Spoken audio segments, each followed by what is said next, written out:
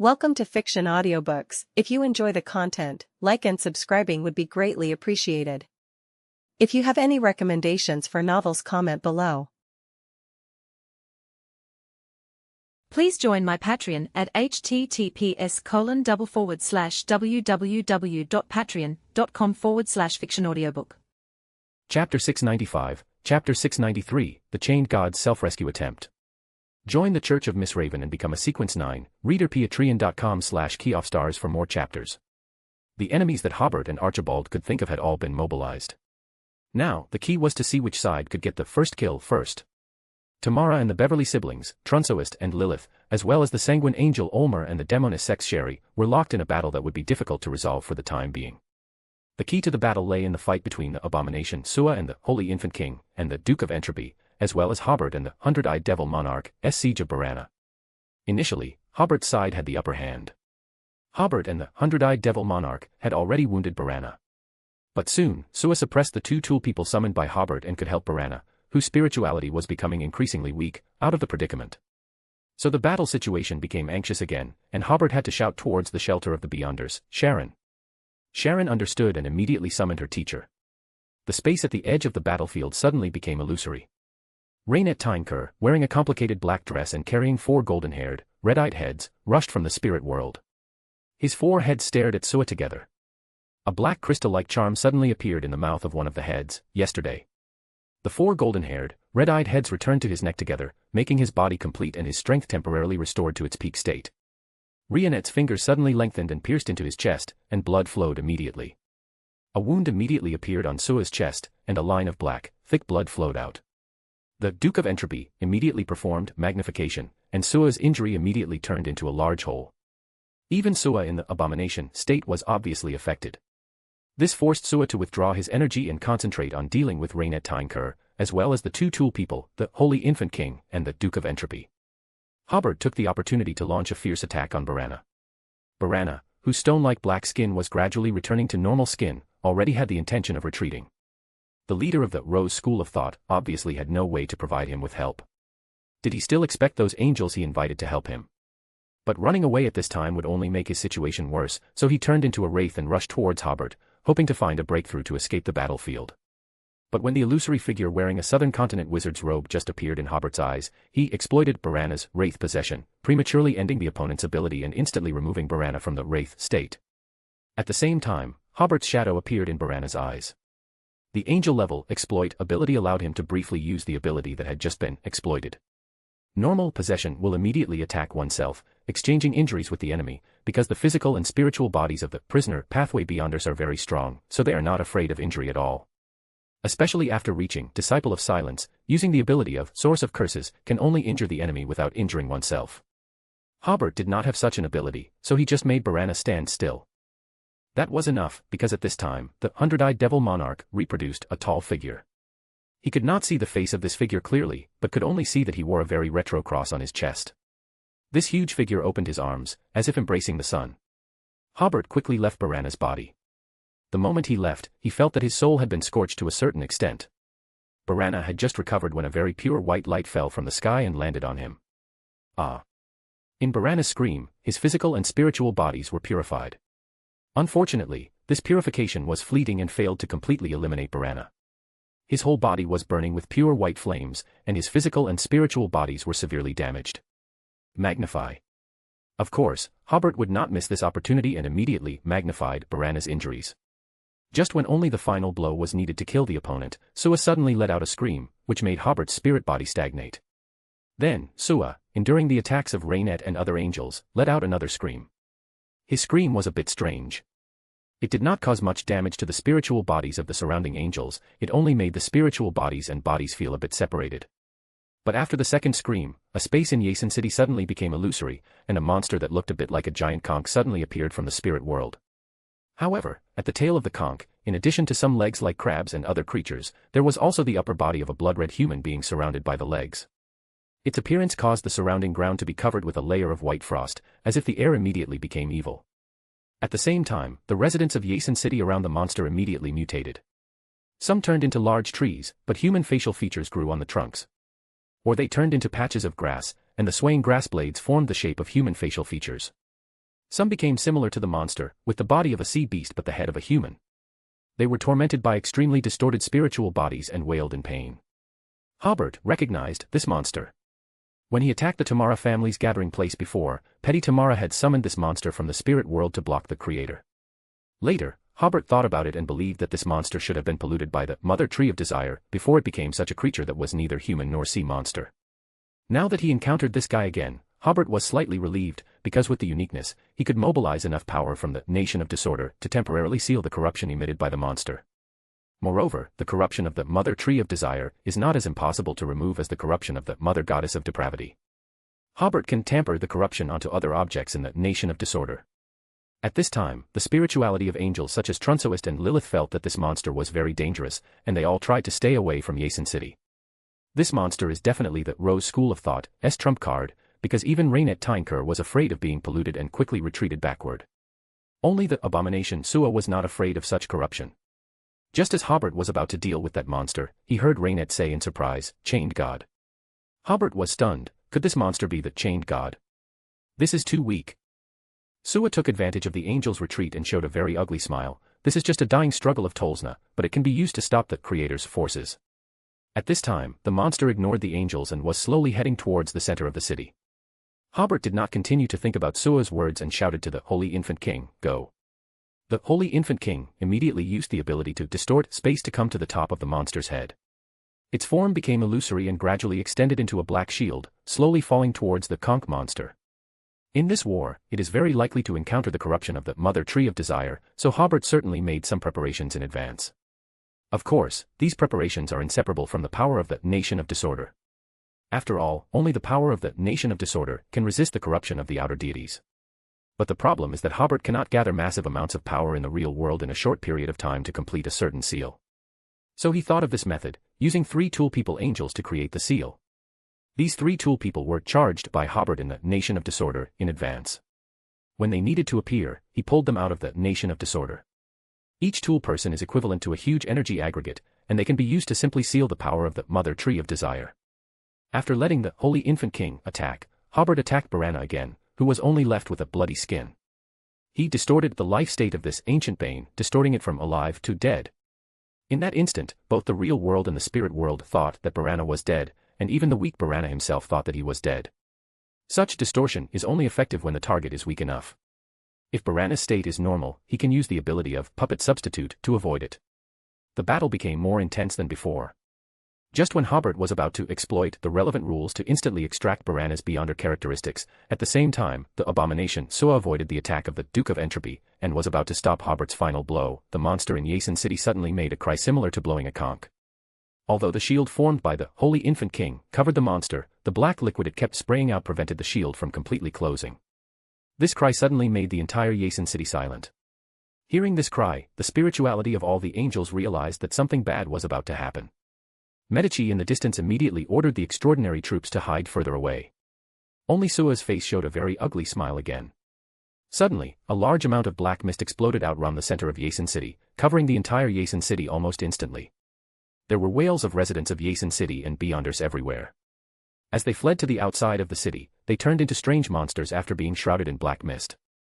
Some grew jagged coxcombs on their heads, some grew leaves with mouthparts all over their bodies, some had limbs that turned into goats' limbs, and some had heads that turned into mantis heads. The entire Yasin City became an ocean of monsters. At the same time, almost instantly, the black mist spread around Yasin City, and Hobert was also included. Lilith was about to rush in to save people, but Hobert's voice came from the black mist, "No one come in.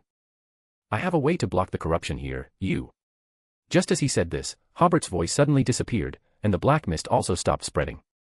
Although Lilith was a little anxious, she knew that Hobert had a lot of connections with the Nation of Disorder, and also knew that what Hobert said was true. At this time, Medici in the distance smiled and asked Trunsoist, "Do you also want to be a running dog of the outer gods like Tamara?" Trunsoist coldly glanced at Medici, then coldly snorted. He took a step and disappeared from the angel battlefield. Lilith looked at Tamara with displeasure. "Hobert still needs the Beyonder characteristics in your body." Tamara felt as if a strange life was suddenly awakening within her body. She quickly bestowed the strange life away, and then made the space around her chaotic, disappearing from the battlefield as well. The sanguine angel Ulmer came to Lilith's side and knelt down to salute, but Lilith was in no mood to pay attention to him. The remaining angels and the Beyonders in the distance all looked towards the black mist, many with expressions of concern or worry. But Medici smiled calmly and naturally. I told you, that Rose's school of thought must have a trap of mutual destruction in Yasen City. The surrounding people glared at him, but they had to admit in their hearts that if they rashly attacked Yasen City, the consequences would be unimaginable. At this time, within the black mist, Hobert first briefly lost his vision, but soon he could clearly see things within a kilometer or two around him. The moment the black mist appeared, Hobert covered his body with a thin layer of order crystal, so he was not corrupted by the black mist at all. Apart from his vision being like he was wearing sunglasses and difficulty breathing, this layer of order crystal had little effect on Hobert. So Hobert altered the frequency of his breathing, altering a breath every 2 or 3 seconds into a breath every 2 or 3 hours. At this moment, another loud noise came from within Yasen City, as if a surging force was drilling out from the ground. Following the direction in his memory, Hobert walked towards the edge of the grey mist, but after walking for more than half a minute, he still hadn't walked out of the black mist. Hobert immediately made the order crystal around him expand, forming a relatively illusory shield. Hobert's limit was to prop up a shield with a diameter of about 3 kilometers. The black mist within the shield was dispelled, and his vision returned to normal. Through the shield, Hobert saw a layer of transparent barrier in the direction of the edge of the black mist. He reached out and touched it. It was a wall of spirituality, or it could be called a spirituality barrier. Hobert felt as if he was completely isolated from the real world. Boom. Another loud noise came from the center of Yasen City. Hobert looked towards the center of the city, but his vision was blocked by the black mist. After thinking for a moment about how to deal with the current situation, Hobert decided to first reunite with the Hundred-Eyed Devil Monarch and the Duke of Entropy, according to his memory. After losing their target, they were stunned in place. They were tools made of pure power, so they were not corrupted either. It's just that Barana was northwest longer in place, and it was unknown where he had escaped to. Hobert took them into the shield to protect himself, and then he tried to enter the Nation of Disorder. He actually failed. But Hobert could clearly feel that he could still call upon the power from the Nation of Disorder. After thinking about it, Hobert roughly understood that his spirit body was locked within this spirituality barrier, so he could not enter the Nation of Disorder. However, because the power of the Nation of Disorder was extremely high in level, it could find loopholes in the rules and spread the power in. If he wanted to enter the Nation of Disorder, he would need the help of the Creator, and the Creator was currently the one who could not enter his divine kingdom, and needed help. Hobert smiled and simply started thinking of other ways. At this time, a group of monsters rushed out of the city, but they were all blocked by Hobert outside the shield. Hobert ignored them and directly stepped into the city. At this time, one of the monsters asked, "Need help?" Hobert was slightly stunned and looked at the monster. It was a monster with human legs, but with the upper body of a lobster. The other monsters all had blank eyes, with only desire and madness remaining. Only this lobster monster's 2 protruding eyes flickered with the light of wisdom. Before figuring out the other party's situation, Hobert just looked at the other party coldly, without answering. The lobster monster opened the mouth below its head and smiled, "We made a deal, have you forgotten?" Hobert's eyes narrowed, "Farbody." Then he quickly denied, "I have not made any deals with you." I know. The lobster monster smiled, "But what I want to tell you is that even if you don't admit the deal between us, it's useless. Of course, this can indeed protect you to a certain extent, but I can still use that deal to perform many operations." Hobert probably understood that the so-called perform some operations might include Farbody being able to easily locate him when he encountered a certain specific situation. He often entered and exited the Nation of Disorder and was very clear that there were no problems with his spirit body and spirituality, so he still believed that as long as he did not admit that it was a deal, he would be relatively safe. Hobert asked, "How did you enter this huge spirituality barrier?"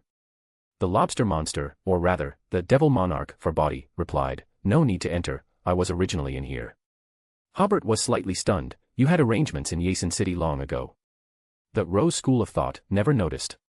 "You misunderstood. As long as there is evil, it can carry my will." Hobert sighed, "This is a uniqueness. Or rather, this is a god." Immediately, Hobert thought that if he also accommodated the uniqueness at this time, the spirituality barrier would definitely not be able to trap him. Hobert isolated the corruption on Farbody's body and put him into the shield. "Speak, what is your purpose?" "My purpose is of course to help you." Hobert smiled, "Think carefully before answering, I can give you another chance. Deception is the nature of demons, and this clumsy lie may be for other lies. Young people these days are really getting more and more impolite." Farbody said, "Guess why I came?" Hobert didn't even think, the uniqueness of the chained pathway. Farbody smiled, which was considered a default. Just now, Hobert was guessing whether such a big commotion in Yasen City was created by the real chained god. Farbody's default confirmed his guess. Hobert didn't expect that Tolsna, the chained god who had been missing for hundreds of years, was actually hiding under the capital of the Highland Kingdom. At the same time, Hobert realized, after the main force of the Rose school of thought was completely annihilated, Sua planned to release the chained god to cause huge losses to the creator's forces. Fortunately, Hobert hired Medici as a senior consultant in this battle. If he still followed the previous war thinking, using extraordinary troops to attack the city and forcing the other party to send out angels first, and then his own side to send out angels, then the creator's forces would have suffered huge losses. After thinking for a moment, Hobert said, "Help me kill Sua, the characteristics belong to me, the sequence 1 characteristic of the chained god also belongs to me." Farbody shook his head, "Without my help, you simply have no way to leave here." "Ha!" Hobert laughed, "If I want to leave here, I can leave at any time." This was not him bragging. As long as he prayed to the Fool, he could easily leave here. After all, the Fool had authority over the spirit world and could easily solve the spiritual problems. It's just that the Holy Infant King had not been recovered yet, and it was now easy to kill Barana, so it was a pity to leave like this. In addition, Hobert was very clear that the chained god's condition was very bad. If the opportunity was right, he could try to provoke a battle between him and Sua to see if there was a chance to kill this abomination here. Because he could call upon the power of the Nation of Disorder, Hobert's safety was basically not a problem, so he had not prayed to the Fool yet. Farbody stared at Hobert with his two protruding eyes for a while before saying, "Okay." Hobert asked, "What is the current state of the chained god?" "Not good. He has been hiding under Yasen City." "Should be." Hobert frowned, "What do you know?" Farbody smiled, "I know that the conch monster was Tolsna's last attempt to get rid of the corruption, but he will definitely end in failure." Hobert said, "Explain in detail." "This process is not complicated. Tolsna was too severely corrupted and could only use the spiritual cage to lock himself up in order to retain the last trace of rationality." Farbody explained. "A long time ago, after a abomination beyonder characteristic was torn from his body, he seemed to have found inspiration and expelled an ancient bane beyonder characteristic from his body, combining it with a part of his flesh to create a target that attracts corruption. This target did absorb a lot of corruption, but Tolsna was too naive. The target he created had a very strong connection with himself. The Mother Tree of Desire could completely use this connection to further influence him. It can be imagined that after absorbing a lot of corruption, that target must have been completely controlled by the Mother Tree of Desire. So the Mother Tree of Desire used the target at the right time, that is, the conch monster, to awaken the sleeping Tolsna and carry out the final corruption on him. The most ironic thing is that Tolsna's resistance became the medium for him to be completely corrupted." Hobert slowly nodded, "We must seize the uniqueness and beyonder characteristics of the chained pathway before he is completely corrupted." Just as he finished speaking, Hobert saw the out-of-control Barana. Join the Church of Miss Raven and become a Sequence 9, reader patreon.com/keyoffstars for more chapters. Chapter 696, Chapter 694, Dividing the Characteristics of the Chained God. Join the Church of Miss Raven and become a Sequence 9, reader patreon.com/keyoffstars for more chapters. Behind the rampaging Barranca was the closely pursuing abomination Sua. Clearly, he had realized that Barranca was beyond saving, so he planned to retrieve the beyonder characteristics. Barranca, who had turned into a blood-soaked puppet more than 2 meters tall, resisted and fled, running right into Hobert and Farbody, who had just entered the city. Hobert quickly used a protective shield to encompass Barranca, but it blocked Sua. Barranca, who was only one step away from death, seemed to have regained vitality after losing control, although his spirit body was still so weak.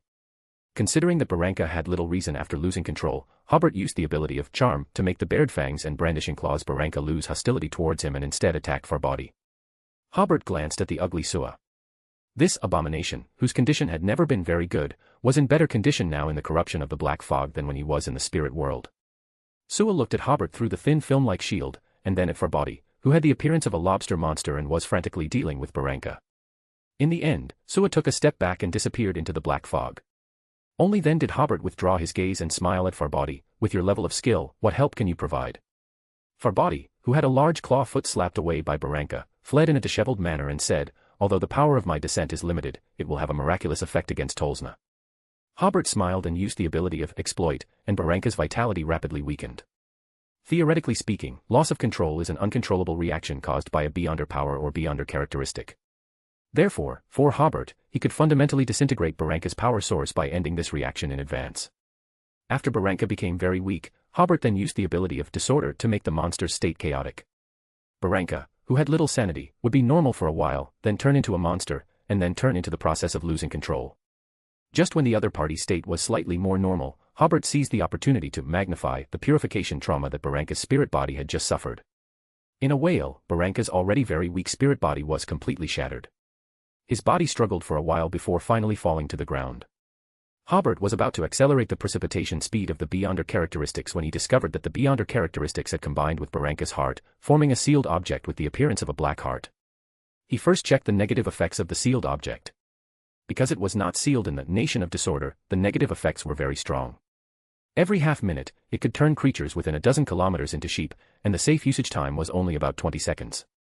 Hobert first sealed it with an order crystal and put it in his pocket. After picking up the spoils, they continued to move forward. Soon, they encountered a monster forest. This was a forest composed of residents who had previously turned into trees. At this time, their life forms had changed, and the facial features on the tree trunks looked very dazed. If there were still normal lives in Yasen City at this time, these monsters would definitely rush up to tear and gnaw, but there were no normal creatures in the entire city. Hobert reduced the range of the shield, only protecting a few meters around, so as not to spend too much energy to block the surrounding monsters. According to the location in his memory, he first went to find the Holy Infant King, and brought the 3 tool people with him, so that if he encountered Sua again, he could put him into the shield and try to besiege him. After walking a distance, the ground completely turned black, which was caused by the black liquid sprayed out after the appearance of the conch monster. These liquids had extremely strong corruption, turning the stone bricks on the ground black and constantly emitting curses. Or growing out tongues with sharp teeth, one by one with malicious eyes. The residents who were sprayed by the black liquid turned into ugly monsters. They intertwined with each other, releasing their desires on each other's bodies. After shuttling through the bizarre monsters for a distance, Hobert finally found the Holy Infant King, who had returned to the shape of a fetus. Not far from it, there was also a huge conch. This conch came from that conch monster, but at this time, that monster had obviously left the conch shell that seemed like a burden. Ha. A sinister laughter came from the central location of the city. Farbaudy said, Tolsna has lifted all of his seals. Hobert nodded, and cautiously walked towards the laughter. After walking forward 2 intersections, the view suddenly opened up. In the central location of the city, a deep and long crack had opened, and thick vines with bone-colored barbs grew out of the ground. Many vines were covered with leaves of various colors, including golden ginkgo leaves, dark brown redwood leaves, and red maple leaves, etc., but there were no leaves that vines should have. On the vines, the leafy parts were increasing at a speed visible to the naked eye. There were also some vines without leaves, wriggling like pythons, entwining a middle-aged man without any hair or beard, with a very painful expression. The vines cut wounds on the middle-aged men, and a drop of black blood flowed out, each drop of blood representing a vicious curse. Hobert realized that this must be chained god Tolsna. The ugly Sua was attacking this Tolsna. He opened his mouth and issued a vicious curse, and several of the vines suddenly turned into noodles. Tolsna ignored Sua, but looked forward, looking at a blood-red person. This blood-red person was as if he had been skinned, with flesh exposed to the air, constantly flowing with disgusting mucus. However, several crab-like walking feet grew on its legs. Hobert immediately understood that this was the guy inside the previous conch monster, a monster composed of the characteristics of the ancient bane discharged by Tolsna. At this time, this monster was also looking back at Tolsna. Farbaudy in the shield quickly said, "This is a good opportunity. Quickly remove the shield. There is no corruption where there is no black fog." This layer of shield not only blocked the corruption outside, but also prevented the Beyonder abilities inside the shield from attacking the enemies outside. Hobert nodded, "Okay." With a wave of his hand, he removed the shield, and with another wave, he turned the 100-eyed devil monarch into the appearance of a shield, sealing Farbaudy, who was missing a claw foot. Farbaudy was stunned. "The opportunity is fleeting, let me out quickly." "I'm afraid I can't comply." Hobert smiled, "Dark side of the universe." Farbaudy frowned, "You're mistaken." Hobert said word by word, "Farbaudy would not cooperate with me. He spread his hands, only knows how to imitate humanity, but doesn't understand what true humanity is. This may be a congenital defect of the outer deities." The other party seemed to be stunned for a moment, and stopped acting. He asked coldly, "Just because you think Farbaudy wouldn't cooperate with you, you saw through my deception." Hobert smiled, "You exposed yourself when you took the initiative to cooperate with me." Farbaudy is a very unsociable god. He didn't even seek cooperation when he resisted the corruption of the outer deities. How could he take the initiative to seek cooperation when dealing with Tolsna? Also, your performance was too clumsy. If it were really Farbaudy, he would have agreed to my conditions without hesitation when discussing the conditions just now, because he had no intention of dividing the spoils with me. But you seemed to hesitate for a while before agreeing, as if you were really considering dividing the spoils with me. This is not devilish at all. The other party, or rather, the dark side of the universe, thought for a moment and said, "Let me out, I can really give you a be under characteristic of a abomination. What do I want that thing for? As a decoration." Hobert smiled, "But if I let you out, the chained god will be completely hopeless." Seeing that Hobert had already directed the topic to the confrontation between the earth gods and the outer deities, the dark side of the universe knew that cooperation was hopeless, so he said coldly, "How long can you seal me? When I get out, I will definitely not let you go." Hobert shook his head with a smile. "Do you think I'm afraid of an evil god? Bring it on. I just like fighting evil gods." If the dark side of the universe really dared to play tricks, he would immediately pray to the 7 true gods and immediately report him. Even if the 7 true god churches are currently at war, the 7 gods will never sit idly by. Moreover, the time that the Mother Tree of Desire can completely dominate the actions of the dark side of the universe is limited, which is destined to make it difficult for this newly promoted evil god to achieve anything. Hobert sat on a collapsed wall more than half a meter high, with no intention of participating in the battle. He asked the dark side of the universe, "Are there living things on many planets in the universe? What kind of gods do they believe in?" The dark side of the universe snorted coldly, but he asked curiously, "Why don't you join the battle immediately?" Hobert said, "How about this, we can answer each other's questions in a way of exchange." Note, it is exchange, not transaction. If the other party was only the Mother Tree of Desire, Hobert would certainly not communicate with the other party, but the dark side of the universe is not equal to the Mother Tree of Desire. In Hobert's understanding, he was probably equivalent to a tool person like the Hundred-Eyed Devil Monarch, except that the dark side of the universe was more high-end. He not only had a part of Farbody's consciousness and divinity, but also generated his own consciousness and divinity because of the demons' worship of him. The rest should be the will and knowledge of the Mother Tree of Desire.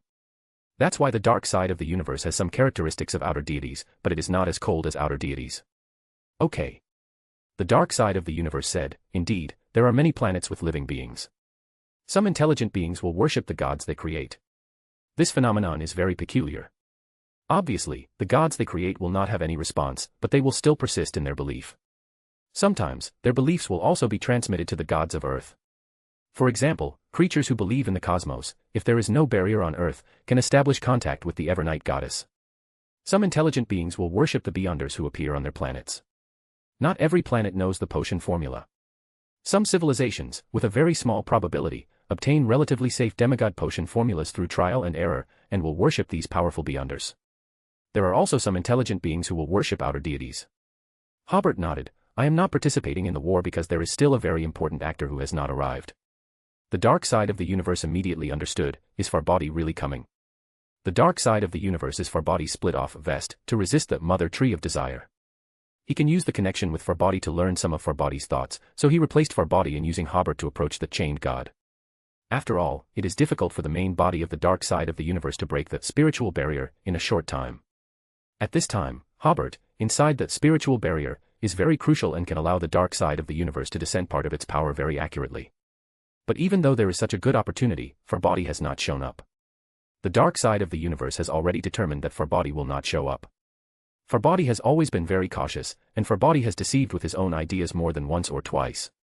Even the Mother Tree of Desire no longer takes Farbody's ideas obtained by using the dark side of the universe seriously. He will definitely come. Hobert smiled, very surely. He paused and added, "This is the answer to your second question." The dark side of the universe was slightly stunned, always feeling like he had been tricked. Hobert asked his second question, "Why does the Mother Tree of Desire have conflicts with the Mother Goddess of Depravity?" There are some similar authorities between them, or in other words, the great Mother Tree of Desire has a certain way to replace the Mother Goddess of Depravity, if there is a chance. The dark side of the universe replied. Hobert nodded. This felt a bit like adjacent pathways. However, it is different from adjacent pathways. Adjacent pathways can be interchanged, while these two outer deities can be replaced. The dark side of the universe asked, "Is that creator a god born after the Nation of Disorder was activated?" Hobert said, "I refuse to answer this question." The dark side of the universe was stunned for a full 1 or 2 seconds. "I have already answered your question just now." Hobert spread his hands. "I said at the beginning that we are communicating, not trading. Since it is communication, if I don't want to answer, I will end the communication." This made the dark side of the universe stunned for another 2 or 3 seconds. Just as he was about to say something, a shadow fell from the Holy Infant King. The shadow quickly stretched out, forming a thin, short-haired middle-aged man with a short beard on his chin. It was Farbody's human image. He was wearing a classical costume, looking coldly at the dark side of the universe. "You have disgraced the devil's face. When Hobert first encountered the dark side of the universe, he only noticed that he was a little strange. The real confirmation that it was the dark side of the universe was actually when he recovered the Holy Infant King. This tool person itself possesses this fallen ability and characteristic, so after Farbody realized that the time was ripe and located Hobert, it was easier to descend power near the Holy Infant King. Hobert also realized that Farbody's initiative to contact him in South Colson before was to have a chance to obtain the uniqueness of the Chained God pathway today. Even if Farbody's main body cannot come, he must have made sufficient preparations, and part of his power can also kill the Chained God. When Hobert noticed Farbody on the Holy Infant King, Farbody did not speak out, so Hobert did not speak out either, just blocking the dark side of the universe who wanted to take action at a critical moment.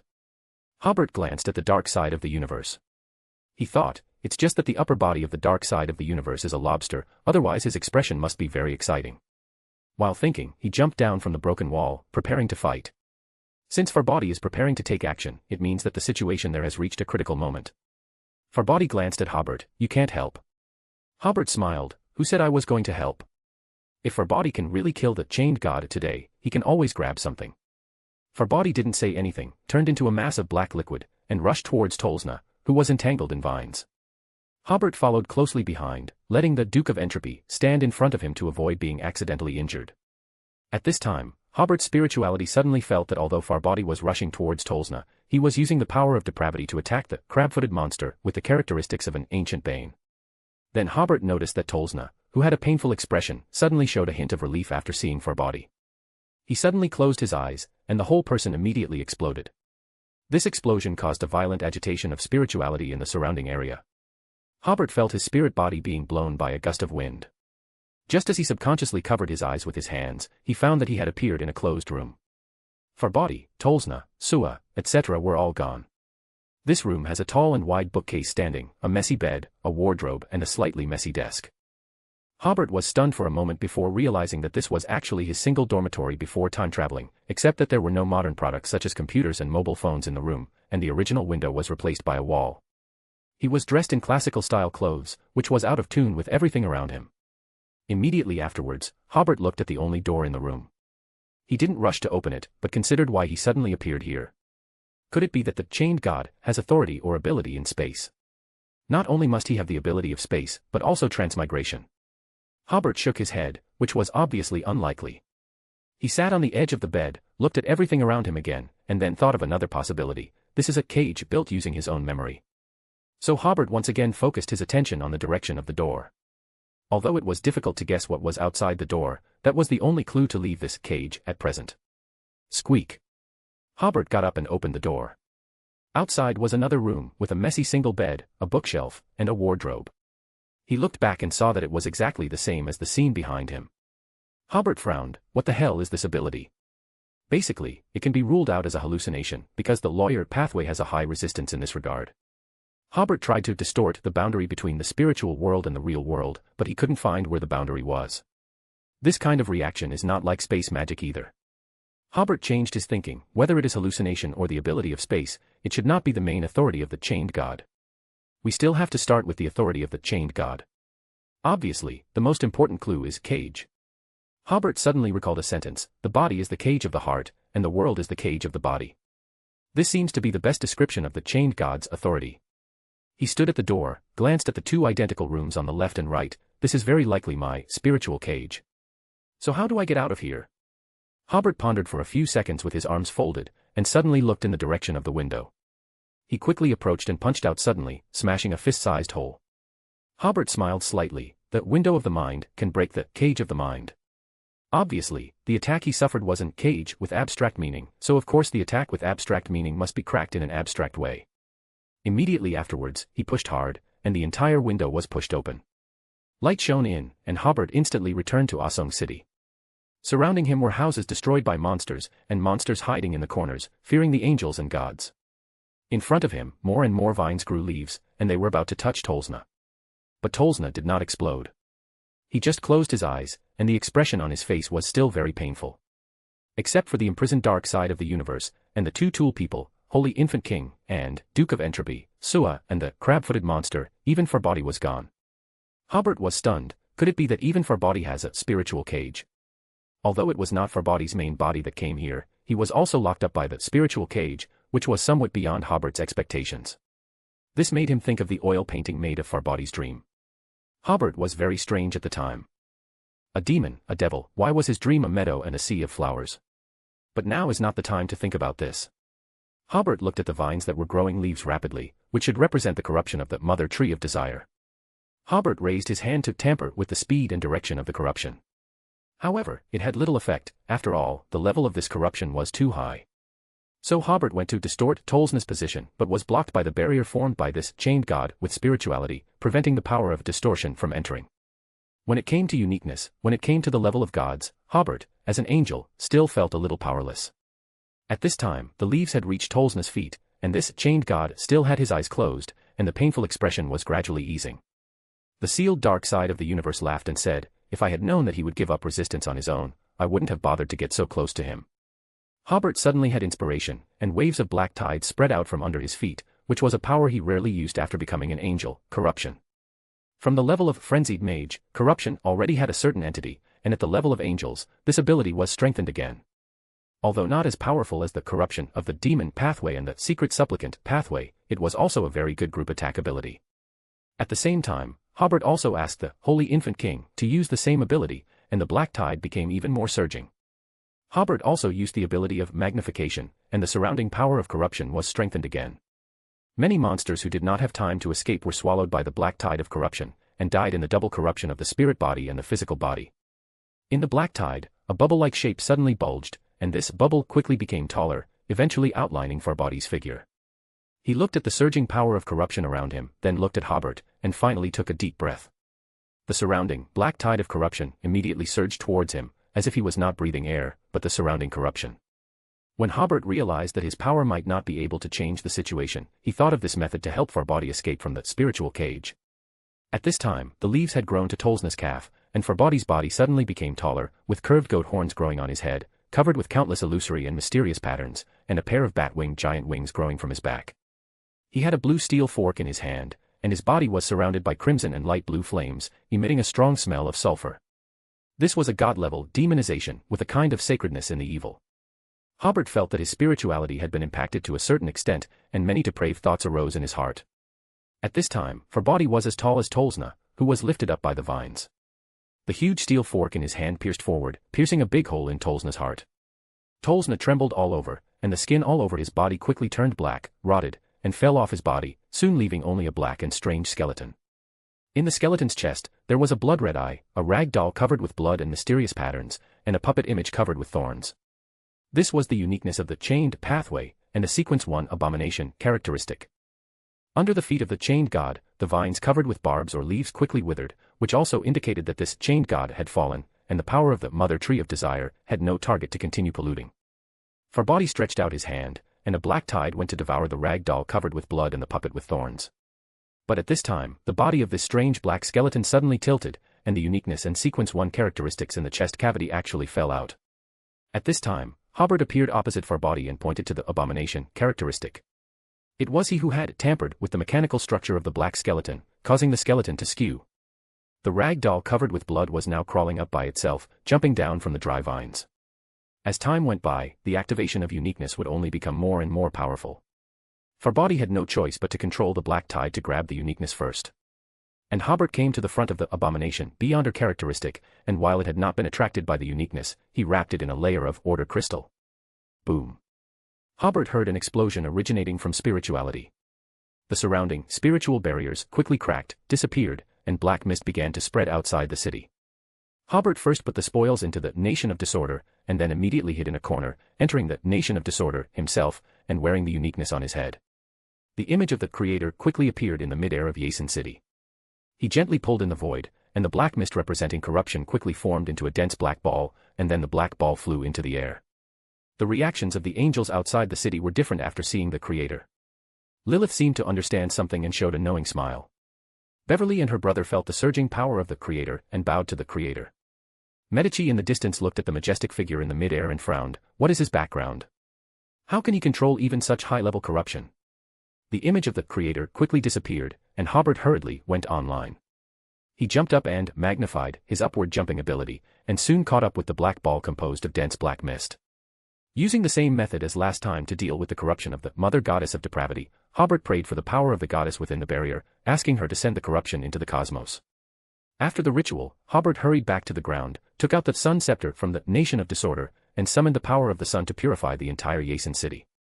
Most of the monsters instantly turned into ashes, and the rest, whether physical or spiritual, ignited flames, and soon fell to the ground, eventually burning to ashes as well. Looking around, the entire Yasin city had turned into ruins, and none of the residents who had lived in this city survived. Just now, while Hobert went to deal with the corruption, Sua, who had returned to the real world from the spiritual cage, and the ancient Bane with crab feet took the opportunity to escape. Even the power projected from the dark side of the universe disappeared, so Hobert immediately put away the three tool people. Without time to do a battle summary, Hobert came outside the city and first said to Lilith, "Mother, thank you for stopping Trunsois just now." The sanguine angel next to him thought he had heard wrong, and was stunned there for 3 seconds without recovering. At this time, his mind was full of, Hobert called the ancestor Mother. Hobert called the ancestor Mother. Lilith smiled and said, "When I recover some more strength, I can turn Trunsoist into a Beyonder characteristic." Then she ordered Olmer next to her, "Help Hobert destroy the Highland Kingdom." "Yes." Duke Olmer of the Sanguine immediately said, "We originally planned to completely defeat the Rose School of Thought before leaving. In fact, according to the previous negotiations, the Sanguine would only help fight here at most, but now with the order of the Ancestor, it is different." Lilith nodded in satisfaction. "Tell the Sanguine members that I will return to the Sanguine, but not now. When I return, it will also be when the Sanguine regains its former glory." Olmer said excitedly, "Yes." After saying this, 2 illusory doors opened in front of Lilith and disappeared into the real world. Hobert was about to go to Beverly and her brother, but Olmer asked with a humble face, "Do you have any other instructions?" Hobert smiled, "No need to be so polite, we should just get along as before." "Okay, Grand Duke." Olmer's tone was still very humble. Hobert had no choice but to say, "I may still need your help when I deal with Sua later.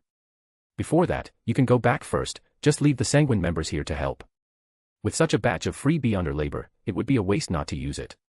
"Yes." Hobert nodded and came to Beverly and her brother. "The Creator saw your battle just now and agreed to start assessing you. The battle just now will be counted in your merits. After reaching a certain merit, we will consider rewarding you with the Crystal Ring of Order. Of course, it is not ruled out that we will give you the Jade Pendant in advance and let you make up for the merits." Then he talked about the process of the assessment, which was the same process as before when he tested Archibald. Hobert was responsible for recording their performance and reporting it to the Creator. After making some contributions, they would gradually become core members of the Creator's forces. After sending away the siblings, Hobert then asked Medici to arrange for Beyonder forces to enter the city to collect the spoils inside the city and search for any monsters that had not been purified. As for Rainette Tyneker, the leader of the Temperance faction, she had already left before Hobert came out of the spiritual barrier. Hobert returned to the general headquarters of Angel on the grounds that he needed to rest. After locking himself in the room, he immediately entered the Nation of Disorder to check the spoils. Now, Hobert only simply named the spoils at the level of first-level sealed artifacts. Only Beyonder characteristics and sealed artifacts at the Angel level could arouse his interest. First, he sealed the sealed artifact formed by the ancient Bane, Baranka, and then named it 0 to 77, Cursed Heart. Then Hobert looked at his Angel-level Beyonder characteristics, one of which was the Duke of Entropy, characteristic obtained by crushing the Beyonder characteristics of the Prince of Abolition. In addition, there were 4 Beyonder characteristics of Angel level obtained as spoils. They were the Duke of Entropy, characteristic seized after killing Erebus, and the Ancient Bane, Beyonder characteristic seized after killing the Rose School of Thought, Angel, Kleist. There was also the Planeswalker Beyonder characteristic obtained after killing Spurk Antigonus, who had been corrupted by the Mother Goddess of Depravity. The last one was the Sequence 1 Abomination Beyonder characteristic just obtained from the Chained God. Of course, this Beyonder characteristic contained the Mother Tree of Desires, Corruption. So, Hobert repeated his old trick, using the authority of the Nation of Disorder to distort and tamper with the corruption onto a rock, which immediately turned into a verdant jade. Hobert had previously possessed a similar jade, but he had used it up when exploring the second Elven ruins with Hangman Alger. Although this was a pure Sequence 1 characteristic, it could also be used as a Grade 0 sealed artifact. After performing a simple sealing, Hobert named it 0 to 78, Spiritual Wilderness. After placing the spoils, Hobert recalled a question he had considered in Yasin City: Chained God's fall was too quick. Generally, at the level of King of Angels, even a god would be difficult to kill without an opportunity. How could Farbody have killed the Chained God so easily? Was it just because Farbody was well prepared? Hobert supported his chin with one arm and sat on the Iron Throne, recalling some details after Farbody appeared. At that time, the conch monster clearly hadn't shown any threat, so why did Forbody attack it with the ability of corruption?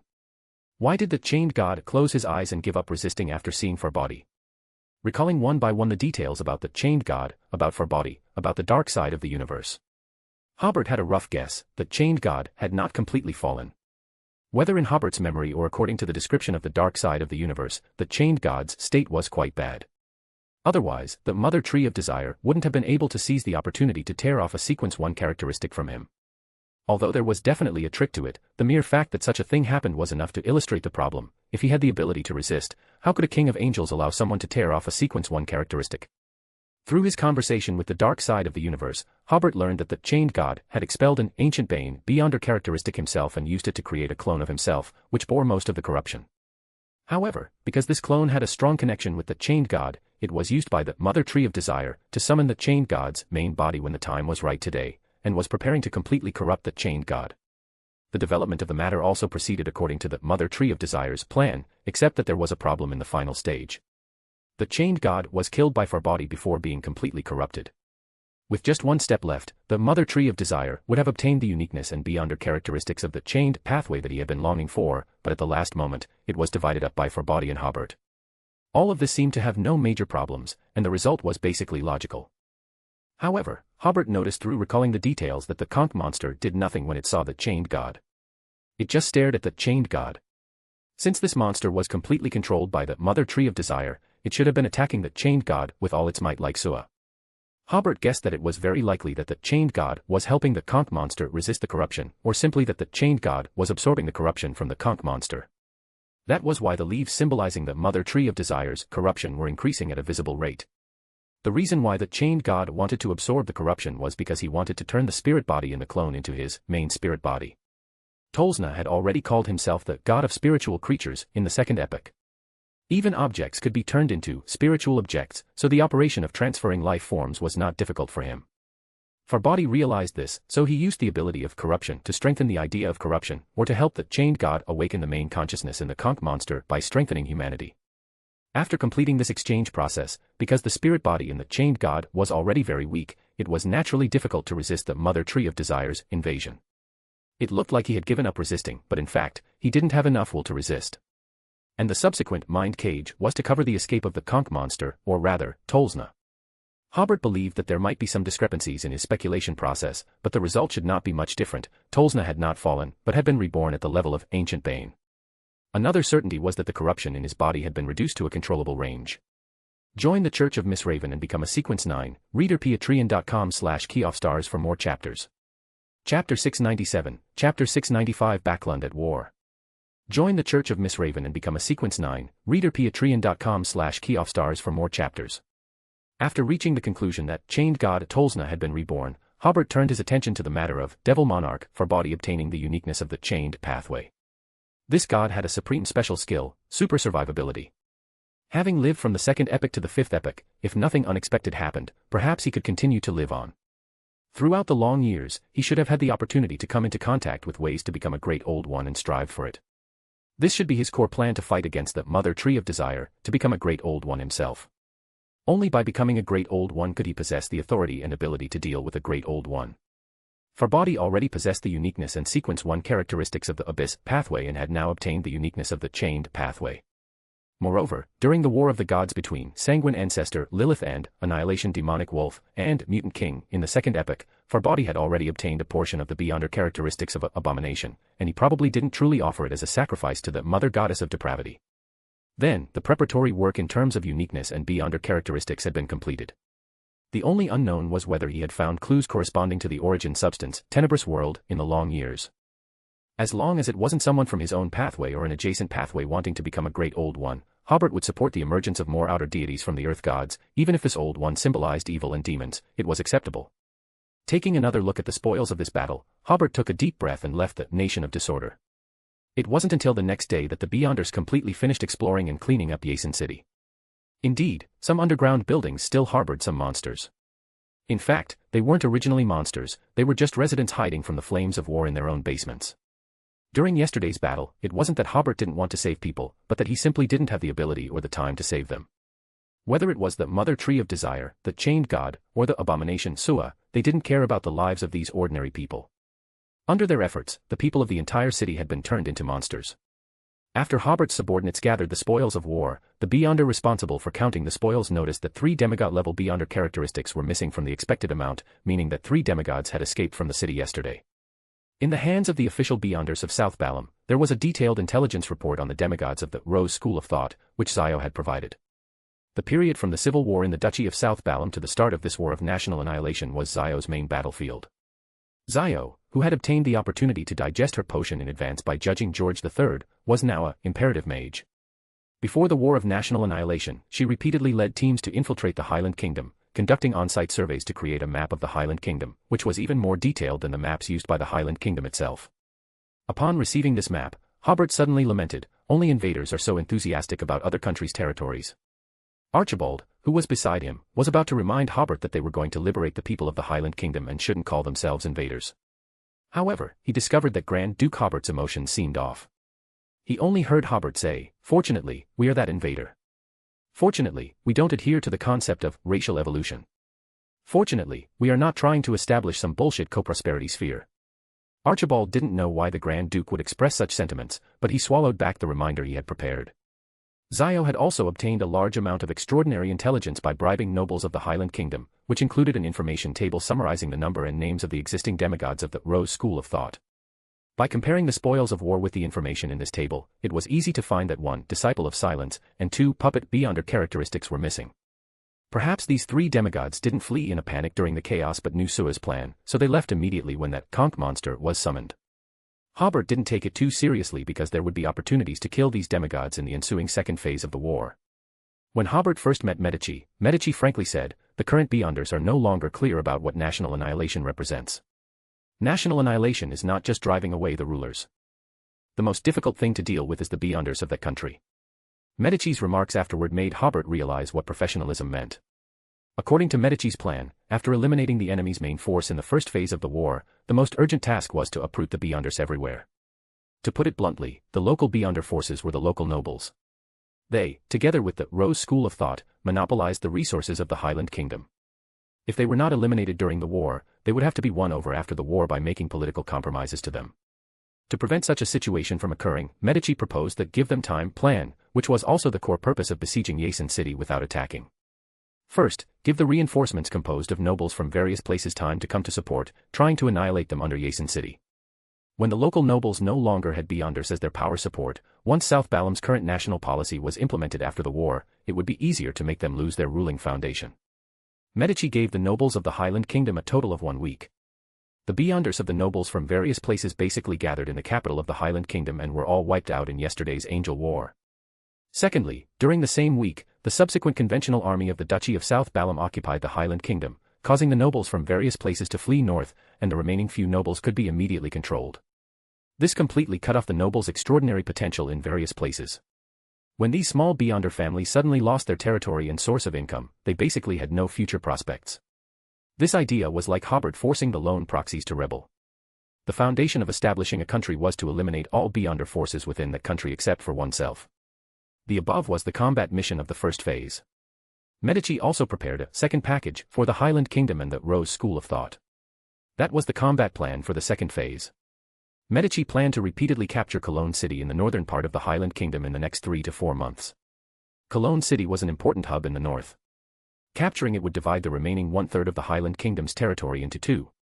This extraordinary war didn't need to be fought with full force. It was enough to send out 2 Beyonder teams. Firstly, the main force was not needed at all. Secondly, it was to create the illusion that most of the strength was being restrained, creating a reason for the subsequent active retreat. Moreover, the speed of the attack should be slow, and the enemy must be given enough reaction time. After the war was launched, the next step should be taken by observing the enemy's reaction.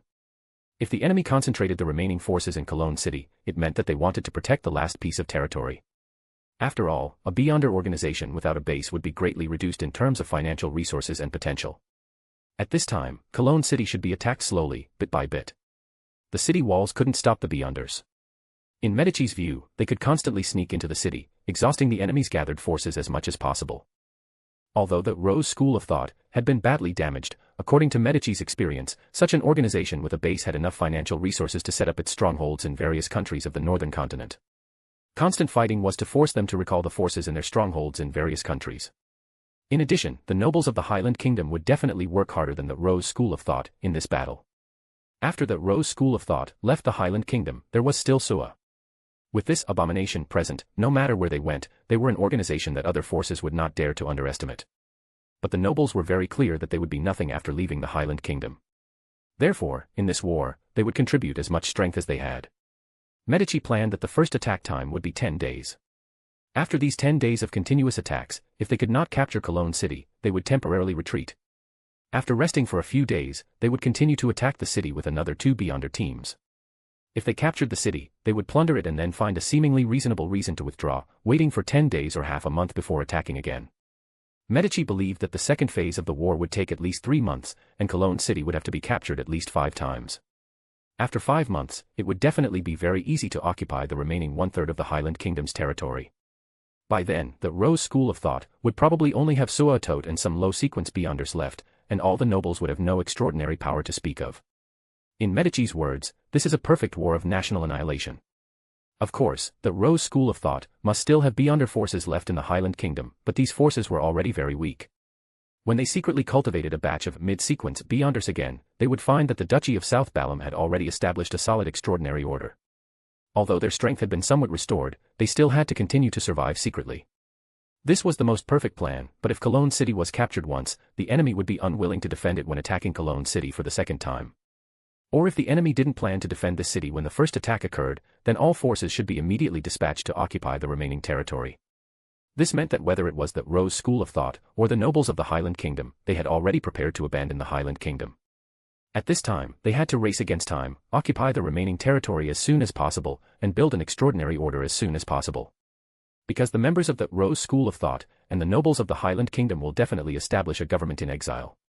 No matter how bad the reputation of the Rose School of Thought was before, people will support them. When they are settled, the first thing they will do is secretly send Beyonder forces to the Highland Kingdom to carry out sabotage and restoration operations. At this time, if the official Beyonders have already established a foundation of rule, they will not be threatened in their rule over the Duchy of Southern Balham. When Hobert heard Medici's entire plan, he sighed inwardly. This is what is called, he who does not plan for the whole, is not fit to plan for a part. It was also because he heard Medici's plan that Hobert intended to try to absorb this Red Angel. Now Hobert's team lacks this kind of war thinking. For the second stage of the War of Annihilation, Hobert intends to let Medici fight freely, but as soon as the war is over, military power must be taken back. Outside of the war, Hobert asked Conrad and Donna to do a good job in logistics. In addition to providing sufficient materials, they also had to provide enough grassroots officials to quickly control the Highland Kingdom.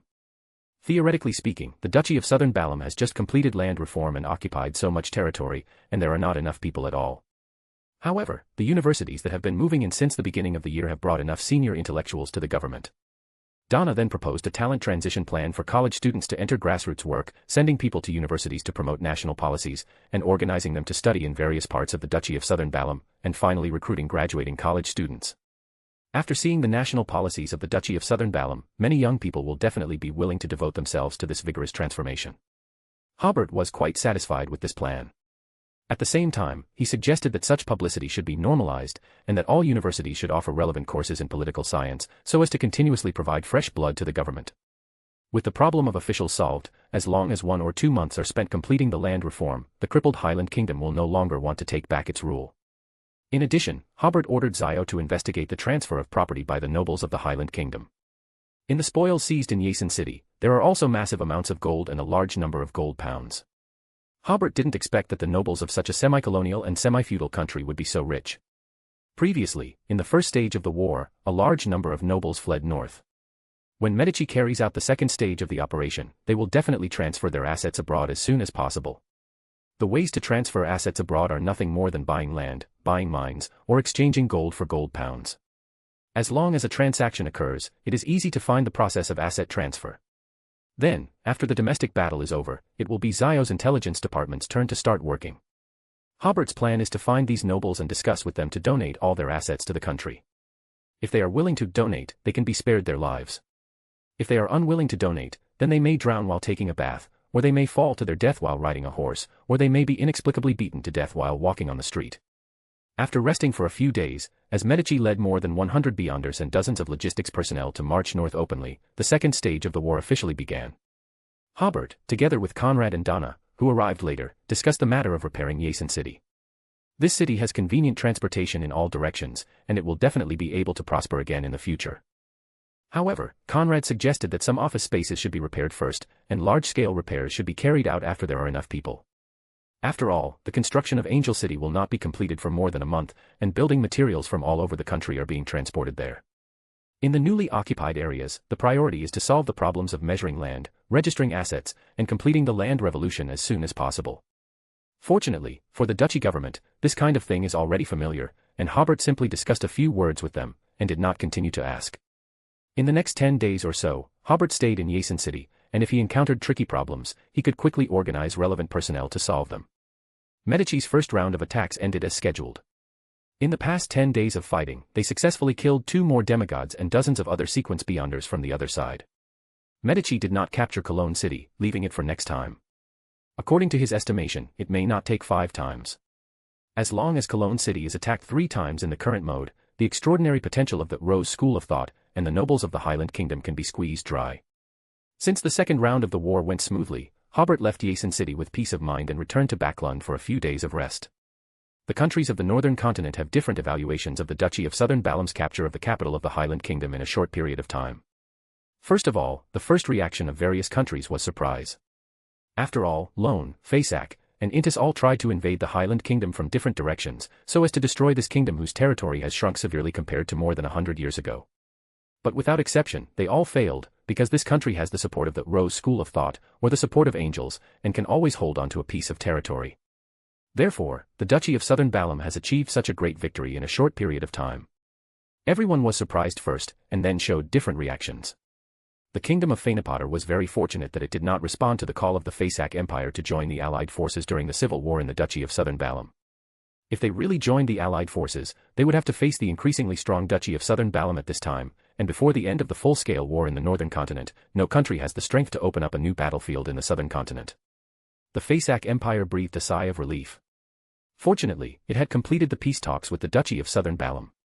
Otherwise, if the Duchy of Southern Balam wanted to take revenge, I am afraid that the colonies in the central part of the southern continent would not be safe.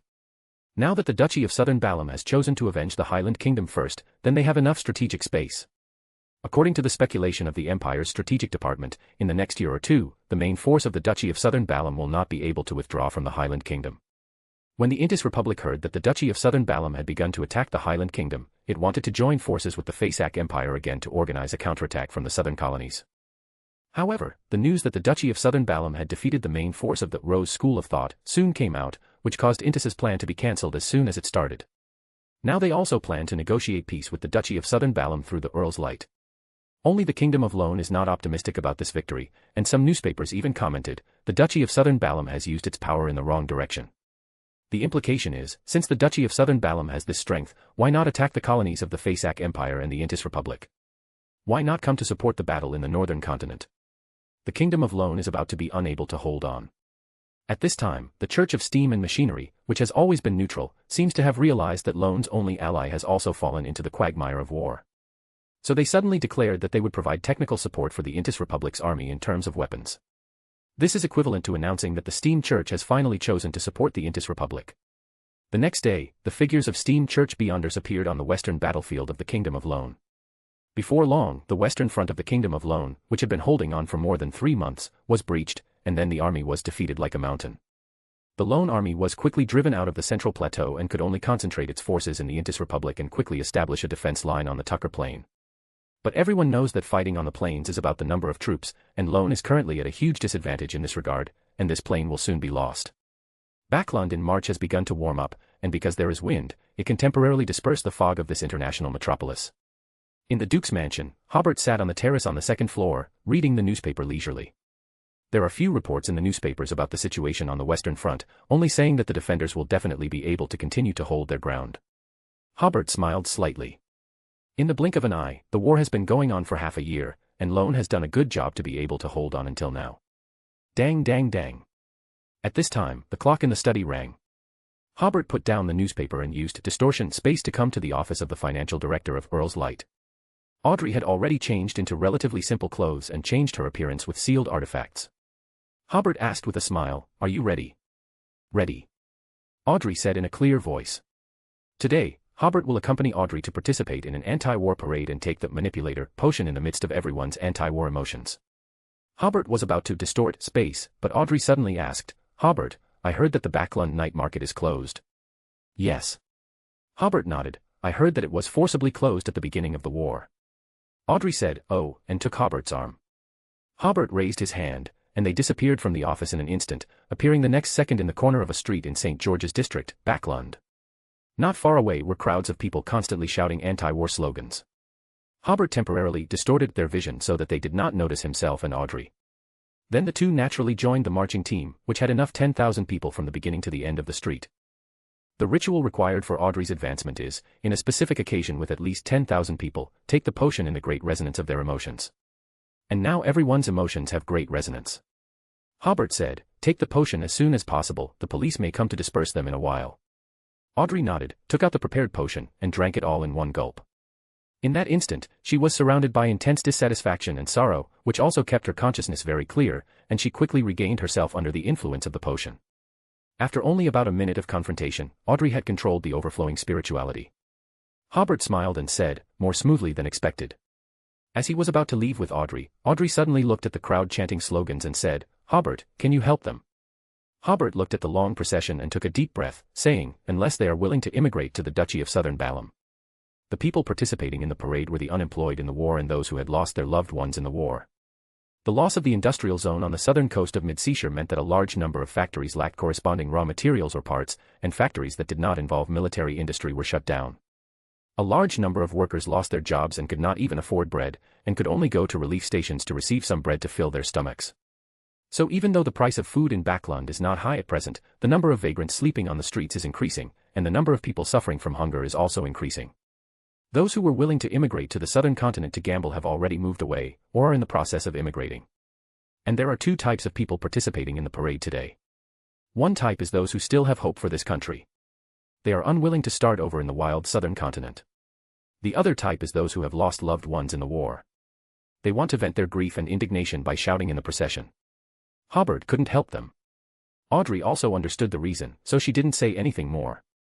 In the next second, the two disappeared from the procession without attracting anyone's attention. At this time, a whistle came from a distance, and the police rushed over and began to rudely disperse the crowd. Some people in the crowd also fought back, and the scene was chaotic for a while. Hobert and Audrey returned to the CFO's office, chatted briefly, and Hobert went to the general manager's office to inquire about the recent operation of Earl's Light from Todd. "Everything is normal," Todd said with a smile. "Our business has not been affected in any way. With the defeat on the Western Front, I have sent people to the west to acquire the power plants and other supporting factories that were previously built, as well as cheap real estate." When Hobert initially expanded the business of Earl's Light, he had made corresponding arrangements and did not invest in the north and west. Todd admired Hobert's foresight immensely. The war had been going on for so long, but all the businesses of Earl's Light had not been greatly affected. Then he talked about the overseas business. Currently, the business in Intis and Fainapotter has also begun to make profits.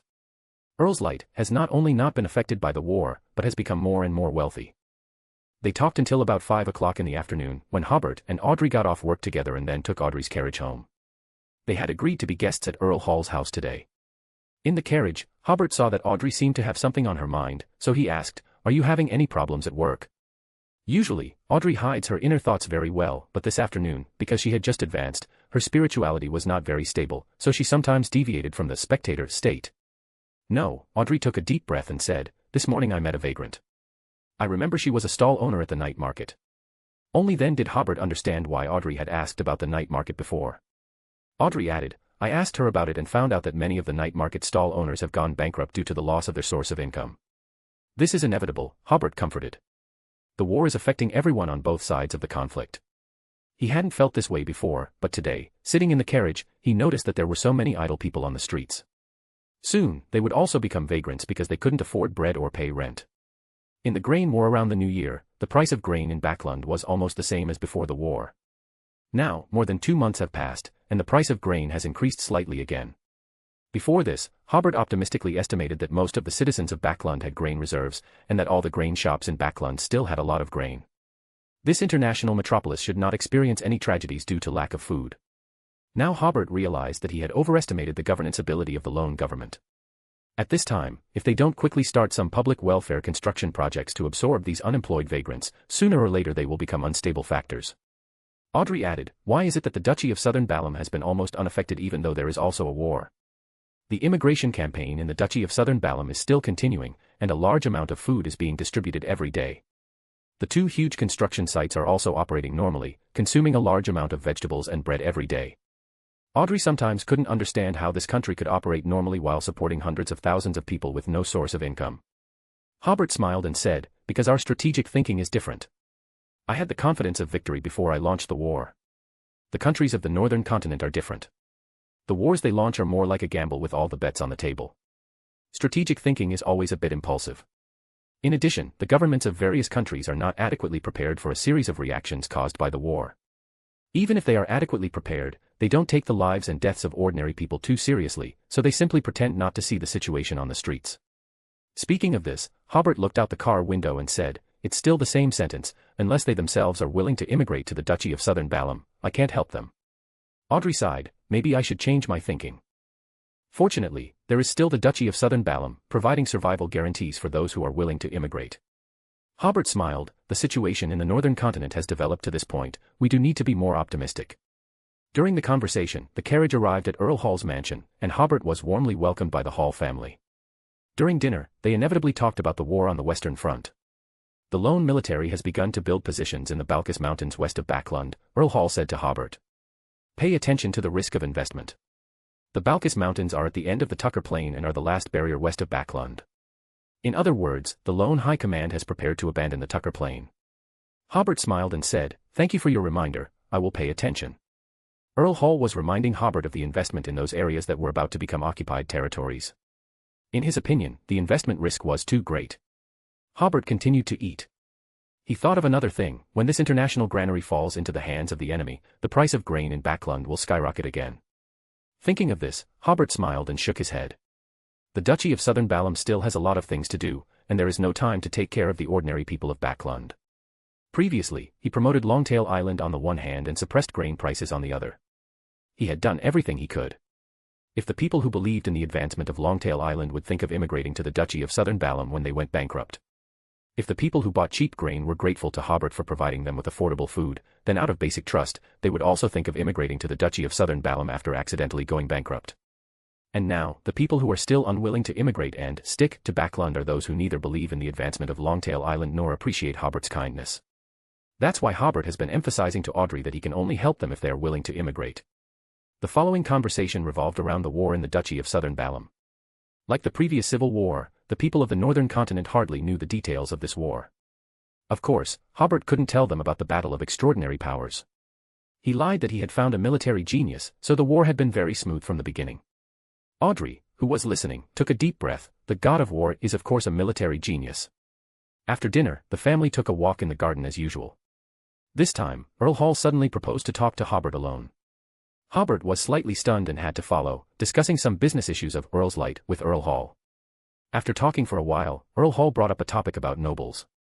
Hobert listened for a while before realizing that the Earl was subtly reminding him through this topic, hoping to let him and Audrey get married in the near future. Hobert did not immediately agree, but said that he would seriously consider it.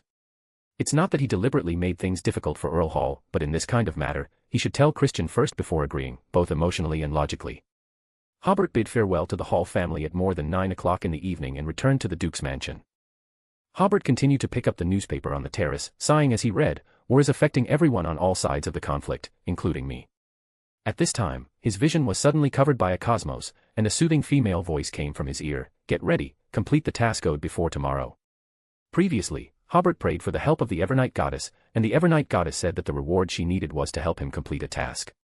I didn't expect that this task had been waiting for so long before it was issued. Hobert nodded, "Okay. As long as it is a task that my current sequence can complete, please feel free to order." Then he wondered in his heart, shouldn't the Evernight Goddess be putting on a look of fully accommodating the uniqueness of the death pathway at this time? How can she still have time to command me? In the next moment, Hobert thought again, perhaps the task the goddess entrusted to him was very important to her. At this moment, the cosmos in front of Hobert disappeared, and he was stunned for a full 3 seconds. What exactly is the task? Tell me. Hobert belatedly realized, could it be that the preconditions I mentioned just now angered the Evernight goddess and made her leave? Just then, opposite Hobert, a figure suddenly appeared, like an image projected by a malfunctioning projector, appearing bit by bit from head to toe. He was wearing a simple robe, tied with a bark belt, and barefoot. It was Miss Ariana. Hobert immediately stood up and said, "Madam." Ariana smiled and said, "I believe you have already received the goddess's oracle."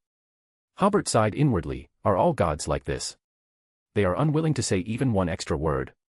He said, "Yes, it said to give me a task."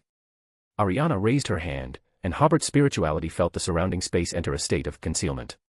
Hobert invited Ariana to sit down, but this servant of concealment shook her head. The task is very simple. He said, you need to go to the Eastern Front battlefield tomorrow and seize a sealed artifact from the Church of the God of Combat. This sealed artifact is in the hands of Larian, that is, the angel of the Church of the God of Combat that you went to intercept last time. He has only started using that sealed artifact in the last few days, so be careful not to be targeted by that sealed artifact, otherwise you will be corrupted by the stars. Okay. Hobert understood that the sealed artifact probably had the corruption of an outer god, but because he had the Crystal of Order, he was generally not afraid of this kind of corruption, so the Evernight goddess asked him to seize the sealed artifact. Ariana continued, you can go to York City tomorrow morning. Bin, who greeted you before, will be waiting for you at the city gate. He will take you to find Larian. Hobert nodded and asked, does the Church of the God of Combat value this sealed artifact very much? If I seize the sealed artifact, will it attract other angels? It is considered relatively important, otherwise it would not be given to an angel to use. Ariana replied, we will hold back the other angels, Larian will not receive support at the angel level, you can concentrate on seizing the sealed artifact. But be quick, it is best to grab it within 3 minutes. Hobert scratched his head. He would definitely have to use his lackeys. He was not confident that he could grab something from a glory alone within 3 minutes. Hobert asked again, what is the shape of the sealed artifact? What specific abilities does it have? I don't know. Ariana said, everyone who has seen it is dead, and Larian has not yet used it to deal with our angels, so we don't know the specific situation. Only some relevant descriptions have been seen in some materials. Do not be targeted by that sealed artifact, otherwise you will be corrupted by the stars. Hobert opened his mouth, this sounds very dangerous. Ariana smiled and said, I also brought a curse amulet. This was given by the goddess before and should be able to help you. As she spoke, he took out a dark black amulet from his pocket. Hobert's spirituality immediately realized that this was a god-level amulet. After taking the amulet, he thought to himself, then it's stable. After sending Ariana away, Hobert studied the amulet in his hand again. He could not feel any spiritual overflow from the amulet, nor could he feel any extraordinary power. It felt like a black stone. But Hobert was very clear that this was definitely not a stone. Then Hobert actually loved it a little, a god-level amulet. The Evernight goddess has spent a lot of money to seize that sealed artifact. You must know that a god-level amulet can only be made with god-level materials. For example, the Evernight goddess's hair, flesh and blood, etc. At this level, there are no corresponding beyonder creatures, only the gods themselves. After looking at it for a while, Hobert suddenly yawned, the amulet actually has a sleep-aiding effect, I can sleep well tonight. After a good night's sleep, Hobert put on his knight's uniform early the next morning and came to York City as agreed, and met Bin, who was already waiting at the city gate. Bin immediately greeted him and said, Duke, I just received news that the target's traces have been found at the Amantha Mountain Pass. Join the Church of Miss Raven and become a Sequence 9, reader patreon.com/keyoffstars for more chapters. Chapter 698, Chapter 696, The Mission Given by the Goddess. Join the Church of Miss Raven and become a Sequence 9, reader patreon.com/keyoffstars for more chapters. Currently, the 3 battle lines of the Lone Kingdom on land are as follows, the western line has been breached, the northern line is still in a stalemate in industrial cities like Constanta, and only the eastern line remains as solid as a rock, showing no signs of being captured. This is inseparable from the fact that the headquarters of the Church of the Evernight Goddess is located in the Amantha Mountains on the eastern front. The main force of the Church of the God of Combat is also here, constantly trying to break through the eastern front, but has not succeeded. The extraordinary war between the two sides has been very fierce. Demigod battles occur almost every day in the Amantha Mountains and at the mountain pass, and occasionally even bring about confrontations between the angels of both sides. Just now, military personnel witnessed Larian appearing at the Amantha Pass. Hobert quickly got into the zone, let's go to the mountain pass and take a look. As he spoke, he waved his hand, using the power of distortion, and the two instantly entered the spirit world. Bin was slightly stunned, curious as to what kind of space magic this was. Immediately afterwards, he pondered for a moment before realizing that this should be the manifestation of the lawyer ability at the angel level. In just a few seconds, the two had already arrived at the Amantha Pass. Bin thought in his heart, it's faster than travel. Of course it's faster. In Hobert's opinion, there are shortcuts everywhere in the spirit world. Bin quickly calmed down and led Hobert to a military demigod. About half an hour ago, there were many non-combat attrition cases in the eastern positions. After we went to understand the situation, we speculated based on the appearance and other information described by the eyewitnesses that Larian of the Church of the God of Combat had passed through there and entered the Minsk Mountains, the demigod in military uniform reported concisely. Hobert was slightly stunned. Ordinary soldiers saw Larian. Yes. Hobert asked again, how are those soldiers now? The demigod showed a helpless smile. More than half of the entire regiment of 600 people have died, and the remaining half are living worse than death. The angels of the lone royal family are very busy, constantly traveling between the western and northern fronts. The angels of the Church of the Evernight Goddess are also ready to confront the angels of the Church of the God of Combat at any time. They have no time to care about the lives and deaths of these ordinary soldiers. Hobert said, take me to see. The military demigod immediately said, yes. After the demigod pointed out a direction, Hobert immediately distorted their position and arrived at a trench filled with a foul stench. The soldiers in the Trunsoist were either so old that they were unrecognizable, or covered in festering black tumors, constantly oozing pus with a foul odor. They were all waiting to die in agony. Hobert raised his hand and bestowed the aging and festering caused by the influence of the twilight power on their bodies to the rocks and trees in the distance. Those trees instantly turned withered and yellow, and the rocks instantly cracked. The pain on the bodies of the soldiers who were already waiting to die suddenly disappeared.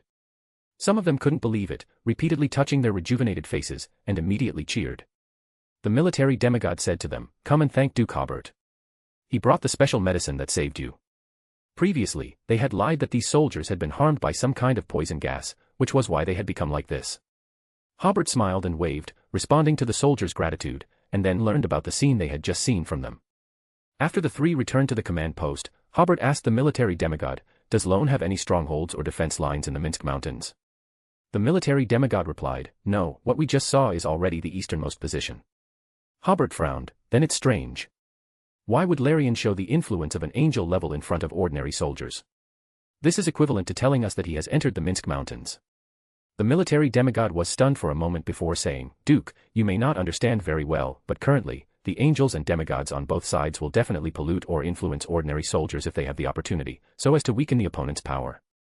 He took a deep breath. Now, for both sides, soldiers are the most expensive strategic resource. Positions need soldiers to attack and defend, and weapons need soldiers to use them. Now the training time for soldiers has been shortened to 20 days, but in the eyes of the higher-ups, it still takes a lot of time and resources to train a soldier who won't immediately die inexplicably on the battlefield. Hobert was stunned for a second or two, and suddenly, as if asking himself and also asking the military demigod, now that the war has reached this point, what is the meaning? But he seemed to just ask this question and didn't intend to get an answer from here. After sighing, Hobert said to the military demigod again, I see. In other words, there's no need to pay special attention to Larian's actions. Just as Hobert was about to leave with Bin, the military demigod suddenly said, Duke, I've recently heard some comments about Longtail Island. Are those comments true?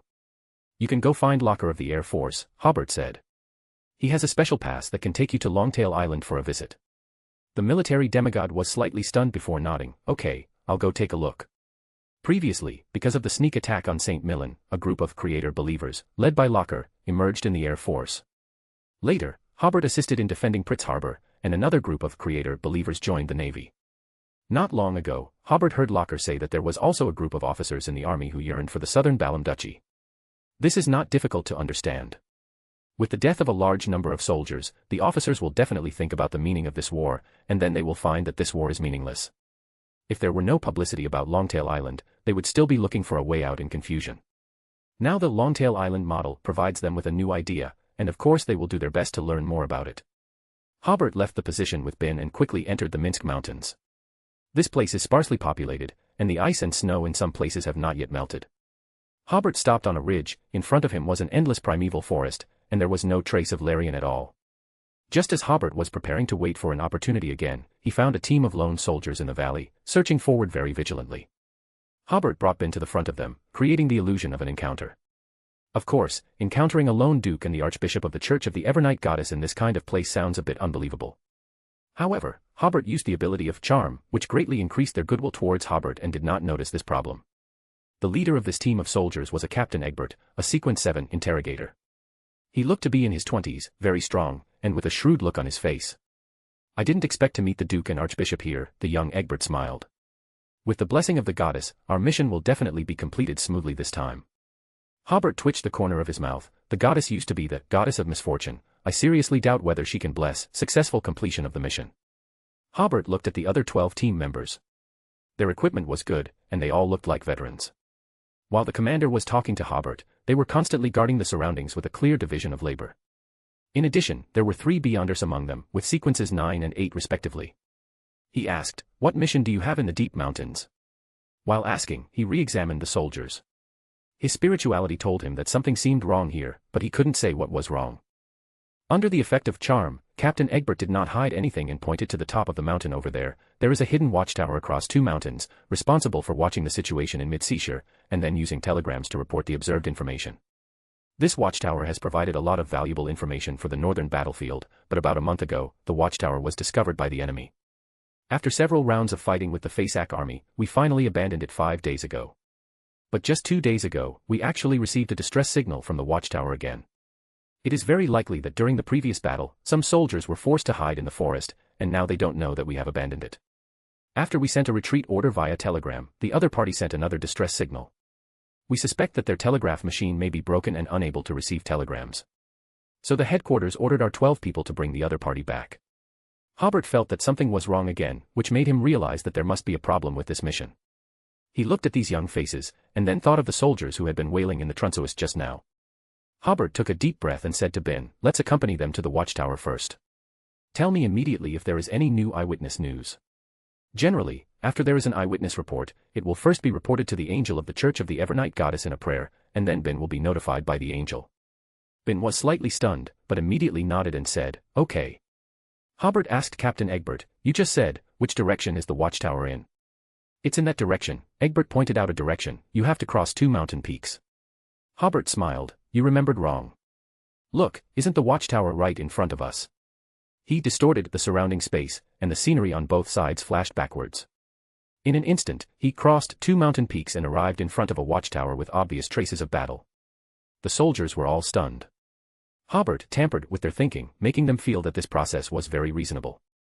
"That's fast." Egbert smiled slightly. "We originally planned to arrive here in the evening, but I didn't expect to arrive in the morning." Hobert glanced at the watchtower and suddenly waved towards it. Bang, bang, bang. Suddenly, several gunshots rang out from the watchtower, but without exception, the bullets fired from it were tampered with and flew into the sky. Egbert gestured, and he and the soldiers immediately assumed a combat posture, cooperating very skillfully to attack the watchtower. Hobert did not follow in, but looked at the surrounding environment. It was on a downward slope, surrounded by dense woods, making it indeed difficult to spot. The color of the watchtower should have been specially treated, similar to the gray-green color of the surrounding leaves. There were also several military tents under the trees and a circular position. Ben suddenly said, "Something's not right here." Hobert smiled and said, "You feel it too." At this time, the battle inside ended, and Hobert and Ben entered the watchtower. As soon as he entered the tower, Hobert first saw a corpse wearing a Fasak Empire military uniform. Arriving on the 2nd floor, there were 2 Fasak soldiers squatting on the ground, holding their heads in their hands. Not far from them, there was another corpse of a Fasak Empire soldier. Captain Egbert was interrogating the prisoners, asked them what their mission is. A soldier who understood Fasak was doing the translation haltingly. When the 2 soldiers heard that someone understood Fasak, they immediately shouted the same sentence loudly. Seeing the translator stunned, Egbert asked, "What are they saying?" "They said that there are devils among us, and told us to leave here." The translator said with some surprise. Egbert sneered, "That's right, I am the devil of the Fasak people." Saying this, he raised his rifle and shot another Fasak prisoner, splattering blood on the other prisoner's face. The captain said, "Ask again, what is their mission?" The last prisoner watched his companion die in front of him, stunned for a moment, and began to describe their mission. It turned out that the Fasak army had also received a distress signal from here. They thought it was sent by the survivors who had been sent to attack here before, so they sent a small force to rescue them. But after arriving here, many comrades mysteriously disappeared. Just as they were preparing to evacuate, they encountered Egbert's team. Egbert nodded in satisfaction. Another soldier took the prisoner to the room downstairs, and then ordered 2 soldiers to dispose of the corpses, and finally ordered 3 soldiers to search the watchtower and the surrounding positions in a triangular formation. Hobert just watched quietly, with no intention of participating in the whole process. After giving the order, Egbert smiled and said to Hobert, "Your Grace, the disappearance of these Faceac soldiers must have been done by the comrades hiding in the woods. We'll take a short rest, and then plan to divide into 3 teams to go around." Ah. Suddenly, a chilling scream came from upstairs, interrupting Egbert's words. Egbert drew his pistol and rushed upstairs. When he saw the scene upstairs, he was slightly stunned. He was clearly the first to rush up, but Duke Hobert and Bishop Ben were already checking on the soldier rolling on the ground. He was stunned for a full second before he remembered to look downstairs. The soldiers downstairs had come to check the situation, but they did not see the Duke and Bishop. Egbert breathed a long sigh of relief. It would have been terrifying if there was another Duke and a Bishop below. In front of Hobert, the soldier writhing in pain was one of the 3 who had just performed the search mission. The other 2 stood aside with terrified expressions, holding their guns helplessly. In front of them, there was also a large military telescope with a stand. After a brief examination, Hobert determined that the soldier with a painful expression was cursed. He said to the soldiers who rushed over, "Everyone stand back." Saying this, he made a pulling motion towards the soldier, gifting the curse on him to a tree outside. The tree actually trembled violently, making a painful, creaking sound. Hobert snapped his fingers and tampered with the ignition point of the hydrogen around the tree, causing a fire to instantly engulf the tree, ending its pain. The soldier lying on the ground seemed to have survived a catastrophe, his eyes were straight, and he was breathing non-stop. Hobert asked the other 2 soldiers, "What happened just now?" One of the soldiers said, "Bob just looked outside with the telescope, and suddenly fell to the ground and screamed." Bob was referring to the soldier who had just been cursed. Hobert got up and looked around. The 3rd floor of the watchtower was a semi-open structure, and it was almost as tall as the tall canopy, but because it was on a downward slope, the ground in front was lower, and the view towards the inner sea was unobstructed. The Minsk Mountains probably run east-west. This is the northernmost end of the mountain range. The foot of the mountain where this watchtower is located is the sparkling inner sea. With Hobert's eyesight, he could see the end of the inner sea from here. There were many Faceac Empire military supply ships traveling back and forth between the north and south banks of Mid-Seashire. And the entire hillside, the dense forest was in full view. If the curse just now was ignored, this was a very good view. At this time, the soldier named Bob had recovered. Egbert asked him, "What did you see just now?" "I didn't see anything," Bob said with lingering fear. Egbert frowned, "Didn't see anything?" "Yes, it was a piece of darkness." Bob said, "It's like the telescope was covered by something." Covered. A soldier was about to go to the telescope to check, because there was no obstruction in front of the telescope. "Don't go over there," Hobert and Egbert reminded at the same time. Then the 2 looked at each other, but their eyes quickly turned away. Egbert cleared his throat and said, "No one should approach the telescope, there." He was just about to say this when he saw Hobert take a step forward and stand in front of the telescope, then picked it up and looked outside. All this happened too fast, and it was too late when Egbert wanted to stop him. But Hobert was not cursed like Bob, but looked at it calmly for a while, and then looked forward. The sun was shining brightly in front of him, and the lake looked sparkling in the sun. In the telescope, however, it was pitch black, with nothing to see. After confirming the scene in front of him, Hobert confirmed that there was no cover in front of the telescope, and then approached the telescope again, but it was still pitch black in front of him. Just as he was about to look away, a pair of eyes suddenly appeared in the darkness, looking at Hobert. Hobert immediately felt corruption and a curse, but he didn't take it to heart, because he had been very cautious since just now, gathering a thin layer of order crystal in front of him. All beyonder attacks were blocked by the order crystal. The pair of eyes stared at Hobert for about 1 or 2 seconds, and probably realized that it could not hurt Hobert, and then disappeared into the darkness. Hobert looked away and re-examined the telescope. The darkness may not be in front of the telescope, but may be in an unknown space. There was a certain connection between this telescope and the darkness, so using this telescope, one could see the dark scene in an unknown location. Hobert pondered for a while before saying to Egbert, "You're right, no one should approach this telescope, well, no one should come to the 3rd floor." After everyone returned to the 2nd floor, Hobert sat in a chair and watched Egbert begin to assign soldiers to search the surrounding area. After the soldiers left, Ben whispered, "These soldiers are also strange. Definitely strange." Hobert smiled and said, "If they were just here to pick up a few lost soldiers, would they send an extraordinary captain?" Ben also said, "Should we go back now? After all, we still have important things to do." Hobert shook his head, "I didn't even notice the curse just now." Ben was stunned, not quite understanding what he meant. Hobert said, "Larian did not leave the Minsk Mountains. He may be not far from this watchtower. As an angel, his spirituality did not even notice the curse just now, which is enough to show that the curse is not simple. In the Minsk Mountains, Hobert's only known opponent is the angel Larian.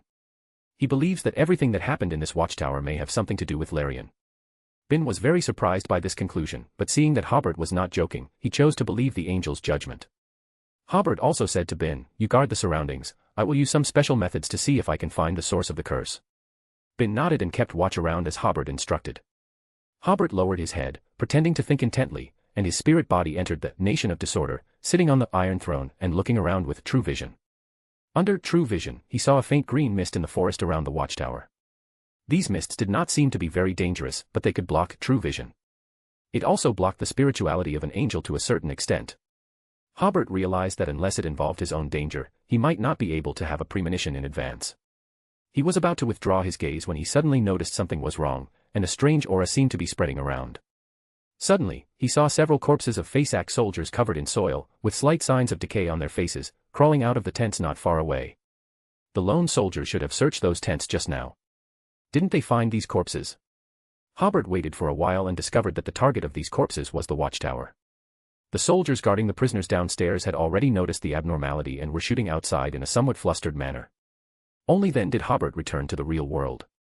At this time, Bin had already noticed the abnormality and waved his hand down from the window, easing the corpses of those Fasak soldiers, and they immediately fell to the ground.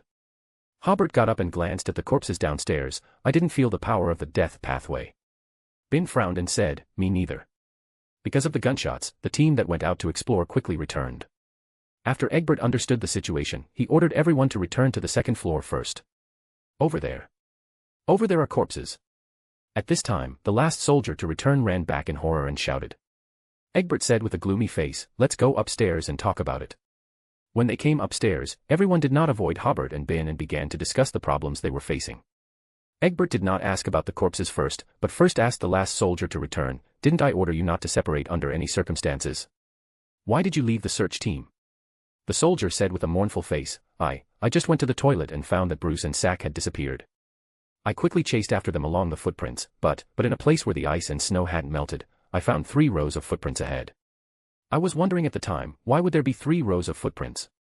After running a few steps, I finally found 3 people wearing lone military uniforms. After catching up, I even cursed a few times, asking them why they didn't wait for me. But they didn't seem to hear my voice and were still searching forward seriously. I went forward and patted one of them on the shoulder before realizing something was wrong. His shoulder was icy cold, the kind of bone-chilling cold. The soldier slowly turned his head. It was a stranger. The other 2 also turned their heads to look at me. They were also strangers. Speaking of this, the last soldier to return still looked frightened, and the other soldiers also felt a chill down their spines and unconsciously moved closer to each other. The last soldier to return took a deep breath before continuing. Their faces were covered with frost, their eyes were full of whites, and there were some signs of decay on their cheeks. They opened their mouths together and said a word to me together. Speaking of this, the soldier suddenly paused. Egbert quickly asked, "What did they say?" They. The soldier's tone suddenly became a little strange, as if he had suddenly become very aloof. They asked, "Why do you want to start a war?" Pa. After saying this, the soldier exploded like a rotten tomato that had been squeezed, scattering into pieces. Everyone was so frightened by this scene that they retreated one after another, but they soon discovered that there seemed to be a transparent barrier in front of them, blocking those light green flesh and blood. Egbert glanced at Duke Hobert behind him, only to see him raising his hand slightly at this time. He immediately understood that the Duke had protected them, and those light green flesh and blood were obviously problematic. Everyone took a few seconds to accept the fact that a comrade had died, and the expressions on everyone's faces became very solemn. Egbert took a deep breath before saying, "No one should touch these flesh and blood. Bob, go find some kerosene and burn these flesh and blood." Yes. Bob immediately went to find kerosene. Egbert then went to question the other 2 subordinates. "Bruce, Sack, how could you not have noticed that a comrade had gone missing?" Bruce took a deep breath in fear before saying, "No, Captain, Sack and I always thought that the 3 of us were acting together." Sack's scalp tingled. "Yes, sir, the 3 of us have always been acting together." Egbert asked, "Who is the 3rd person?" "It's." Both soldiers fell into a state of confusion. They found that no matter how hard they tried to recall, they couldn't remember who the 3rd person was. At this time, Bob found the kerosene, poured it on the ground, and set it on fire. Hobert, however, turned his hand and distorted the flesh and blood and flames on the ground to the ground outside. Egbert suddenly realized that if these flesh and blood were burned, they might form some harmful gases. Then he thought, why didn't I think of such a simple question? Everyone, I think we should have a talk. Hobert suddenly said, you still have some special tasks, right? Egbert hesitated. Hobert looked at Egbert, just say it, I will help you avoid the ability of concealment. Yes. Egbert carefully said, we do have a special investigation mission. During the battle to seize this watchtower, a seriously injured officer went back alive. He told everyone that the Faceac people released a demon here. Egbert discovered that he could actually smoothly say the secret mission they were carrying out, which gave him a new understanding of Duke Hobert's level. Hobert asked, is this a metaphor, or a real demon? This is a metaphor. Egbert obviously knew what a real demon was. He continued, we did receive a telegram. The other party said that he was a survivor of the previous battle, but he was seriously injured and couldn't go back. He requested support. He also said that he knew the true face of the demon, which was the key to defeating the Faceac people. He asked us to send someone over. In order to prevent it from being a trap set by the Faceac people, we only sent a small force to explore. If there really is a clue to defeat the enemy, that would be great, but if it really is a trap set by the Faceac people, a small force can easily break through. Just now, by interrogating that prisoner, I even determined that there really is a clue to defeat the enemy here. Hobert slowly nodded. Just now, the prisoner said that they also received a distress signal, but after they came, the team members disappeared inexplicably. This sounded very much like the Faceac Empire had released some terrifying power here, but this terrifying power was controlled by the injured lone soldiers. So the lone soldiers used that power to attack the Faceac soldiers who had occupied this place, and also sent a distress signal to their own side, and attacked the Faceac reinforcements. That's why Egbert couldn't wait to search the surrounding area, hoping to find the injured lone soldiers as soon as possible. But Bob's curse, and the tragic death of this soldier just now, may mean that there are no injured lone soldiers here. It was that power that tricked the Faceac reinforcements and the lone reinforcements here. After listening to Egbert's description, Hobert said, I think we should call that prisoner up and reinterrogate him. After Egbert nodded, 2 soldiers brought the prisoner up. Hobert once again used the ability of charm to greatly increase the Faceac prisoner's favorability towards Hobert, and then he asked, what did the Faceac people release here? We didn't release anything. The prisoner said after hearing the translation. Egbert and others looked at each other. At this time, they realized that both the Lone Army and the Faceac army had been deceived by that strange power. Hobert slowly nodded, and then asked, then why did you support here? This time, the prisoner told the truth, after our people completely occupied this place 5 days ago, we originally wanted to blow up the watchtower to prevent it from being used by the lone people again. But a company of soldiers who occupied this place suddenly disappeared, and did not report whether the tower was blown up or not, nor did they return to the team.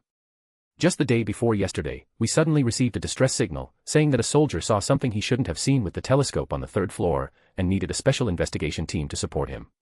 So our team came here, but after only stationing here for 1 night, only 4 people were left in the team of 15. Hobert asked, how did they die? The prisoner suddenly froze for a moment, some of them were already dead. Hobert frowned, and was about to continue interrogating, when the prisoner suddenly said again, by the way, that person asked me to ask you, why do you want to start a war? Pa. Just like before, this prisoner exploded like a rotten tomato that had been squeezed hard. This time, Hobert was clearly prepared, but he discovered that the power that caused the prisoner's death was without warning. He still couldn't save him. The atmosphere in the room became even more solemn. Hobert raised his hand slightly, and the light green flesh and blood on the ground were distorted to the pile of flesh and blood outside that had not yet been burned. Under Hobert's tampering, the flames on the ground outside also began to burn the prisoner's flesh and blood. Then, he said to Egbert and the others, I think your mission should end early. Go back and tell your superiors that even Duke Hobert was unable to prevent their tragic deaths. I don't think your superiors will blame you. Egbert was slightly stunned. Yes, Hobert said, if your mission continues, you will definitely die a miserable death. He said to Bin, you leave with them too. Bin was slightly stunned, but immediately said, okay. Hobert glanced at the people in the house and smiled slightly. Okay, 1 archbishop, 1 captain, 11 soldiers, everyone is here. I'll send you. Wait a moment. Egbert suddenly said seriously, Your Grace, are you mistaken? When we came, there were 12 people. 1 died just now, so including me, there are only 11 people. Hobert was slightly stunned, and immediately understood why he felt something was wrong when he first encountered this team. At that time, Egbert clearly had 12 subordinates, and with the captain, there were 13 people. But Egbert said, the command ordered 12 of us to bring them back, which means that in their understanding, there have always been 12 people, but this team has 13 people. Hobert was stunned for a moment, then suddenly smiled. Things are getting more and more interesting. He said to Ben, you, get behind me. The Archbishop was a little frightened at this time and quickly came behind Hobert. He thought to himself, I can't let them go. Who knows what they will bring back? Egbert and the others suddenly became distrustful of the people around them and unconsciously distanced themselves. Hobert said to them, don't panic. Next, I will pray for the power of the Evernight Goddess to help us identify who the extra person is. Everyone, pay attention to observe whether anyone is disrupting the ritual. See if anyone wants to leave suddenly. Without giving everyone a chance to object, Hobert immediately used the power of tampering and air to fix all 12 people in place. Then, at his suggestion, Ben brought a table and set up candles. Hobert began to chant, Evernight Goddess who stands higher than the cosmos and more eternal than eternity. I encountered a problem while completing your mission, and I request your communication and help. Please, does everything that happened on this watchtower have anything to do with my mission? A peaceful force descended on the watchtower, and the hearts of the somewhat anxious soldiers also calmed down. In a corner not far away, half a bottle of red wine suddenly flew onto the table, and the cork was opened and fell down. The red wine flowed out, forming letters, and finally spelling out a word, yes. Hobert nodded. His previous premonition was correct. Then he felt a little strange. Why did the Evernight Goddess communicate with him in this way? Clearly, in previous communications, the Evernight Goddess could already talk to him. After thinking for a while, Hobert understood that the Evernight Goddess was doing this for others to see, possibly for Ben, or possibly for these soldiers. Of course, it was even more likely for Larian, who was probably hiding in the dark, to make this glory realize that the Evernight Goddess was currently focused on doing more important things, and even such an important communication could only project a small amount of power here. Hobert asked again, where does the telescope connect to? The red wine on the table deformed again, forming a word, cosmos. Then more red wine poured out, forming a sentence. That sealed artifact seized the opportunity and suddenly lost effective control, ultimately leading to this crisis. At this time, Hobert understood that his mission was not only to seize the sealed artifact, but also to resolve this crisis. He said again, please help me identify which of them is the culprit of this crisis. This time, after a pause of 2 or 3 seconds, the red wine moved again. There is a way to identify them, let them each state their name and birthday in turn. Hobert then realized that the creator's true vision would be obscured by a light green mist, and the Evernight Goddess's vision might not be able to directly see who had a problem. Moreover, even if she could see it, the Evernight Goddess would have to pretend not to see it at this time. However, true gods are different from false gods. Even if she doesn't directly say who has a problem, she can still find a way to solve the problem through other means. The Evernight Goddess's reminder enlightened Hobert. In mysticism, a person's name and time of birth are closely related to the spirit world. These two pieces of information can be regarded as someone's file number in the spirit world. Usually, during divination, these two pieces of information are used to check the files in the spirit world. Therefore, in divination, slightly more complex divination, such as horoscopes and dream divination, birthdays and names are very important information. But if one of them has a problem, his connection with the spirit world must have a problem. Then, when he says his name and birthday, it will automatically restore much of the altered information in the spirit world, and it is likely to find a clue to break the situation. So, after thanking the Evernight Goddess and cleaning up the altar, Hobert said to the 12 soldiers, you, clearly state your name and date of birth in turn. Starting from the left. At the same time, Hobert used the ability of connection to closely monitor the connection between them and the spirit world. The first soldier said, Bruce Will, born on February 28, 1329. Before Hobert could say anything, Bob said in horror, you. Bruce is dead. He died 2 months ago. Join the Church of Miss Raven and become a Sequence 9, reader patreon.com/keyoffstars for more chapters. Chapter 699, Chapter 697 They Don't Want to Die. Join the Church of Miss Raven and become a Sequence 9, reader patreon.com/keyoffstars for more chapters. Using his ability of connection, Hobert indeed sensed that something was wrong with the connection between the soldier named Bruce Will and the spirit world. This problem was difficult to notice. Only when the other party took corresponding actions could he use his ability to perceive that their connection to the spirit world seemed very obscure. Before Hobert could remind everyone, the soldier Bob said that Bruce had already died 2 months ago. Reminded by Bob, Egbert also recalled, that's right, we buried him together, right on the road leading to this watchtower. Bruce first fell into confusion, and then seemed to remember, that's right. I'm already dead. In that instant, his military uniform became old and worn, the pupils of his eyes disappeared, turning completely white, and there were slight signs of decay on his cheeks. Thump. The next second, he fell straight to the ground. Immediately after, a faint green, blurry figure floated from Bruce's corpse. This change startled the soldiers, but Hobert had been using air cage to confine them there, making it impossible for them to even retreat. Hobert did not immediately attack the green shadow, but asked, "Who are you?" The faint green phantom turned a deaf ear to Hobert's question, and asked the soldiers beside him, "Why are you starting a war?" That soldier took a deep breath, saying with a slight tremor in his voice, because of justice. No side in this war is righteous." After the faint green phantom finished speaking, it suddenly rushed towards the soldier. The soldier closed his eyes in terror, waiting for death, and the others also thought that this soldier was doomed. But at this critical moment, a layer of black film suddenly appeared in front of the soldier, and the phantom crashed into the film and was bounced back. Everyone breathed a sigh of relief at this, and then they heard Duke Hobert ask again, "Who are you?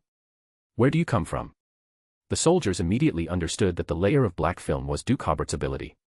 Captain Egbert was somewhat surprised, inwardly marveling at how Duke Hobert's level had once again exceeded his expectations. The green shadow still did not answer Hobert's question, but asked the other soldiers, "Why are you starting a war?" The soldiers had different answers. "For the king." "Don't know." "Because politicians are all baboons with curly hair." "For profit."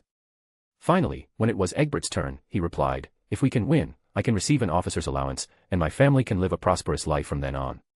The faint green phantom seemed dissatisfied with all these answers. After asking around, it finally asked Hobert, "Why are you starting a war?" Hobert countered, "Why should I answer your question?" The phantom was slightly stunned by this counter-question. "Why can't you answer?" "How about this, let's make a deal. I'll answer one of your questions, and you have to answer one of my questions," Hobert said. The soldiers and the high priest of the Church of the Evernight Goddess were stunned. Can you even bargain like this? But what surprised them even more was that the phantom actually said, "Okay." So Hobert said, "Please repeat your question. Why are you starting a war?" Hobert replied, "For me, starting a war is to establish an ideal nation."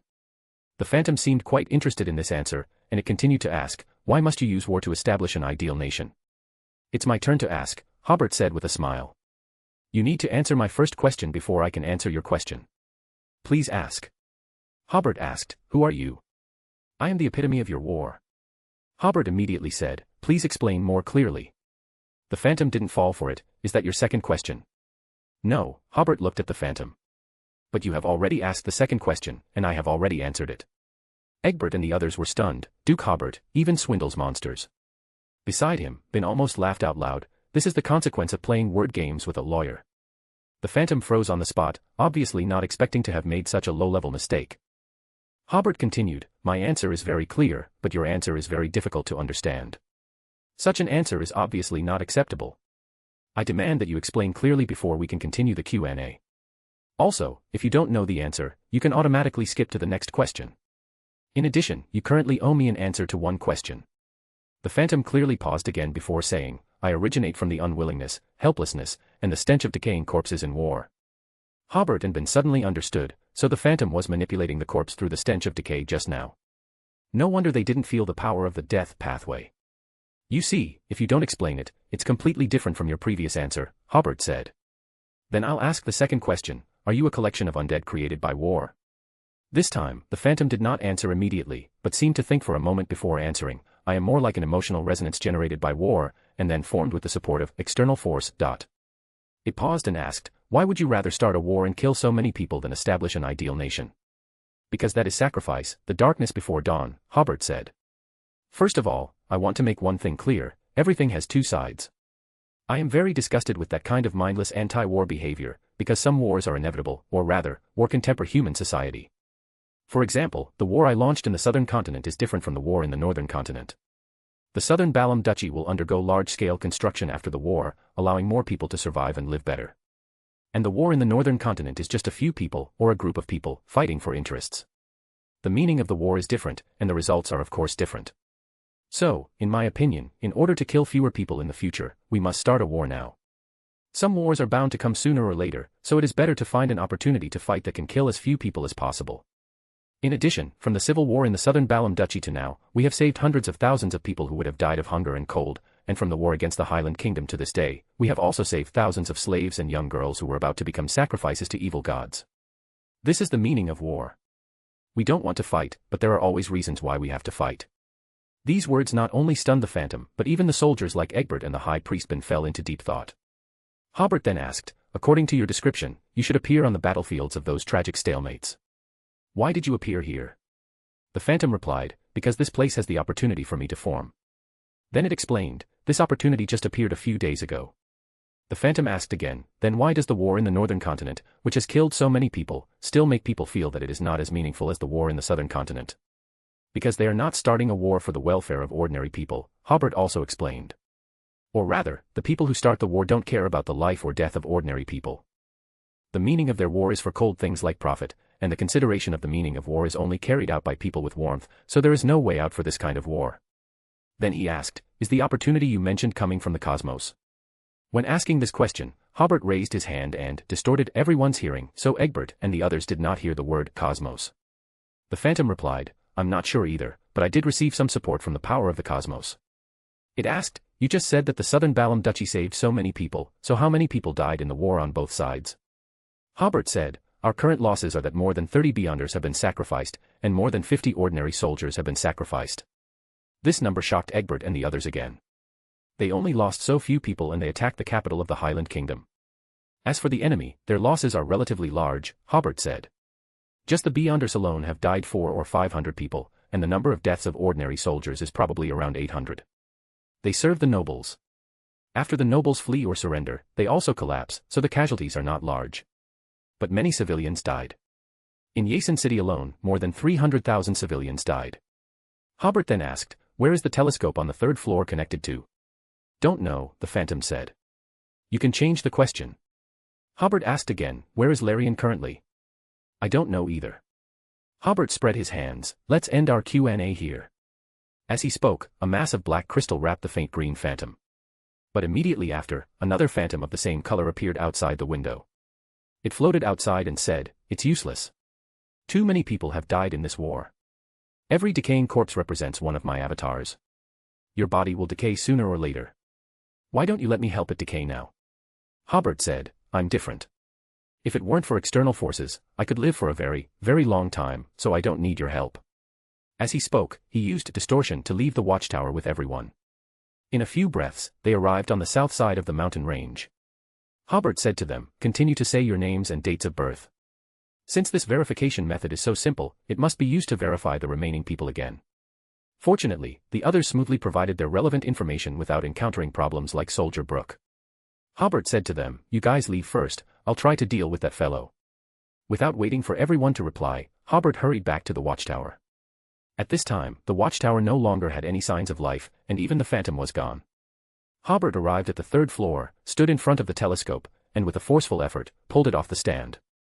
Then, Hobert used the order crystal to seal the telescope, but his spirituality quickly realized that the connection between the telescope and the cosmos had not been closed as a result.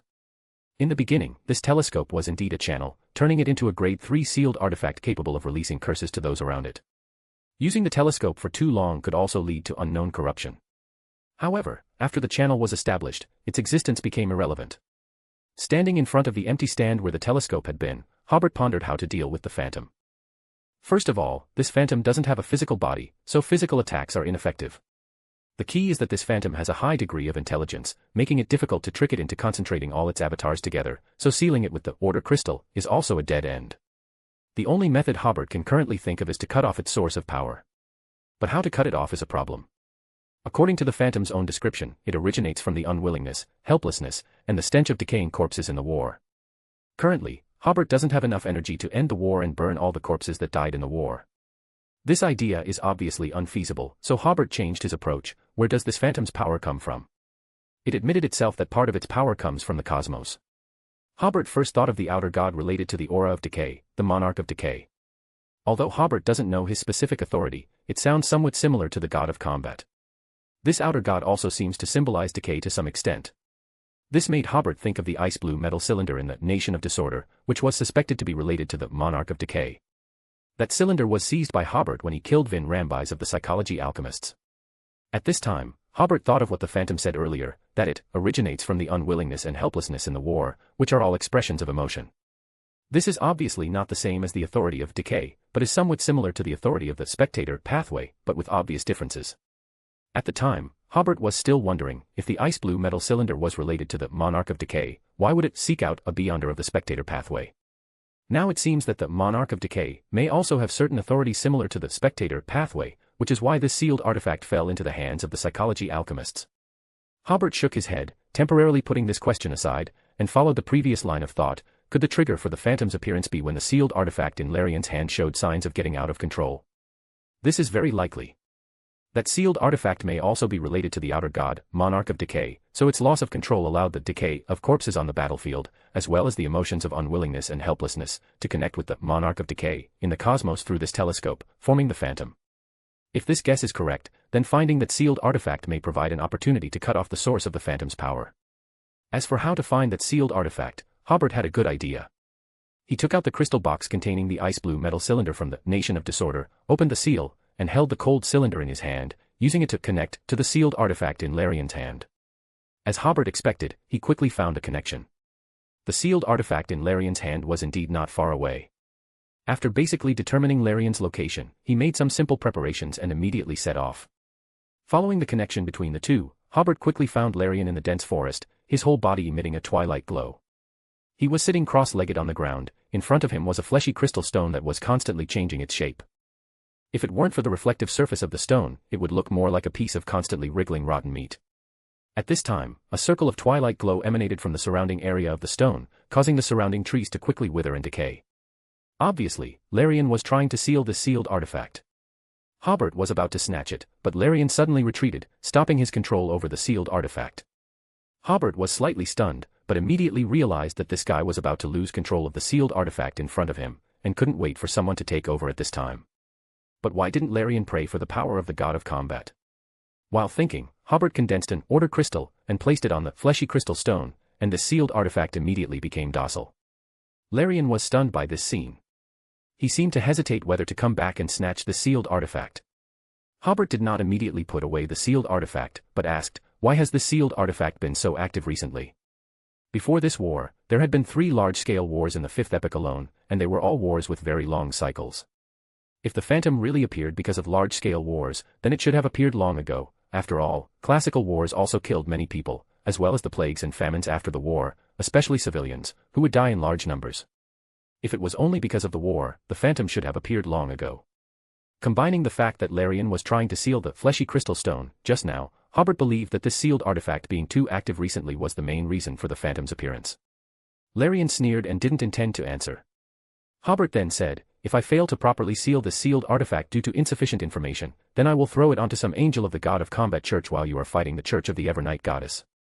Larian was stunned for a moment before saying, that's because the Evernight goddess hasn't strengthened the power of the barrier in the astral world recently, so some outer deities have had the opportunity to infiltrate some power into the real world. At this time, Hobert's mind was filled with the thought, this woman is definitely doing it on purpose. First of all, this is a kind of show of weakness. The Evernight goddess indicates that she is very busy and has no time to manage the barrier. The key is that the Evernight goddess has long known that the god of combat church has the sealed artifact, fleshy crystal stone, and at the beginning of the war, she planned to have Hobert, who has the order crystal, seize it. At this time, a slight loophole appeared in the barrier, and the Monarch of Decay infiltrated a little power into the real world, causing the fleshy crystal stone, sealed artifact that the Evernight goddess had always hoped to obtain to suddenly become active. Hobert didn't believe that all of this was a coincidence. Then he asked again, why didn't you pray for the help of the god of combat? Larian, who was about to leave, paused and said, this is a secret of our church. After saying that, his whole person turned into a twilight-colored light and disappeared into the dense forest. At this time, the spirit world suddenly flashed a twilight-colored light, and Larian's figure was quickly outlined. He left through the spirit world. Hobert thoughtfully picked up the sealed artifact on the ground. Larian's answer seemed to be saying that the god of combat, for some special reason, seemed unable to provide any help. Returning to the 3rd floor of the watchtower again, Hobert released the seal on the sealed artifact, and the fleshy crystal stone became active again. Hobert remotely injected spirituality into the crystal stone. The beautiful scenery of the mid-seashore and the dense forest in front of him suddenly appeared like broken-colored pictures, with a black hole in the middle. This hole gave people a very deep feeling, as if it led to the depths of the universe.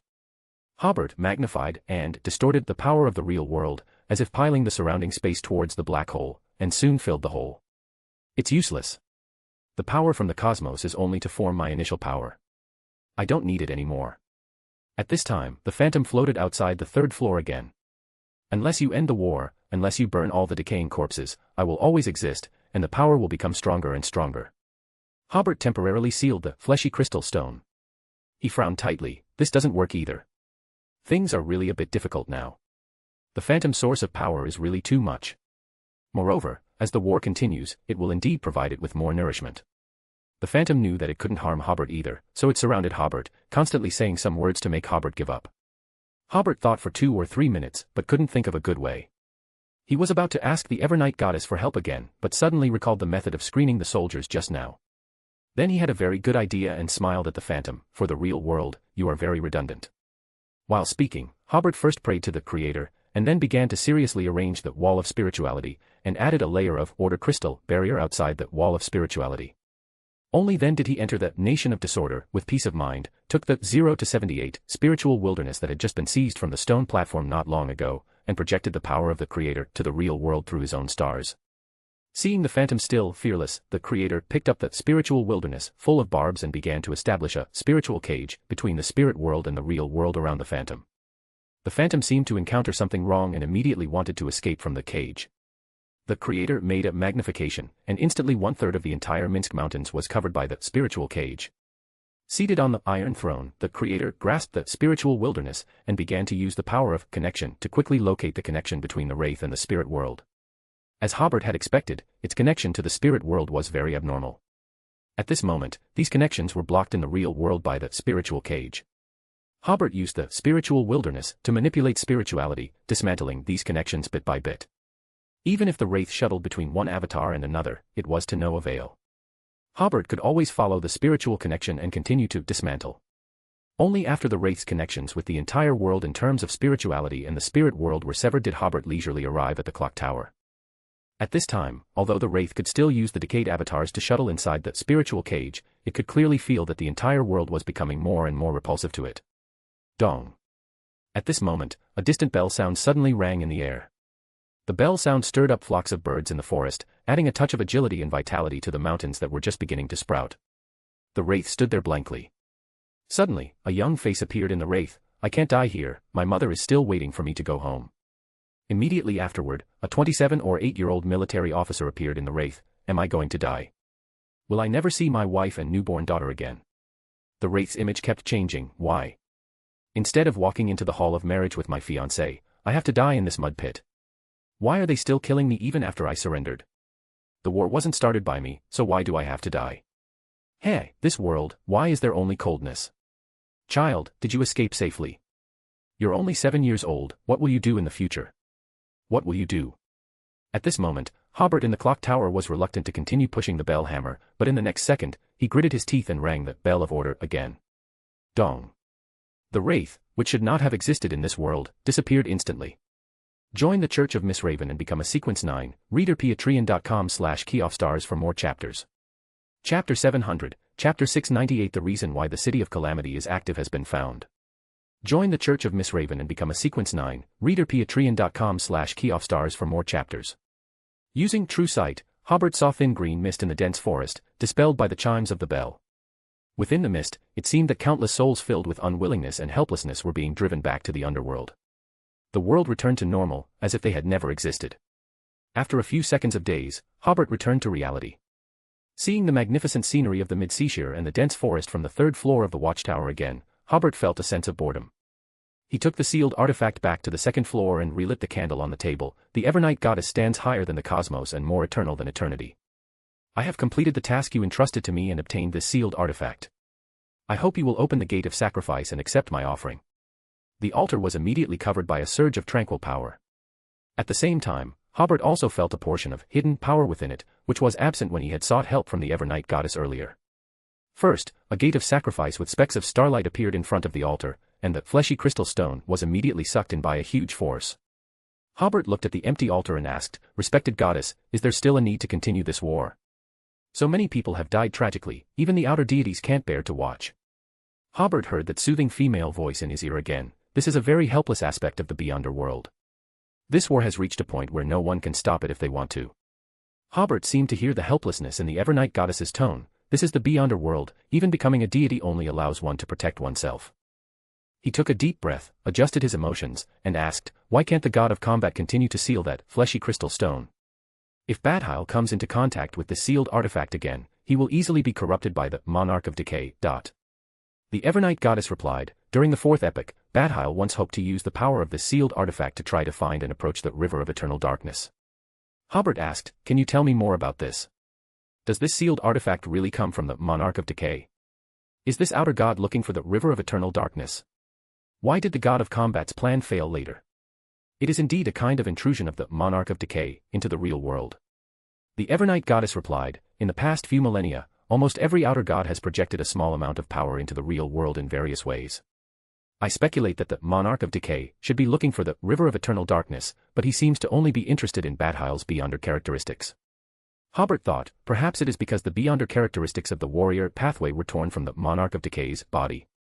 The Evernight goddess continued, during the fourth epoch, Badhile obtained this sealed artifact and tried to use it to contaminate Salinger, but Salinger noticed it in advance and used the power of the underworld to seal the source of corruption on Longtail Island.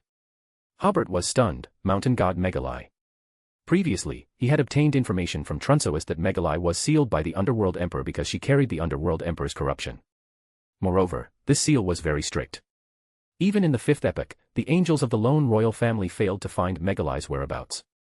Hobert found Megalai's beyonder characteristics because he had Mr. Azek's mark and used this characteristic to advance. Yes. Seeing that Hobert was very clear about this, the Evernight goddess did not continue to explain this matter, but continued, after Badhile repeatedly tried to contaminate me and Salinger without success, he wanted to use the sealed artifact to influence the river of eternal darkness, in order to prevent Salinger from controlling and accommodating the Sefirah. However, because this sealed artifact had too much uncontrollability, when Badhile was conducting some research and experiments, it affected the City of Calamity through unknown means. This caused the City of Calamity to become very active, almost breaking through the seal. It was also because of Badhile's mistake that Medici, Sauron, and Einhorn were all subjected to a certain degree of corruption from the City of Calamity. Even now, conquerors are more susceptible to Sefirah corruption than other sequence ones. Hobert was a little confused at first, but soon he seemed to find a clue. The warrior and hunter pathways, could they both have been torn from the monarch of decay's body? He felt that it was not impossible. He had been a little strange before.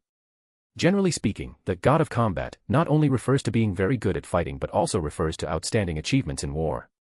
However, the feeling that the god of combat Badhile gave people was only that he was very good at fighting. Experts in warfare still had to look at Medici and the others. As for why the monarch of decay would have two non-adjacent pathways, it is not difficult to understand. After all, although these two pathways are not adjacent, they can be interchanged. Secondly, it can explain why a sealed artifact related to the monarch of decay can be used to affect the City of Calamity. Because this outer god has a certain connection with the hunter pathway, it is very likely that he made the City of Calamity active through this pathway.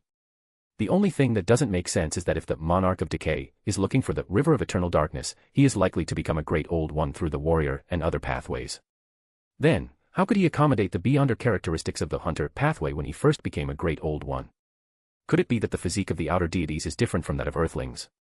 Because of the lack of relevant information, Hobert did not continue to think about this question, but asked the Evernight goddess, theoretically speaking, that City of Calamity should have also corrupted the primordial demoness. He has been hiding in a corner of this world. Is it because he has been severely corrupted? The City of Calamity has limited corruption of cheek. The Evernight goddess explained, some pathways are more likely to approach Sefirah.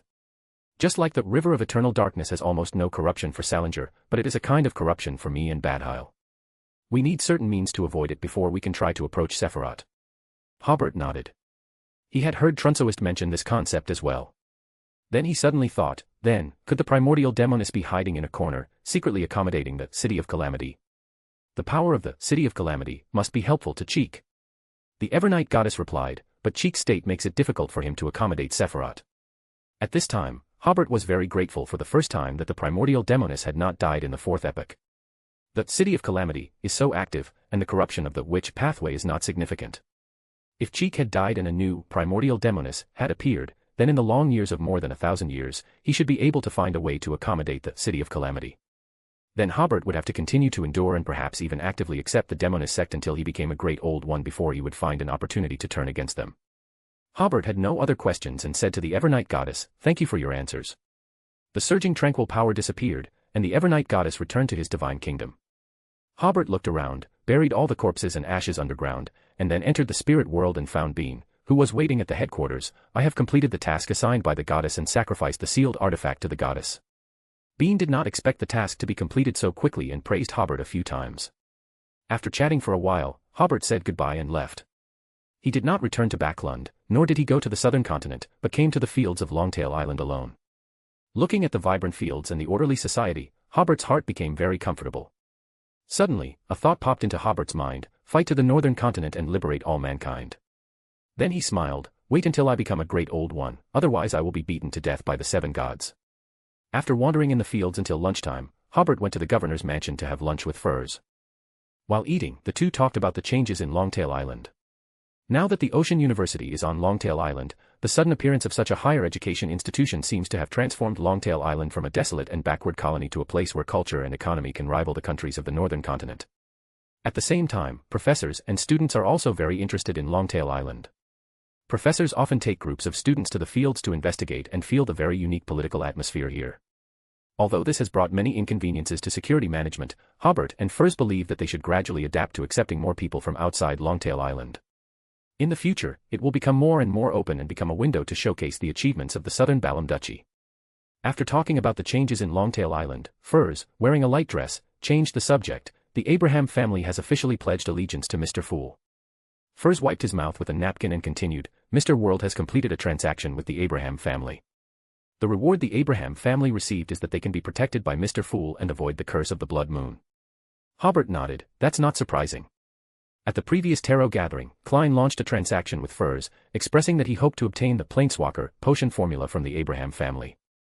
Obviously, Klein was preparing to leave a way out for himself at that time in case he could not obtain the Beyonder characteristics of the Miracle Invoker. He would jump to the adjacent pathway. After a period of communication and negotiation, it seems that the two sides have finally completed the transaction recently. The Church of the Sea God, the Abraham family, the Temperance faction, plus City of Silver, then the main structure of the Church of the Fool is complete. After dinner, Hobert chatted with Furs for a while over tea. It was then that Hobert suddenly remembered that the charm given by the Evernight goddess had not been used, but soon, Hobert said: charm? What charm? Why don't I remember any charm? Around 2 o'clock in the afternoon, he went to Yasen City again, where he watched Conrad and the others carry out land reform. With the implementation of the land revolution, grassroots officials in the Highland Kingdom discovered a new problem: there were too many abomination Sua and followers of chained god Tolsna. In the Highland Kingdom, the Rose school of thought is the state religion, the Orthodox Church, and almost all citizens are believers of these gods. This was different from the initial situation in the territory obtained by the Duchy of South Balam, where there were basically churches of the Evernight goddess or the Church of Storms. During the colonial era of more than 100 years, many people converted out of utilitarian considerations. But the Highland Kingdom is different. For more than 1,000 years, the people here have believed in the chained god, and later in the abomination. This situation made the locals more xenophobic and indifferent. Even if they were given land and received many benefits, they believed that this was an arrangement of the chained god and would not thank the duchy government. Generally, there is no other way to deal with this kind of situation except to use the Orthodox Church to gradually change the beliefs of most people. However, Hobert was still not satisfied with this effect, because it would make the locals who were allocated land think that it was an arrangement of the chained god and become an arrangement of the Evernight goddess, but they still would not thank the duchy government. Therefore, the land reform was temporarily suspended, and the duchy government began to discuss how to deal with this situation. After hearing the report, Hobert said to Conrad and the others, there is a precedent for this situation. We can refer to the way we treat the people on the west bank of Full Moon Lake to make them stop believing in evil gods. Conrad said, but unlike Full Moon Lake, there are too many people here, and the span is too wide. There is no way to concentrate them together to pray to the Creator. Then pray separately, Hobert said. Let the soldiers drive the people of each town together to listen to the Creator's instructions. Conrad and other officials were slightly stunned. Of course, they knew that this was the best way, but at the same time, they also wondered whether this would be disrespectful to the Creator. After all, that is a god, how could he serve the government's national policy? But thinking that Hobert, the favored one of the Creator, prioritizes everything for practicality, then this may also be the habit of the Creator, and Grand Duke Hobert is just following the will of the Creator. After this matter was explained, Hobert falsely claimed to be thinking about the future development direction of the Duchy of South Balam in his room and rarely went out.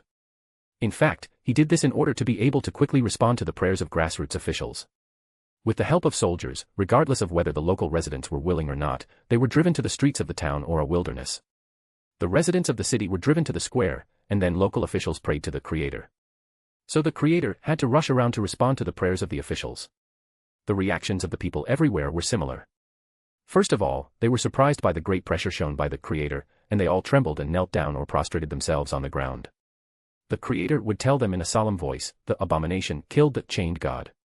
For this reason, abomination Sua sacrificed the lives of more than 300,000 residents of Yasin City. He is a complete evil god. I drove away the abomination and rescued you from such an evil god, becoming your new ruler. My messengers will distribute land to you, crack down on the bad habit of sacrificing living people to evil gods, and let you live a richer life. From today onwards, all the gods of the Rose school of thought will be evil gods, and anyone who believes in evil gods will be punished. Under normal circumstances, this short speech that directly hits the hearts of the people will make them completely surrender, and most people will no longer continue to believe in evil gods. But there must be some devout believers who will still secretly believe in it. At that time, people will have to be arrested. The Highland Kingdom suddenly lost hundreds of thousands of people, and there was a shortage of labor. Of course, the Duchy government would not let go of this kind of labor camp criminal who came to their door. The Duchy government was very efficient. In just 5 days, the people in the entire occupied area met the Creator and learned who their new ruler was. The prayers to the Creator suddenly increased, and Hobert could clearly feel that the power of these beliefs was transmitted to him through the Iron Throne. They were both the Creator's anchors and Hobert's anchors. After this action ended, a vigorous land reform was launched in the entire occupied area. After the people were allocated their own land, they knew very clearly that the rule of the Highland Kingdom was over. In Yasin City, Hobert once again felt signs of the digestion of the potion. With the end of the land revolution, the potion of Duke of Entropy was also completely digested. At present, the Beyonder characteristics of Prince of Abolition are also available, and it is just a matter of completely eliminating the Highland Kingdom to complete the ritual. After entering April, the battle situation went very smoothly. Medici had led the Beyonder forces to attack Cologne City twice. The first time they failed to capture it, but the second time they captured it and looted the hub city. Then he withdrew on the grounds that the occupied area south of Yasin City needed more Beyonders. After 2 attacks, the Beyonders of the Highland Kingdom nobles were basically dead. The Rose school of thought no longer had any extraordinary power to dispatch. Medici planned to completely capture Cologne City during the 3rd attack. At the same time, the remaining territory of the Highland Kingdom was quickly occupied by advancing with both Beyonder forces and conventional forces. In the past month or so, 2 batches of reinforcements entered the Highland Kingdom, most of whom were regular troops and low-sequence Beyonders. The soldiers recruited in the Duchy of South Balham last year, after more than 3 months of training, 30,000 of them were sent to the Highland Kingdom to prepare for the final war against the Highland Kingdom. In fact, the main purpose is to let the soldiers experience actual combat. The power of the Highland Kingdom nobles has basically disintegrated, and this war is destined to not be very intense. At the same time, taking advantage of this period, Hobert once again optimized the structure of the Duchy government's functional departments. The first is to redetermine the responsibilities of each department, the second is to formulate a fairer personnel advancement system, and the third is to formulate a more scientific financial system. In addition, some cumbersome processes are reduced, and the phenomenon of one department going left and another department going right in a common project is avoided as much as possible. In addition to the government's functional departments, Hobert also introduced many regulations for official Beyonders. The first is that the official Beyonders are divided into 2, one part is stationed in various places to solve the extraordinary events encountered in ordinary times. One part is still an extraordinary force, ready to respond to the call for extraordinary wars at any time. Like the 4 Beyonder forces that Hobert gave serial numbers to, they are Beyonder forces that are ready to carry out extraordinary wars at any time. And like Barnett's unit, Lawrence's unit, Solomon family's unit, etc., except for Sequence 5 and demigod-level forces, they must be ready to respond to the call to participate in the war at any time. Other Beyonders have clear stations. Several Beyonder families are easy to solve, and the Demonist Council also strongly supports it. After all, they all hope to become official Beyonders. Hobert only needs to discuss this matter with Sharon and others of the Temperance School, because if the Temperance School is also willing to support this policy, it means that their organization will be dismembered by Hobert. Many low-sequence members of the Temperance School not only have to be stationed in the old land of the Highland Kingdom, but also have to go to Longtail Island and Rockville City. In short, they are basically broken up. It is not only them who are broken up, but other Beyonder organizations are also broken up by Hobert using these new rules. The members of the official extraordinary team stationed in various places may be members of the Tudor family or the Tony family, but the captain may come from the Balk family. Regarding this point, Hobert explained very clearly, this is to better exploit the cooperation between the various pathways. After all, the Orthodox Church will also cultivate some Beyonders of non-adjacent pathways. If they are to be emulated, Hobert's request is not excessive at all. It's just that the Beyonder forces of the Duchy of South Balham is a bit special. Relatively speaking, the Beyonder forces all belong to one organization and are relatively xenophobic. Hobert did not encounter too much resistance from the top echelons of the Temperance School, where he was most worried. They only required that members of the temperance school be able to reside in the Duchy of South Balam without joining the official Beyonders. Hobert agreed to their request, so the more than 70 temperance school members who participated in the war were divided into two, and many people were sent to various places to be stationed. This is another major reshuffle of Beyonder forces. Most of the low-sequence Beyonders have become official Beyonders in various places. The Beyonders of the Creator Force are very large, and even if the territory is doubled, they can still defend it. Although the number of Gale Army and other 4 Beyonder forces, as well as Sharon's unit, has decreased, they are all elites. The only one that has not been touched is the Sanguine who came to help, after all, that is Lilith's Beyonder force. After standardizing the responsibilities of the official Beyonders, Hobert also promulgated the rules for the use of sealed items. After several wars, Hobert has accumulated a large number of Grade 2 sealed artifacts, and even more than 20 Grade 1 sealed artifacts. Especially after entering Yasin City, several Grade 1 sealed artifacts were seized, such as the bones of the Chained God and the conch left by the conch monster. They all have the level of Grade 1 sealed artifacts. There is no use for these things piled up in the Nation of Disorder. Hobert simply distributed most of the sealed items. Level 2 and Level 3 sealed artifacts were basically distributed to the official Beyonder strongholds. Some Beyonder stronghold captains were Sequence 7, yet they had 3 or 4 Grade 2 sealed artifacts. Even the official Beyonders of the various churches in the northern continent weren't this wealthy. Grade 1 sealed artifacts and some Grade 2 sealed artifacts with strong offensive capabilities were basically distributed among the Beyonder troops. The Gale Army and the other 3 armies each received 3 Grade 1 sealed artifacts, and Sharon's unit also received 2. The ownership of these sealed artifacts belonged to the Duchy of Southern Balam. They only had the right to use them temporarily. This distribution of sealed artifacts surprised all the Beyonders of the Duchy. They hadn't expected the Creator's forces to have such a deep accumulation. Unlike the Orthodox churches, the church's sealed artifacts were accumulated from one Beyonder case after another. Many official Beyonders already had many sealed artifacts in their team's possession when they joined the Beyonder forces of the Orthodox churches. The official Beyonders of the Duchy of Southern Balam were different. First, the Beyonder forces joined, and then the official Beyonder organization was formally established. At the beginning of this organization's establishment, they suddenly received so many sealed artifacts all at once, which naturally made them feel surprised. However, at the same time, the ownership of sealed artifacts obtained in subsequent work also belonged to the Duchy of Southern Balam, and the Beyonders only had temporary usage rights. There was only one exception: if a certain Beyonder individual was very compatible with a certain sealed artifact, then the Beyonder individual could use that sealed artifact for life. Hobert looked at the greatly emptied hall and suddenly felt an unprecedented sense of satisfaction, as if a huge sum of money had been spent on something he deeply admired. Then, he turned his gaze to the Beyonder characteristics. There were still a large number of Beyonder characteristics stored in the hall. It was meaningless for these things to be stored here, and they had to be spent as soon as possible. Hobert had already sent many Sequence 9 Beyonder characteristics directly to the official Beyonder squads. From now on, the captains had the authority to give out Sequence 9 potions. In addition, the Marauder Research Society and the Traveler Research Society now apply for a batch of Beyonder characteristics every month. At this time, these two research societies have cultivated a large number of Sequence 7 Beyonders. Medici had recently made a suggestion to Hobert to form a Beyonder troop with the Hunter pathway and another Beyonder troop with the Prisoner pathway as its main members. Hobert immediately agreed and asked Shear and Archibald to execute it because he had a large number of Beyonder characteristics of these two pathways in his hands. Time came to mid-April. Medici began to organize the third attack on the remaining forces of the Highland Kingdom. Soon, good news came from the front lines. They quickly defeated the last bit of Beyonder power of the enemy in Corin. Then, the pursuit began. Regardless of the number or sequence, the official Beyonder troops of Southern Balam had an absolute advantage, so after an hour of pursuit, the entire enemy army was wiped out. At the same time, two Southern Balam armies, mainly composed of regular troops, attacked and seized territory from the other two directions, quickly disintegrating the Highland Kingdom's previously retreated forces. The Highland Kingdom, which had fought with the Balam Empire for more than 1,000 years in the southern continent, was thus destroyed. Moreover, under Medici's strategic strikes, the Highland Kingdom had almost exhausted all of its Beyonder power. At this time, the Rose school of thought no longer had demigod-level power, leaving only the Abomination Sua and some low-sequence Beyonders who had not been transferred back from strongholds outside the kingdom to participate in the war. They shouldn't think about infiltrating the Duchy of Southern Balam within 3 to 5 years. Even in this final battle, Sua didn't make a move. As for the nobles of the Highland Kingdom, only some low-sequence Beyonders remained.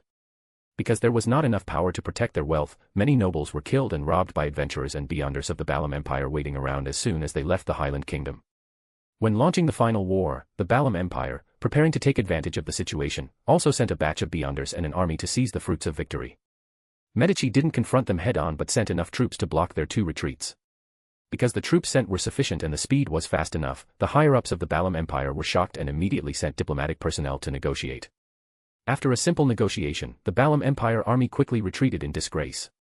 The countries of the northern continent were collectively surprised again when they heard that the Highland Kingdom had been destroyed so quickly. This was a country that had not been destroyed in the 100 years of the colonial era, it was gone just like that. When the Duchy of Southern Balam suddenly stopped its advance, the countries of the northern continent thought that Southern Balam was running out of steam. Even the staff of the strategic departments of various countries believed that the Highland Kingdom's faith was special and that there was still a possibility of a counterattack. However, the Duchy of Southern Balam disappointed them again, ending this war of annihilation at an extremely fast speed. The reactions of various countries were different. The Fanapotter Kingdom was already planning to send an ambassador to the Duchy of Southern Balam. The Fasak Empire and the Intis Republic became nervous again. The speed at which the war ended was much faster than they had expected. They were all afraid that the Duchy of Southern Balam would free up its hands at this time and avenge the previous hatred in Rockville.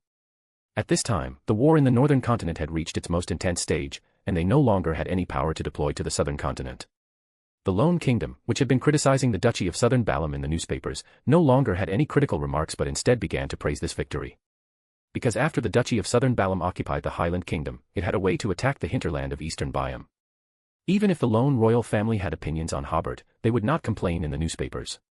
After destroying the Highland Kingdom, the territory of the Duchy of Southern Balam increased by nearly double, almost as large as the Fanapotter Kingdom. At this time, the countries of the northern continent felt the pressure from the southern continent for the first time. If the Duchy of Southern Balam continued to help the Lone Kingdom, then this war might continue for some time.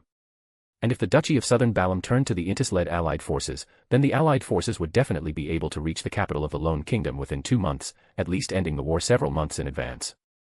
Fortunately, the Duchy of Southern Balam has not yet expressed its position and seems to be still watching. Therefore, the 4 countries of the northern continent sent envoys one after another, giving money and people. After learning that Hobert preferred advanced technology, they began to send various technologies. The large-scale ship and airship technology that had not been obtained from the Lone Kingdom before was now easily obtained from other countries. Hobert didn't refuse anything that was sent. He originally planned to digest the new territory first, wait for the Beyonder troops to rest and accumulate strength before making any further plans. The needs of the countries coincided with his strategy, so Hobert would naturally not refuse the benefits they sent. In late April, the Duchy of Southern Balam in the southern hemisphere was beginning to enter winter. At this time, the capital, Angel, had been built. Currently, the main completed parts are the Duke's Palace, the office space for various departments, the commercial street, and many residential buildings. This city can already accommodate tens of thousands of people, but there are not so many residents now, and most of the residential buildings are still empty. More residential buildings will be built after the city's population increases. Not only are the residential buildings empty, but the Duke's Palace is also empty. The main structure of the Duke's Palace is divided into 3 parts. Furs lives in the left part, and Audrey lives in the right part. The middle is where Hobert works, as well as several halls, some for internal meetings, some for handling Beyonder work, and some for receiving foreign guests. This time, Hobert didn't think about saving money. Everything was built in a big way.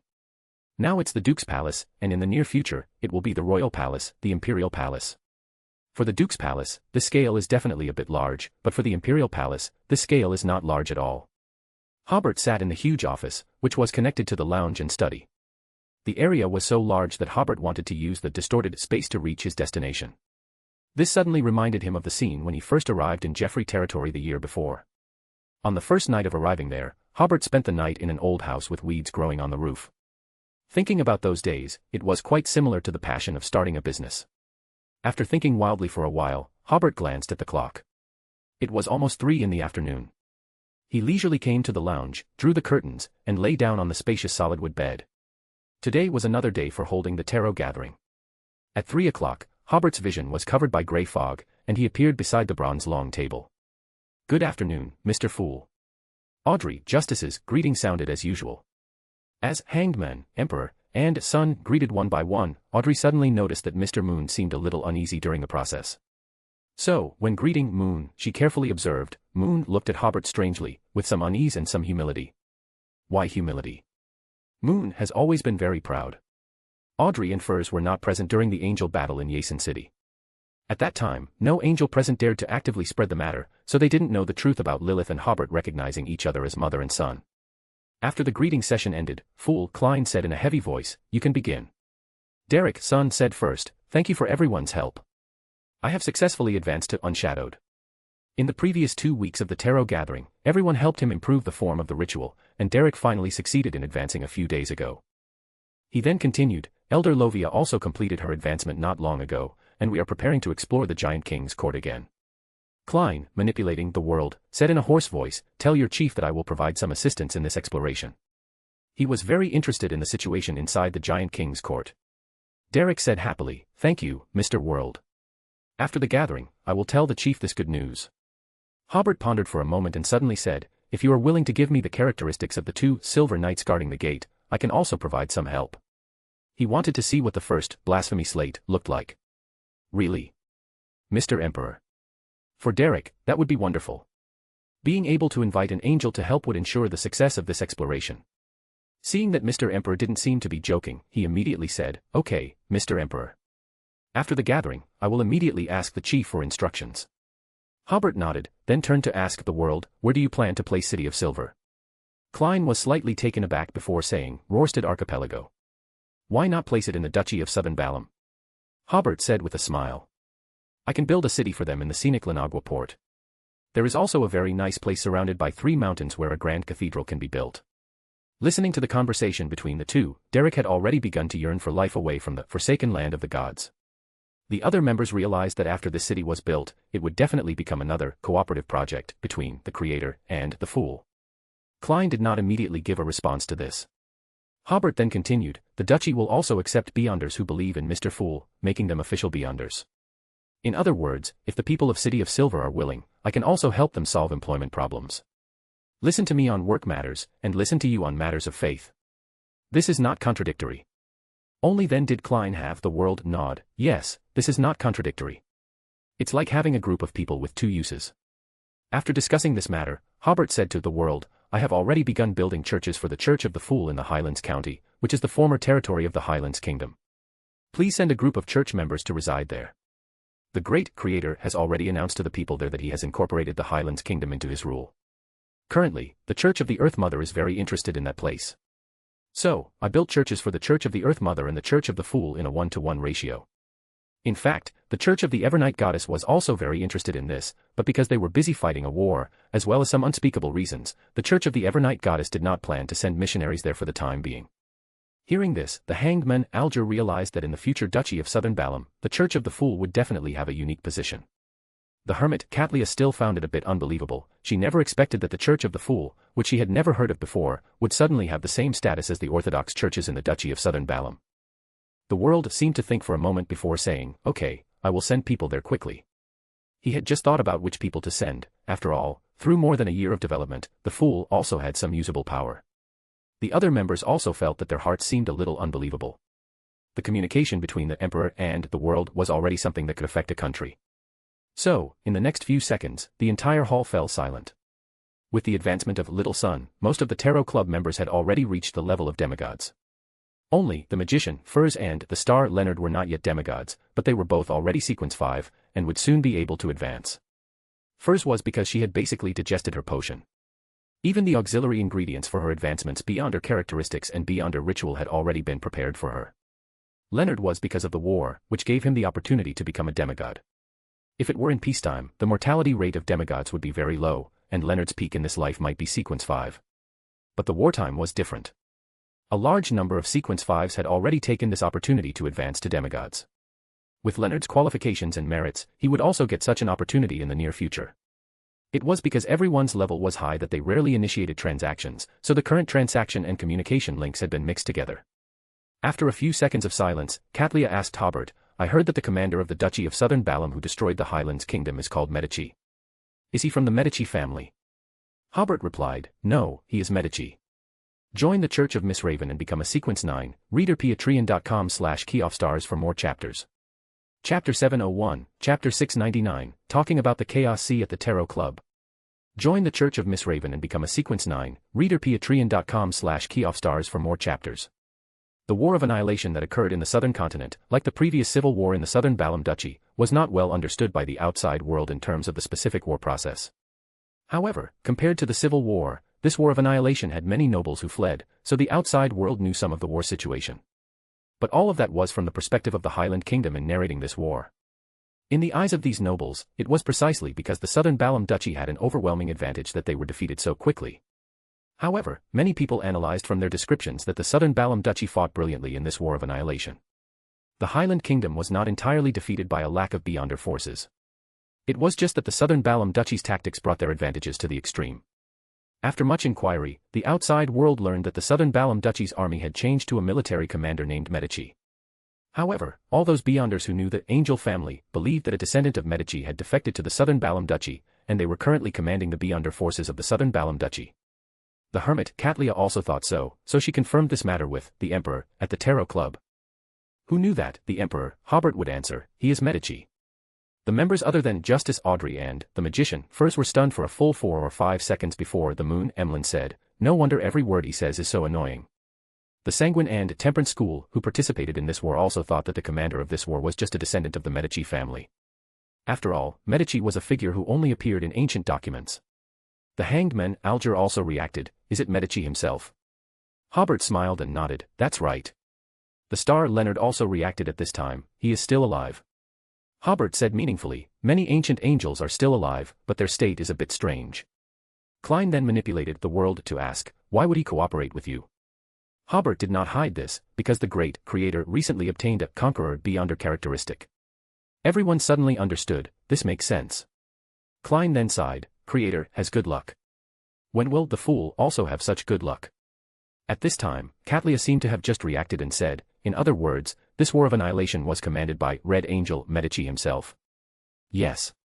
Hobert said seriously, few beyonders today possess his kind of warlike thinking. Leonard nodded, after all, beyonder wars rarely happen now, and everyone doesn't know how to fight beyonder wars. And Medici's era often had beyonder wars, so he should have accumulated a lot of war experience. Not to mention the Rose School, I estimate that even the Orthodox churches are no match for him in terms of war.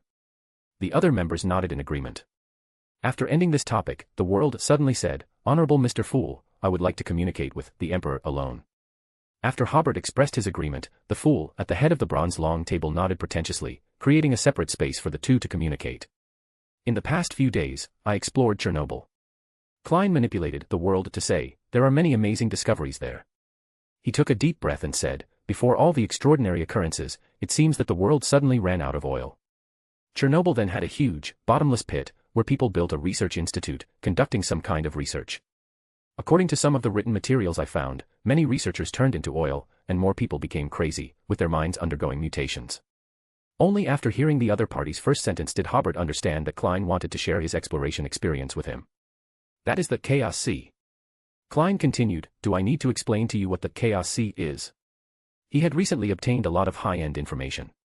Hobert said, I have heard of the Chaos Sea. It is said that for some pathways, it is the key to becoming a great old one. Klein nodded and continued, I don't know why, but the power of the Chaos Sea suddenly expanded, turning the oil in the ground into a part of it. It seems that the oil disappeared because of this. I also encountered an Amon's avatar in the research institute. In order to deceive me, or rather, to contaminate me, he told me a lot of information. Later, I judged that most of the information should be true. Hobert, Ed, if it is determined that Amon is deceiving, then most of his words are credible. This way, it would be easier for him to achieve his ultimate goal. Klein obviously thought so too, and he continued, Amon's avatar said that the Chaos Sea is very large, almost filling the Earth's core. It is also the only Sefirah that emphasizes both reality and illusion, and has a direct entrance in the real world.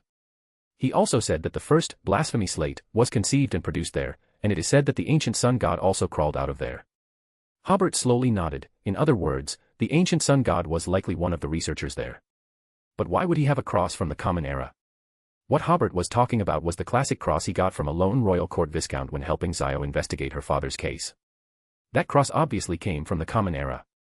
Klein had studied that cross when Hobert traded with Derek, so he knew what Hobert was referring to. So he guessed, could that be an accessory he carried when he went to work? Westerners generally have the habit of wearing cross necklaces.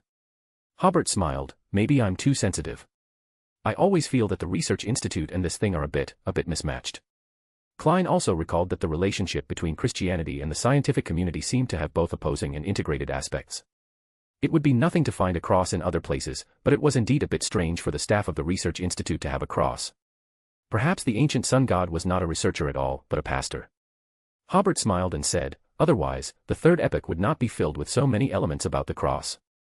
Klein nodded, that's right. If it involves some supernatural phenomena, maybe they will ask some religious people to help. They did not continue to discuss this issue, but talked about the Chaos Sea. Hobert sighed, I didn't expect the entrance to the Chaos Sea to be in Chernobyl.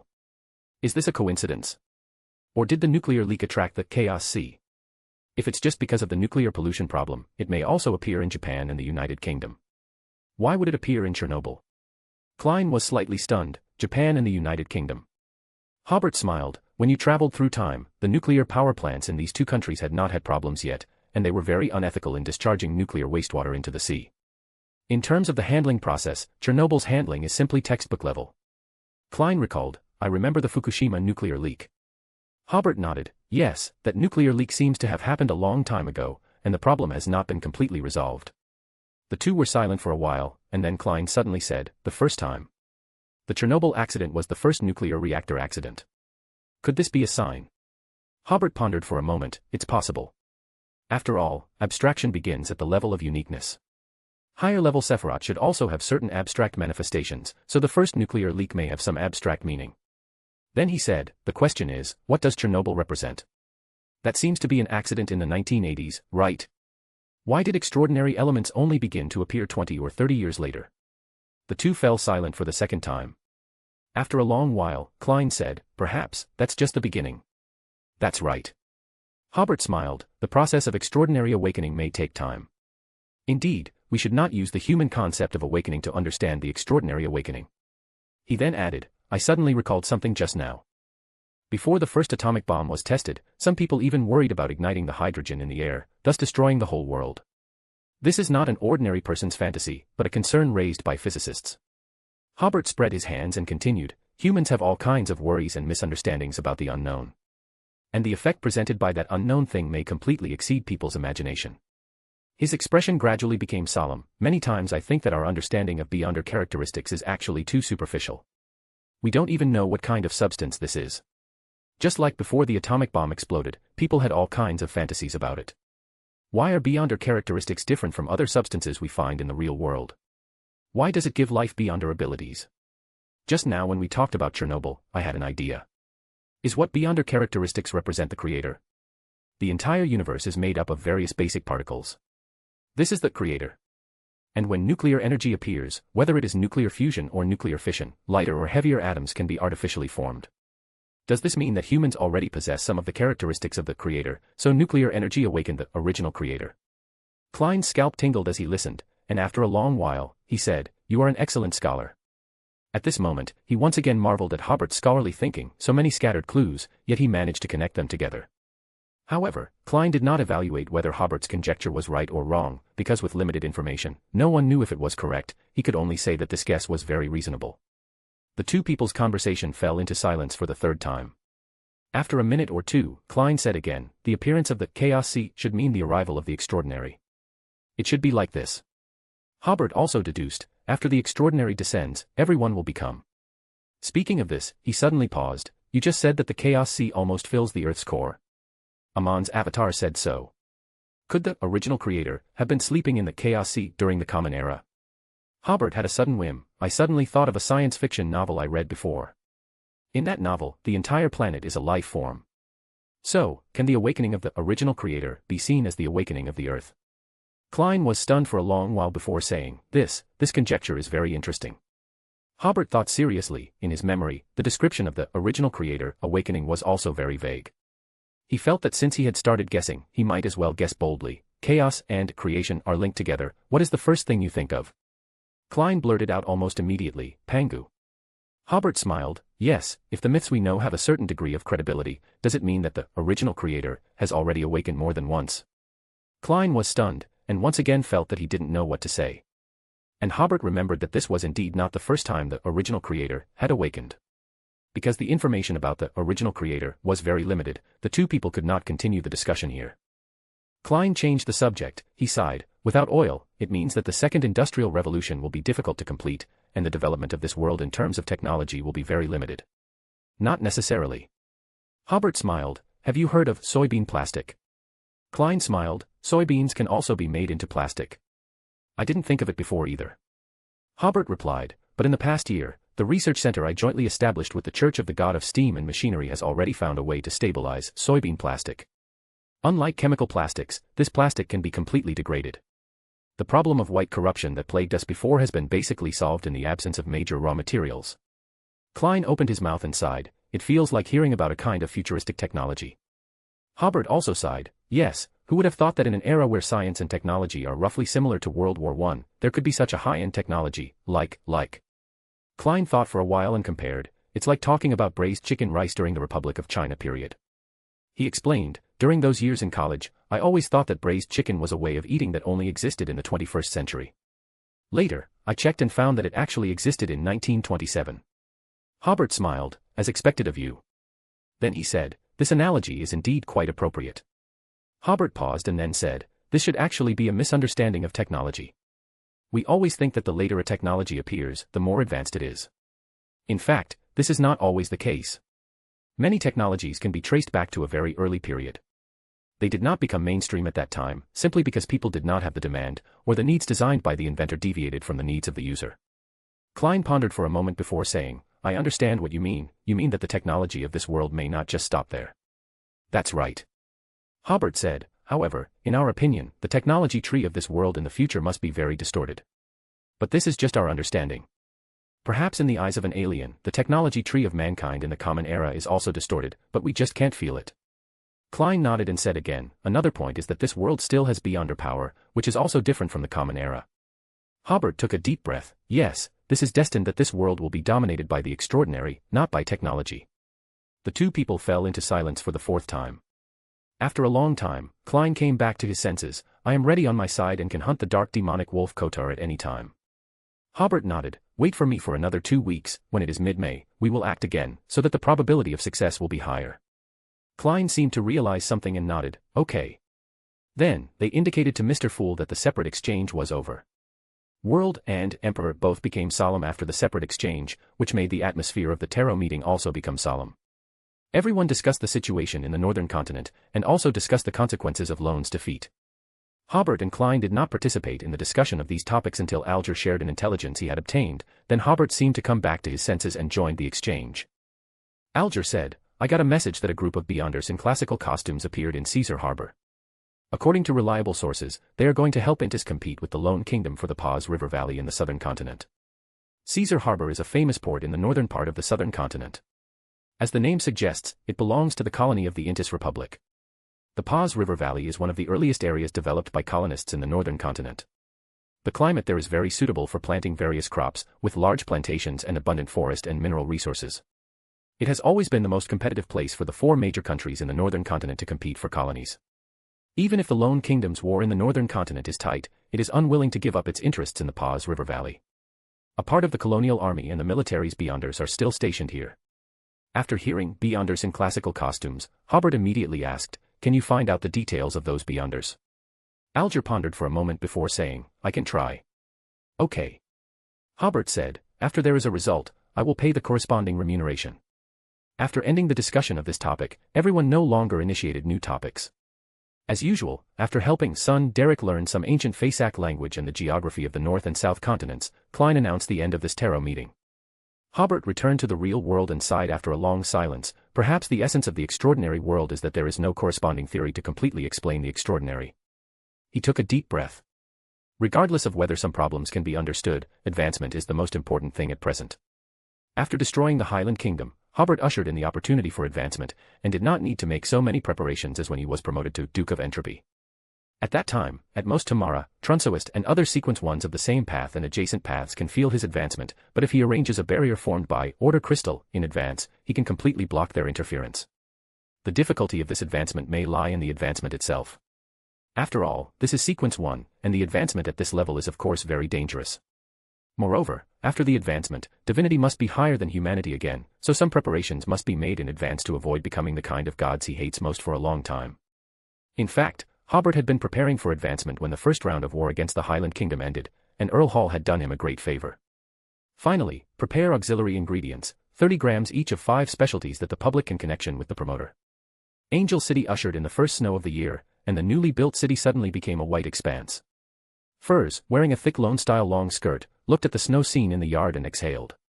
Before that, she could hardly imagine that there were places in this world where it would snow in April. After standing for a while, she continued to pass through the long corridor and headed to the building complex in the middle of the Duke's mansion. Firs was a little puzzled. Why would Hobert, who had always been frugal, build such a large palace? It was even so large that she wanted to use blink to walk, or use travel to reach her destination. Arriving at the central building complex, like the left building complex where Firs lived, there were a large number of buildings that were not decorated at all, and even had no doors and windows installed. A gust of cold wind blew through, and a lot of snow even blew into the room. Firs walked a few steps quickly and finally came to the decorated part, and quickly came to the magnificent dining room. The waiter opened the door of the dining room, and Firs's eyes narrowed, because not only Hobert was in the dining room, but also Audrey, with golden hair and an excellent figure. Firs knew very well that Audrey lived on the other side of the palace, but the two were very tacit and had never met in the palace. Audrey's expression also changed when she saw Firs, but she thought of something else. Through the conversation with Hobert just now, she felt that Hobert seemed to be worried about something. He even called Firs here, indicating that the things Hobert was worried about were difficult to solve. Firs, I have an important matter to discuss with you. Hobert got up and smiled. I think you two should both be present for this matter. Firs hesitated for a moment, but finally entered the dining room. Dong. The restaurant door was closed by the waiter, and Hobert further tampered with the surroundings, ensuring that only the three of them could hear the following conversation. Hobert, facing Firs, who was standing, and Audrey, who was sitting, said, "The good news is, I have obtained the opportunity to advance to Sequence 1. The two of them asked together, what method? It's probably an event that can cause huge fluctuations in my personal emotions, Hobert said. It could be excitement, sadness, or some other emotion. Audrey seemed to have guessed something, but Firs asked, how do you plan to have us help you? I believe that my wedding with Audrey soon will be of great help to me in restoring my humanity. This was the preparation Hobert had made to restore his humanity. Or rather, this opportunity was delivered to him by Earl Hall. Firs paused slightly before saying, I understand. She had heard Zio mention this matter before and was not surprised by it, if there's nothing else. I have another matter to discuss with you, Hobert interrupted Firs, to give you my political will. He said, so you both need to be present. The restaurant fell silent again. Audrey and Firs suddenly realized that, due to some pressure, Hobert had to choose to advance as soon as possible. However, Hobert was not confident in overcoming the negative effects of the advancement. Only now did they fully understand why Hobert had called them together to discuss this matter. After a few more seconds, Audrey said, even if the wedding fails to make your humanity prevail, we will look for other ways. Firs also said, there's no need to be so pessimistic. No, we must be fully prepared for this kind of thing, Hobert said seriously. He still couldn't tell these two people who were very close to him, advancing to Sequence 1 might not be very difficult, but what about advancing to True God? What if there was a chance to become a great old one? What if he completely lost his humanity at that time, or what if the original consciousness awakened within him? Hobert continued, if there really is such a day, you must help me protect the newly established Duchy of South Balham. This world needs a glimmer of hope too much. He took a deep breath and said, if I basically lose my humanity, I will not be very concerned about issues related to people's livelihood. Under the relevant laws of Beyonder characteristics, I should only be interested in other Beyonder characteristics. At that time, you will have to play the role of your identities and replace me as the head of this country. What you need to pay attention to is, don't let this country go down the wrong path because of some radical ideas. Including ideology, including economic and military aspects, and the requirements for the people, you can be radical, but don't be extreme. Even forces with obvious hostility can cooperate in some areas. Don't completely stand on the opposite side just because of different ways of thinking, and compete in everything. You must have the political determination of, you play your cards, I play my cards. Firs and Audrey wanted to interrupt Hobert several times, but Hobert distorted their thoughts, making them listen to his political will. Hobert took a deep breath and finally said, sorry, this may be a bit selfish, but I have to consider the worst-case scenario. Okay, I think you're all hungry, let's enjoy dinner together. After making political instructions to Audrey and Firs, Hobert began to prepare for the wedding in Backlund. Of course, the butler could handle this kind of thing for Hobert. Hobert only needed to provide enough pounds. On the other side, after a series of investigations and inquiries, 5 things that easily reminded the public of Hobert were summarized. The thing that most easily reminded everyone of him was, of course, light bulbs. Very early on, Earl's light was almost tied to Hobert. The planned development model, the vegetables and fruits of Longtail Island and South Colson, etc., would be things for the future. The second thing that everyone could connection with the Duke of South Balham was something that Hobert hadn't even thought of, a ruler for measuring land. No matter where it was, land division seemed to be the label of Lord Hobert. This made Hobert sigh helplessly. There were already two very unpalatable things. Fortunately, the third and fourth things were bread and cabbage. From the beginning of building Longtail Island, Hobert had always provided sufficient food for the workers. Bread was always available in abundance, and cabbage, which had a large yield, had always been the main vegetable on the construction site. The last thing was the current military uniform of the Duchy of South Balham. From the beginning in the South Colson area, the army established by Hobert was very different from the army in everyone's impression. It didn't hit people or rob things, so it left a deep impression on the public. As for the Duke's grain, various fruits and seafood, etc., and the laws and regulations formulated by Hobert were ranked behind. After making these preparations, it was already early May. On the day of the advancement, Hobert had breakfast with Audrey and Furs as usual. He didn't tell anyone that he planned to advance today. After breakfast, Hobert went to the office as usual, but told the waiter not to disturb him. He took out the scales from his desk, cut 30 grams of each of the 5 auxiliary ingredients, and first put them into the beaker. Of course, for things like light bulbs that were difficult to cut, Beyonder abilities had to be used. Then, Hobert took out the Prince of Abolition, Beyonder characteristic, which looked like a ball of light, from the Nation of Disorder. The Sequence 1 Beyonder characteristic was suspended in the beaker and did not fall to the bottom of the cup. Instead, the 5 auxiliary ingredients were sucked into the middle of the beaker, surrounding the Beyonder characteristic. The 5 auxiliary ingredients gradually melted like ice cubes when heated. After a few seconds, the potion that looked like mercury fell to the bottom of the beaker. Hobert took a small glass bottle to fill the potion and covered it with order crystal on the outside. After putting away the potion, Hobert distorted the boundary between the real world and the spirit world, and stepped into the spirit world, arriving at an uninhabited island that he had surveyed through the spirit world. Hobert unhurriedly arranged the Wall of Spirituality, and used the abilities of Magnification and Exploit on the Wall of Spirituality. Magnified the effect of the Wall of Spirituality, and exploited the Beyonder laws to extend the time it could exist.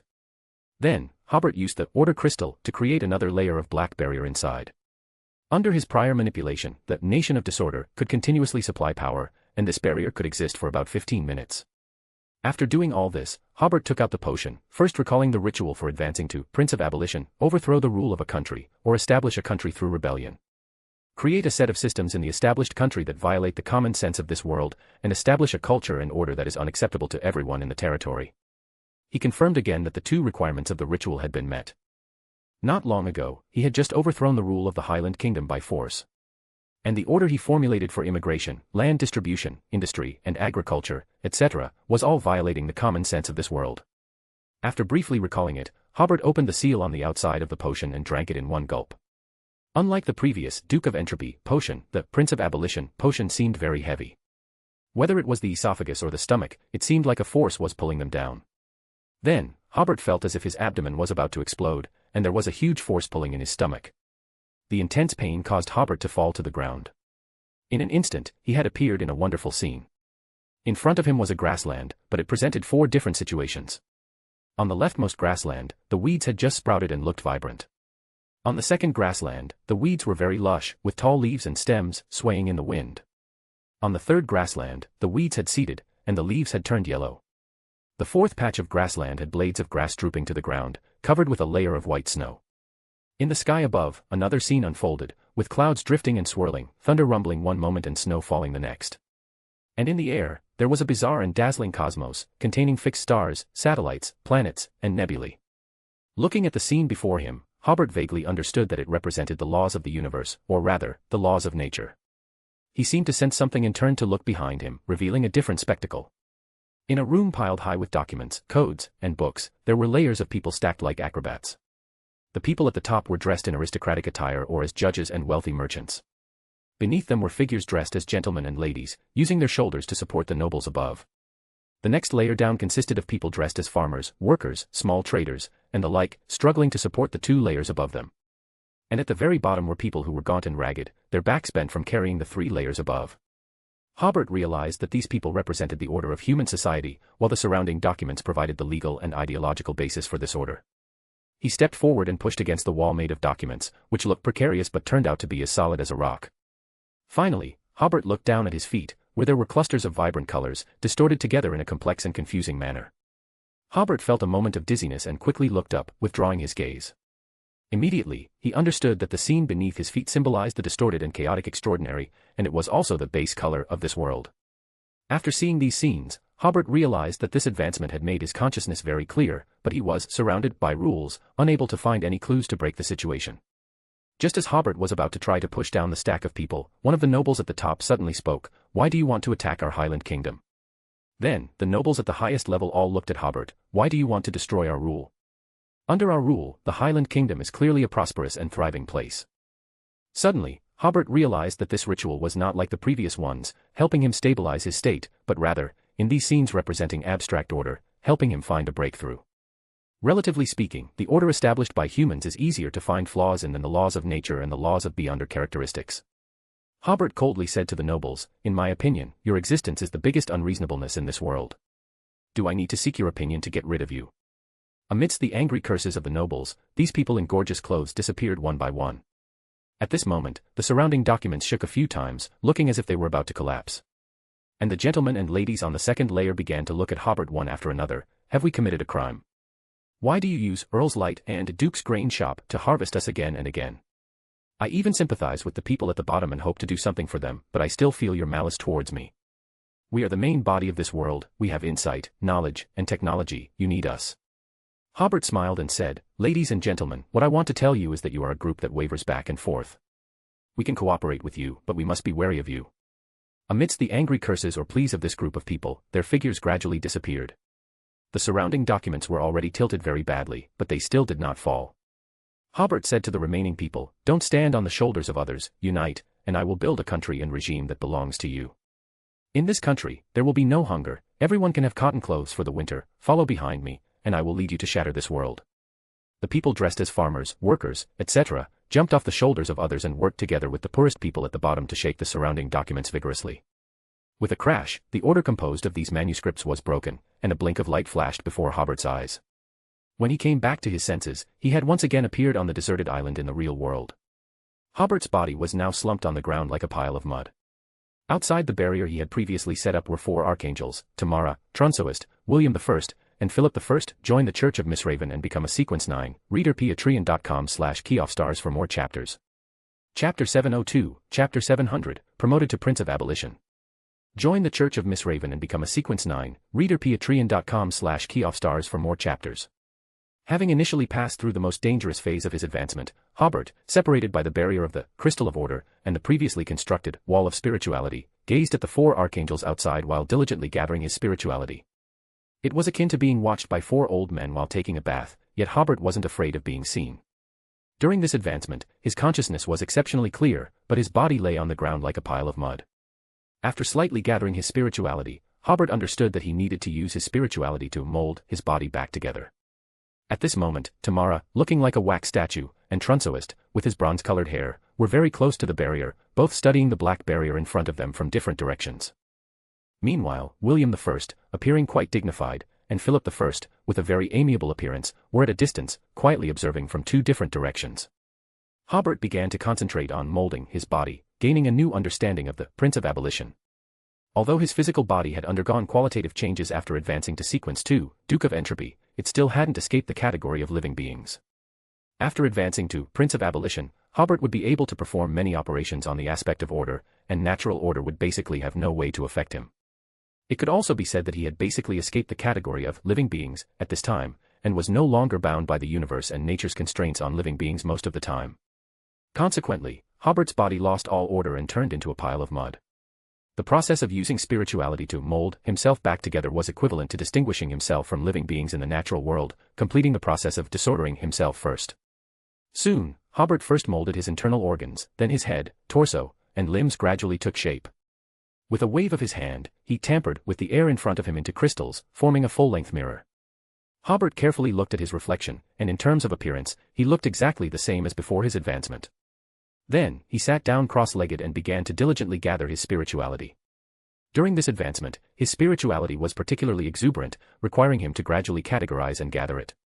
As time passed, after about 2 minutes, Tamara shook her head and quickly left the area. Among the 4 archangels, she was the most dangerous. If Hobert basically controlled his spirituality, he was likely to risk killing her. About half a minute later, Trunsoist, who also hadn't found a way to open the black barrier, also left. He also knew very well that as soon as Hobert had a chance, he would definitely try to kill him. And at this moment, if Hobert made a move, William I and Philip I, who were observing and wary of each other, would definitely temporarily abandon their confrontation and immediately attack. After another half a minute or so, Hobert basically gathered his spirituality. He took a deep breath and smiled at William I and Philip I through the barrier of the crystal of order. William I forced a smile. "Congratulations on your successful advancement. I will send someone to deliver a gift later." With that, he lifted his foot and left the area in one step. Philip I smiled and said, "I'll chat with you again when you have time." After speaking, he also left. On this deserted island, only Hobert remained. He didn't immediately remove the barrier formed by the crystal of order, but first used his spirituality to feel the abilities he had gained after his advancement. First of all, Hobert finally had an ability that could quickly subdue enemies and quickly break defenses, the Sword of Disorder. All along, the advantage of the lawyer pathway lay in its unexpectedness, in its best assist, and in its unique defensive means. But even as an angel, he lacked the means to quickly harm targets of the same level. Now that he had such means, he could use abstract order to form a weapon with the appearance of a long sword. Of course, it could also be other shapes. This weapon could almost ignore any laws, or more specifically, it could ignore the target's defense and harm the opponent. It could even pierce the armor of a warrior. Of course, this didn't mean that Hobert was invincible. The Twilight Greatsword in the hands of a Sequence 1 warrior and the rusty and blood-stained longsword of a conqueror were both weapons of the same level and could withstand the Sword of Disorder. But Hobert was already very satisfied. After all, before this, let alone a conqueror, even when encountering a longsword forged from the beyonder abilities of a weather warlock, he had to use abilities such as distortion or tampering to avoid it. Now there was no need for that. He also had a similar weapon. Other abilities had been strengthened. For example, tampering could now tamper with mathematics in a short period of time. Just like Hobert's previous operation when he first obtained the Prince of Abolition, beyonder characteristic, he tampered with the number of his arms from 2 to 4, so he had 4 arms. But currently, he couldn't tamper with 1 or other numbers to 0, that is, tampering from existence to non-existence, or from non-existence to existence. At least, he would have to accommodate the uniqueness before he could do this. Not only mathematics, but he could also manipulate physical laws. For example, before, if Hobert wanted to trap an enemy with ice, he needed to tamper with the freezing point, distort the temperature, and so on to achieve his goal. Now there was no need to be so troublesome. He could directly distort the temperature of a large area to -100 degrees Celsius, and he could reach the temperature instantly without using a constantly accumulating method. And he could distort solids into liquids or gases. In short, the effects that previously required constant accumulation to achieve could now be achieved instantly. This was a change to natural laws. After becoming the Prince of Abolition, Hobert could also perform more operations on the abstract social order of mankind. For example, exploiting the status that the Lone royal family had always held in the hearts of the people, he could make all the people of Lone believe that Hobert was their king for a certain period of time. Or he could make the people betray their king for a certain period of time. Finally, Hobert even discovered that he could already perform some operations on the laws of beyonder characteristics to a certain extent. For example, causing the opponent's beyonder power to fall into disorder. The target clearly wanted to attack the enemy, but instead, they raised their hand and threw a flower at the enemy. This made Hobert sigh. Unexpectedness is the true nature of a lawyer. Immediately afterwards, Hobert realized that he had already digested a portion of his Prince of Abolition potion in advance. Using his spiritual perception, Hobert suddenly understood, this was the benefit he had gained from killing George III before. After all, at that time, Hobert was still the Duke of Lone, and as a duke, he had assassinated the king, which was very much in line with the nature of the Black Emperor pathway. Following this line of thought, Hobert began to consider how to digest the remaining majority of the potion as soon as possible. In this era of transition, only by accommodating the uniqueness could Hobert feel a little at ease. He first thought that if the Duchy of Southern Balam became independent, it would definitely digest a large portion of the potion. However, this point required strategic consideration. After all, he could currently only influence the world situation, but he could not deviate from the world's pattern. Especially in terms of developing the Duchy of Southern Balam, strategy was important. However, there were also some other means to digest the potion. For example, Hobert could promote Eastern architectural styles and Eastern ideologies. The reason why he hadn't implemented these policies in the Duchy of Southern Balam before was because he realized that these things could not only prepare for the advancement to Black Emperor, but also digest the Prince of Abolition potion. In addition, Hobert realized that with his current abilities, he could already play the role of Prince of Abolition by tampering and distorting natural states or climates. To this end, Hobert planned to make a try first. At this time, he had completely gathered his spirituality. After removing the barrier formed by the Crystal of Order, Hobert quickly came to the beach by distorting space. Then, he stretched one hand into the water and said in a very dramatic tone, "Ice Age." Whoosh! A cold wind suddenly swept across the sea, and the seawater within sight immediately turned into white ice. The previous sea breeze became icy and biting, and because the temperature dropped instantly, a layer of white mist formed on the ice. On the distant sea, many freighters and passenger ships were frozen on the sea. They thought they were dreaming. Originally, it was a blue sea and sky with bright sunshine, so how did the sea suddenly freeze? At the same time, many seabirds on the sea swooped down to hunt as usual, but instead crashed hard on the ice. Hobert pulled his palm out of the ice. Sure enough, he felt his spirituality become lively and his state more stable. He made the tropical sea freeze, which was disorder. Then, he stood on the beach, observing the power and duration of his ability. The low temperature of the ice lasted for 2 or 3 minutes before the tropical warm wind blew again, but even in the tropics, melting such a large area of ice would take a lot of time. In other words, the emergence of a large area of ice was a process of disorder, but allowing the consequences of this process to return to normal order completely followed the laws of nature. In order to understand his abilities, Hobert didn't leave, standing on the beach watching the ice melt little by little. By the next day, the ice on the sea had thinned, and the ships could break the ice and continue to move forward. But immediately afterwards, these ships encountered bad weather. This wasn't Hobert experimenting with beyonder abilities again, but the impact on the local climate caused by the melting of a large amount of ice. It wasn't until the third day that the ice on the sea completely melted, but the impact on the local climate might take a week or even 10 days to completely recover. This made Hobert sigh. Fortunately, the gods are currently in the astral world. If they were always in the real world, miracles would probably happen every day. Returning to Angel's Palace, Hobert first went to the Nation of Disorder to see the changes that had occurred within it. As soon as he sat on the Iron Throne, the bell of order in the clock tower suddenly rang on its own. Hobert immediately felt that he could further use the power of the Bell of Order. If he were to encounter the phantom formed under the influence of the Monarch of Decay, at this time, there would be no need to use the spiritual barrier. Perhaps a few strikes of the Bell of Order could directly dispel it. At the same time, he realized that if he were to ring the bell while Klein was advancing to become the Fool in the future, he could greatly help Klein stabilize his state. And if he were to accommodate the uniqueness and then ring the bell at that time, Klein should be able to face Amon's attack in a very good state after advancing. However, Hobert did not gain any new abilities from this advancement. This was also expected. After all, when Hobert advanced to Duke of Entropy, he had completely controlled the power of the Nation of Disorder. In other words, before accommodating this Sefirah, the blessing of the Nation of Disorder on Hobert had reached its limit at Sequence 2. After this advancement, Hobert only had an increased control over the Bell of Order. Hobert was already very satisfied with this. After all, the effect brought by the Bell of Order was not something any ability could compare to. Returning to the real world, Hobert took a deep breath. Just as he was about to send someone to invite Medici, the palace steward knocked on the door outside and said, "Your Grace, is it convenient to come in?" Since Hobert had told everyone not to disturb him 3 days ago, the guards outside had not let anyone in. The steward, who had not been working for long, was afraid that something might happen to the Grand Duke in the room, so he reported the matter to Furs and Audrey. Furs opened a door on the wall and, after confirming that Hobert had left for something, told everyone not to disturb the Grand Duke. But yesterday, the special envoy of the King of Lone came and wanted to report this matter to the Grand Duke as soon as possible. The steward's shout was actually asking if Grand Duke Hobert had returned. Hobert said coldly, "Come in." Only then did the guard open the door and let the steward in. The steward was about to report the matter of the King's special envoy, but suddenly froze. This profession required a keen ability to observe words and expressions. He felt that the Duke in front of him seemed different from 3 days ago, but he couldn't quite put his finger on what was different. However, the steward quickly recovered and reported the matter of the King's special envoy. Hobert then asked the steward to invite the special envoy to his office for a meeting. The steward was slightly stunned. "Your Grace, this doesn't seem to be in accordance with etiquette." "You should." From the point of view of etiquette, Hobert should lead all the important officials of Angel City in the hall for receiving foreign guests to welcome the special envoy. Even if the special envoy had already stayed in Angel for one night, there should still be a welcoming ceremony. Hobert frowned impatiently and said, "I told you to invite her, so go invite her." Yes, yes, yes. The King's special envoy was still the outstanding Alice. Alice had no objection to Hobert's actions that did not conform to normal etiquette.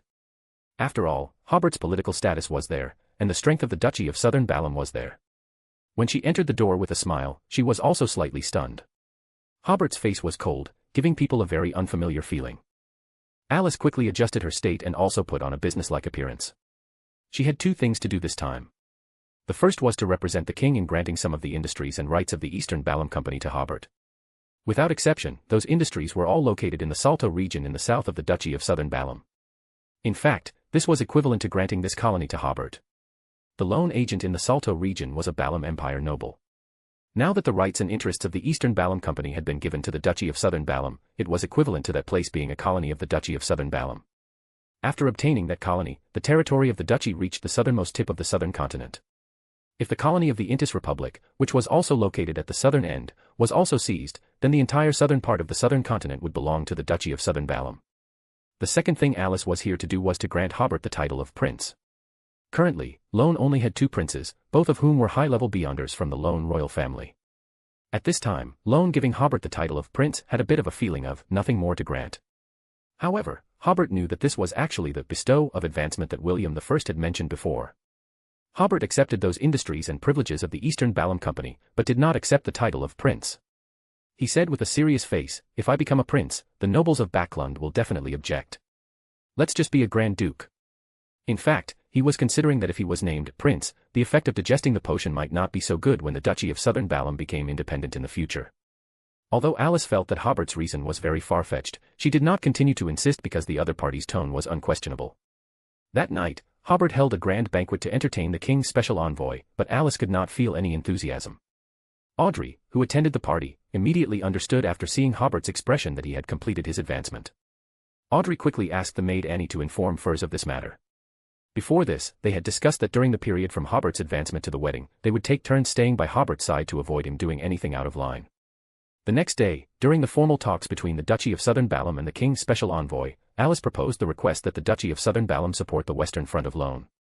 Unsurprisingly, Hobert refused on the grounds that the current Beyonder forces were all in the Highlands County and Cairn County. Alice also proposed to visit the industrial area of the Duchy of Southern Balam, but Hobert also refused on the grounds that it is too snowy and transportation is inconvenient. After seeing off the king's special envoy, Hobert immediately asked someone to invite Medici to his office. Medici, with a young face with southern continent characteristics, quickly followed the waiter in. He glanced at Hobert and said, "Your two wives are so beautiful, but I didn't expect you to be in such a bad state." He thought that Hobert was in a bad state, so his divinity had gained the upper hand. "It's none of your business." Hobert frowned and said, "I have something else to ask you today." Medici smiled and said, "Help me advance to become an angel again." "Yes." Hobert said, "This is a reward for your previous war." He paused and added, "But I have one request, you must join the Creator's faction. I know that with your qualifications, no one is qualified to lead you, so I specially applied to the Creator for you to have the same status as me, but our permissions are different. I have no other requirements, I only ask that you act in accordance with my strategic intentions." Medici joked, "Do you think I'm a fool? This is the position that Creator gave me, right? How did it become something you applied for?" His smile was just right, making his words and deeds look very annoying. "You." Hobert took a deep breath before saying, "You should pay attention to the timing and target of provocation."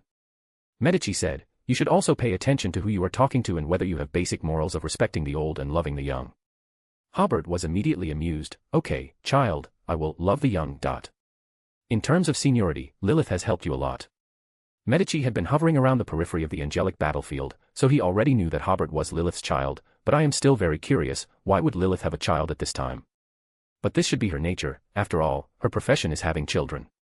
If Medici had used she instead of she, Hobert wouldn't have bothered with Medici, but Medici was obviously very clear about how to poke Hobert's trachea, causing him to suddenly release the pressure of an angel. "You." Okay, Medici said quickly when he saw that Hobert was about to get serious, "Let's talk about business." Hobert also understood Medici's intentions. He took a deep breath, put away the pressure of the angel level, and felt that his humanity had recovered a lot. That's right, Medici had deliberately provoked him continuously just now to try to help Hobert restore his humanity.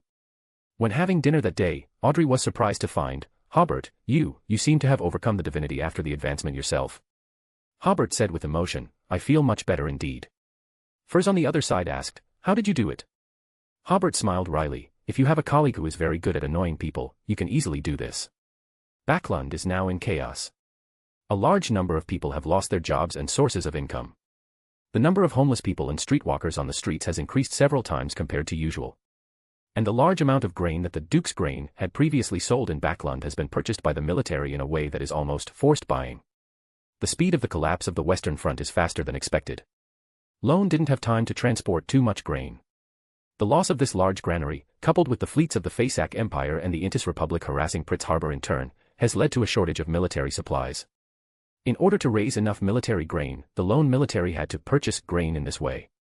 At this time, the new season's grain from the Rorstad archipelago was still about a month away from harvest, and the lone colonial army in the southern continent had lost another world-class granary, the Paz River Valley, and all of its territory. This meant that the Duke's grain also didn't have much grain to sell, so the price of grain rose 3 times a day. Even the middle class who hadn't lost their jobs were finding it hard to afford bread.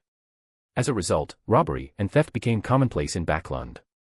People not only had to find ways to get bread, but also had to be able to get the bread to their families. At this time, scenes of people fighting violently over a loaf of bread, leaving one side seriously injured, were frequently staged on the streets of Backland. The police were too lazy to care, and pedestrians were already used to it. It was under such circumstances that Hobert and Audrey's wedding was held as scheduled. In this war, the lives of the nobles had not been greatly affected so far. They had already stockpiled enough grain to last for 2 or 3 years. They also had many manors that could continuously produce food, and the military would not purchase the grain in their hands. Therefore, the nobles basically pretended not to see the current chaos in Backland. A few nobles did advocate that everyone donate a portion of their grain to ordinary people to prevent them from taking risks, but there was no way to fundamentally solve the current problem. In Hobert's view, the best way now was to provide work as a form of relief, to find things for these people to do. Hobert even had his agent in the House of Lords, Lord Bradley, propose such a bill in Parliament. The bill was passed, but the government departments did not implement it. This was because all government departments were now serving the war effort and had no time to implement these bills. They planned to issue guns to the police to disperse the crowds when things became uncontrollable in the future. They believed that after dispersing them a few times, no one would dare to cause trouble again. Hobert stopped interfering and focused on getting married. Although it was under the shadow of war, and the wedding was held in a relatively rushed time for the nobles, the wedding was still very grand. The wedding was held at the St. Samuel Cathedral of the Church of the Evernight Goddess.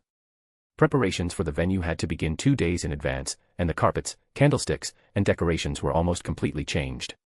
Because of the political status of Hobert, Christian, and Earl Hall, almost all the nobles of Lone and the high-ranking officers of the military would attend this wedding.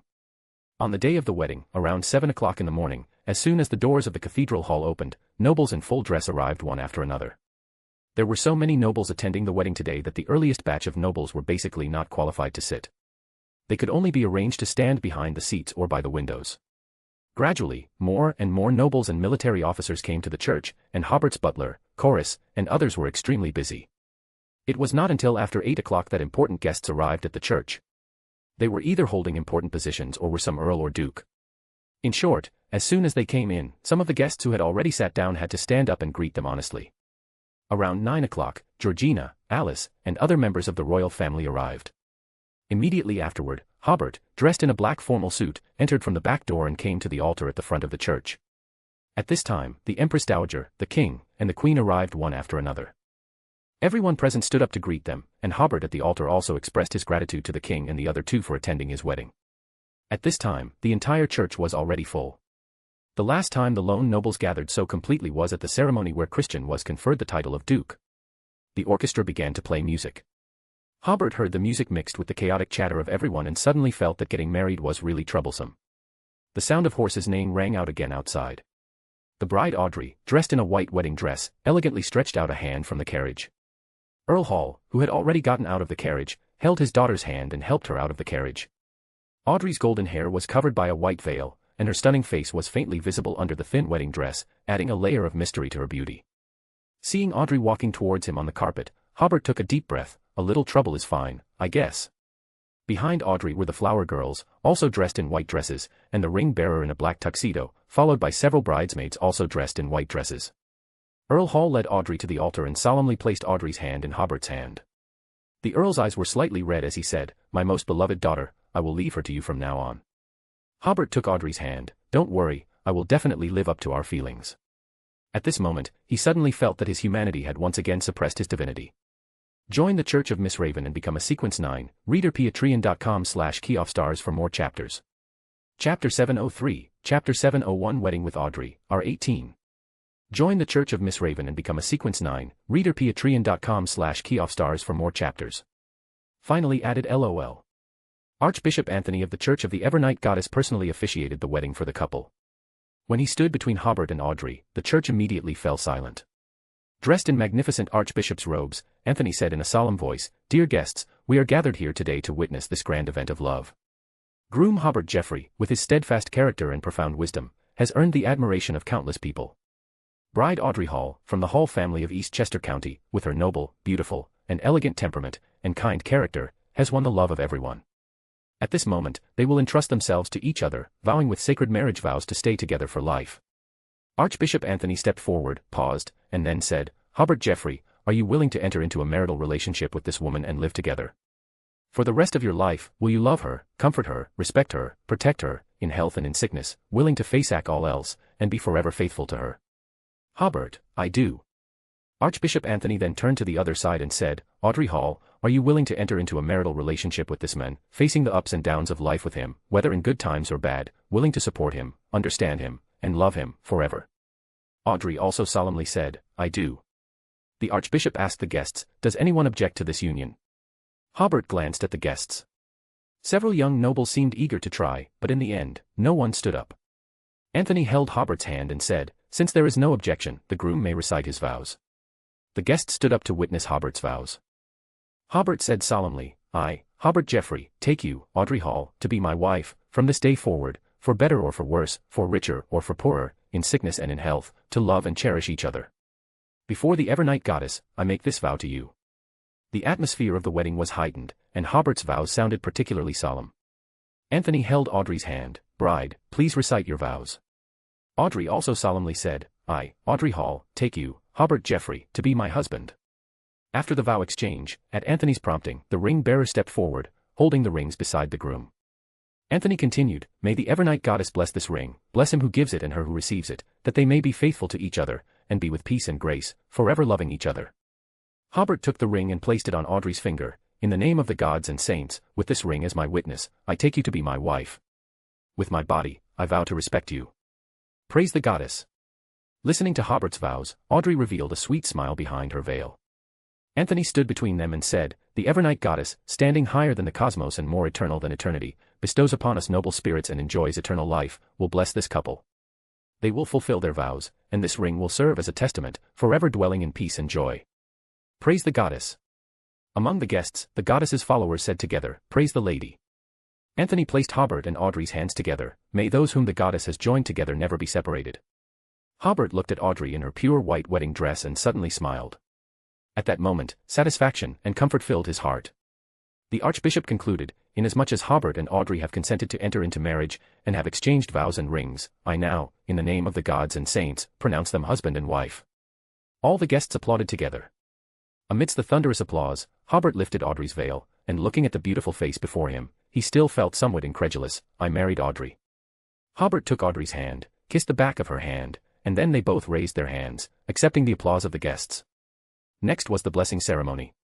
First to offer blessings were, of course, Jevington II, the Queen, and the Queen's mother, the three present royals.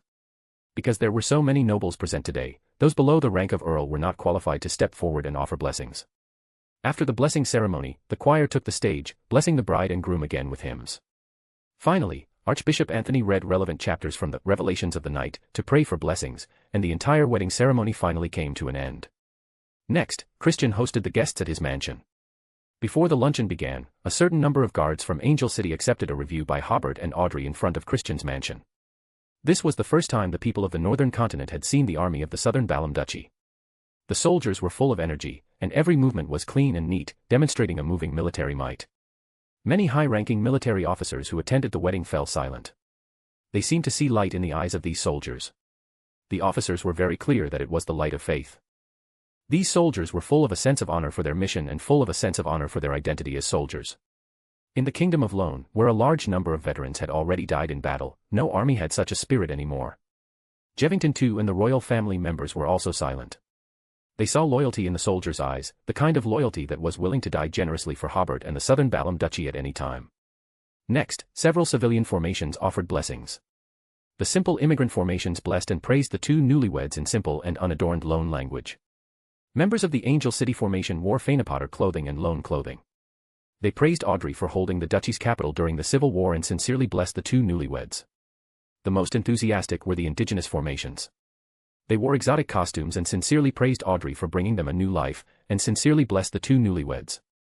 Behind them were the Ministry of Foreign Affairs formation, and each county also sent formations of 20 or 30 people. Their blessings allowed the guests to see a united and diverse southern Balam duchy, completely different from their impression of colonies and the southern continent. People in the political circle saw that the government mechanism of the southern Balam duchy had been perfected in a very short period of time, and even a large part of the former subjects of the Highland Kingdom were willing to submit to the rule of the duchy. After the blessing and military parade, the belated luncheon began amidst soothing music. The banquet was set up from the hall to the outdoor lawn. Although the dishes looked luxurious, don't expect them to taste very good. Because the quantity was too large, it was impossible for the kitchen to make the dishes for each guest too well. The chefs mainly ensured that the dishes for the newlyweds and important guests such as the king were exquisite enough. The wine at the luncheon was about the same, all red wine from the year Audrey was born. During the luncheon, Hobert and Audrey had a separate table. At this time, the two were relatively free and could enjoy the food in front of them without being disturbed. Hobert looked at the guests and whispered, "Is that fat man your uncle? Now I finally believe that the family's genetics will not all be reflected in the descendants." Audrey, who had already changed into a more convenient dress, corrected, "He is a distant uncle." Then she added, "His son is currently working in the southern Balam duchy. He is one of the noble children you recruited before. I heard that he is likely to be transferred to Corinne County as governor recently." Hobert slowly nodded. "This uncle looks unremarkable, but his level of educating children must be very high, and he has contributed very excellent talents to the duchy." Audrey shook her head with a smile. After the luncheon, it was the groom's ball session. The guests moved to Hobert's Duke's mansion to participate in a grand ball held there. In the dressing room of the ballroom, Hobert and Audrey changed clothes under the service of the servants. Audrey discovered from the mirror that Hobert was staring at her blankly, so she asked, "What's wrong? I have never seen such." Hobert raised his hand to describe, "Such a perfect thing." At this time, Audrey was only wearing a close-fitting thin dress, and her perfect figure was unintentionally revealed. In Hobert's view, it was simply like a work of art. Audrey was somewhat shy, but she still showed a generous smile. "Hurry up and change clothes, the guests are still waiting for us." The two people in gorgeous costumes danced the first dance of the day. They danced very attentively, bringing the guests a performance that could be called a visual and auditory feast. After that, it was the chat session. The two people became completely busy, and they didn't even have time to drink a glass of champagne. First, King Jevington II came to praise Hobert's achievements in the southern continent, and then euphemistically proposed the hope that Hobert could support loan. Hobert began to complain to the king about poverty, saying how difficult the internal affairs of the southern Balam duchy were, and also said that the duchy was currently surrounded by the other three countries in the southern continent, as if as long as one soldier was transferred from the country, the entire duchy might collapse. Listening to Hobert saying that it was so crisis-ridden, Jevington II was finally moved and supported the southern Balam duchy with £100,000 of funds. Some well-known nobles, using their relationship with Earl Hall, hoped to attach themselves to Hobert and get some benefits in the southern Balam duchy. There were also nobles who hoped to meet Hobert on such occasions. After all, the fact that the Duke raised his hand and gave Lord Bradley a seat in the House of Representatives had already spread in the noble and wealthy circles. So they took this opportunity to try their best to show themselves, hoping that they could leave some impression on Hobert. Thus, Hobert and Audrey were caught in a whirlwind of social engagements, from afternoon to evening balls, leaving them no time to rest. Finally, after hosting a buffet-style dinner for the guests, the wedding finally came to an end. Hobert and Audrey were both Beyonders with high sequences, so their bodies didn't feel tired, but their minds were exhausted. In the evening, Hobert and Audrey each removed their makeup, changed into pajamas, and met in the bedroom. Hobert kissed Audrey, feeling her somewhat unskilled return kiss, then held her as they lay on the bed, feeling the softness against his chest, one hand drifting to Audrey's round, upturned bottom. Hobert was suddenly excited, truly realizing at that moment, "I have the beautiful and charming Audrey." R18. Audrey turned the lights off, dimming the room. As a noble, she had received a certain degree of education regarding bedroom affairs, but experiencing it was another matter. Audrey shyly removed her clothes, revealing a lacy white brassiere and exquisite panties, courtesy of Emperor Roselle's innovative designs. Hobert, being more experienced, took the lead and pressed his lips against hers. The warmth of his lips sent a rush down Audrey's spine. His hands roamed her body, feeling her breasts and buttocks. Hobert couldn't help but compare them to Furs. Furs had smaller, medium-sized breasts, with slightly darker nipples than Audrey. Audrey's breasts felt soft and springy, like marshmallows. But Hobert wouldn't favor one over the other. He continued to kiss her, pushing his tongue into her mouth. Their tongues fought a fierce yet short battle before Audrey gave way to Hobert, letting him do as he pleased. Hobert played with Audrey's pink nipples, pinching and pulling at them lightly. His other hand pushed aside her underwear and slipped a finger inside her wet hole, feeling the walls of her pussy clench and squirm. "Ah." Audrey let out a moan and her knees went weak, nearly collapsing to the ground. Audrey had touched herself before out of curiosity, but had never stuck anything inside. Her face was flushed, embarrassed that she had let out such a sound. Even more embarrassing for her was how quickly she had orgasmed. Clear, viscous fluids ran down Hobert's hand and her legs. She noticed that Hobert's face had been completely buried in her cleavage, his lips pressed against the pale flesh of her breasts, and his slightly heavy breathing made her feel a little itchy. He took in her milky scent, mixed with the lavender and moonflower extract soap she used. Feeling something hard pressed against her leg, Audrey's eyes shifted downward and saw a hard bulge stretching Hobert's pants taut. Her legs rubbed together involuntarily, a bead of cloudy love fluid running down her thigh. Hobert whispered into her ears, "You're curious how it feels in real life, right?" He guided her delicate hand down and placed it on his cock. Even through the fabric, she could feel the shape and size. The heat invaded her palm, traveling up to brain. Biting her lips lightly, Audrey's eyes lit up. The noble young lady knelt in front of him and removed his pants.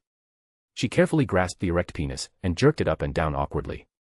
As her hands moved, the shaft became as hard as steel, and a few strands of transparent precum flowed out of the top of the huge tip, and a faint smell of lust filled the room. Unable to suppress her inner desire any longer, the girl opened her mouth slightly, and her small tongue tip poked out, curiously licking the tip. She tried to open her mouth wide, imitating what she had seen while traveling through the dream world, and swallowed the cock as much as possible. MMMMP. Hobert couldn't resist, firmly grasping the sides of her head with his hands and pushing in further. He felt the tip poke the back of her throat, touching her uvula. Audrey looked up at him with an innocent expression, tears forming at the corners of her green eyes. She continued to suck the penis in her mouth while slightly raising her head, her eyes meeting his. Hobert rocked back and forth, slowly fucking the inexperienced Audrey as she learned to use her tongue. Unlike Furs, who had read various detailed stories, Audrey relied on her intuition and the scenes she had witnessed in the dreams of others. Hobert, how is it?" Audrey said, releasing the cock from her mouth temporarily. Hobert stroked her head, his fingers running through her well-groomed, blonde hair. "I love it." Audrey beamed and continued with a bright smile, as if she weren't taking a cock into a mouth.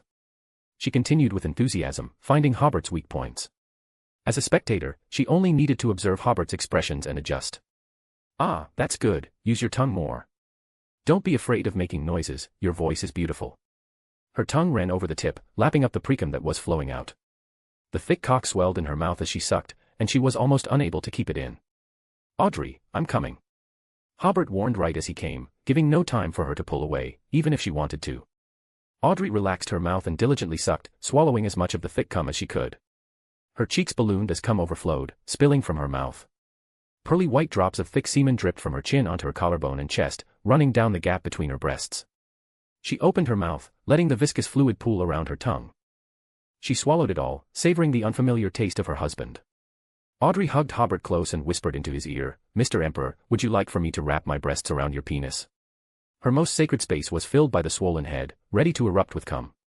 As a demigod, Audrey was not only able to survive this type of injury, but completely ignore the pain, feeling only the pleasure. White precum that was no less potent than normal semen continuously leaked as her cervix squeezed his penis. "Hobert. Your cock is inside my womb." Audrey gasped with a strained voice. No matter what, she hadn't been prepared for this. At that moment, Hobert couldn't hold back anymore and ejaculated directly into Audrey's noble womb, painting the insides of her baby room white with sperm. Her stomach seemed to bulge from the thick torrent of baby batter filling her up, making her appear bloated. After what felt like an eternity, Hobert finally stopped coming. He pulled out slowly, his semi-hard penis exiting Audrey's vagina with an audible pop. After a slight pause, thick white semen gushed out of Audrey and onto the bed, soaking into the sheets. Simultaneously, Audrey squirted for the first time from the intense stimulation of cum violently exiting her gaping cunt. The remaining mixture of their combined fluids slowly leaked out of her well-fucked hole, consisting of mostly Hobert's sperm. The sheen of sweat covered their bodies, and Audrey's pubic hair was matted and wet, making it much more visible. Hobert's hand unconsciously reached for Audrey's breasts, squeezing and playing with them as she pressed her hand to her stomach, pushing out more cum. "Hobert, you came so much," Audrey giggled. She dipped her finger into the pool of cum and scooped some up, before bringing it to her mouth. Hobert brought his cock, which hardened again, to her mouth, still covered in fluids. "Dear Miss Justice, can you clean it up?" He pressed the tip to her lips and she took it in without blushing at all. This time, her head bobbed, cleaning up every nook and cranny of their fluids. She bathed the tip with her saliva and cleaned off any residue of cum and her love juices with her tongue. Soon, Audrey felt a couple more spurts hit the back of her throat. She coughed, struggling to swallow such thick fluids. After finally swallowing everything and cleaning her husband's cock completely, it was time for round 2. The complexity of noble marriages exceeded Hobert's imagination. In the following half-month, Hobert had to visit some noble relatives with Audrey. This round of visits was originally supposed to take place before the wedding, as a way of introducing them to each other, but at that time, the Duchy of Southern Balham was at war, and Hobert didn't have time, so he had to arrange the visits after the wedding. Fortunately, half of the lone kingdom had already fallen into enemy hands, otherwise this visit would have taken even longer. This further delayed Hobert and Klein's hunting plan for the dark demonic wolf, and it wasn't until late May that the two of them agreed on a specific time for the operation.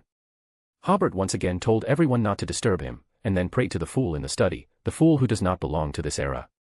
I will, together with Mr. World, launch a hunting operation in the forsaken land of the gods. For this, I will sacrifice myself. Please use this method to help me go to the forsaken land of the gods. After completing the prayer, Hobert knelt on one knee in front of the altar, waiting for the fool's response. After about 4 or 5 seconds, Hobert's vision blurred, and he found himself above the 7-colored light. The 7 rays of light were the 7 lights of the spirit world, and below them were clusters of knowledge, illusory figures, and scenes that were both rational and irrational. After passing through a heavy door, Hobert arrived at a castle filled with grey fog.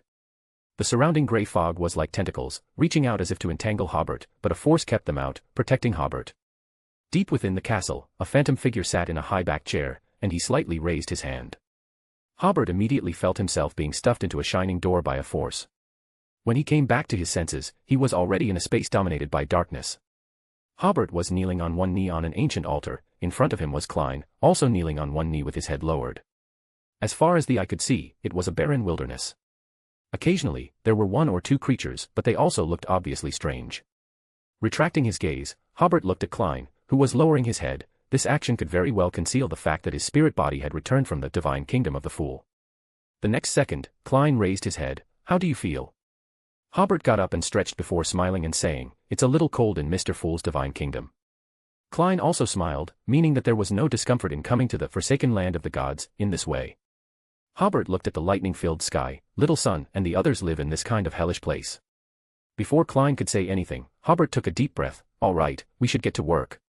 Wait a moment, I'll do an experiment first. As he spoke, he reached out and grabbed in front of him. The next second, he seemed to have grabbed something, his movements becoming somewhat sluggish, but he successfully took out the 0 to 76 Death God sword from the Nation of Disorder. Hobert had just crushed the sealed artifact, preparing to use the characteristics of the Weather Warlock within to help Medici restore to the level of an angel. So at this time, this sealed artifact only had the characteristics of a Sequence 1 Beyonder. Its appearance had not changed much, and its Beyonder abilities had not decreased, except that some abilities such as manipulating the weather had been weakened. Immediately, Hobert explained with a smile, the spatial magic bestowed upon me by the great Creator can be used. We can start the operation. Klein looked at this very convenient ability and said, pointing to a deep pit in the distance, it's over there. He paused and added, by the way, congratulations, I heard you got married again. Hobert and Audrey's wedding was widely publicized by Lone through the media. In their view, this was a symbol of the deep binding between the Lone Kingdom and the Duchy of Southern Balham. This made the entire northern continent and the Rorstad archipelago aware of the wedding. Klein even heard about it from Danitz, rather than through a member of the Tarot Club. My friend, don't be so sarcastic, Hobert said with a smile. Do you think this is a happy marriage? Do you think I married the most beautiful woman in Backlund? The two of them didn't use Beyonder abilities, just like they were on an outing, chatting idly as they walked forward. Klein was slightly stunned. That's pretty much what I think. He had seen Miss Justice and knew how beautiful this noble lady, like a high-ranking witch, was. But listening to Hobert's words, it seemed like there was something else hidden inside. Hobert said seriously, your opinion is correct. Klein was stunned for a second or two before realizing that Hobert had just humble-bragged in front of him. Hobert found that after working with Medici, he was becoming less and less likely to speak in a normal way. It was like when he asked Medici to formulate a war plan to attack Akon, Medici only needed to say, this kind of small matter doesn't need to bother me. But this Red Angel said, do you think I'm too old to walk, so you're caring for a mentally retarded old man? Hobert wasn't provoked much, but the other officers present were provoked, because Medici was unwilling to plan such a simple plan, and the task of formulating the war plan fell to Elliot and the others. These commanders felt that they were young and strong, neither too old to walk nor mentally retarded old men. Thinking of this, Hobert shook his head slightly and asked, following this topic, do you have any plans to get married or fall in love? Klein, who had just reacted, was stunned again, and then he smiled. Essentially, the mystical world is distortion and chaos. Especially after reaching the high sequence, there is too much uncertainty. I still don't want to implicate others. Hobert said, we have a saying, food and sex are human nature. I personally think that these two things can enhance humanity. Or rather, controlling your desires is more like a person.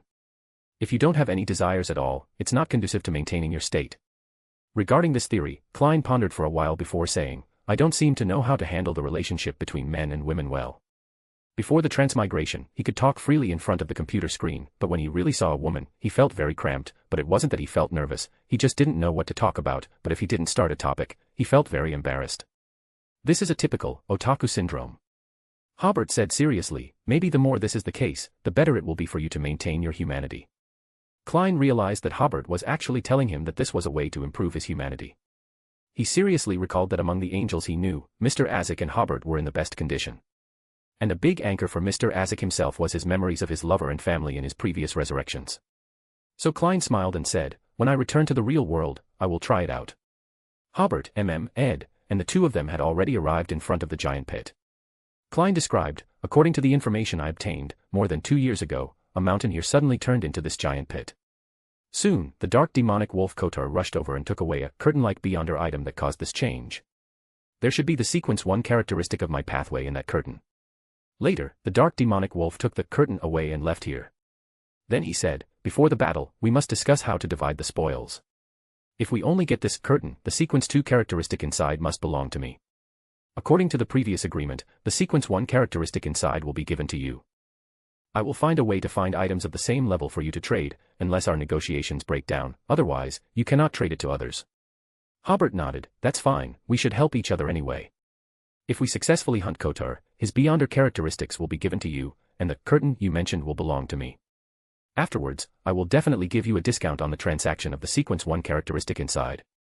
He thought to himself, you may not know that if you didn't ask me to help, although you didn't successfully hunt Kotar, that curtain would be yours. So Hobert didn't intend to make overly harsh demands and would give a considerable discount. After discussing the specific ownership of the spoils, Hobert took out the crown-shaped Death God sword again, get ready. Then, Hobert injected his spirituality into this sealed artifact, using the Conqueror-level ability to search for clues about Kotar. Finding clues about the prey is the most basic ability of a hunter. And reaching this level, one can already search through the spirit world for clues about the prey, even finding some abstract or extraordinary clues.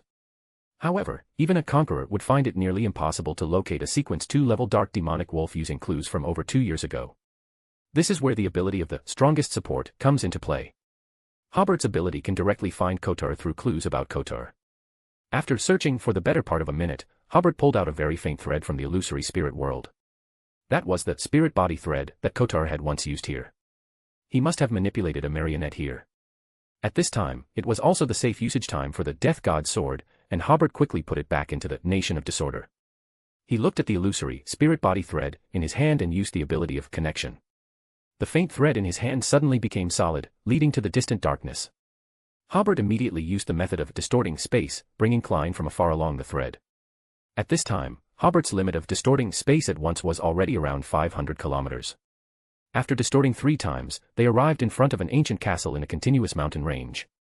Giants, elves, humans, and sanguine played the roles of servants, cooks, and guards. They would chat with each other when they met, looking very lively and spiritual. But once they returned to their rooms, their expressions would immediately become dull, and they would be hung on the ceiling by an invisible force. This was exactly the ritual Kotar had prepared for advancement, but at this time, he had already sensed the danger. Kotar, as huge as a small mountain, was now entering the historical void. He wore a curtain that looked similar to velvet on his back, resembling a unique cloak. From the time Hobert found the clue to now, it was only about 3 seconds, but that was enough for an angel of the seer pathway, who was spiritually sensitive and had the ability to foresee, to sense the danger. Hobert had previously speculated that completing all of this within 5 seconds would allow them to block Kotar. But now it seemed that it was at most 4 seconds. If they couldn't get through in 4 seconds, Kotar would run away. Hobert immediately stretched out his hand, causing Kotar's beyonder abilities to fall into disorder. This was the change in the disorder ability after advancing to sequence 1. It could not only make rules and space chaotic, but even beyonder abilities could become chaotic. As a result, the historical void in front of Kotar rapidly shrank, and finally, only a gap as thick as a finger remained. Kotar, who was 4 or 5 meters tall, huge, and had 8 legs, was slightly stunned. For thousands of years, this was the first time he had encountered such a thing. But immediately afterward, a ball of flame suddenly ignited in the distance within sight. Kotar disappeared in place.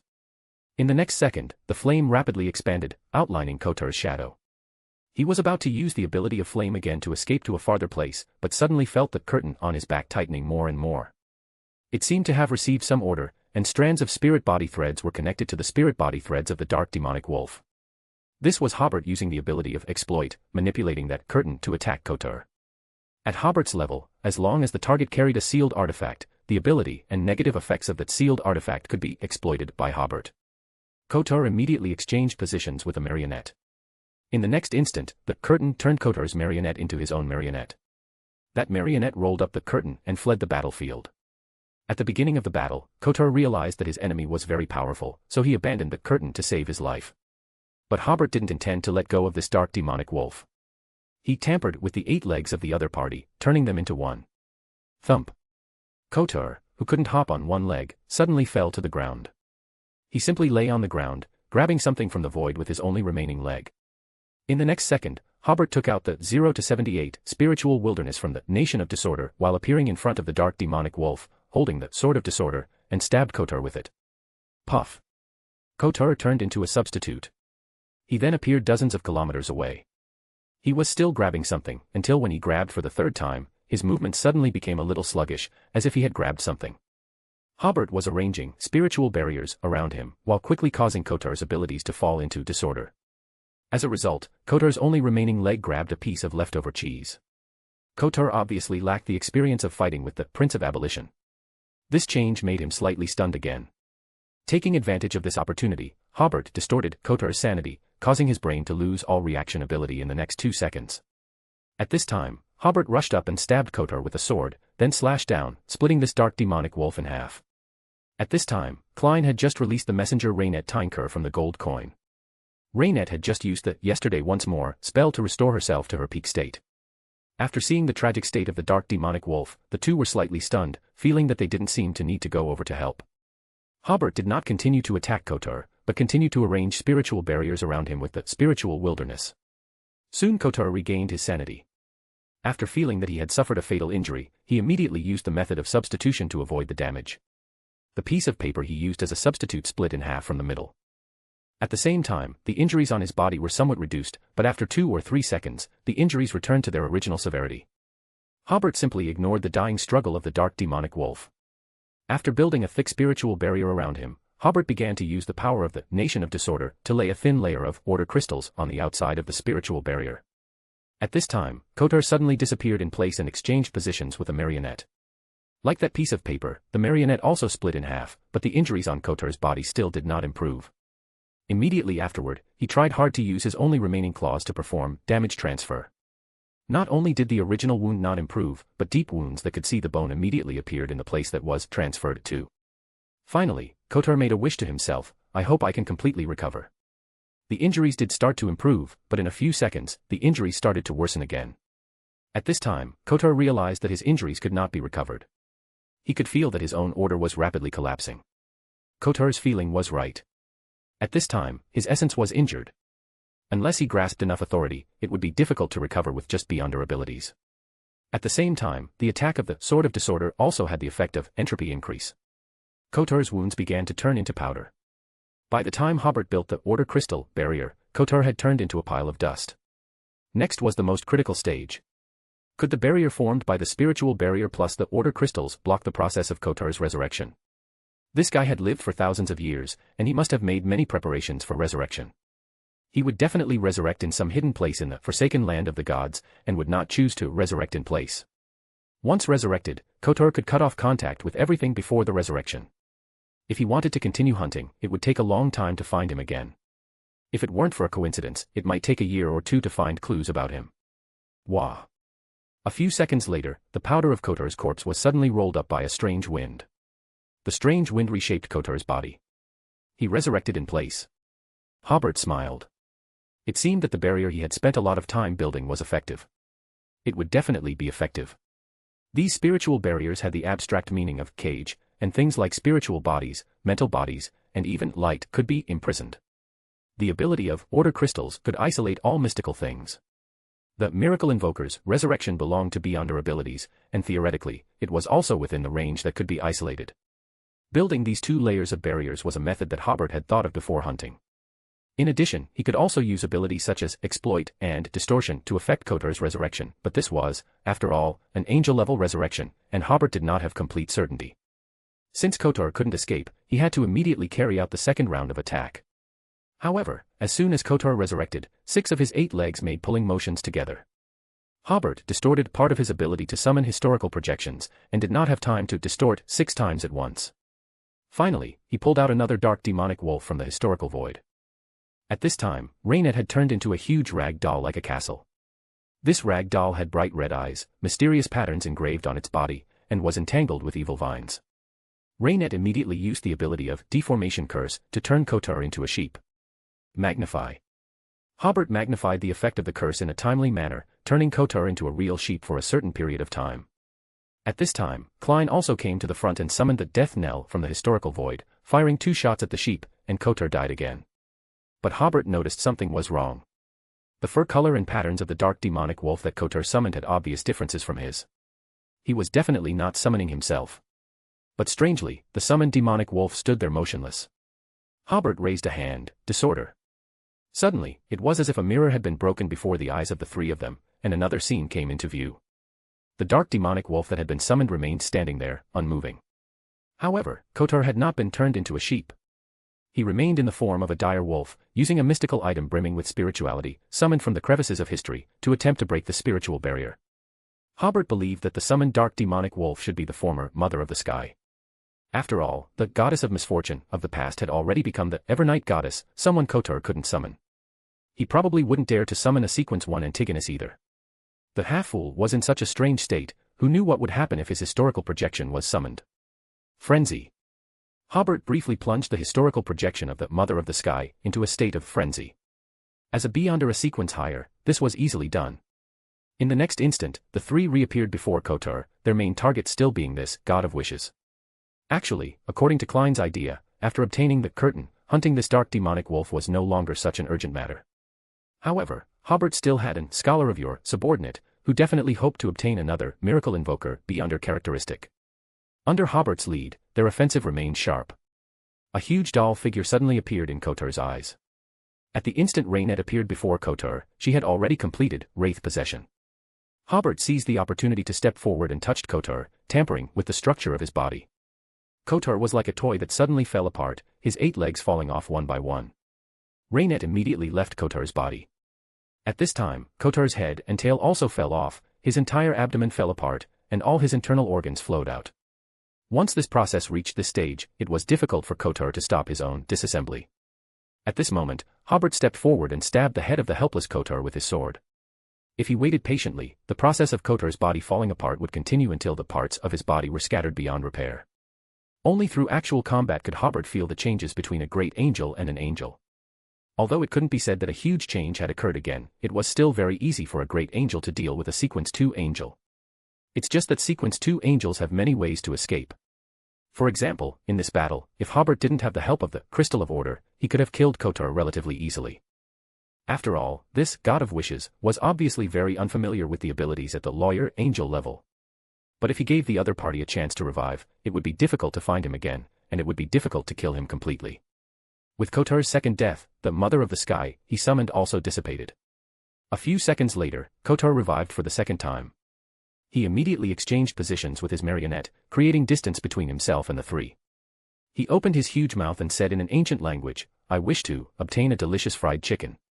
During the process of Hobert and the others rushing over, Hobert distorted Kotar's wish. A fried chicken immediately appeared in front of this dark demonic wolf, but this was not what he wanted. Kotar used his marionette to evade again. Hobert simply severed the connection between him and his marionette.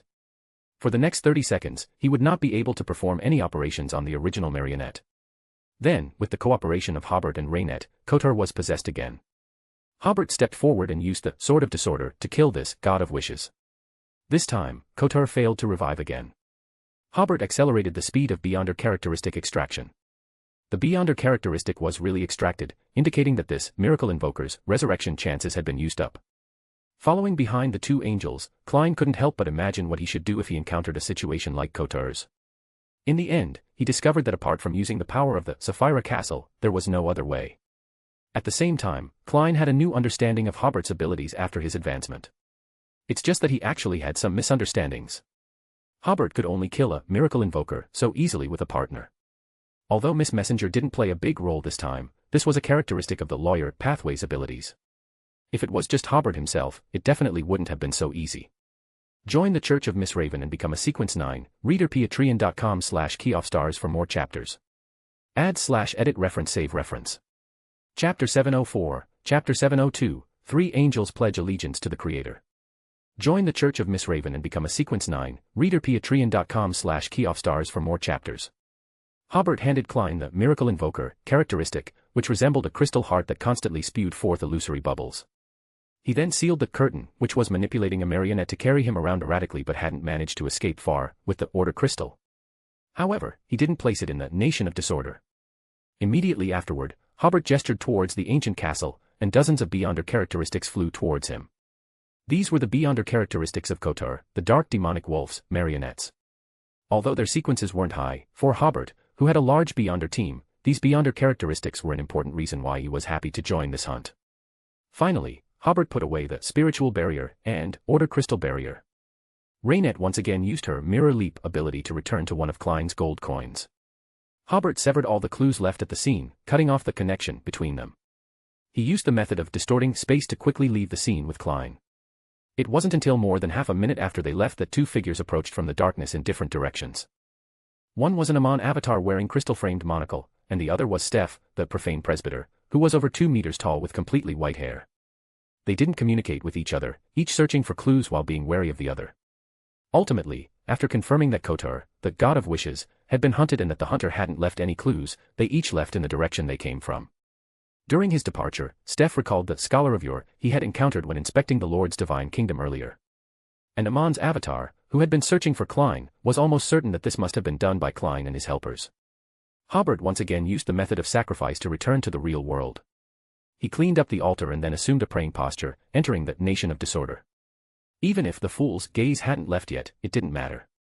After such an important hunting operation, he definitely had to report to the Creator. Hobert entered the Nation of Disorder mainly to use True Sight to confirm the state of the curtain. This Beyonder characteristic was arranged by the Celestial Worthy. He didn't know if it would react with the Nation of Disorder.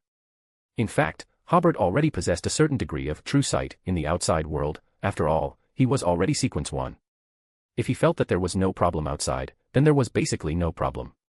Although this level might not be able to solve the Celestial Worthy's arrangement, he could detect the possible reaction between the curtain and the Nation of Disorder. Entering the Nation of Disorder to take a look was just to confirm it again. After confirming that there was no problem with True Sight, Hobert believed that there should be no inherent connection between these two arrangements of the Celestial Worthy. Only then did he store the curtain in the Nation of Disorder, and named it 0 to 79 Mysterious Curtain. Looking at these Grade 0 sealed artifacts in front of him, Hobert planned to use them as much as possible before and after he became a true god. Having completed the hunting operation against Kotar, and without anything too urgent recently, Hobert then ordered Angus's Gale Army and Helen's Thorn Army, as well as 5,000 regular soldiers, to advance south under the leadership of Archibald. Although the Duchy of Southern Balam had now become a colonizer in the Sartre region, with the local nobles acting as agents, Hobert wasn't satisfied with this political model. What he wanted was true rule. One of the important reasons why the 4 countries of the northern continent used colonization to rule the southern continent was that it was difficult for the northern continent's forces to quickly support the colonial army in the southern continent. Whether it was establishing direct rule or managing through a company, the effects were unsatisfactory. After continuous attempts, they developed the agent system. The vast colony of the Lone Kingdom was established using this system. For example, the management of a state in Eastern Balam. The top-level people must be Loanese, the middle level were the elites of Eastern Balam, and the lowest-level civil servants were basically recruited from local middle-class or small landlord families. This way, when problems occurred, the Loanese could push the responsibility to the middle or lower levels. Irresponsibility was their norm. In addition, because there was a teleportation array, Hobert could quickly project enough force to where it was needed.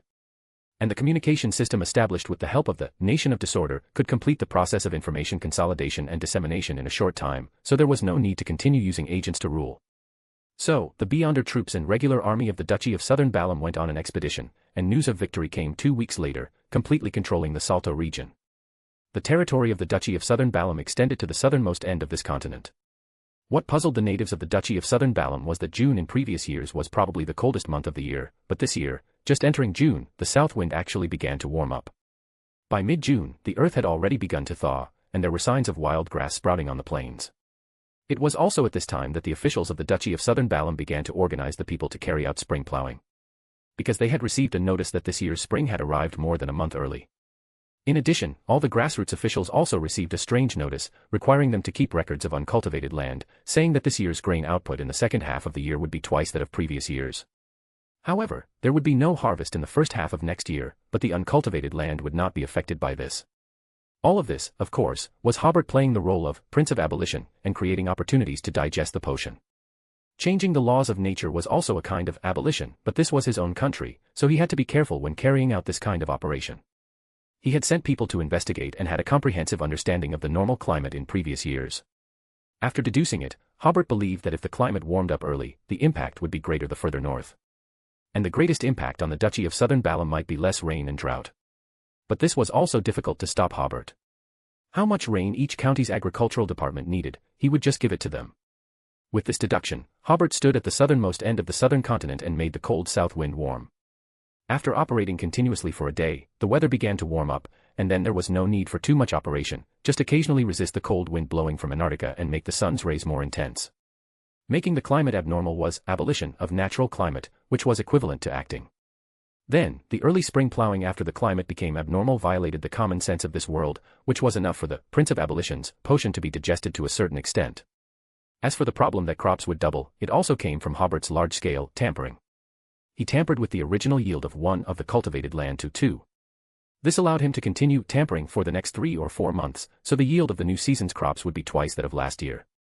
However, the price was that if you continued to cultivate on the original land in the first half of next year, there would be a high probability of no harvest, and it would not recover until the second half of next year.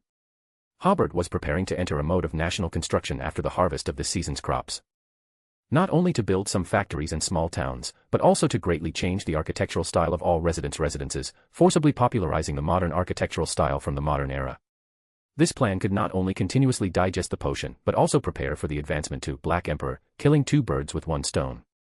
It's just that such an operation requires compiling a suitable reason to avoid the public from noticing the existence of beyonder powers. But that was a matter for the duchy government, and Hobert didn't intend to worry about it. When Hobert inspected the spring plowing situation in various places, he directly felt that he already possessed a certain amount of divine power. The scene Hobert saw at the moment was like seeing people spring plowing in December. Knowing that this spring plowing was not a problem, but it would just feel strange. The people also had a similar reaction, feeling very uneasy about the spring plowing at this time, but the officials of the duchy strongly demanded it, and in addition, spring also seemed to have arrived early, so they went to the fields to plow under the call in a confused manner.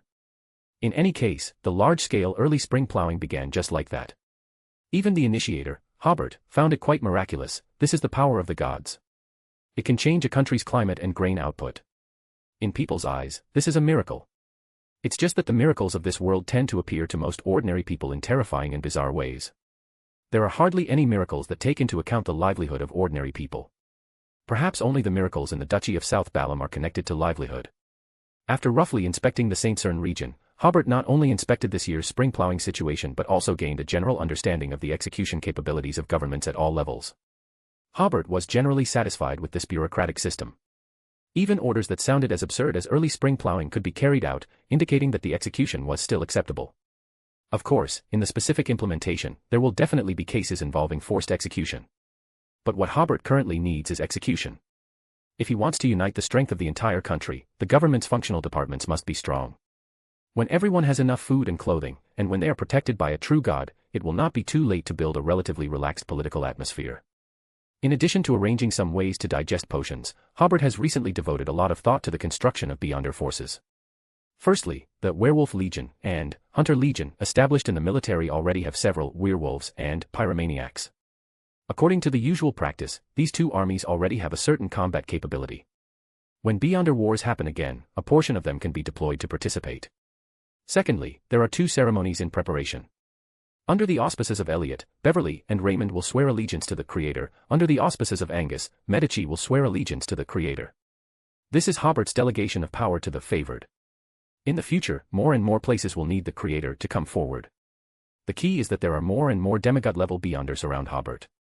He can't always host sacrifices and similar ceremonies for himself, right? Not only does he have to busy himself inside and out, but there is also the risk of exposure. Before today, Hobert had gradually handed over the task of hosting some ceremonies to Angus, Elliot, and others. Following Angus, Elliot has now been promoted to Sequence 3 and is qualified to host the swearing ceremony. Just as the two ceremonies were in the preparation stage, Princess Ethel, the special envoy of the Kingdom of Fanapotter, visited the Duchy of South Balham. For the Duchy of South Balham, this is another diplomatic feast because Princess Ethel is here to establish an embassy. Currently, the situation in the northern continent is already very clear. The Intis Republic has taken the easily defended Takerwell Plain and has begun to attack the Balkis Mountains, which are only a little over 100 kilometers away from Backlund. On the northern front, after 5 months of fierce fighting and attrition, the Fasak Empire finally defeated the main force of Lone on the Lone military defense line composed of Constant and other industrial cities. After only a week of rest, the Fasak army began to advance south along the Tussock River. Like the western front, the southern part of the Mid-Seashire industrial zone is almost indefensible. The Fasak army has already fought all the way to Tingen City. On the northern front, a defensive line can only be reorganized in the river valley formed by the Balkis Mountains and the Chester Mountains, two mountain ranges running north-south. The bad news is that it is only about 100 kilometers away from Backlund. The good news is that the Lone army supply line has been shortened. The strategic goals of the Intis Republic and the Fasak Empire are very clear. They intend to occupy and plunder Backlund, an international metropolis. For Beyonder forces, it is to drive the Lone royal family out of the capital of the Lone Kingdom. Whether they go to East Bayou or the Razad Archipelago, after the capital is occupied, the Augustus family will almost lose the legitimacy to rule Lone. The strategic goal of the Kingdom of Fanapotter is to recover the territory that became independent during the Battle of the Violated Oath. Therefore, while attacking Lemberg, other than their navy, no other troops participated in the war to attack the Lone Kingdom, but instead began to attack another small country, Mason. But this time, it was met with opposition and resolute resistance from the Church of Knowledge and Wisdom. Previously, the Church of Knowledge and Wisdom did not want the war in the northern continent to spread into a war that swept across the entire continent. Therefore, their performance in Fanapotter's war of aggression against Lemberg has always been very passive, and the war there has been a long stalemate in Lemberg's capital. But now it's different. If Mason is gone, the Church of Knowledge and Wisdom will lose half of its diocese, so they began to actively respond to the battle. The Church of the Earth Mother, which had been prepared for a long time, immediately dispatched a large number of Beyonder forces into Lemberg and Mason to cooperate with the military in combat. For a time, this war of aggression became very fierce, and most of the Kingdom of Fanapotter's forces were also contained in these two countries. This time, Ethel's visit, in addition to affirming Hobert's and the Duchy of South Balham's strength, was also the Kingdom of Fanapotter looking for an opportunity to break the situation. Seeing that the Intis Republic and the Fasak Empire were about to attack Backlund and divide Lone, they were dragged down in Lemberg and Mason, and consumed a lot of troops and energy in these two countries. The Fanapotter royal family believes that if the war on the main battlefield ends, and the war in Mason and Lemberg has not ended, Intis and Fasak will definitely come forward to mediate in order to limit the power of the Kingdom of Fanapotter. At that time, in this world-class war, the Kingdom of Fanapotter may not get anything, and watch Intis and Fasak divide Lone, and eventually become a second-rate country in the northern continent.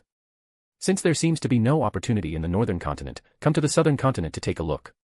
Coming out of the teleportation array, Ethel felt that the weather here was a bit wrong. According to the previous management experience of the colony, the Duchy of South Balham should be as cold as winter at this time. Why is a warm wind blowing in her face? And the outside looks lush and green, with no sign of winter at all. Foreign Minister Audrey and Prime Minister Conrad greeted the Fanapotter ambassador together and held a luncheon that day to welcome her. At Ethel's request, that afternoon, Audrey accompanied her to Osong City using the teleportation array to visit Highland County. Everyone knows that Ethel wants to see the Duchy of South Balham's rule over the former Highland Kingdom. So the carriage carrying the special envoy and the foreign minister went straight to the farmland outside the city, and the convoy behind followed closely. Ethel, with her neat short hair, saw Osong City, with almost no one on the streets. From the car window, I heard that many people in this city died in the siege at that time. To be precise, according to the description of the Highland Kingdom nobles who fled to the Fanapotter colony, the Duchy of South Balham massacred everyone in the city after occupying it. After many fleeing Highland Kingdom nobles died in various accidents, such rumors were basically contained. At this time, the first issue of the newly established Southern Country Daily clarified this matter. The newspaper said that the Highland Kingdom, seeing that the capital was about to fall, plundered all the wealth in the city and fled north. Many people died in the looting process. After they fled north, the remaining people also fled the city, so it basically became an empty city. This is of course also a lie, but it sounds a little more credible. In the newspaper, the Duchy government also elaborated on the Duchy of South Balham's need for population, in order to show that it would not do anything to reduce so many people. At the same time, they refuted the lies of those nobles one by one. For example, at that time, only more than 3,000 troops of the Duchy of South Balam entered Asong City. How could they massacre 300,000 people in 2 days? If a massacre had occurred, why didn't so many people escape at that time? After this rebuttal, the politicians of the northern continent basically concluded that neither the nobles of the Highland Kingdom nor the Duchy of South Balam were telling the truth, and the matter was dropped. In the years to come, the politicians of the northern continent may bring this matter up when needed to make a fuss. The beautiful and generous Audrey said, Grand Duke Hobert specifically instructed that Princess Ethel is our friend, and asked me to tell you the truth. She took a deep breath and said seriously, the Rose School of Thought awakened the severely polluted, chained god when withdrawing from this city. Because of the corruption on the chained god, everyone in this city turned into monsters. With the help of the Creator, the corruption here did not spread outside the city. Ethel's expression also became solemn. What was the chained god corrupted by? What happened to the chained god later? I'm not very clear about the specifics. Audrey said, according to Hobert's description, the chained god seems to have fallen. Ethel was somewhat surprised. As one of the colonists of the southern continent, the kingdom of Fanapotter knew some information about the chained god and knew that this god had the level of king of angels. She didn't expect the Creator to kill him. Immediately afterwards, she realized that the people of the city had died because of the war between the gods. Thinking of this, Ethel continued to look out the window, only feeling that the city seemed to be filled with a dignified atmosphere. After leaving the city, it was a different scene, with spring buds and green grass, a vibrant scene. The fields were full of farmers cultivating, looking very busy. At this time, Ethel finally couldn't help but said, the climate in the southern continent seems to be a bit abnormal this year. It can't be called abnormal. Audrey smiled and said, the Paz River Valley and the Tucker Plain have been ravaged by war, and the reduction in grain production is a foregone conclusion. A worldwide famine may be triggered in the next year.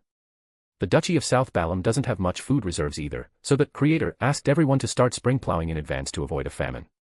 Creator. Ethel was a little surprised. Did the Creator make the climate abnormal? I mean, did he make spring come early? In fact, Philip I could also use his abilities to do this, but he would not use his abilities on such trivial matters. Audrey smiled and said, yes. In the government of the Duchy of South Balam, this is no longer a secret.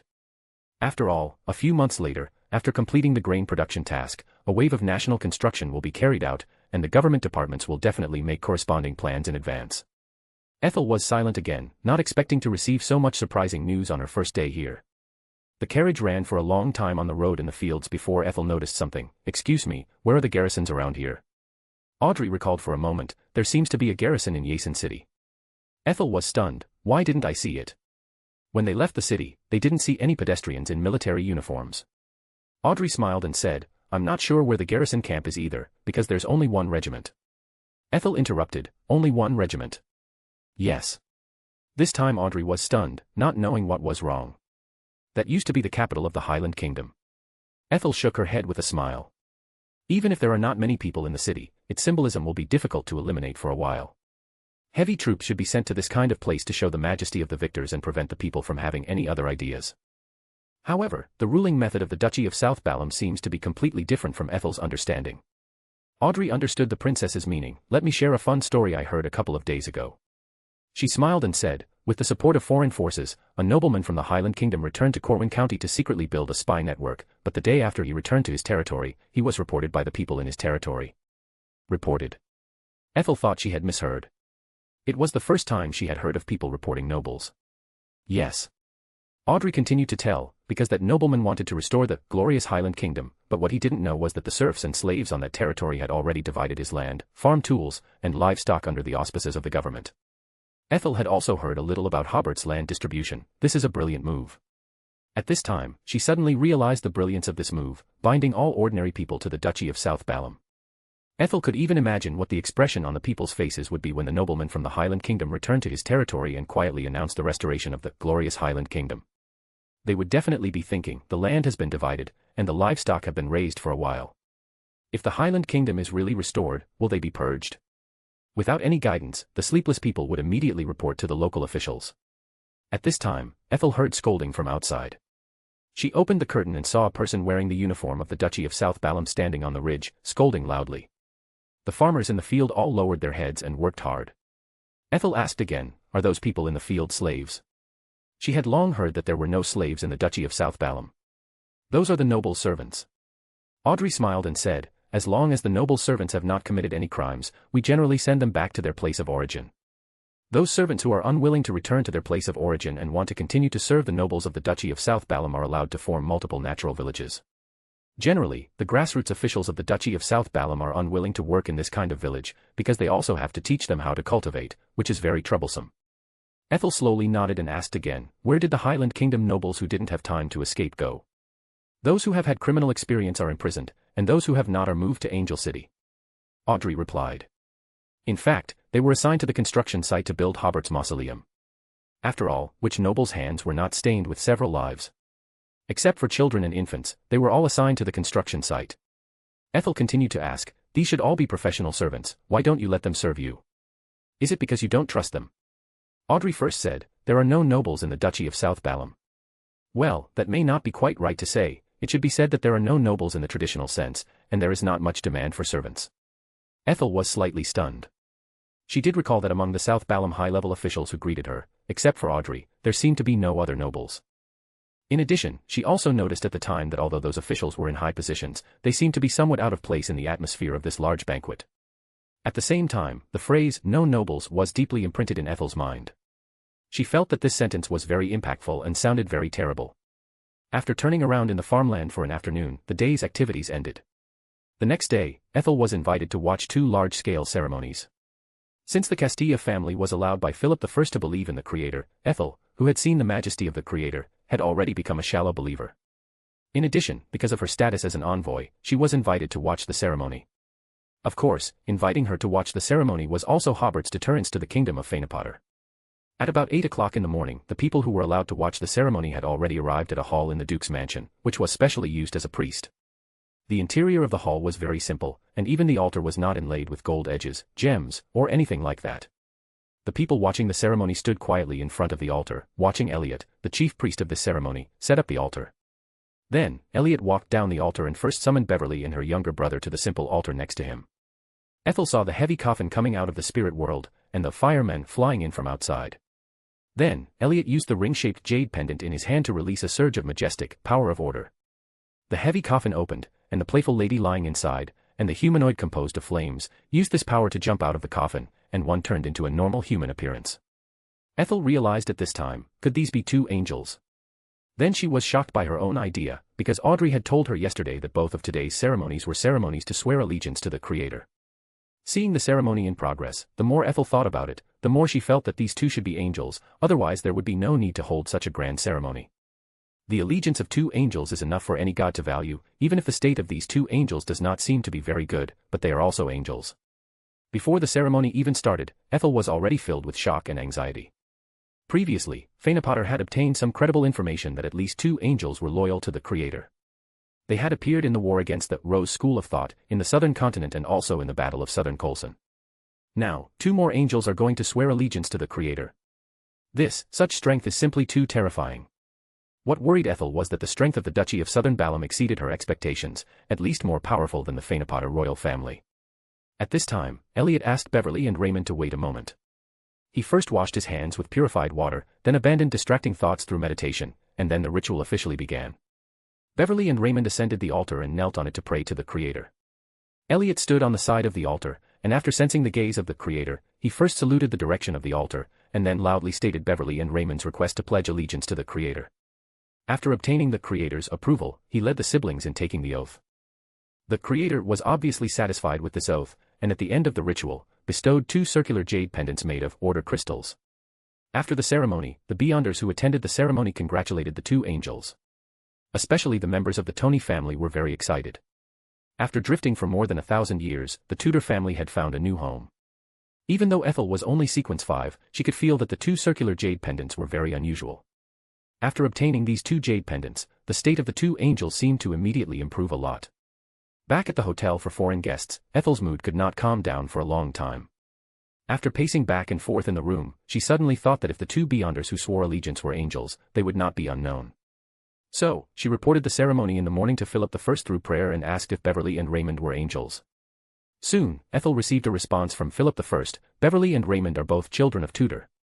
They were already angels in the fourth epoch. Originally, Philip I remembered that Beverly was already dead, but after hearing that she was lying in a heavy coffin, he knew that she should not be completely dead. Ethel noticed that what Philip I said was, Beverly and Raymond are both children of Tudor, not descendants, which meant that these two were the princess and prince of the Tudor Empire back then. She took a deep breath. The two who swore allegiance today were not only angels, but also relatively famous angels. Then who will be swearing allegiance at the ceremony this afternoon? With a curious and uneasy mood, she finally waited for the afternoon. This time, the main celebrant of the ceremony was Angus. Similarly, after washing his hands and meditating, this time he invited a young man with obvious southern continent facial features to the stage. Angus smiled and said, "Mr. Medici, according to the Duke's instructions, we have prepared a gift for you." With a wave of his hand, 4 attendants carried in a wooden box the size of a coffin from the back door of the hall. At this time, Ethel thought, this is the descendant of the Medici family. Because of the propaganda of the nobles of the Highland Kingdom, the outside world now knows that a descendant of the Medici family has now joined the forces of the Creator and has been reused. It is said that the war to destroy the Highland Kingdom was commanded by this Medici. Medici on the altar glanced at the wooden box and smiled, "Are you afraid that my advancement will fail and prepared a coffin for me?" Angus smiled and said nothing, waiting for the wooden box to be carried to the altar before he said, "Please take a look." The wooden box opened, and lying inside was a handsome young man with bright fiery red hair and a conspicuous blood-red flag-shaped mark on his forehead. His facial features were similar to those of Medici before his fall, but he was even more handsome and had a more feminine temperament. Medici was also stunned on the spot after seeing this body. At this time, Angus explained, "We sent people to the underground ruins of Backlund to collect the hair and bones of you three, and then asked someone to shape this body." Medici came back to his senses at this time, asked, "Someone?" Angus was slightly stunned, not quite understanding what Medici meant. "Forget it," Medici said, "it's rare that Hobert has this intention. The person who can refine the hair and bones of 2 great angels and an king of angels into the same body, Medici can't think of a second existence besides the Earth Mother." Ethel, who was watching the ceremony, noticed that this Medici directly called Hobert by name, but the people around him did not show any surprise or unnatural expressions. That is to say, he usually calls Hobert by name, instead of Duke, nor does he add honorifics such as Duke. Immediately afterwards, the second ceremony began. In Medici's prayer, the Creator once again cast his gaze, and after Medici swore allegiance, he bestowed a portion of the be under characteristics of Weather Warlock. Under the operation of the Creator, the body that Medici is now possessing and the body that was just refined for him had a disorder. In the disorder, Medici's spirit body was tampered into the new body. Medici, who had obtained a brand new body, opened his eyes and sat up from the wooden box. He looked at his hands, first laughed heartily, and then sincerely thanked the Creator. Ethel didn't know if it was her illusion, but she seemed to hear 2 voices on this Medici's body saying, as if whispering, "This body is good." Another voice said, "Of course it's good, there's a part of me in it." After that, the 2 voices seemed to say a few words in a low voice, but Ethel didn't hear clearly. The ceremony of bestowing ended, and Medici, in front of everyone, swallowed the be under characteristics of Weather Warlock alive. Amid everyone's exclamations, Medici took a deep breath and had already restrained his surging spirituality. He first smacked his lips, as if he hadn't had enough, and then smiled and said to everyone, "Don't everyone learn from me, I just performed a similar advancement ceremony in advance and digested the potion in advance." To be precise, he digested 3 rounds of potions. It's just that Medici has not performed the ceremony to advance to Weather Warlock, because he was born a sequence 2, but the other 2 have performed the advancement ceremony, so they are not considered to be swallowing a Weather Warlock level potion alive. After thanking the Creator who had withdrawn his gaze again towards the altar, Medici smiled again. "Tonight at the State Guest Hotel, my treat." Everyone congratulated him. Although this Marshal of the Duchy of Southern Balham has a stinky mouth, after getting along for a while, everyone has become accustomed to his way of speaking. Overall, Medici is still very experienced in dealing with people. He is always very rigorous when it comes to professional issues involving the military. He will also lend a helping hand when others need help. He belongs to the kind of person who makes people hate him when they meet him, but after calming down, they don't think he is so hateful, but occasionally they will remember his good deeds. Over the past few months, Medici's popularity in the extraordinary unit has been passable, so when he said he would treat, everyone expressed their willingness to go. Hobert's interpretation of this is, Medici is using this method to tell the Creator that he is willing to integrate into the Creator's forces. Ethel in the crowd thought, the Creator has 3 more angels that can be mobilized at once. Adding this group of demigods and sequence 5 who came to watch the ceremony, the strength of the Orthodox Church is only SOSO. Back at the hotel, Ethel once again reported this afternoon's ceremony to Philip I. After Philip I heard that a new body was refined for Medici, he asked Ethel to recall Medici's appearance in his mind. After a long while, Philip I said, "He is Medici." Ethel was stunned for a full 4 or 5 seconds before she understood, the one who swore allegiance to the Creator, today is the Red Angel Medici. Join the Church of Miss Raven and become a Sequence 9, reader patreon.com/keyoffstars for more chapters. Chapter 705, Chapter 703 Exploring Antarctica. Join the Church of Miss Raven and become a Sequence 9, reader patreon.com/keyoffstars for more chapters. On the third day of the Feyenopater Kingdom delegation's arrival in the Duchy of Southern Balam, Ambassador Princess Ethel met Grand Duke Hobert in his office with mixed feelings. Her feelings were complicated because she had witnessed 3 angels swearing allegiance to the Creator the day before. Her original perception of Southern Balam was as an equal, but now she looked up to them. Hobert still wore a hearty smile, and the initial small talk gave the impression of chatting with an old friend after a long absence. After chatting for a while, Hobert said, the Feyenopater Kingdom was the first country to send an ambassador to Southern Balam and establish an embassy. During the previous civil war in the Duchy of Southern Balam, you did not participate in the joint forces of Feysak and Intis. This is the quality of an ally. I hope we can maintain a good relationship in the future. Currently, the Lone Kingdom only has an office in Angers. If they send an ambassador, it would be equivalent to recognizing the independence of the Duchy of Southern Balam. As for Feysak and Intis, their attitude towards the Duchy of Southern Balam has been wavering. Recently, they have often sent people to show goodwill, but once the war in the northern continent ends, they will definitely not adopt their current diplomatic policy. Ethel smiled and said, the relationship between our two countries will definitely become closer and closer. What Hobert didn't know was that Ethel's bet on the Duchy of Southern Balam had earned her a lot of political resources and gradually given her a certain advantage in the struggle for the crown. Like most politicians in Feyenopater, the politicians of Feysak and Intis felt that the Duchy of Southern Balam was just a colonial country and did not pay enough attention to it. During the previous civil war in Southern Balam, the military and parliament of Feyenopater believed that they should form a joint force with Intis and Feysak, but Ethel strongly opposed the idea and did not participate in the opportunistic looting. Because she was very clear about Hobert's abilities and knew that the country had the Creator as its backing. Later facts proved that Ethel's persistence was correct, which established her image as having political foresight. A few months ago, when the Duchy of Southern Balam attacked the Highland Kingdom, all the countries in the northern continent except the Lone Kingdom breathed a sigh of relief, thinking that Southern Balam would not be able to get out of the quagmire of the Highland Kingdom within a year or two. At that time, the Feysak Empire, which had just completed negotiations, felt that it was unnecessary to continue to maintain a good relationship with the Duchy of Southern Balam. The Intis Republic was even planning a new war against the colonies in the southern continent. The Church of the God of Steam and Machinery also completed its alignment at this time, expressing its support for the Intis Republic. Only Ethel suggested that at this time, they should strengthen their ties with the Duchy of Southern Balam and negotiate the matter of sending an ambassador. This point was still opposed by many people in the country, but more than 2 months later, the Duchy of Southern Balam quickly ended the war, once again slapping those opponents in the face. It can be said that Ethel's political position in the country is basically based on her political bet on the Duchy of Southern Balam. After reaffirming the relationship between the two countries, Ethel said, "We are now encountering a problem. The war between Lemberg and Mason will be difficult to end in the short term. Our strategic department expects that Intis and Feysak will be able to capture Backlund by the first half of next year at the latest. If we don't have any significant achievements before then, we will be very passive during future negotiations." Politicians are well aware of this, and Hobert is also very clear about the current situation of the Feyenopater Kingdom, but it is different when Ethel says it. This is a political statement and a gesture of seeking help.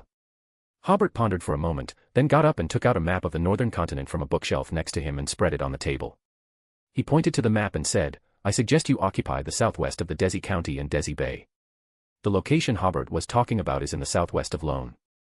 The geographical location of these places is not very important. The Lone Army did not dare to station too many troops here when they retreated. Because the Intis Republic will definitely occupy the eastern part of Desi County and the coastal city of Conant. At that time, the garrison here will become an isolated force. Intis doesn't pay much attention to this area either. It belongs to the kind of area that doesn't matter whether it is occupied or not.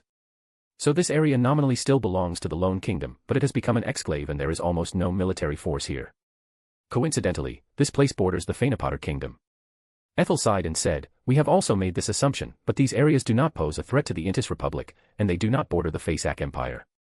It can only threaten the Lone Kingdom, and it is difficult to become our bargaining chip in negotiations with Intis and Feysak. The hilly area in the southwest of Desi County has always been the front line for Lone to block the Feyenopater Kingdom. After occupying this area, what lies in front of the Feyenopater Kingdom is the vast Tucker Plain." Hobert smiled and said, "Trust me, occupy this place first, and the Feyenopater Kingdom will definitely benefit from it in the future." He is very willing to help Feyenopater, because he does not want the Lone Kingdom to become the sole victor in this world war in the future. Even if Feyenopater immediately defects after Lone starts its counterattack, it will not be able to share much of the spoils of victory. But it is different to occupy the southwest of Desi County. If Lone wants to take it back, it will have to exchange a lot of spoils of victory. It doesn't matter whether the Feyenopotter kingdom occupies Lenberg and Mason, it can still attend the post-war negotiations as a victor. Ethel pondered for a moment before asking, do you think the Lone kingdom still has hope? Or is the Creator's power going to do everything possible to help Lone?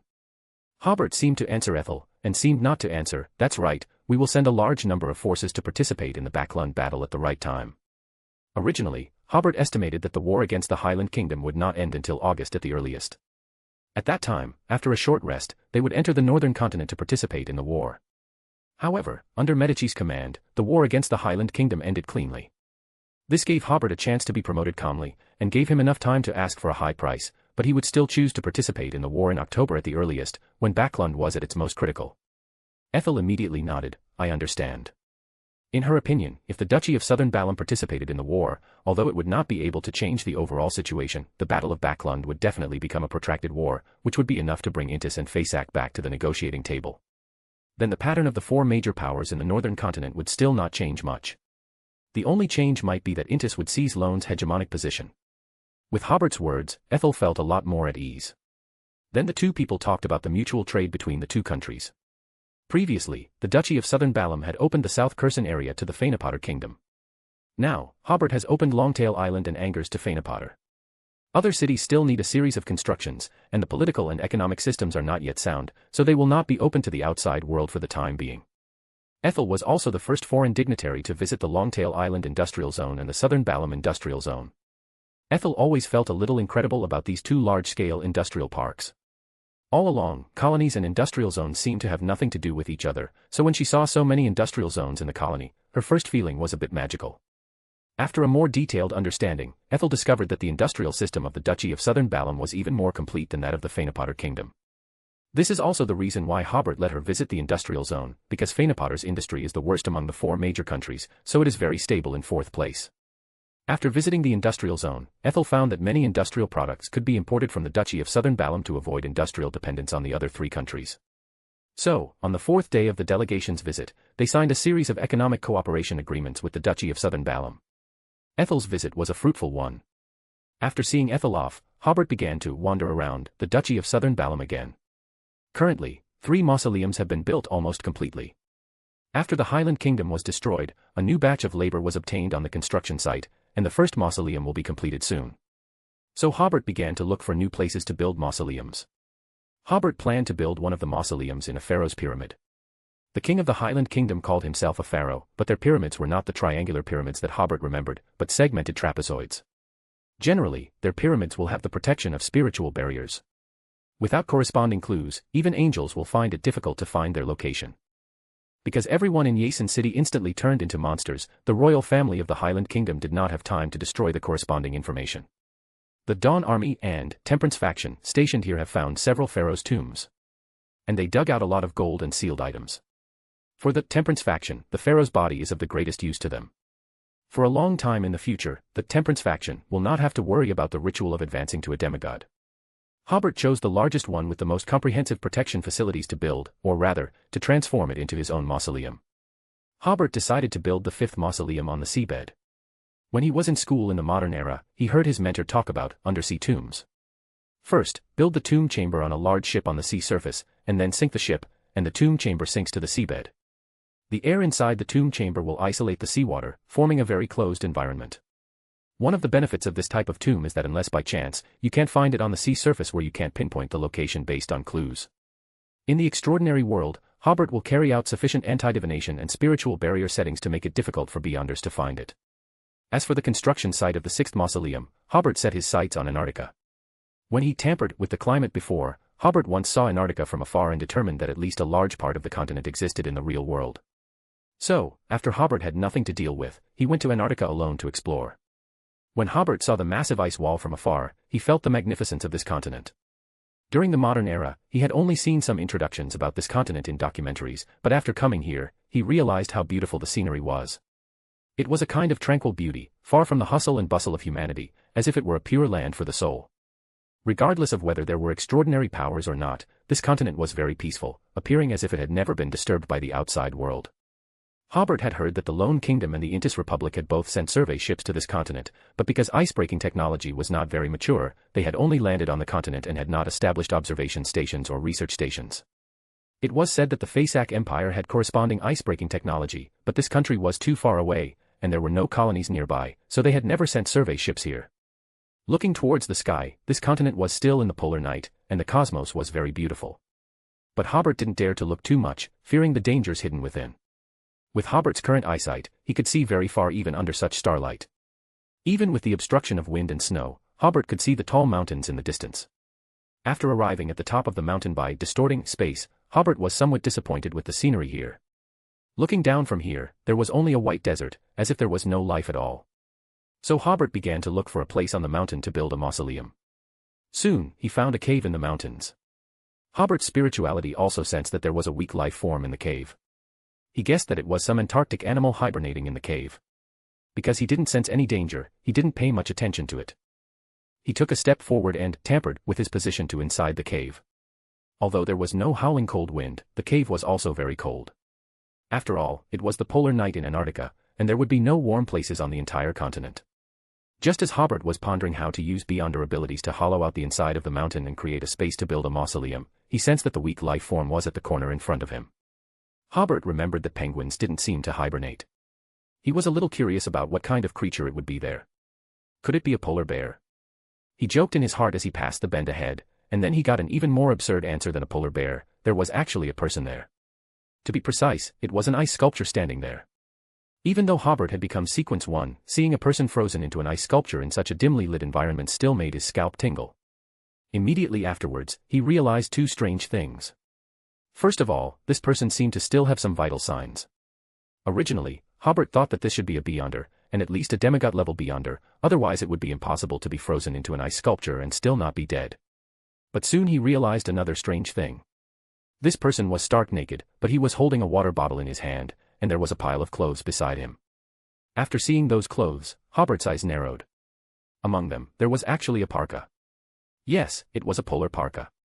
This made Hobert's scalp tingle even more, because he was very sure that there were no parkas in the entire northern and southern continents.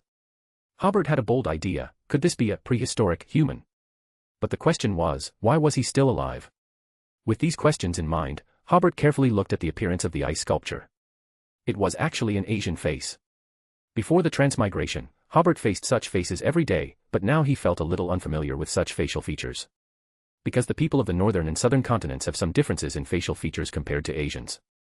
Hobert had never seen a living elf, and didn't know if they had Asian facial features, but Alger, a half-elf and half-human, didn't have any Asian features at all.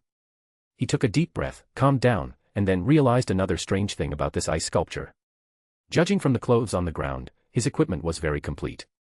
If he hadn't taken off his clothes himself, he wouldn't have been frozen to death even in the polar night. If he had gotten lost in Antarctica and had to wait for rescue here, and died in the process, he should have died wearing clothes, not frozen to death like this. Hobert swallowed and said, "Who are you? Why are you here?" Then he smiled. It would be terrifying if he could talk. The cold wind outside continued to howl, and the surrounding light was still very dim. Hobert considered it for a while, and finally decided that since he had encountered it, he should investigate what was going on.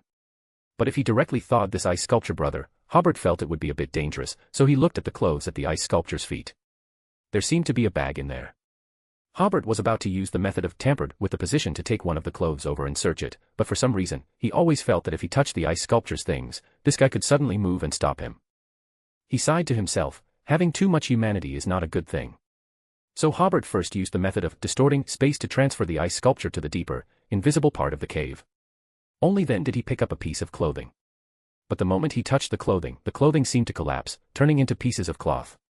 Even in a cold place like Antarctica, but after thousands of years, or perhaps longer, these clothes could only maintain their current shape. So Hobert tampered with the flexibility of these items, making them stronger, and then picked up one of the parkas. First, he saw a few Chinese characters on the parka: Great Wall Station, Sun Jilin. Hobert smiled and sighed, Chinese characters that have nothing to do with the Roselle Diary. Immediately afterwards, he looked at the small, bright 5-star red flag on it, and was stunned for a long time. Taking another deep breath, Hobert recalled that he remembered that the Great Wall Station was a Chinese Antarctic research station. He wasn't very clear about the specific location, but he knew there was such a research station.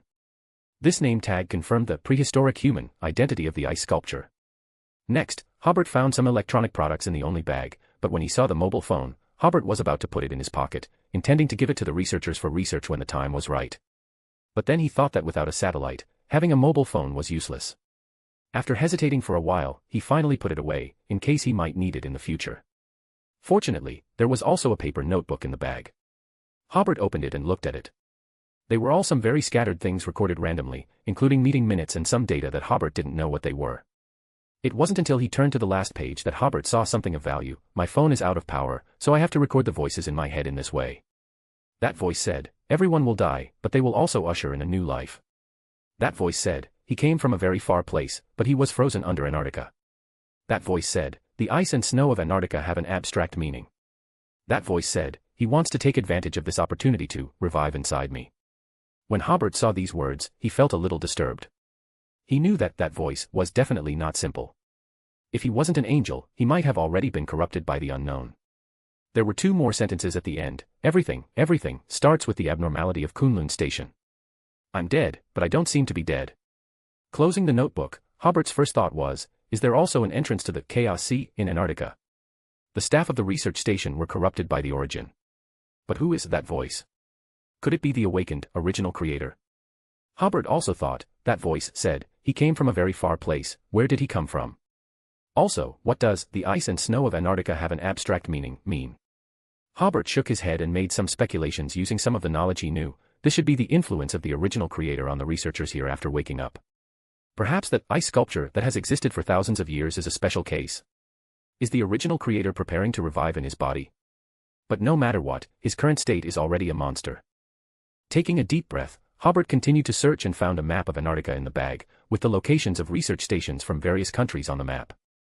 Among them, Hobert found the Great Wall Station, Zhongshan Station, Taishan Station, Kunlun Station, and Qinling Station with the 5-star red flag logo. According to the approximate locations, the Great Wall Station didn't seem too far from here. And Kunlun Station is located in the more central part of Antarctica, quite far from here. Hobert pondered for a while and decided to go to the Great Wall Station first.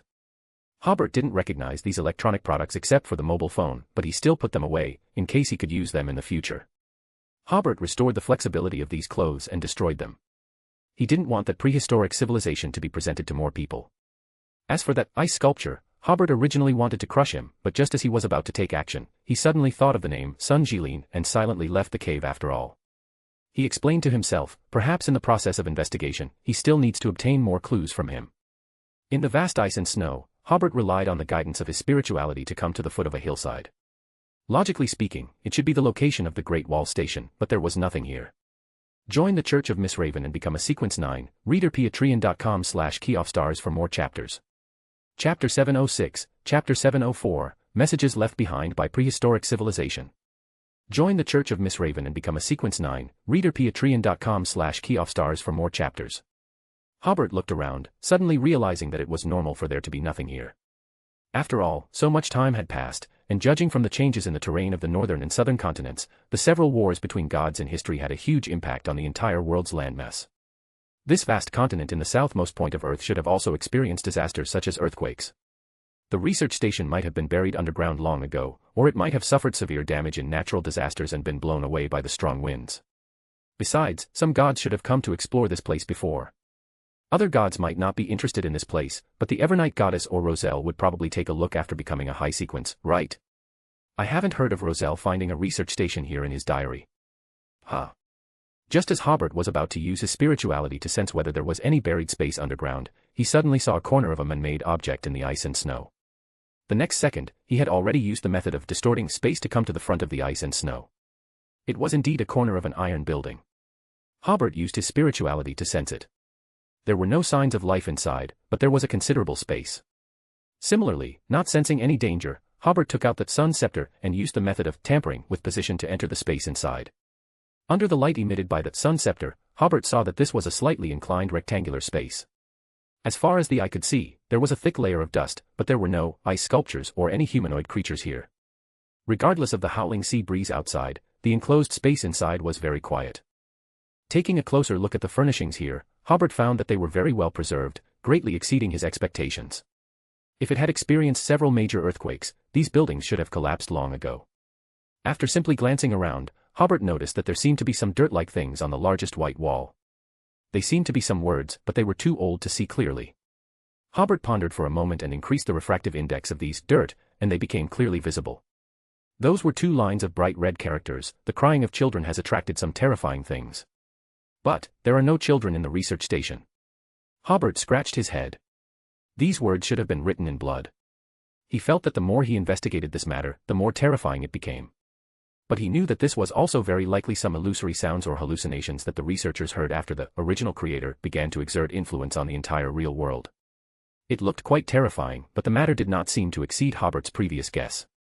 Continuing to search inside, Hobert found a few scattered documents on a table in an archive room. These documents seemed to have been repeatedly reviewed by the researchers. Hobert first tampered with the toughness of these documents to prevent them from turning into paper scraps with a slight touch. He waved his hand gently, and after the dust on them floated away, only a piece of paper that was almost blank was left. Hobert looked at it carefully. It should have been printed text, but after a long time, the ink had almost disappeared. This was not difficult for Hobert. He tampered with the brightness of the dye in the ink, and soon the contents of these documents reappeared. Hobert picked up the documents and quickly glanced at them. These documents were divided into 2 parts. One part was the paper archives of the Great Wall Station's contact with the outside world, and the other folder was the archives of communication between the Great Wall Station and the Kunlun Station. The contact between the research station and the outside world was normal at first, but about a month ago, there seemed to be some huge changes in the outside world. First of all, oil resources dried up in a matter of days, and the whole world was plunged into panic. Oil was already an indispensable thing in that world, and it was hard to imagine how the human world would regress without oil. Then, the research station received a retreat order, but the icebreaker that was supposed to pick them up never appeared. Finally, the outside world began to send a lot of messy things here, including mythological stories, some unintelligible descriptions, and some incomprehensible but terrifying descriptions. For example, the sun suddenly fell to the ground. A group of elaborately dressed rats invited me to be their food. A strange smiling face appeared in the air. The seawater did not freeze, but it suddenly turned into a solid, that doesn't seem to be a solid, but a huge monster. The last message from the outside world was, the monsters want to rush in here very much, but they are not monsters. Just now they were all human beings. Many of us have heard some strange murmurs and turned into monsters. Actually, I am also a monster. Hello, I will find you. There was also a line of pen writing, what exactly happened outside? Who made that huge roar? Why are sunrise and sunset no longer regular? Why is there no response from the outside world? Based on some information previously released by Klein, Hobert roughly sorted out this catastrophe. First of all, some anomalies occurred in Chernobyl. To be precise, the only chaos sea with an entrance in the real world created some supernatural phenomena. These anomalies lasted for a period of time, at least enough time to build a research institute there. At the same time, the 2 personalities, celestial worthy and God, created by the tendency of the original creator to split during sleep, further affected the real world. Especially celestial worthy, who began to recruit people. As the connection between the chaos sea and the real world became deeper and deeper, oil was quickly assimilated by the expanding chaos sea. The manifestation of the Sefirah and the power of celestial worthy and God turned many people into monsters and caused huge changes in this world. Finally, the original creator woke up. The moment he woke up, this world was destroyed. Just the awakening of his consciousness was enough to turn all the creatures on this planet into monsters. Thinking of these things, Hobert looked at the line of pen writing again. The destruction here seems to be a beat slower. At least when the people outside were all crazy, unable to get any replies, and the laws of nature became chaotic, there were still people here who maintained their sanity. Hobert guessed that when sunrise and sunset were disrupted, it should have been very close to the time when the original creator woke up. At that time, no one in the whole world should have been able to leave a few lines of pen writing. After thinking for a while, Hobert felt that he could not grasp the key points, so he took a deep breath and went to look at the communication archives with the Kunlun Station. There was only one folder for the communication with the Kunlun Station, because the Kunlun Station was in another direction of Antarctica, deep inside the Antarctic continent. That research station basically obtained supplies from the Zhongshan Station, so there was not much contact with the Great Wall Station. Most of the time, the contact between the 2 research stations was for joint observation of the climate or the cosmos.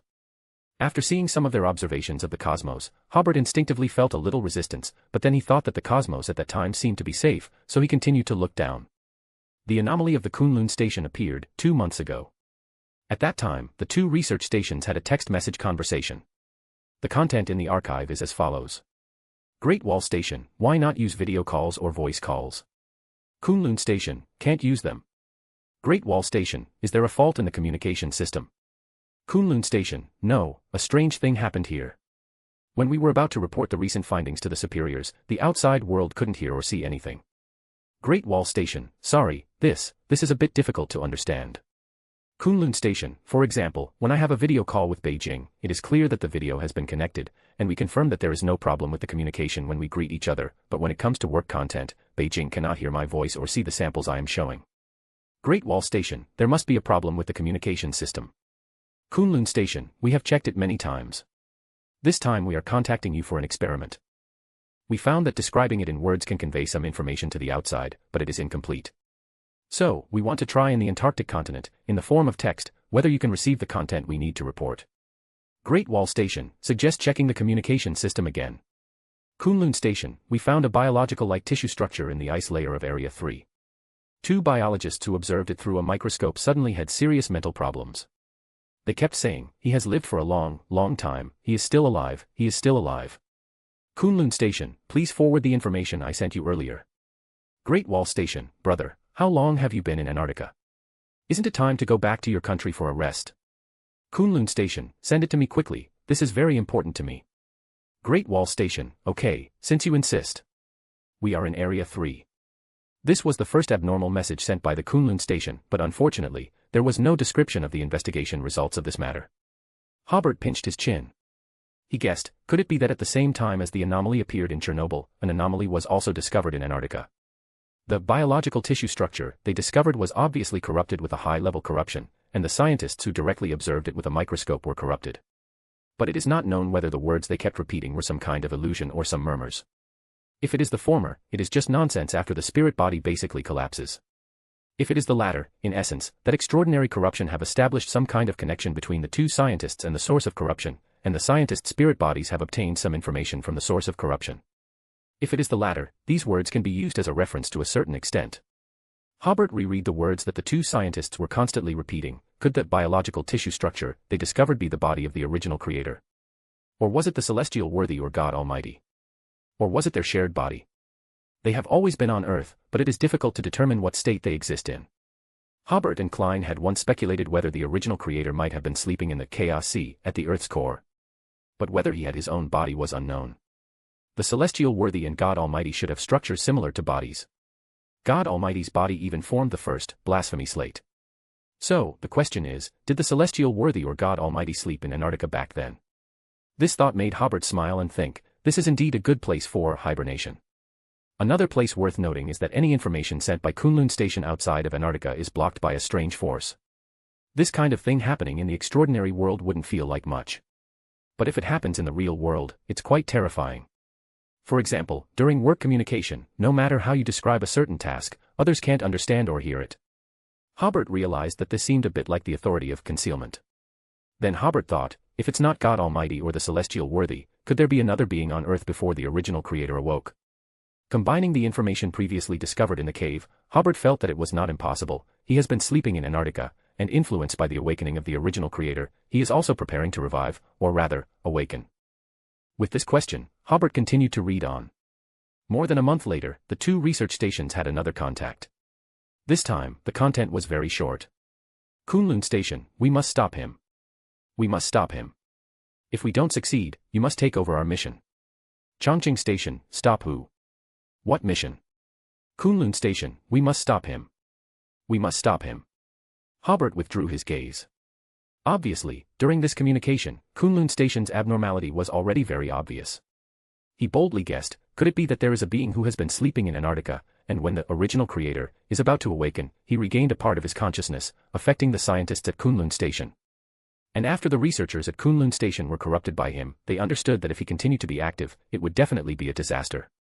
So the scientists want to stop him. Or rather, him. Then, Hobert thought of another possibility. Maybe there were some high-level Beyonder characteristics near Kunlun Station at that time. With the gradual awakening of the original creator, those Beyonder characteristics began to become active, ready to gather with the original creator, thus affecting the researchers at Kunlun Station. Hobert continued to read on. The following was the last contact between the two sides. Kunlun Station, we shouldn't have dug that place open. Chongqing Station, where? Kunlun Station, Area 3. Antarctica is different from other continents, different. Chongqing Station, how is it different? Kunlun Station, a week later, if we don't contact you, please come immediately. We have organized all the information. To prevent electronic equipment from malfunctioning, we have made paper backups, all in folder number 155. Goodbye everyone, now that we know the truth, we cannot sit idly by, cannot sit idly by. The other party's last message suddenly made Hobert feel a bit tragic. How could the power of ordinary people stop the awakening of the original creator? But Hobert re-examined this space buried under the ice and snow. Except for the blood writing on the wall, this place is basically neat, which means that after some strange things started happening here, the researchers most likely left in an orderly manner. If the people here had all turned into monsters, this place couldn't be so neat, and it couldn't be as simple as leaving 2 lines of blood writing. Since the ship that was supposed to pick them up never came, they should have gone to Kunlun Station. Cannot sit idly by. Hobert glanced at this sentence again. He felt it was necessary to take a look at Kunlun Station. He knew that in the end, the original creator still awakened, and the scientists at Chongqing Station of course also failed, but if their bodies were still exposed in the wilderness, Hobert felt that he should bury them. There is a detailed map of Antarctica in Chongqing Station. After identifying the direction and calculating the distance, Hobert directly entered the spirit world to go to Kunlun Station. Just after entering the spirit world, Hobert realized that the spirit world corresponding to Antarctica seemed a bit deserted. Generally, after entering the spirit world, there would be many spirit world creatures wandering around, but in the spirit world here, there were no signs of any spirit world creature activity as far as the eye could see. This made Hobert more cautious, but he didn't retreat. After all, he was already sequence 1, so there was no need to be as timid as before. A dozen seconds later, Hobert arrived at the location of Kunlun Station. In the spirit world, he seemed to see several blurry giant figures around, but no matter how carefully he looked, he couldn't see them clearly. Because his spirituality did not sense danger, he entered the real world. But to Hobert's surprise, Kunlun Station in the darkness actually looked quite complete. Some cuboid-like buildings, like containers, still stood there. On the left were some structures like large oil pipes, and on the right were some large snowmobiles. Some of these large snowmobiles had nameplates with the words Chongqing Station, Zhongshan Station, etc. The researchers from Chongqing Station did come here. Not only did they come, but people from other research stations also came. In front of these buildings, there was a dark stone engraved with the words Chinese Antarctic Kunlun Station. This is indeed Kunlun Station, but the fact that the buildings here are so well preserved made Hobert realize that something was wrong here. Since this place is so well preserved, why didn't any gods discover it before? Or did some gods discover this place, but didn't announce the relevant information? Hobert's spirituality still didn't detect any danger, nor did he detect any signs of living beings in the research station. This time, Hobert didn't use extraordinary powers to enter the research station, but went to open the door to check the situation inside first. Everything inside seemed like a long-sealed history. So many years have passed, but everything inside is still undamaged. Hobert cautiously entered the house. First, in a room that was similar to a combination of an activity room and a conference room, he saw a circle of teacups placed around the table. This should have been left by the people from Chongqing Station. He didn't know if they had a short meeting here, or just rested here. Towards the inside, the door of the archive room was open. Hobert cautiously went in. First, he saw a thick folder on the table, and the walls of the archive room were covered with dirt. Hobert was very familiar with these dirt. After he tampered with it, he saw some incoherent words written on it. He said he was a god, I told him I was an atheist. Strange, how do their voices reach our ears? Why is there still that terrifying effect? Are they directly talking to our brains? The things underground are unsettling. I seem to have seen a rainbow. Their bodies are too big, too big. Hobert took a deep breath. These words were obviously also written in blood. The handwriting was full of frenzy, but there also seemed to be some rationality in the frenzy. Such messy words basically wouldn't yield much useful information, so Hobert simply went to look at the thick folder. At this moment, Hobert seemed to understand, even if some gods discovered this place, they wouldn't think it was a prehistoric ruin, but would think it was the residence of some ancient god. Unless they knew Chinese characters. In that case, only Roselle would understand what this place was if he discovered it. But thinking about it carefully, if that guy had time, he would go find noble ladies and witches to play with. Would he go deep into the interior of Antarctica to explore? If it weren't for accidentally finding relevant clues, it would actually be difficult to discover this place. Thinking of this, Hobert looked at the furnishings outside again. The biggest question appeared in his mind again: this place is preserved too well. With questions, Hobert also tampered with the brightness of the dye. He saw that the folder's number was indeed 155. The first page of the document only had one sentence: after you finish reading the following content, your mind will irreversibly have problems. Be sure to be prepared to fight against that voice. Hobert slowly nodded. Just knowing some indescribable existences would also be corrupted. The second page of the document began to describe the entire process in detail. Initially, Kunlun Station discovered a strange ice layer in Area 3. There seemed to be an invisible barrier there. No matter how big the wind and snow were, they would be blocked by the barrier, forming a spectacle of ice and snow colliding with air. After peeling off the snow layer, the researchers found a black, very regular square under the ice layer, and began to drill down to extract ice. But what they didn't expect was that they drilled hundreds of meters down before obtaining the black sample that made up the square. All the abnormalities started with this sample. Initially, people thought they were minerals, but after cutting them, they found that they seemed to be the tissue structure of some living organisms. Then the incident happened where the two biologists had mental problems. After such an accident, Kunlun Station immediately stopped the research and waited for further orders from above. During this stage, they made many guesses, one of which was very close to the truth. Could the black substance be a virus that spreads through sight? A virus frozen under the Antarctic ice? Using the term virus to describe the beyonder characteristics corruption was actually quite fitting. It was at this moment that the two biologists rushed towards Area 3 without wearing sufficient equipment. Only then did people discover that a descending ice staircase had appeared at the location of the black cube. And the black cube was now gone. Because they were unable to report everything here to the outside world in a timely manner, Kunlun Station had no choice but to organize an expedition to explore down the staircase. Below was a huge underground structure. Here are some photos. It was so vast that the boundaries couldn't be seen. After several explorations, they roughly determined the general structure of the entire underground space. During the last exploration, people saw 6 huge, blurry shadows in the ice layer further down. It was unknown what those things were. Strangely, all the cameras were unable to photograph them, only human vision could see them. Following this are 6 hand-drawn sketches. Some of those blurry shadows seemed to have human-like shapes, some were like regular geometric figures, and some were strangely shaped. Another strange thing was that everyone who saw these shadows went mad after returning to the research station. Join the Church of Miss Raven and become a Sequence 9, reader patreon.com/keyoffstars for more chapters. Chapter 707, Chapter 705, Things Sealed Underground in Antarctica. Join the Church of Miss Raven and become a Sequence 9, reader patreon.com/keyoffstars for more chapters. At this moment, the Kunlun Station was still fighting alone. They were now even more certain that what they encountered was an unknown virus that could be transmitted visually. This was, of course, an unprecedented virus. In the history of human confrontation with viruses, there had never been a virus that could be transmitted visually. Some scientists even speculated whether the virus was transmitted through a higher dimension. That is, the source of infection and the infected person are at a certain distance in 3-dimensional space, but the distance in 4-dimensional space is difficult to know. Seeing this, Hobert realized that this was a vague explanation for beyonder corruption. Generally speaking, beyonder corruption is mostly achieved through the spirit world. Indeed, one can be polluted without touching the other party in the real world. Hobert continued to read on. The crazed researchers still retained a certain amount of sanity in their madness, and they provided many key information, including the aforementioned drafts. A large part of the files later were conversations between members of the research station and the crazed researchers. Hobert looked very carefully at some key information. By Han, one of the researchers who saw those blurry figures, a consciousness appeared in our minds. Station Chief Jiang, Station Chief of Kunlun Station, can you describe it in more detail? By Han, it's like, another me appeared in my mind. He knows everything about me. He seems to be searching my memories everywhere in my mind, wanting to understand everything about the outside world. I tried to communicate with him, and easily learned where he came from, why he was here, and what his purpose was. At that moment, I was him, ha ha ha, he was me.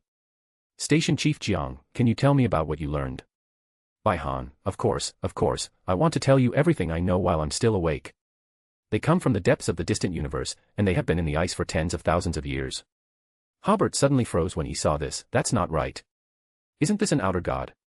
It was the awakening of the original creator that tore apart the beyonder characteristics of the outer deities, and that's why the outer deities came to the solar system, wanting to retrieve their beyonder characteristics. But how could the outer deities be in Antarctica? How could they have been under the ice for tens of thousands of years?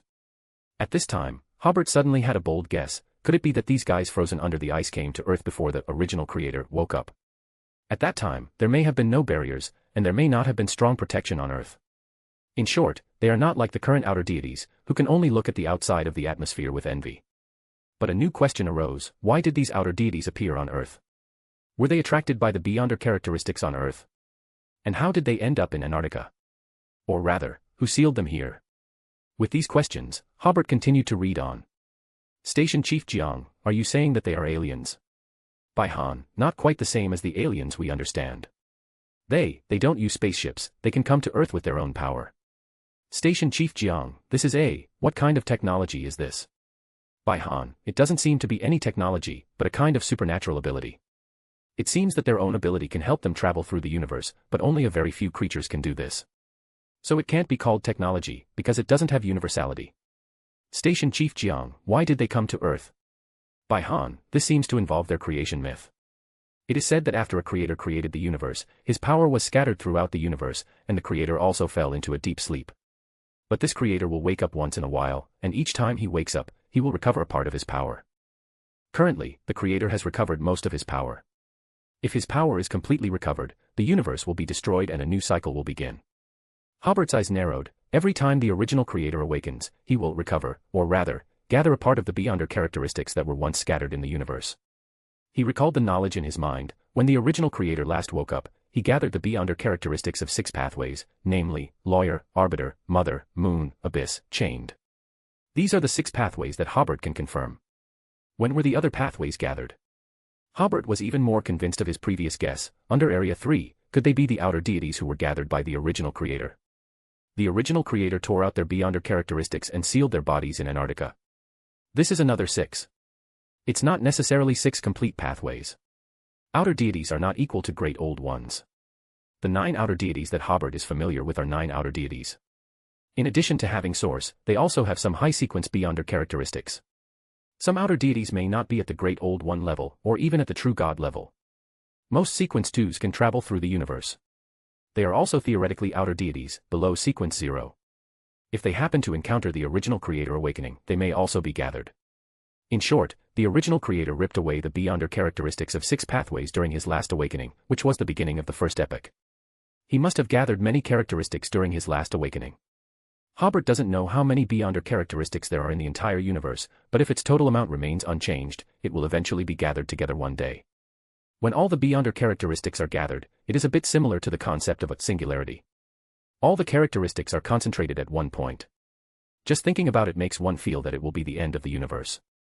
The good news is that there are still many beyonder characteristics that have not been gathered. The bad news is that the speed of gathering will only get faster and faster. Hobert took a deep breath. He suddenly thought of a question: is there any pattern in the timing of the original creator's periodic awakenings? This reminded him that during the first epoch, 2 people who obtained multiple Sefirah fought, and as a result, they both fell. But in the battle, their beyonder characteristics and Sefirah did not converge. Either they were both avoiding mutual convergence, or some force was preventing them from aggregating. In short, the initial awakening seems to have no regularity in time. God and celestial worthy also have no initiative in this regard. Hobert shook his head again and continued to read on.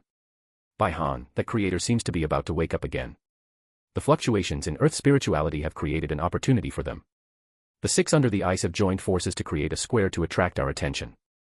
This is their last chance.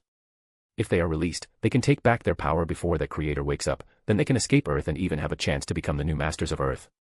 If the creator wakes up first, then they will never be able to retrieve their power.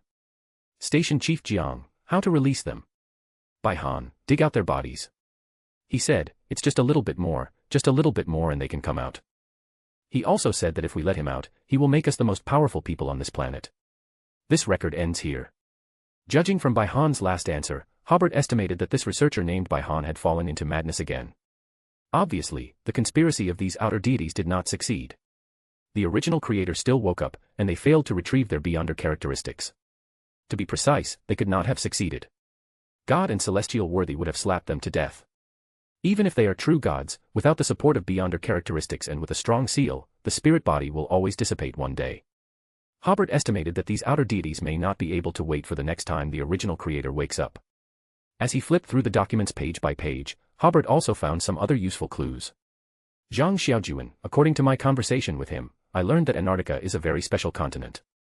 This continent was not originally here. In order to seal these 6 people, this continent was moved to this cold place. Station Chief Jiang, who moved this continent? Zhang Xiaojuan, according to the other party, it was the creator. Station Chief Jiang, why seal these 6 people? This question is obviously to confirm whether the information obtained by Bai Han is credible. Zhang Xiaojuan, to prevent them from taking back their power. Station Chief Jiang, what method was used to seal them? Zhang Xiaojuan, the ice of Antarctica. According to him, the creator gave the ice of Antarctica an abstract meaning, which can seal some very powerful things. This makes this continent very stable, and even significantly different from other continents. Without external influence, it is closer to eternity. Hobert did recall a sentence he saw in Sun Jilin's notebook. That voice said, "The ice and snow of Antarctica have abstract meaning." This information should also be credible. After the original creator sealed these 6 outer deities in Antarctica, its powerful sealing power transformed the ice and snow here. Hobert realized that this was also the reason why information about the outer deities could not be reported outside of Antarctica, because the original creator's blockade also included a blockade in the abstract sense, a comprehensive blockade. Therefore, information about the outer deities can be sent to the Changqing Station, but cannot leave Antarctica. The fact that Kunlun Station can be preserved so completely is also related to the seal of the southern continent. The materials here have also been strengthened because of this seal, so thousands or even tens of thousands of years have passed, and the main structure of the research station is still there.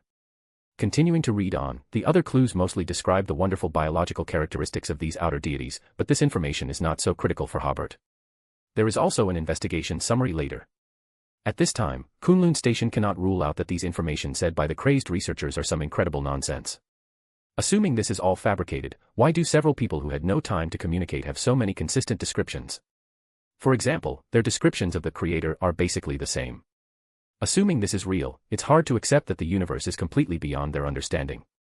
After repeatedly reporting upwards without success, the researchers decided to leave temporarily, sending their crazed colleague back home first. Just then, Kunlun Station also received some obviously abnormal news from the outside world, as if some changes were really about to happen in this world. This made them worry. If this information about the outer deities was true, then they couldn't ignore those guys underground. But how to solve the problem? Everyone was at a loss. It wasn't until the crazed staff member killed his guard and took tools to excavate the 6 aliens' bodies in that underground space that the situation completely spiraled out of control. Many people entered that underground space in pursuit. Although the first batch of crazed staff members were successfully killed, soon more than half of the staff at Kunlun Station went mad. Even those who didn't go mad suffered a tremendous mental shock. Later in the files, there was a document written by Station Chief Jiang, but judging from the handwriting and content, Station Chief Jiang's mental state was already somewhat abnormal. At this moment, my consciousness seems to be connected to theirs. This feeling is very wonderful. Their knowledge is like books placed in front of me, ready to be read at any time. Heh, I guess my thinking is the same for them now. They are tampering with some of my thoughts, making me think they are supreme and that I must obey them. This makes me very clear about how vicious their influence is. I'm digressing. My mind is a mess right now. I mainly want to write down some key information that I read. The more I read, the deeper their influence on me will be, and I might go crazy at any time. I'm digressing again. I can sense that they are trying to influence me, trying to stop me from saying these things, but I insist on saying it. They must not be allowed to awaken. These 6 come from different civilizations, but without exception, those civilizations are full of coldness, madness, and distortion. This is the price of power. For humans, such a price is very inefficient, only allowing a very, very small number of people to possess distorted and strange power, sacrificing the creativity of the entire civilization. If they regain their power, Earth will become a replica of this cold and distorted civilization. Moreover, they are very cunning. I don't believe a single word of their promises. After they regain their power, they will most likely completely destroy the Earth. No, it seems they can't destroy it. In their concept, Earth and humans are very special. Earth is where the creator they speak of sleeps, and it is now an aggregate of prime matter. Prime matter. A strange word. In short, they can't destroy Earth, but humans will also become mad and distorted, turning into another kind of creature that only worships power. Yes, I know, you don't need to remind me, the awakening of the creator will also be a huge disaster for mankind. However, the relevant information you provided shows that humans will not be destroyed each time the creator awakens. After a long period of time, humans will regain their sanity and restart their civilization. What? You ask what the difference is. The difference is huge. He who sees alone is called enlightened, he who hears alone is called wise. What does that mean? Figure it out yourself. Remember, don't be bewitched by them, and don't let them escape from the ice, otherwise humanity will lose its most precious essence. Hobert looked at this material for a long time without saying a word. Station Chief Jiang knew that his power was very weak compared to those outer deities, but this Station Chief Jiang despised the outer deities in his thoughts. Hobert suddenly smiled. Yes, what's so scary about these guys? Their power is a little strong, but their spirit is terribly lacking. Perhaps it is because of their spiritual deficiency that they can only use extraordinary corruption to influence others, and the people who are influenced by them can only set off their spiritual emptiness. Thinking of this, Hobert took a deep breath and put away this handwritten document from Station Chief Jiang. He felt that the words written on the manuscript paper were very powerful. Then he continued to flip through the information in his hand. More and more people at the research station went crazy, and more bizarre things happened, such as someone suddenly committing suicide, or the corpses of colleagues suddenly reanimating, some attacking other colleagues, and some taking tools to excavate Area 3. The people who hadn't completely gone mad tried to burn these corpses with gasoline, but the ignited corpses would rush into the snowdrifts and extinguish the flames on their bodies themselves. Fortunately, by chance, they found a way to subdue these corpses. While fighting with the corpses, a colleague in poor mental condition mistakenly poured water on the corpses instead of gasoline. In the extreme cold, the water quickly froze into ice, and the corpses just stopped moving. At this time, the people at the research station suddenly thought, the ice and snow of Antarctica symbolize sealing. That is to say, here, all the strangeness can be sealed in this way. After sealing the corpses, the research station encountered another problem. People from other international research stations around them were also affected by the 6 aliens one after another, and they rushed to Area 3, wanting to dig the aliens out of the ice. As time went by, those aliens gradually had the risk of breaking free from their seals. If they broke free from the seals before the so-called creator awakened, the process of them regaining their power would likely cause irreparable damage to human civilization. They must be stopped. Because in the staff's minds, the human world has no way to resist these aliens. Hobert, on the other hand, felt that God Almighty and the celestial worthy would definitely not let these outer deities succeed, but the researchers here didn't know this. They still thought they were the last line of defense for humanity. So the staff thought of using the method of sealing those corpses to reseal those aliens, so that they would miss this opportunity and be buried in the ice forever. This was a mission destined to be a one-way trip, so after Kunlun Station contacted Great Wall Station, Zhongshan Station, Taishan Station, and Qinling Station for the last time, all the personnel carried water into Area 3. On the last page of the document, there was such a reminder: be sure to fill the kettle with water. If you find yourself having uncontrollable thoughts and behaviors, you can take off your clothes and pour water on yourself. In this way, seal the guy who wants to use you to resurrect. Hobert suddenly recalled the kettle in Sun Jilin's hand, and finally understood that he had poured himself into an ice sculpture. The reason why Sun Jilin still has vital signs now is likely due to the influence of the outer deities on him, causing him to mutate, or that a wisp of consciousness about the outer deities is sealed in his body. Thinking of this, Hobert took a deep breath, closed the folder, and then silently came to the outside of Kunlun Station. After taking another look at the entire Kunlun Station, Hobert distorted the surrounding snow, causing it to cover Kunlun Station, forming a small hill. Inside the small hill, there was a hollow structure, which avoided Kunlun Station well, like a layer of snow shell protecting it. After being covered by ice and snow, Hobert really felt the sealing power of the ice and snow. His spirituality couldn't even sense the Kunlun Station under the ice and snow. This was a very peculiar feeling. When using extraordinary power to manipulate these ice and snow, he couldn't feel their difference, but after the ice and snow formed a pile, they formed the power of sealing.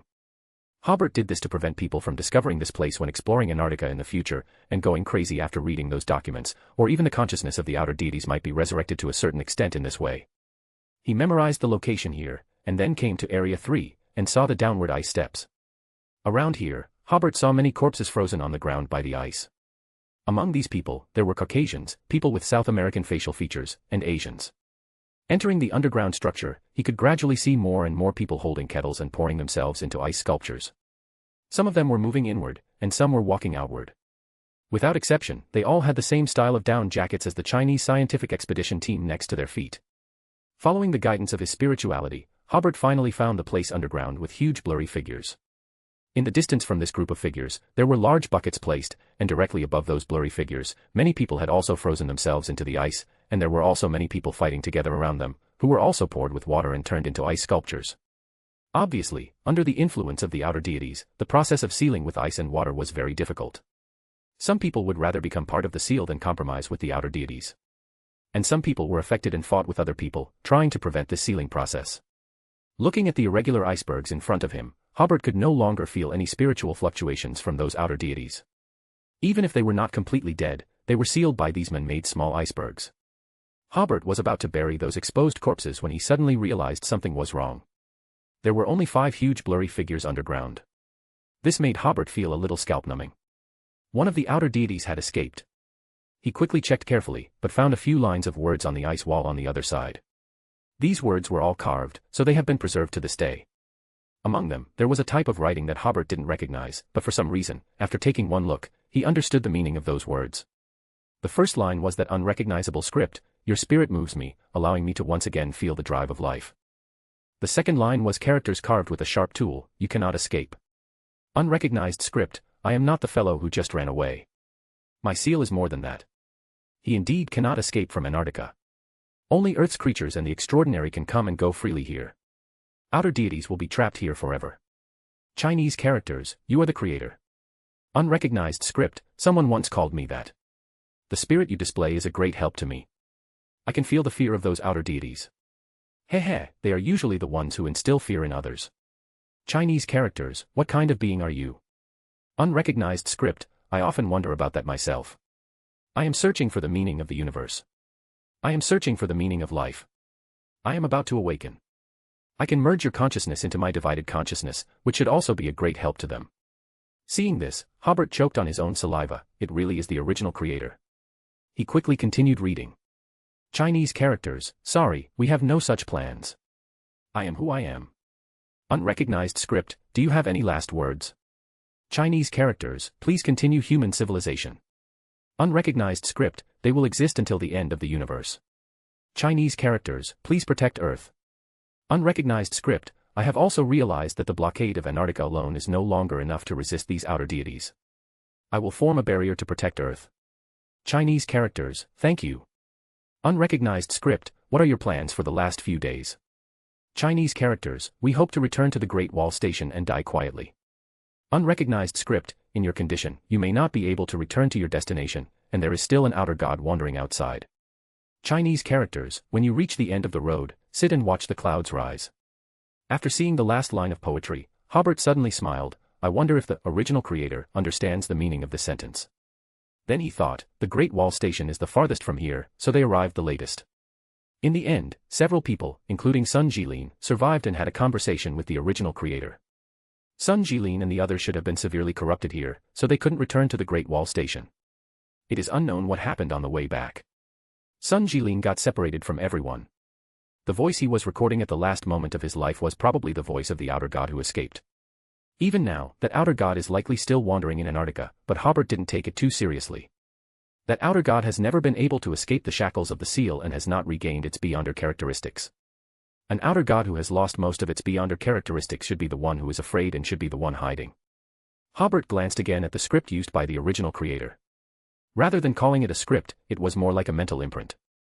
As long as one made visual contact, or even just got close enough, one could understand the meaning of these words. He guessed that the words on the blasphemy slate should be similar to this. Hobert pondered the words of the original creator in detail. The original creator itself has some characteristics of a life form and would be attracted to things that happen with a small probability. However, the human aspects of it were not very well developed. It didn't send Sun Jilin and the others back to the Great Wall Station, which showed its coldness like a machine. At the same time, Hobert realized, the original creator also cared about the human part within itself, or rather, it cared deeply about the extraordinary emotions displayed by life. Why was this so? And why would it ponder the meaning of the universe? The meaning of life? In Hobert's previous speculation, divinity should be the inherent rule of the universe's operation, which is very cold, and the original creator is the collection of this rule, so it should also be very cold. But he didn't expect that it actually had things it needed to think about. To be precise, it actually had a confused side. Hobert suddenly had a bold guess. Does the divine part of the original creator also represent the consciousness of the universe? Then, could its confusion be the confusion of this universe's consciousness? Hobert had thought about this question before. Is the original creator a manifestation of the universe coming to life? Thinking of this, Hobert smiled and shook his head, not continuing to think about this problem that was obviously becoming more and more difficult to understand. Immediately, Hobert moved the ice sculptures on the ice surface outside. The ice layer underground felt different from the ice and snow outside. The ice and snow outside could be manipulated with beyonder powers, but the ice layer inside isolated all beyonder powers. The corpses frozen under the ice layer couldn't be dug out with beyonder powers. So, he took as many as he could carry. Hobert brought them to the snowy ground outside, and after confirming that they were all dead and had no spiritual essence left in their bodies, he buried them in the snow.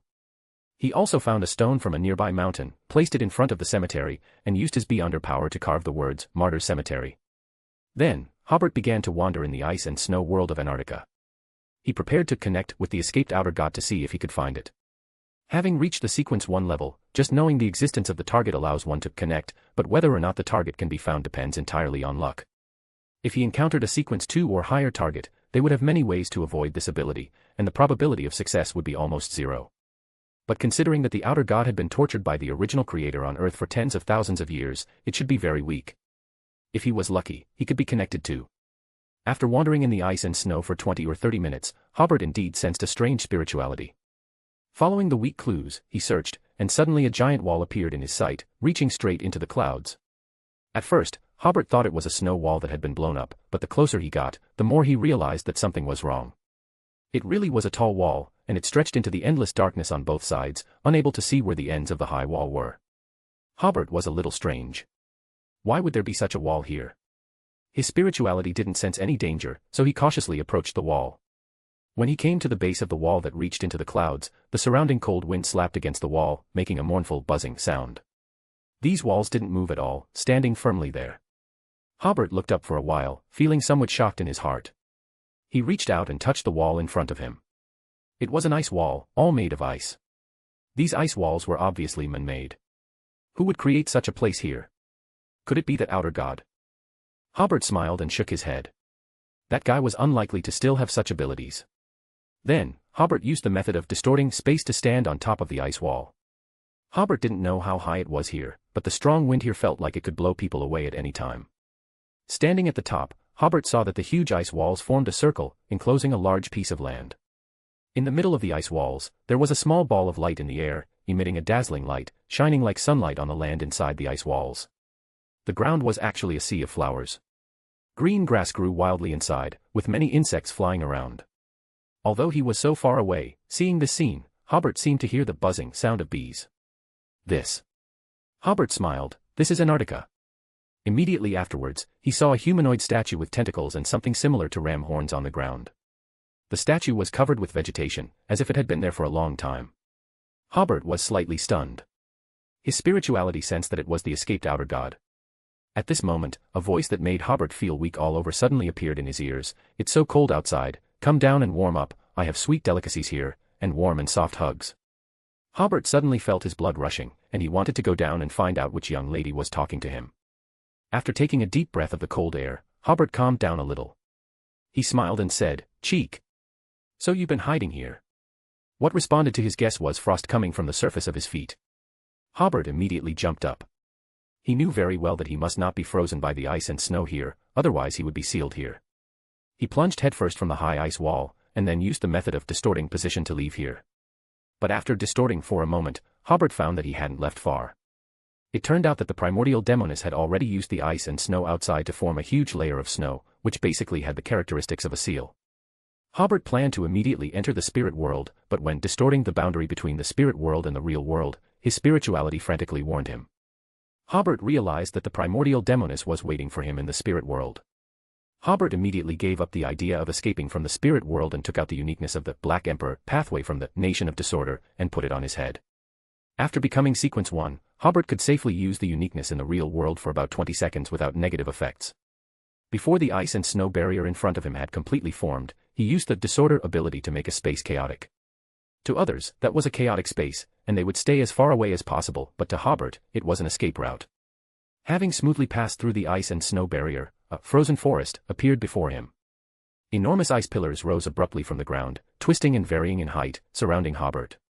Hobert used the method of tampering with his own position, sometimes appearing in midair and sometimes returning to the ground, trying to avoid these ice pillars, doing his best not to be trapped by the space they formed. However, as the ice pillars became more and more numerous, only a single gap remained in front of Hobert, a chance to escape. He struggled to leap towards it, and just as he was about to escape the encirclement of the ice pillars, a forearm of a maiden made of ice suddenly appeared, her delicate hand covering the only gap. But the palm and the ice pillar did not completely close. In a moment of crisis, Hobert summoned the power of the Nation of Disorder, forming a black barrier to resist the incoming hand. Then, Hobert quickly escaped through the gap in the palm, using his uniqueness to make the surrounding area within 100 or 200 kilometers chaotic, and he took advantage of the disorder to leave. In one breath, he used the method of distorting position to reach the edge of Antarctica. After confirming that the primordial demoness had not caught up, Hobert removed the uniqueness, resealed it, and returned it to the nation of disorder. With his back to the sea, Hobert glanced again at the Antarctic continent in the darkness. This place was a perfect match for the primordial demoness. The primordial demoness could freely create ice layers here and use ice layers with exits to complete a certain degree of self-sealing in order to maintain her own state. Due to the special nature of the Antarctic continent, the gods outside could not sense the exact location of the primordial demoness, which was a good protection for her. The only drawback might be that the signal was not good here, and the primordial demoness could not project too much power to the outside world. Hobert recalled the previous experience of the primordial demoness descent, and the descent process was indeed very poor. At that time, Hobert thought it was because the primordial demoness condition was too poor.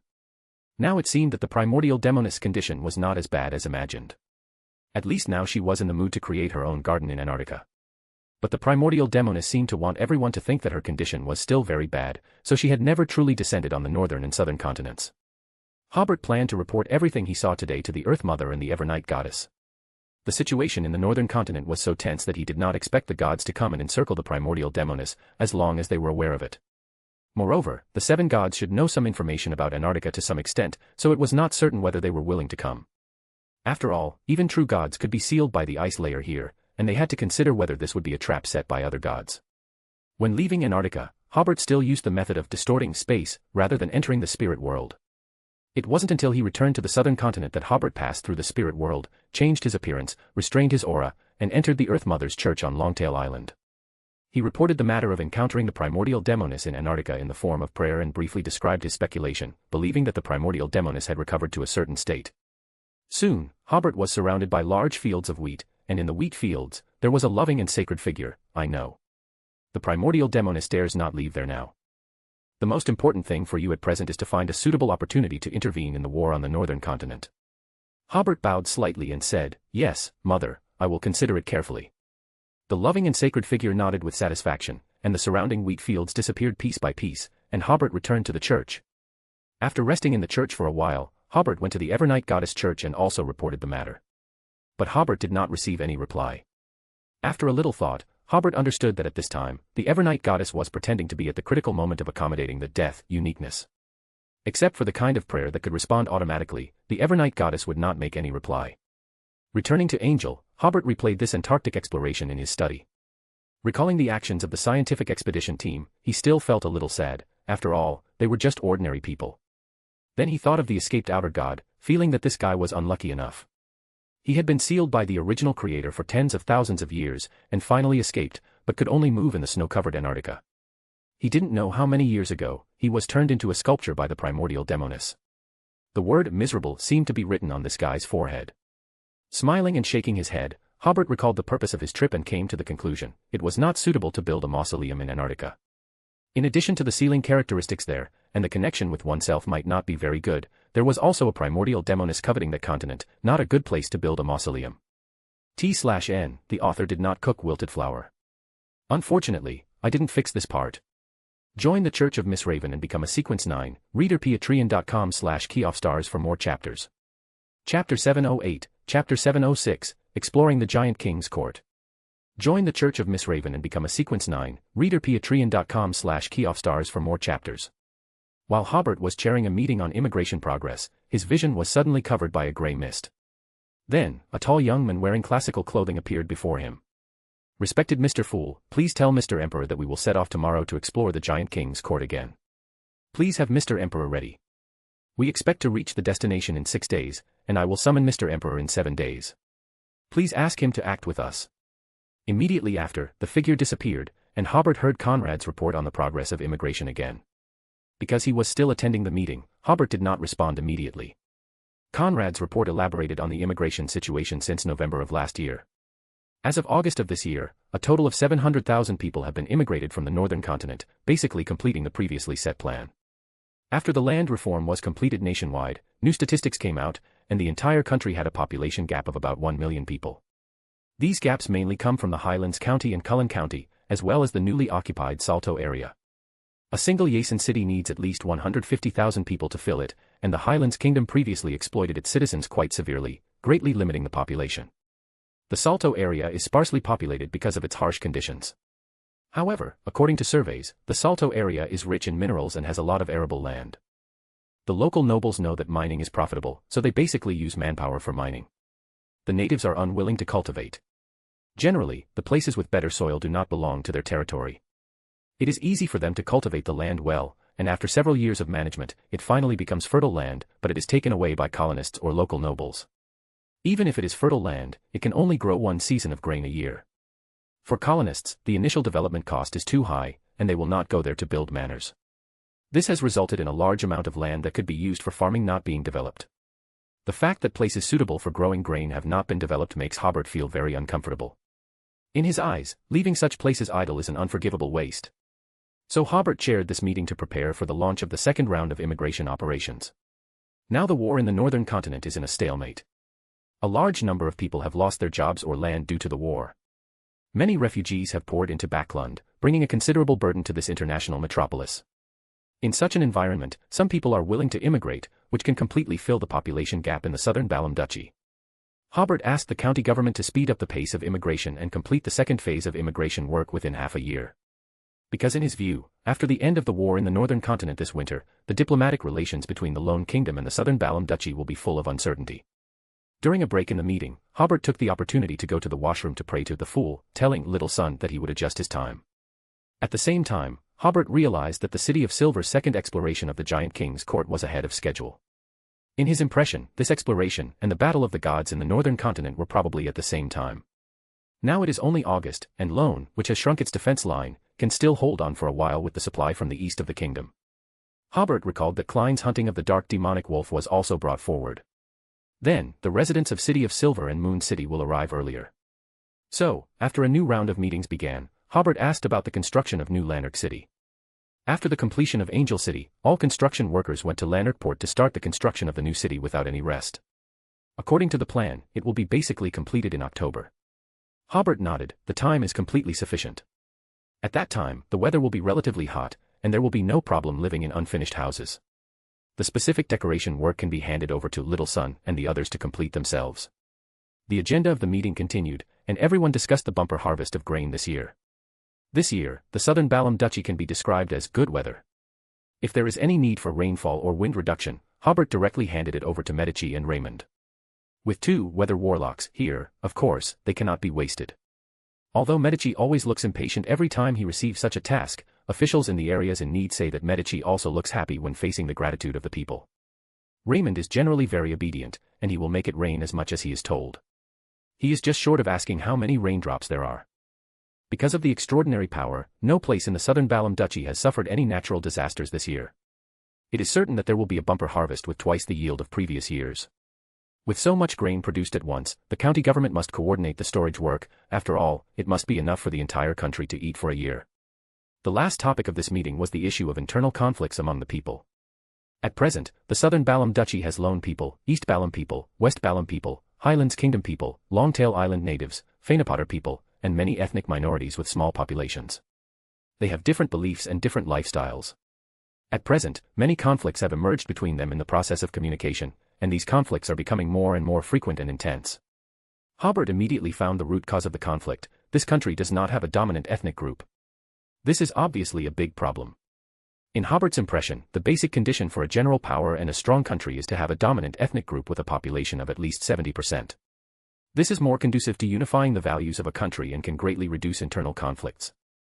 At present, the immigration plan has not ended, but the drawbacks of immigration countries are about to begin to appear. Hobert recalled the methods of self-stabilization of various immigration countries in the AD era, and realized after a while, what's the point of recalling? In the Beyonder world, this is an opportunity.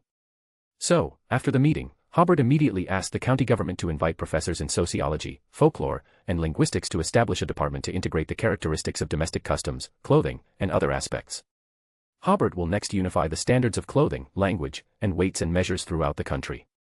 The first step is to do some research, combine the clothing of all parties, and leave those parts that are more practical, more beautiful, and not very difficult to make. Then, when the nationwide large-scale construction begins in the second half of the year, taking advantage of the semi-military control state at that time, unify the clothing and weights and measures while unifying the architectural style, and promote the same language. As long as they wear the same clothes, use the same things, and live in the same houses, most of the conflicts will not be so intense after a long time.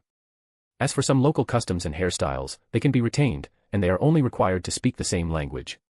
In at most 20 years, when the new generation who have received new education grows up, the entire country will no longer have such sharp conflicts.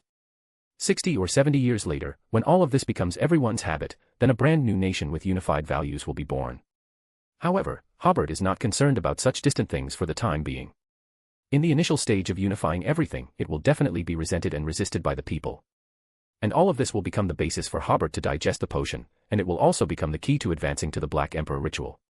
The only thing to pay attention to is that once the people's resentment leads to mass incidents, they must be resolved quickly. It is generally impossible to reason with them. The solution is nothing more than coercion and inducement. Conrad and others, who have experience in governing Longtail Island, are no strangers to this, so Hobert asked Conrad to prepare several contingency plans. It doesn't matter even if they can't be resolved. He will take a trip, and with a stir, everything will be gone. In the midst of close planning and preparation for this matter, time passed quickly, and in a blink of an eye, it was the time agreed with Little Son. Hobert roughly told Audrey and Furs about his next actions, and then locked himself in the study again. After building the wall of spirituality, Hobert sacrificed himself to the Fool as last time, but this time the Fool did not respond until after more than half a minute. Coming to the castle full of mist again, Hobert felt that the figure in the depths of the castle seemed to be full of distortion and madness. He immediately recalled that Klein had explored the residence of the Giant King first. His shadow was taken away by the dark angel Sefirah, and his marionette was also taken away again, so his condition was very wrong. Hobert really wanted to step forward and ask, "Is your condition okay? If not, I might as well ask the Creator to send me to the forsaken land of the gods." While thinking wildly, Hobert's vision darkened, and he had already appeared in the forsaken land of the gods. Getting up from the simple altar, in the dim light, Hobert first saw Derek Berg with brown-yellow hair and a tall figure. Derek was a little excited when he saw Hobert. "Mr. Emperor. How should I address you?" He suddenly remembered that he didn't know Mr. Emperor's name yet. Hobert smiled slightly. "My name is Hobert." Little Son also introduced himself. "My name is Derek." Hobert, Ed, turned his head and looked at Chief Colin Iliad, who was also tall and had gray hair, and Lovia Tiffany, who was wearing a black robe and was beautiful and generous. Both of them were carefully looking at Hobert. Derek had already reported that he would find 2 helpers. At first, Colin only planned to let Derek call 1 helper, so that things would still be within a controllable range. To be precise, if Derek and his helper had problems, Colin and Lovia could still join forces to control the situation.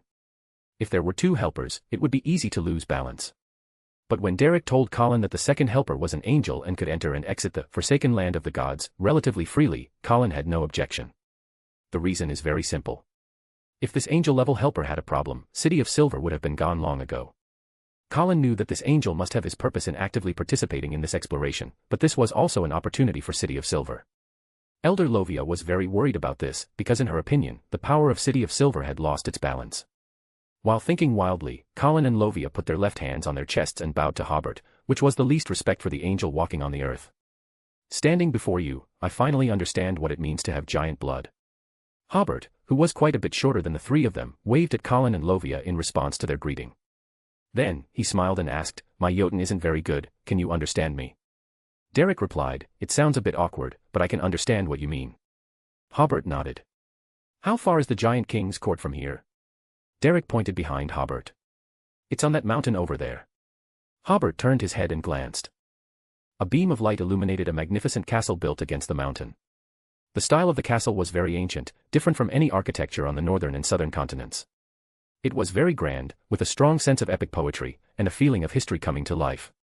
Hobert sighed. "This is the so-called Divine Kingdom. Even after being abandoned for so long, it still gives people a sense of holiness." He turned back. "I thought there wouldn't be any light here." That bright light suddenly appeared just now. Derek said, "We don't know what's going on either." Hobert nodded. "Then can we start exploring? You wouldn't mind if I sped things up a bit, would you?" Before anyone else could answer, Hobert had already used the distortion of space to bring them to the gate of the Giant King's court. Derek praised, "Mr. Hobert, is this ability a collective blink?"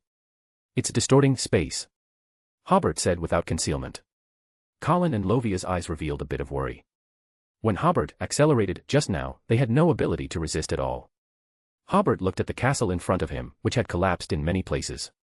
Gehrman is late. Gehrman Sparrow is never late. As soon as Hobert finished speaking, a figure emerged from behind the collapsed tower. He was wearing a black trench coat, a silk top hat, his right face was stern and rigid, and his left face was composed of transparent, distorted, constantly crawling worms. Nor will he be early, he will only arrive just in time. As he spoke, he grinned, his smile very exaggerated. The three demigods of the City of Silver immediately adopted a defensive posture. In their eyes, the man in the strange hat and coat looked more like a monster. Hobert smiled. That sentence sounds very familiar, like a line from somewhere. He paused and then said, "My friend, your condition is really too bad, let me help you." As he spoke, Hobert distorted Klein's spirit body, making his originally incomplete spirit body temporarily complete. This was equivalent to Klein's spirit body, which was originally only half complete, being distorted into being complete. Klein let out a long sigh, and the half of his face composed of worms returned to normal. He regained his usual sternness. "With you joining, it seems that this operation will be very easy." Derek and the others listened carefully to the conversation between the two helpers. Seeing that Hobert had easily solved the problem, Derek was very happy, but Colin felt that the City of Silver's power seemed to have become marginalized in this operation. "Not necessarily." Hobert said, "Isn't the Dark Angel sitting in the Giant King's residence? That doesn't seem to be a complete Dark Angel. Klein said, "I have already opened the gate to the Giant King's residence, which brought some surprises, causing changes in the Divine Kingdom. The one sitting inside is more like the Dark Angel's shadow. In short, it doesn't feel like a complete Dark Angel. As he spoke, he winked at Hobert, who understood and nodded slightly. They had previously exchanged information about the Dark Angel at the Tarot Club. In Hobert's description, the Dark Angel was the avatar formed by the ancient sun god's humanity. In the process of the ancient sun god killing himself, he returned his humanity, which was equivalent to the Dark Angel losing its main consciousness. Later, the ancient sun god's plan failed, and his human part immediately recovered the sequence 1 characteristic and beyonder characteristics of the Hanged Man pathway, forming the true creator. So the Dark Angel also lost its main beyonder characteristics. Klein was using his eyes to tell Hobert that his information was basically accurate. At the same time, Klein realized that the Dark Angel sitting in the main hall was more like some kind of symbolic meaning, or some kind of manifestation of divinity. But this was just a feeling in his spirituality, he didn't see exactly what it was. Hobert clapped his hands. "All right, everyone's here, let's set off." "Oh, right, the three of you from City of Silver, I think Derek has already told you my conditions, right?" Colin nodded. "Yes." Hobert said meaningfully, "As long as I get my reward, I will protect your safety and let you see the sun outside." Saying this, he strode towards the gate. "Hurry up, I really want to see what the Dark Angel is doing now." Klein realized, Hobert might also be here with a mission, like the true creator and Amon, the creator might also want to know the current state of Dark Angel Sefirah. Ahead was a double door tens of meters high, with a gray-blue tone, and the surface was inlaid with golden nails. Hobert really wanted to go up and see if those nails were made of real gold, but he felt that this move was not in line with the identity of an angel and would lower his price, so he could only pretend not to see it. Inside the gate, on both sides, stood a 5 or 6 meter high guard with great pressure. They were wearing exquisite and solid silver full-body armor, one holding a great sword, one holding a giant axe, and behind the masks, there was a group of orange-red light. Colin and the others stopped advancing within a safe distance, only Hobert was still walking forward unhurriedly. Derek was about to call out to Hobert to discuss a tactic, but Klein stopped him. "He can handle it himself." He knew that Hobert had already advanced to sequence 1, and he had acted with Hobert not long ago. At this time, Hobert could kill a miracle invoker as easily as playing, and 2 sequence 3s were nothing. Hobert stepped forward step by step, and the huge steps in front of the door, about 1 person high, seemed to suddenly shrink and become the size of normal steps under his feet. After reaching a certain distance, the 2 silver knights reacted, their necks turned stiffly and looked at the intruder Hobert. Hobert snapped his fingers very smartly and tampered with the weight of the 2 silver knights' armor. Their hands trembled, as if trying to pick up their weapons, but the great sword and giant axe gradually sank into the mud under their feet. At the same time, because the armor was too heavy, the silver knights were pressed to one knee, as if they were welcoming Hobert. Hobert came to the 2 silver knights and looked at them curiously. "So you can still stay here until now because your spirit body is so special. Was it affected when fighting the undead bird? But it doesn't matter anymore, you have become history, rest in peace." Hobert took out the death domain of 0 to 73 from the Nation of Disorder and stuffed their spirit bodies into the underworld. Dong. The giant sword fell to the ground, and the 2 silver knights knelt there motionless. Hobert snapped his fingers again, and 2 silver knight beyonder characteristics were immediately extracted. After collecting the spoils, Hobert waved to the back, "Let's continue forward." After a second or two, Derek reacted. The 2 silver knights who had been bothering them were actually solved just like that. He looked at his 2 companions with excitement. Colin seemed to have figured it out and no longer had any doubts about it. The chief was now very sure that the other party's strength was enough to easily destroy City of Silver, and there was no need to use any complicated means to do it. But the other party didn't do this, which meant that at least for the time being, the other party had no malice. Lovia's expression was very solemn, and her eyes were still full of worry. But she was also very clear that her worry was useless. Seeing the reactions of the two companions, Derek also restrained his excited expression, but his heart was still very happy. I have known Mr. Emperor for 2 years, and I know him. No, I know him better, otherwise a helper so powerful would suddenly appear in front of me, and I would also be suspicious. Continuing forward, they saw a black lake blocking the way. These lakes looked very unusual. Under the water surface, there seemed to be invisible whirlpools, and even spirituality could be sucked into them. Hobert pointed to a brick on the ground, and then waved his hand slightly. The brick rushed to the other side like a cannonball leaving the barrel. But this very fast brick suddenly began to fall in the center of the lake, dropping into the lake in a parabola that violated the laws of mechanics and approached a right angle. Then Hobert raised his hand and pushed forward, and a large area of space in front became chaotic, but the chaotic space also fell into the lake one after another. Klein said, "Even beyond our abilities can fall." Hobert smiled slightly. It seems that the Dark Angel has had a great influence on this castle. He pondered for a while and said, "Get ready, we have to pass through here quickly." Saying this, he grabbed the uniqueness of the Black Emperor from the Nation of Disorder, and stayed on top of his head, and then made a downward chopping gesture forward. Whoosh! The black lake water split from the middle, revealing a road that had been dyed black. Hobert used the ability to tamper with the position, tampering from this side of the lake to the other side. He put away the uniqueness and smiled slightly. Fortunately, the one sitting inside is not a complete Dark Angel. Derek on the side breathed a sigh of relief and said in his heart, "Fortunately, I asked Mr. Emperor to help, otherwise how could this lake trap us?" Continuing forward, they saw the road composed of steps extending all the way to the most magnificent giant king's residence.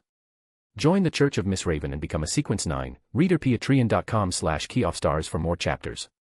Chapter 709, Chapter 707, Conversation with the Dark Angel, Sefirah. Join the Church of Miss Raven and become a Sequence 9, reader patreon.com/keyoffstars for more chapters. Appearing before everyone was a road made of countless giant steps, leading directly to the dwelling of the giant king. On both sides of the road were densely packed palaces and towers, and rows of giant statues clad in silver armor, each holding a long halberd, stood guard on either side of the road, protecting the path to the abode of the gods. As if sensing the intrusion of unfamiliar creatures, the silvery white light on their bodies became extremely bright, and one by one they turned their heads to look at Klein and his group. Hobert turned back to Derek and the others and said, "I think you should also have a little sense of participation." Derek nodded and summoned the unshadowed spear, while Colin was covered in the light of dawn, holding a sword of dawn in his hand, and Lovia released several illusory figures, several meters tall and clad in full body armor, that she had herded. The three of them cleared the way in front, while Hobert distorted the path of sound transmission, asking in a voice that only he and Klein could hear, "What do you plan to do with this female elder?" Klein was slightly stunned. He hadn't considered this issue before, but now it was different. As long as this operation opened the passage between the forsaken land of the gods and the real world, Lovia's problem would be right in front of him. If he killed her, it might make the already suspicious City of Silver even more wary, but if he placed a believer of the true creator in the City of Silver's power structure, he would definitely be very uneasy. Seeing this, Hobert smiled and said, "If you haven't figured it out, I'll handle it for you." Klein immediately said, "Thank you." The battle between the three people in front and the statues was very fierce, while Hobert and Klein in the back were leisurely as if they were strolling through a scenic spot in a historical site. Hobert then said, "The missionaries you sent to the southern Balam Duchy are a bit, how should I put it? It feels like their way of proselytizing is even more cautious than the Rose School of Thought. More precisely, their way of proselytizing was a bit like sneaking around." Hobert heard that the full church's methods of proselytizing included, but were not limited to, secretly establishing mutual aid organizations for believers, and always liked to do prayers or sacrifices at night, and so on. Klein couldn't help but laugh a little. "I've noticed this too, but I hope you can understand. After all, they've always proselytized like this before." The missionaries he sent to the southern Balam Duchy mainly came from the Church of the Sea God, the Abraham family, and the Temperance faction. These three organizations were all used to sneaking around, and it was difficult for them to change their ways for a while. Hobert then said, "However, many people in the Highland County and Cologne County do like this approach. After all, the Rose School of Thought's methods of proselytizing used to be more crude and bloody, and they can accept this kind of mysterious proselytizing method. But when it's time to be aboveboard, there must also be an aboveboard side." He paused and then said, "I can help you organize a missionary seminar to let the full church's missionaries communicate with the Earth Mother Church's missionaries. Well, it's just an exchange on missionary aspects. Currently, the Earth Mother Church has sent a large number of missionaries to the southern Balam Duchy. However, limited by the war in the northern continent, they cannot send too many Beyonder forces here. Only each of the capitals of the 2 counties has a druid squad. The main force in the southern Balam Duchy is mainly composed of official Beyonders who serve Hobert. Hobert was not afraid of the god of combat's suspicion. After all, from a very early time, he had a very close cooperation with the Earth Mother Church. If he didn't let the Earth Mother Church proselytize at this time, it would instead cause suspicion. But currently, the Church of the Evernight Goddess cannot be allowed to proselytize. Of course, the Church of the Evernight Goddess is currently unable to take care of these things. Klein nodded. That's a good opportunity. When I return to the real world, I will organize the relevant personnel to study. While they were talking about these things, Derek and the other 3 had also cleared the way to the front of the Giant King's dwelling. Before everyone had time to see the scene inside the palace, 2 figures flew out from inside. One had his face covered in shadows, with black hair reaching his shoulders, and a pair of illusory black wings growing from his back. The other was a pure shadow, sometimes twisting left and right. They were Enuni and Klein's original shadow, who had been affected by the Dark Angel and didn't know what kind of mutation had occurred. Klein's shadow took the lead in launching an attack, sending a series of air cannons towards the crowd. 2 heads grew on each of Enuni's shoulders. After Lovia saw those 3 heads, her eyes became fixed, and her body trembled, as if she felt the aura from an absolute high-ranking being. Hobert snapped his fingers, and all the air cannons were blocked by a transparent air barrier. Under the illumination of the light in midair, this scene looked very illusory. Each air cannon exploded a huge crater on the air barrier, as if it had blown open the invisible air. But Derek and the others, who were only 1 step away, could not feel any impact from the explosion. Hobert looked at the shadow and strengthened the connection between it and Klein. Klein immediately felt that his other half of his spirit body seemed to have contact with him again, and he quickly followed these connections to control that shadow. The shadow suddenly froze on the steps, as if fighting with Klein's consciousness. Immediately afterwards, the Sword of Disorder appeared in Hobert's hand, and it turned into the shape of a spear and flew towards Enuni. As soon as Enuni was about to use his ability, he immediately realized the threat of this black spear. The head on the left side of his shoulder was suddenly bathed in sunlight, and his left hand projected a unshadowed spear towards the Sword of Disorder. But the pure white, unshadowed spear did not even touch the black javelin, but had already been shattered by the Sword of Disorder. At the same time, the head in the middle of Enuni became illusory, and a black tide from the main hall to block in front of him. The momentum of the Sword of Disorder did not diminish, twisting out a hole in the black tide and nailing this affected marionette to the ground. Hobert sighed. This guy is almost at sequence 2 strength. Enuni tried hard to pull out the spear-shaped Sword of Disorder, inserted in his chest, but before he touched the Sword of Disorder, his hands had already turned into powder. Hobert turned to the shadow again, using the ability of exploit to prematurely end its ability to exist and the foundation of its power. The shadow finally stopped struggling and returned to Klein's feet. Klein trembled all over. Although this shadow had become very cold and had a bit of a depraved aura, his spirit body had become complete again. Hobert came to Enuni and asked Klein, he should be the historical void you summoned, right? Klein came back to his senses and nodded, yes. Hobert pulled out the Sword of Disorder, tampering with Enuni's state, so that he returned to the historical void, leaving only a humanoid black shadow, 2 heads growing on the black shadow's shoulders, and black illusory wings on the steps. He raised his hand and cut off the connection between the black shadow and the power in the main hall, and the black shadow, heads, and wings immediately turned into bubbles. In less than 10 seconds, Hobert solved these 2 tricky opponents. Derek and the others thought there would be a fierce battle today, but they didn't expect that the most intense battle so far was the battle with those statues just now. Although it was intense, it was still easy for them. Klein also sighed, you solved the problem so easily, making us seem a bit redundant. Hobert smiled, no, you are very good spectators. Then he looked in the direction of the main hall, and his expression became serious, next, it won't be so easy. The group came to the front of the main hall and saw that the inside of the main hall was filled with darkness. It was a pure darkness that could devour all light. Klein said, compared to just now, there has been a certain change. Just now, I could vaguely see a tall figure sitting inside. Hobert nodded after watching for a while. He felt that even the true vision could not see the situation inside clearly. I didn't expect that without the support of the main consciousness and beyonder characteristics, the Dark Angel would still have such a powerful force. No, that's not right.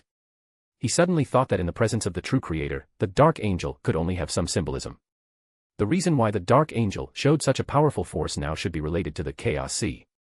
In Hobert's impression, even if the ancient sun god's avatar still had the residual consciousness of the Dark Angel, although that wisp of consciousness was in a sleeping state, for thousands of years, it was enough for him to use the blasphemy slate to obtain a lot of power from the Chaos Sea. Thinking of this, Hobert said, "Everyone, do not use any ability such as avatars or historical projections." He said to Lovia, "Don't graze either. There is a very strong sense of degeneration here. Any avatar may be betrayed, and even companions may betray you. If you feel any dangerous thoughts, immediately speak out to warn." Everyone nodded. "Of course, the best way is for me to go in and explore myself, but you definitely don't want to just wait here." As Hobert spoke, he was the first to step into the darkness. Colin, Derek, and Lovia followed closely with firm eyes. As Hobert said, Hope was right in front of them, and they didn't want to wait here. Klein's body, on the other hand, had a corruption seed planted by the true creator, and could only be removed after seeing the dark angel, so he walked at the end, reached out and pinched the potion he had prepared in his pocket, and followed. After entering the dim main hall, Hobert immediately realized that it was not as dangerous as it looked outside. This feeling was very familiar to him, and he ridiculed himself in his heart. It's very similar to the creator and a fool in a period of time, only an empty shell that looks scary. The group maintained a distance that was neither too far nor too close. Their vision was not completely swallowed by the darkness. They could not see anything beyond about 5 meters. The ground was made of gray-white stone bricks solidified with dusk-like colors, without any extraordinary power. Hobert, who was walking in the front, suddenly and a thin protective shield composed of the power of the Nation of Disorder immediately appeared around them. Immediately afterwards, a part of the darkness in everyone's field of vision seemed to become more intense, and it was difficult to see unless you observed carefully. That mass of darkness also seemed to sense that the protective barrier was impenetrable, so it disappeared again in front of everyone, and the darkness returned to its original density.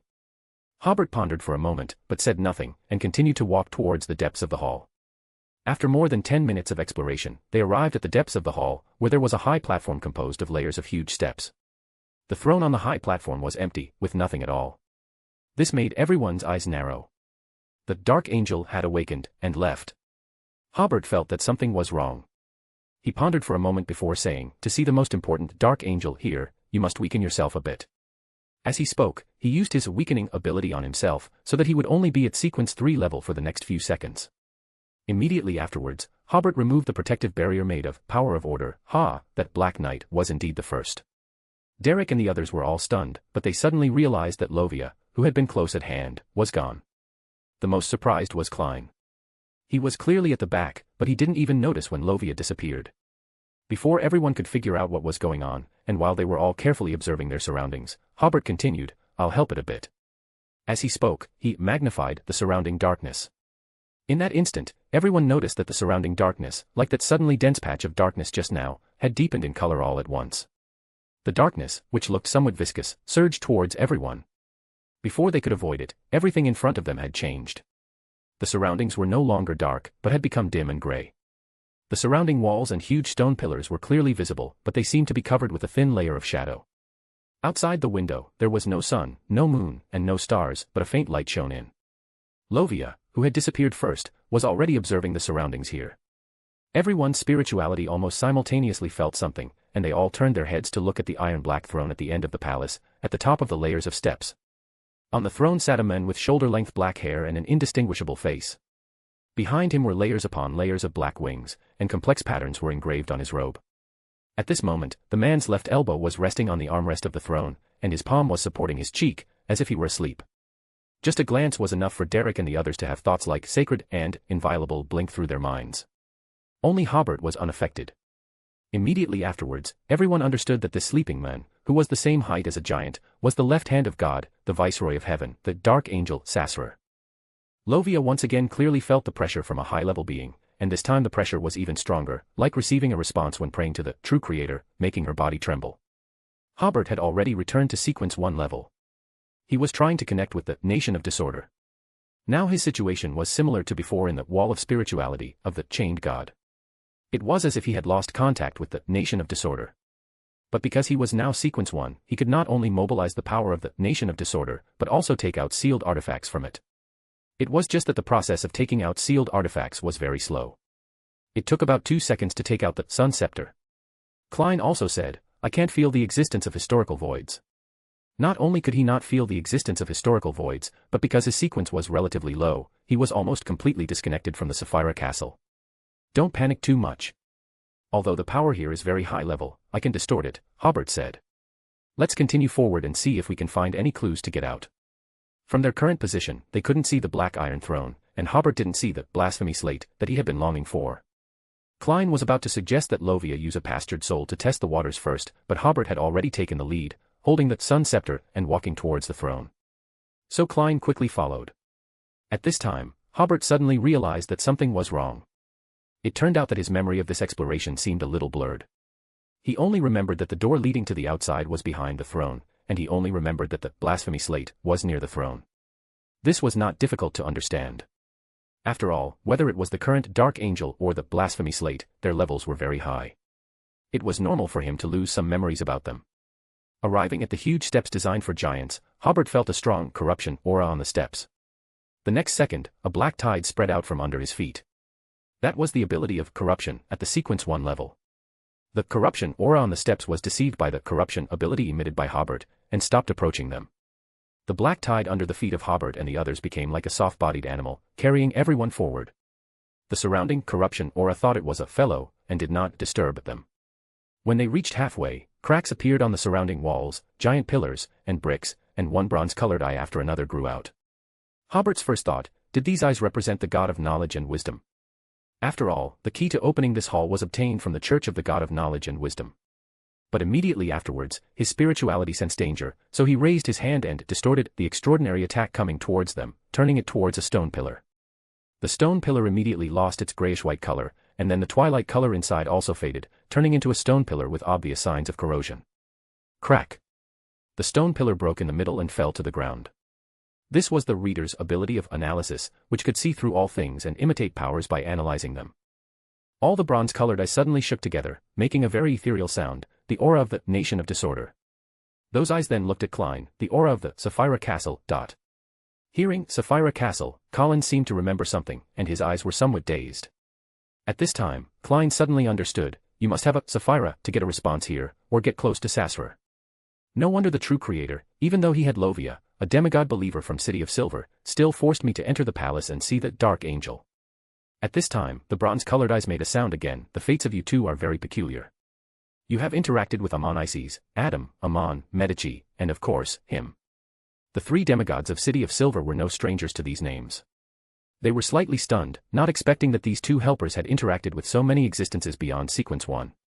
But when they thought of Hobert's strength, all of this seemed reasonable.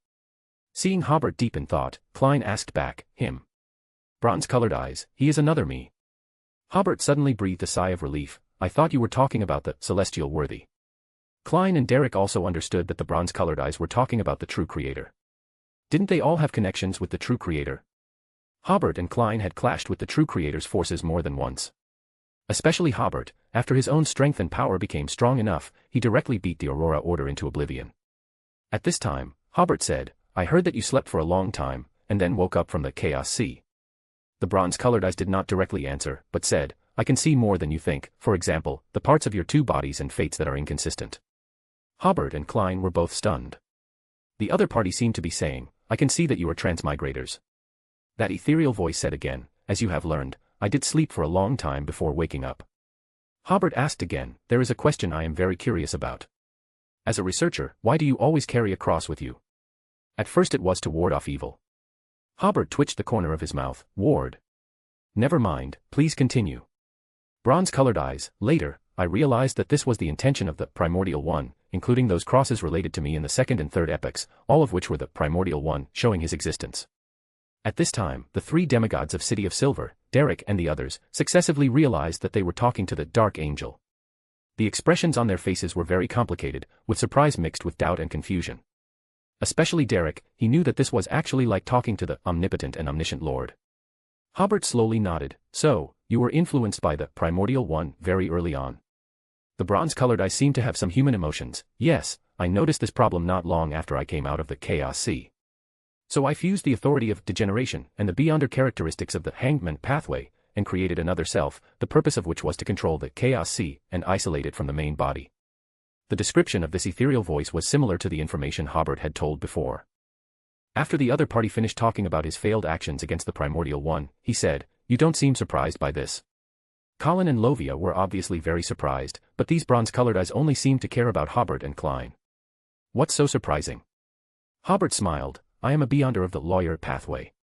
The Primordial One cannot be resurrected in my body. I only need to be careful of the oldest one's consciousness. No, you have misunderstandings about the oldest one, the primordial, and the celestial worthy. The ethereal voice said seriously, when the oldest one is asleep, the primordial and the celestial worthy can exert a certain influence any pathway among the 22 pathways. As far as I know, the celestial worthy has already left imprints in the advancement rituals of the Black Emperor and the Justiciar. When you become a true god, his will can initially awaken in your body. Fuck.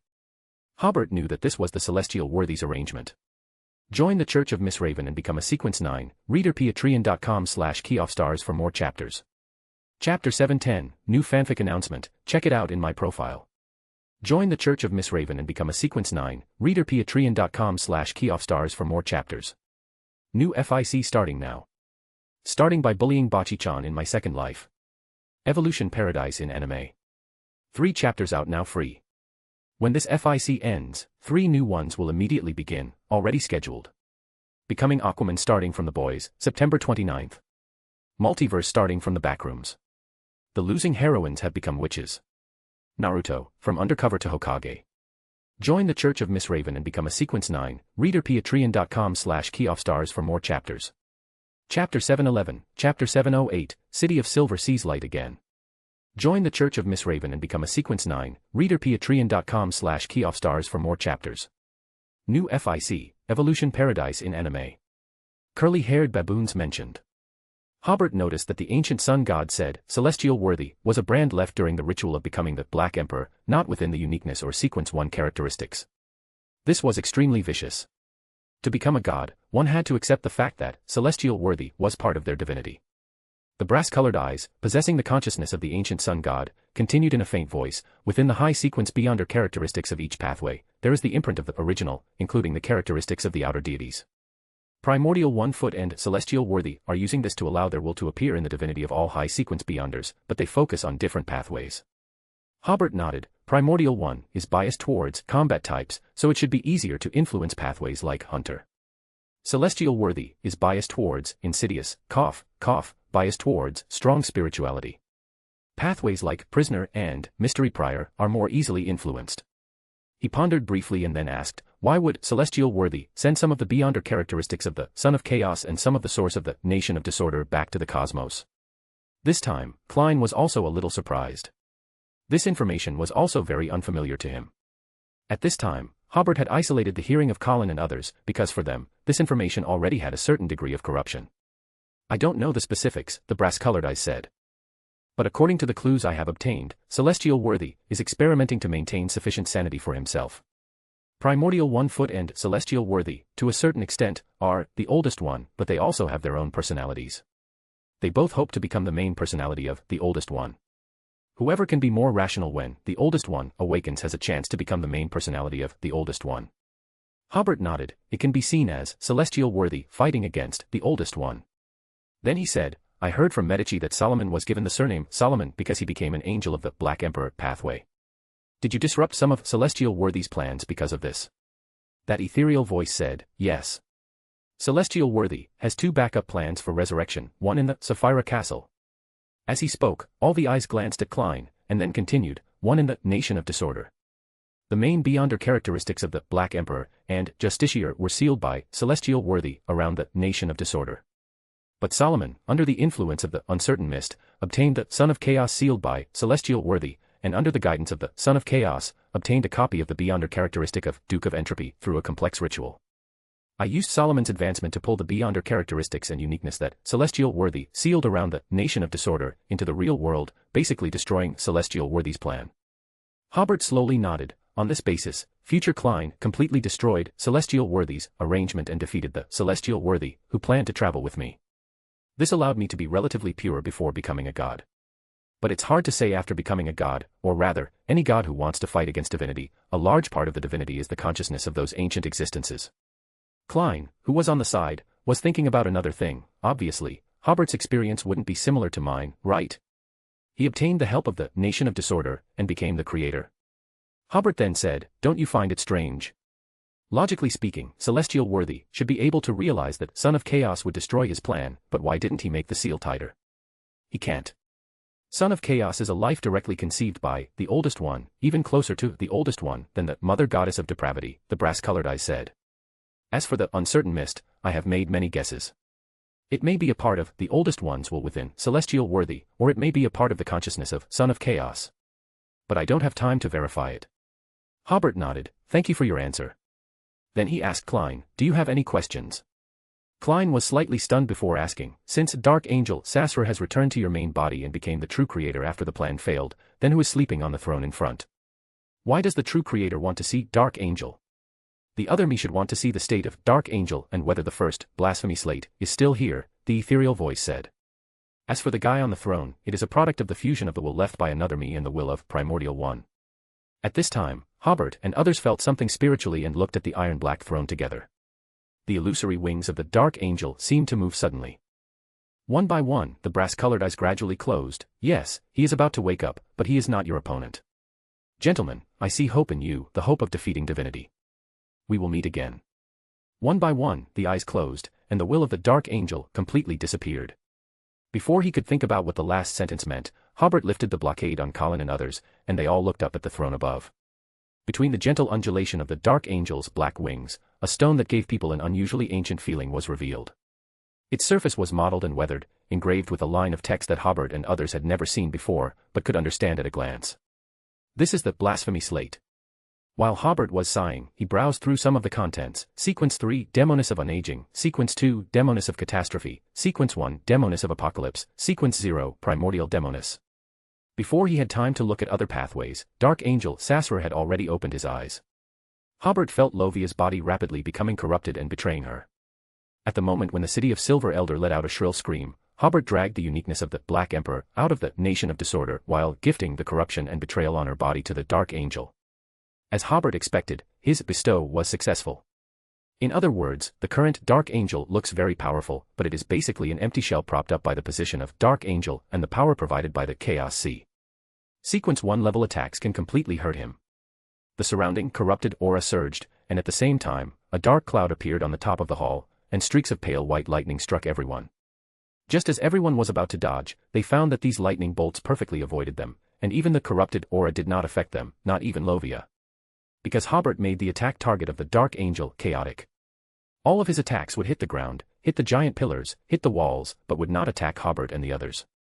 At the same time, the sun scepter in Hobert's hand shone brightly, and rays of pure white light that had been magnified shot towards the Dark Angel sitting there. The Dark Angel squinted his eyes as he was illuminated by the dazzling sunlight and raised his arms to block the sunlight. At this time, brass-colored eyes appeared on the palms and arms of his hands. The pure white sunlight was seen through, and suddenly turned dark yellow, causing very limited damage to the Dark Angel. Hobert couldn't help but frown. In theory, the power of the sun pathway restrained the Dark Angel more, but the problem was that under the influence of the Chaos Sea, the current Dark Angel was in a state of omniscience and omnipotence. This made the Dark Angel more knowledgeable about the power of the sun pathway, so it was easy to see through such attacks. The brass-colored eyes on the Dark Angel looked at Hobert again, which immediately caused Hobert's disorder power to disappear. But at the same time, Hobert tampered with the Dark Angel's attack. All of the Dark Angel's attacks still perfectly missed Hobert and others. Klein and others did not try to be brave and stood behind Hobert. They could feel that the current Dark Angel was one level higher than them. Their abilities could attack the Dark Angel, but the effect would not be very good, and at the same time, they were easily harmed by the Dark Angel. At this time, Hobert finally took out the uniqueness from the Nation of Disorder and immediately put it on his head. After putting on this crown with the black gem, his aura became even more majestic, to the point that even the Dark Angel dared not look at Hobert.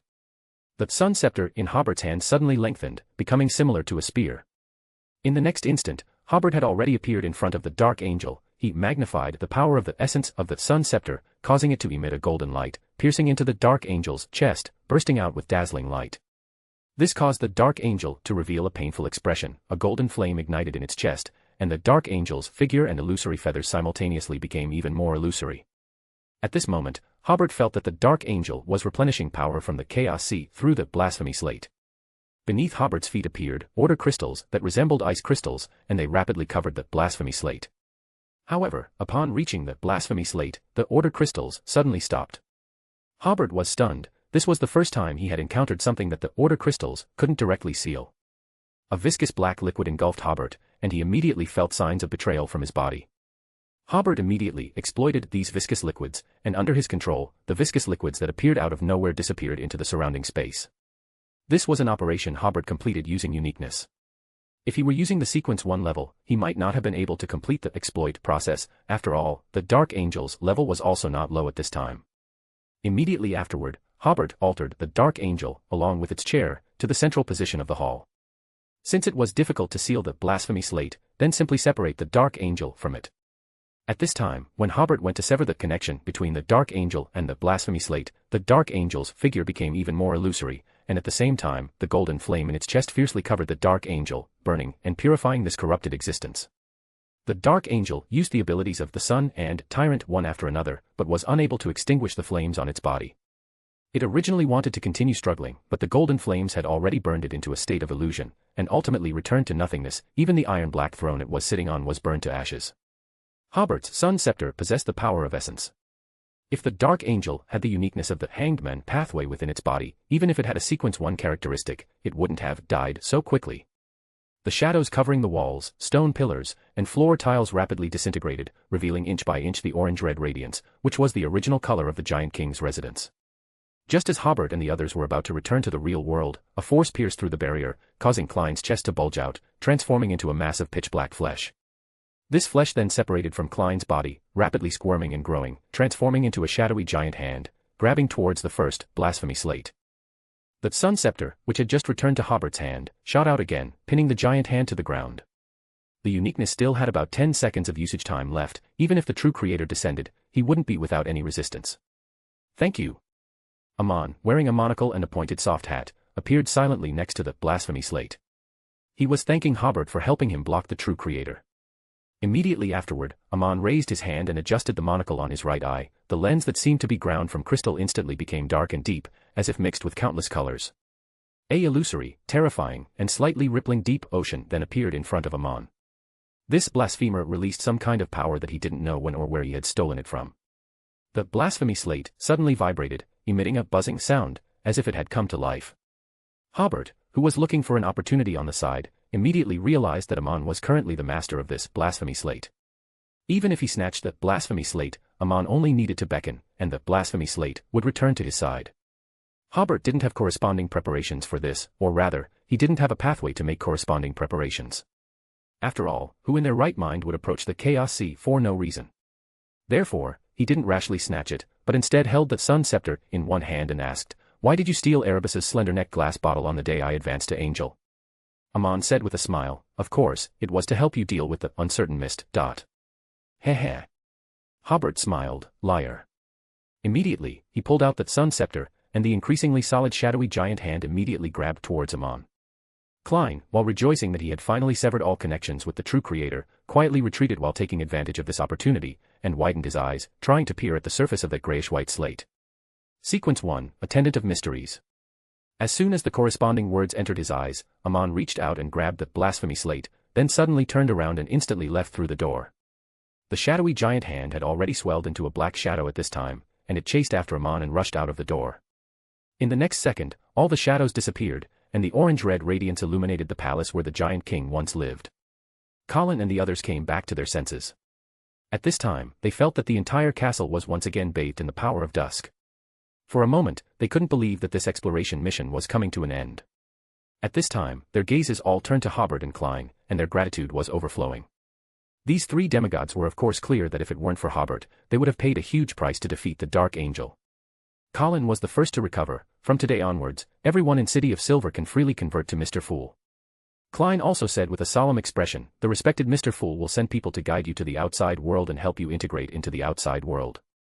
The Creator's favored will help you prepare residences and churches." Derek no longer concealed, "Praise the Fool.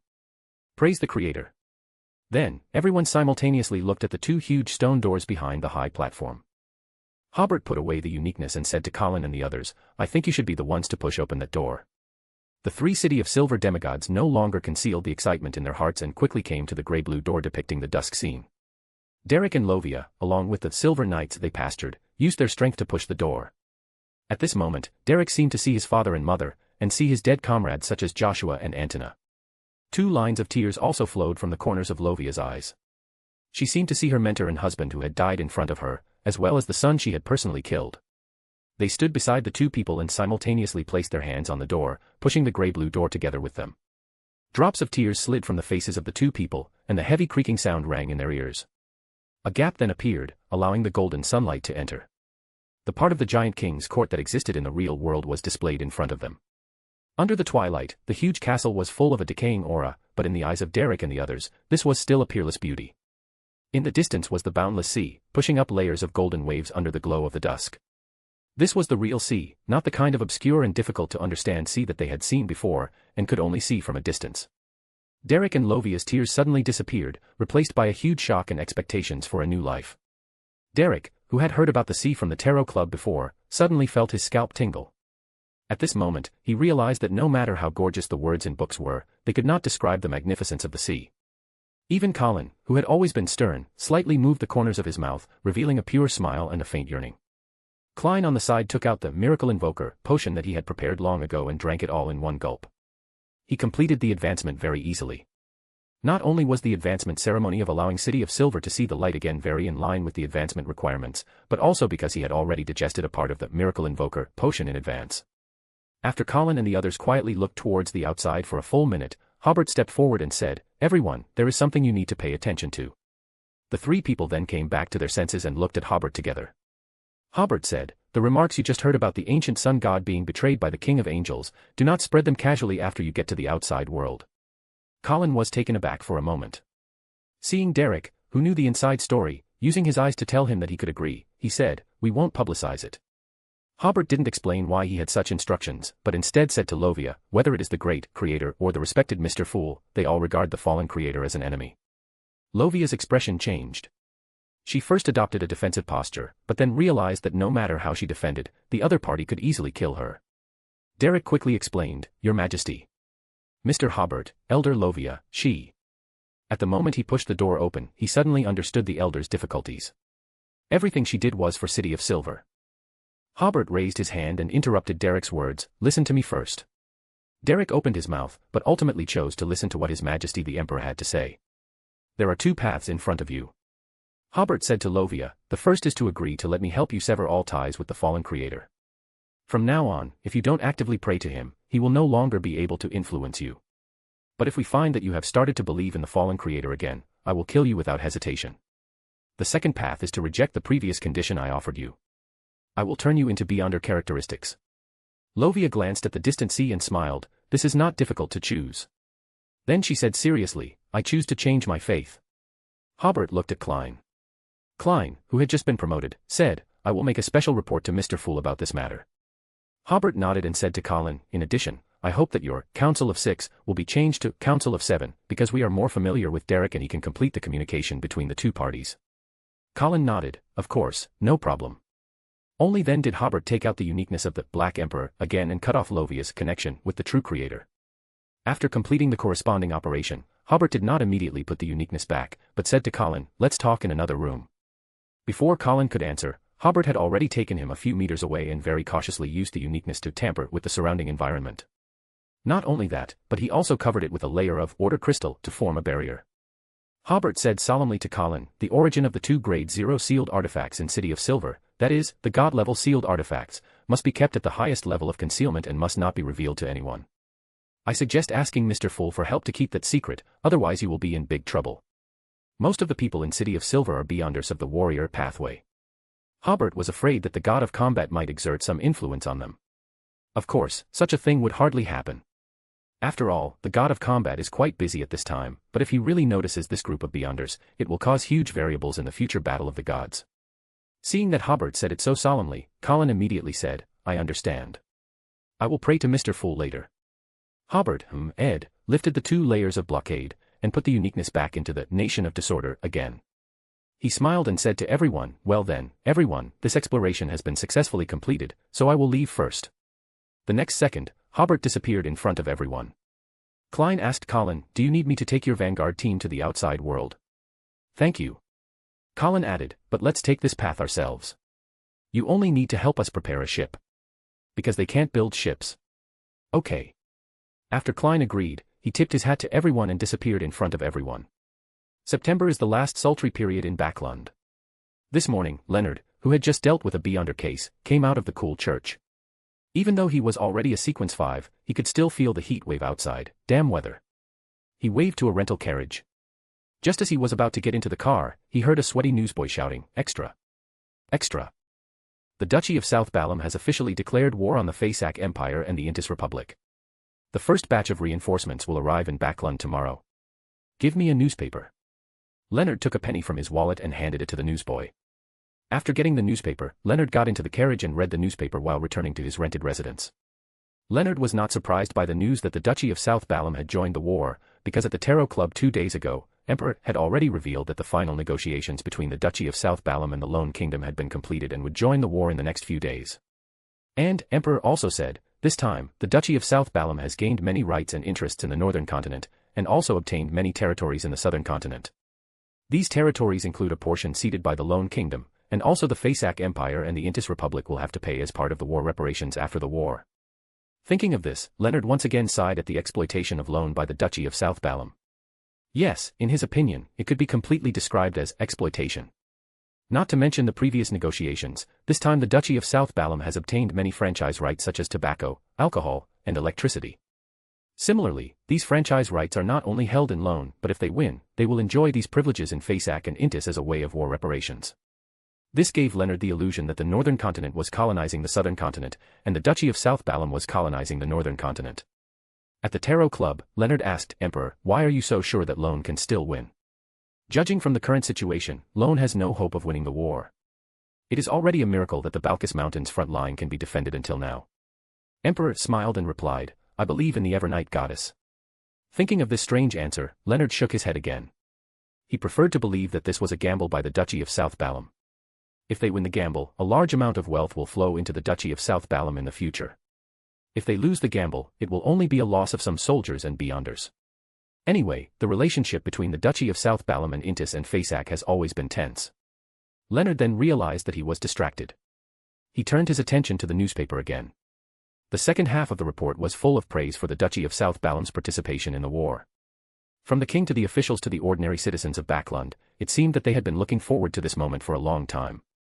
Leonard sighed, Lone needs assistance too much now, even if it's just a show of support. 3 days later, in the western Balkis Mountains of Backlund, inside the vanguard camp of the Duchy of South Balham.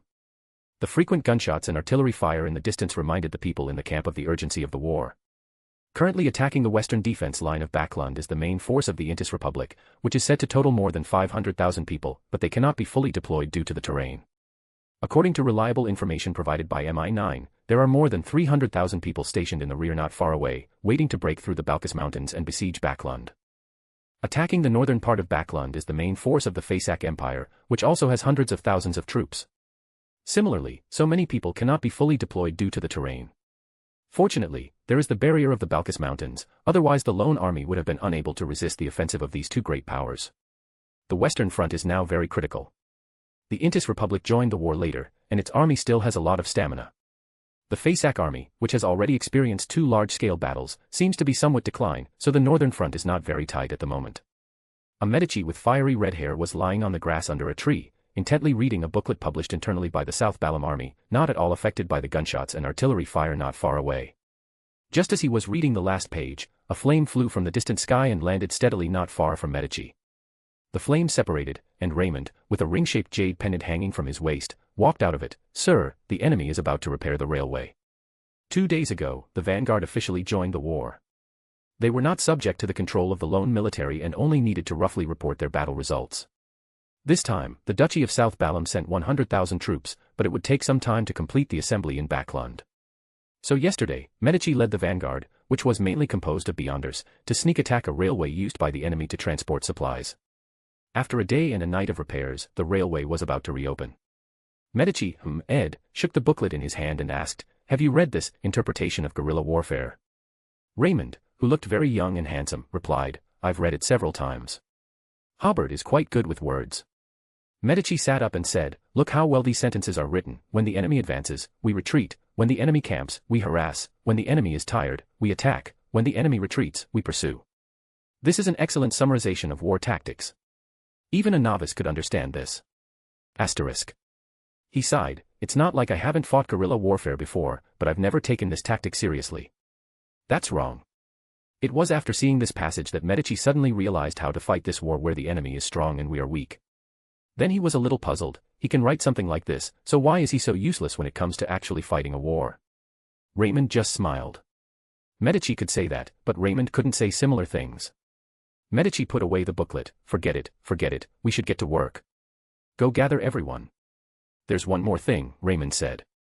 Everyone is talking about whether we've been abandoned by the Duchy of South Balham. Medici stood up. What do you mean? After learning how strong the enemy is, everyone believes that lone will hardly achieve victory. Before Raymond could finish speaking, Medici sneered. They easily think about these useless things when they haven't experienced major setbacks. In the previous few battles, we had obvious advantages.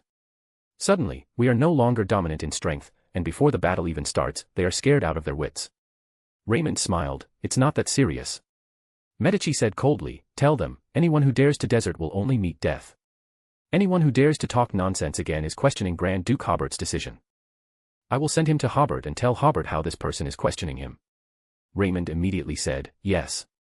Finally, Medici said in a deep voice, Hobert is indeed not good at fighting, but his strategic thinking is 10 times better than yours. Don't you think too much either? Raymond was slightly stunned before saying, I understand. A few minutes later, everyone gathered and, through the traveler's gate that had already been established, arrived in a forest in the Tucker Plain. Not far from this traveler's gate was the railway that the enemy had just repaired. Over a day and night, the 8 military trains parked on the west side slowly started. At this moment, Medici led his men to launch another surprise attack. The Intis Republic was afraid of being attacked by the enemy again, so they transferred a demigod to avoid accidents. This is also why Medici would come in person. The enemy would never have dreamed that the Duchy of South Balham would send 2 angels to sneak attack a logistics railway. The battle ended in just over half a minute.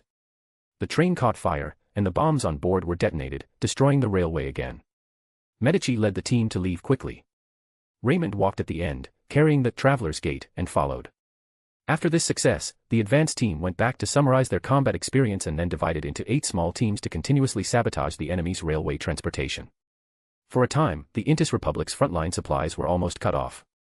Not only was Medici amazed by the guerrilla tactics proposed by Hobert, but currently no military officers in the entire northern continent took guerrilla warfare seriously. In their impression, guerrilla warfare was a tactic used by resistance organizations composed of civilians in enemy-occupied areas. The combat effectiveness and combat thinking of these people were not much stronger than gangs. It was a tactic that could not be brought to the table. When the high-level military officials of the Intis Republic heard that the Beyonders of the Duchy of South Balham were actually conducting guerrilla warfare, they once thought that this information was incorrect. After suffering huge losses in supplies, the Intis military had to accept this fact and had no choice but to transfer Beyonders to protect the railway. Currently, the railway is too important to them. The 3 railways on the Tucker Plain, running from west to east, are no exaggeration to say that they are their lifeline. The Tucker Plain is easy to occupy, but it is too large. Currently, the Intis Republic supplies must cross most of the northern continent from east to west before they can be delivered to the front line. In ancient battlefields, such a long supply line was fatal. Now that there are trains, the front line can be fully supplied, but the prerequisite is that there can be no major omissions. Grain can still be plundered around the battlefield, but there are only 3 days' worth of shells. If the shells cannot be supplied, the captured positions can easily be retaken by the lone army. Therefore, the railway is very important to them and must be protected by Beyonders along the way, but the small teams of the Duchy of South Balham that harassed the railway disappeared after 2 encounters with their Beyonders. After learning this news, the high-level military officials of the Intis military speculated that the enemy might know that their surprise attacks would not achieve great results, so they withdrew to Backlund. After all, the Tucker Plain has already been occupied by the Intis Republic, and the Beyonders of the Duchy of South Balham cannot achieve great results here. However, the Beyonders protecting the railway must continue to follow the train for a period of time to ensure that nothing goes wrong. On the night that the Beyonders of the Duchy of South Balham disappeared, a military train of the Intis Republic sped along the southern railway of the Tucker Plain under the moonlight. 7 or 8 Beyonders responsible for following the train were in a luxurious carriage, joking about the mission while paying attention to the situation along the railway. Among them, the highest level was a Sequence 4. This demigod was somewhat disdainful of such a mission. He really couldn't understand how the enemy's demigod would use such a low-level tactic as attacking the railway. Could it be that, as everyone guessed, the Beyonders of Lone did not dare to engage in face-to-face confrontation with the Beyonders of Intis, so the Beyonders of their affiliated Duchy of South Balham did not dare to confront the Beyonders of Intis head-on either? If this demigod knew that the Duchy of South Balham would send angels to sneak attack the railway, he would definitely be shocked. In fact, some traces of angels participating in the initial sneak attacks were left behind. However, Intis did not believe this information because, to them, it was impossible. Which angel would be so sick as to do such sneaky things? Just as the sequence 4 following the train was thinking wildly, his spirituality suddenly issued a warning, prepare for bat. Before he could finish speaking, his tongue seemed to be stuck, and he couldn't utter a single letter. Looking at the people around him, each of them moved slowly like wind-up toys. The demigod saw from the train window that the train was suddenly surrounded by tall walls on all sides. His thinking gradually became sluggish, and for a moment he couldn't figure out what situation he had encountered. Pa. Elliot closed the 0 to 72 sealed artifact. The guys on the train are quite spiritually sensitive. Looking at this grade 0 sealed artifact in his hand, he always felt that such a high-level sealed artifact should not be used here, but Marshal Medici had orders, and, the creator, had also agreed to use the sealed artifact, so what could he say? The next morning, Hobert came to the advance team's camp to visit everyone. From far away, he saw 6 long trains parked there. A team of South Balam soldiers were registering items. Obviously, these were the spoils of war from last night. After entering the camp, Hobert was about to enter the main tent when he heard Medici's lecture to the officers in the main tent. Use your pig brains. What is the core advantage of guerrilla warfare? You idiots, it's that I decide when to attack him, and I attack him whenever I want. When to attack, how to attack, and how many people to use is up to me. Second question, what are the elements of guerrilla warfare? I'm telling you, even zombies wouldn't eat your brains, afraid of becoming stupid after eating them. The elements are written in the book. The first is to concentrate superior forces to attack a part of the enemy. The second is to divert the enemy's attention so that the enemy can't understand our intentions. Hobert was stunned for a moment before thinking, this guy has understood the essence of guerrilla warfare. Join the Church of Miss Raven and become a Sequence 9, readerpatreon.com/keyoffstars for more chapters. Chapter 712, Chapter 709, Medici's showy moves reappear. New FIC, Evolution Paradise in anime. Curly-haired baboons mentioned. Go check it out in my profile. Under Medici's repeated attacks, the Intis military realized that the Duchy of South Balam was determined to attack their logistic supply line. Therefore, while continuing to strengthen the defense of the railway line, Intis planned to switch entirely to using extraordinary powers to transport supplies within the next week. Currently, among the 4 countries of the northern continent, only Lone has extensively adopted teleportation arrays to transport logistical supplies. When they retreated, no matter how embarrassed they were, they destroyed the teleportation arrays set up on the front line side. The Lone military is very clear that after the enemy's front line is stretched, the process of transporting supplies will definitely consume a lot of their manpower. If they also master the teleportation array technology, the pressure on the front line will be even greater. Intis and Fasak also have their own methods of using extraordinary powers to transport supplies to the front line, but that would take up a lot of their extraordinary powers, so they try to use conventional means as much as possible when they can. But now it's not possible. On these 3 railways, whether it's supplies or beyonders, there have already been considerable losses. The military has finally belatedly begun to send angels to protect the railways. In order to prevent the Duchy of South Balam from attacking the supply lines again with angels or grade 0 sealed artifacts, the Intis military's combat thinking has also changed accordingly. The South Balam army doesn't care about using angels in this kind of place, and they also have to not care. However, their realization was still a step late. After learning that the enemy had begun to use angels to protect the military trains, the Duchy of South Balam stopped attacking the railways again. That same night, Weather Warlock Raymond quietly came to a small mountain outside the Intis camp. Looking out, the foot of the mountain was a sea of tents. It is said that 300,000 Intis troops are gathered here, and it is also the Intis logistics base. Almost all supplies are transported to the front line from here.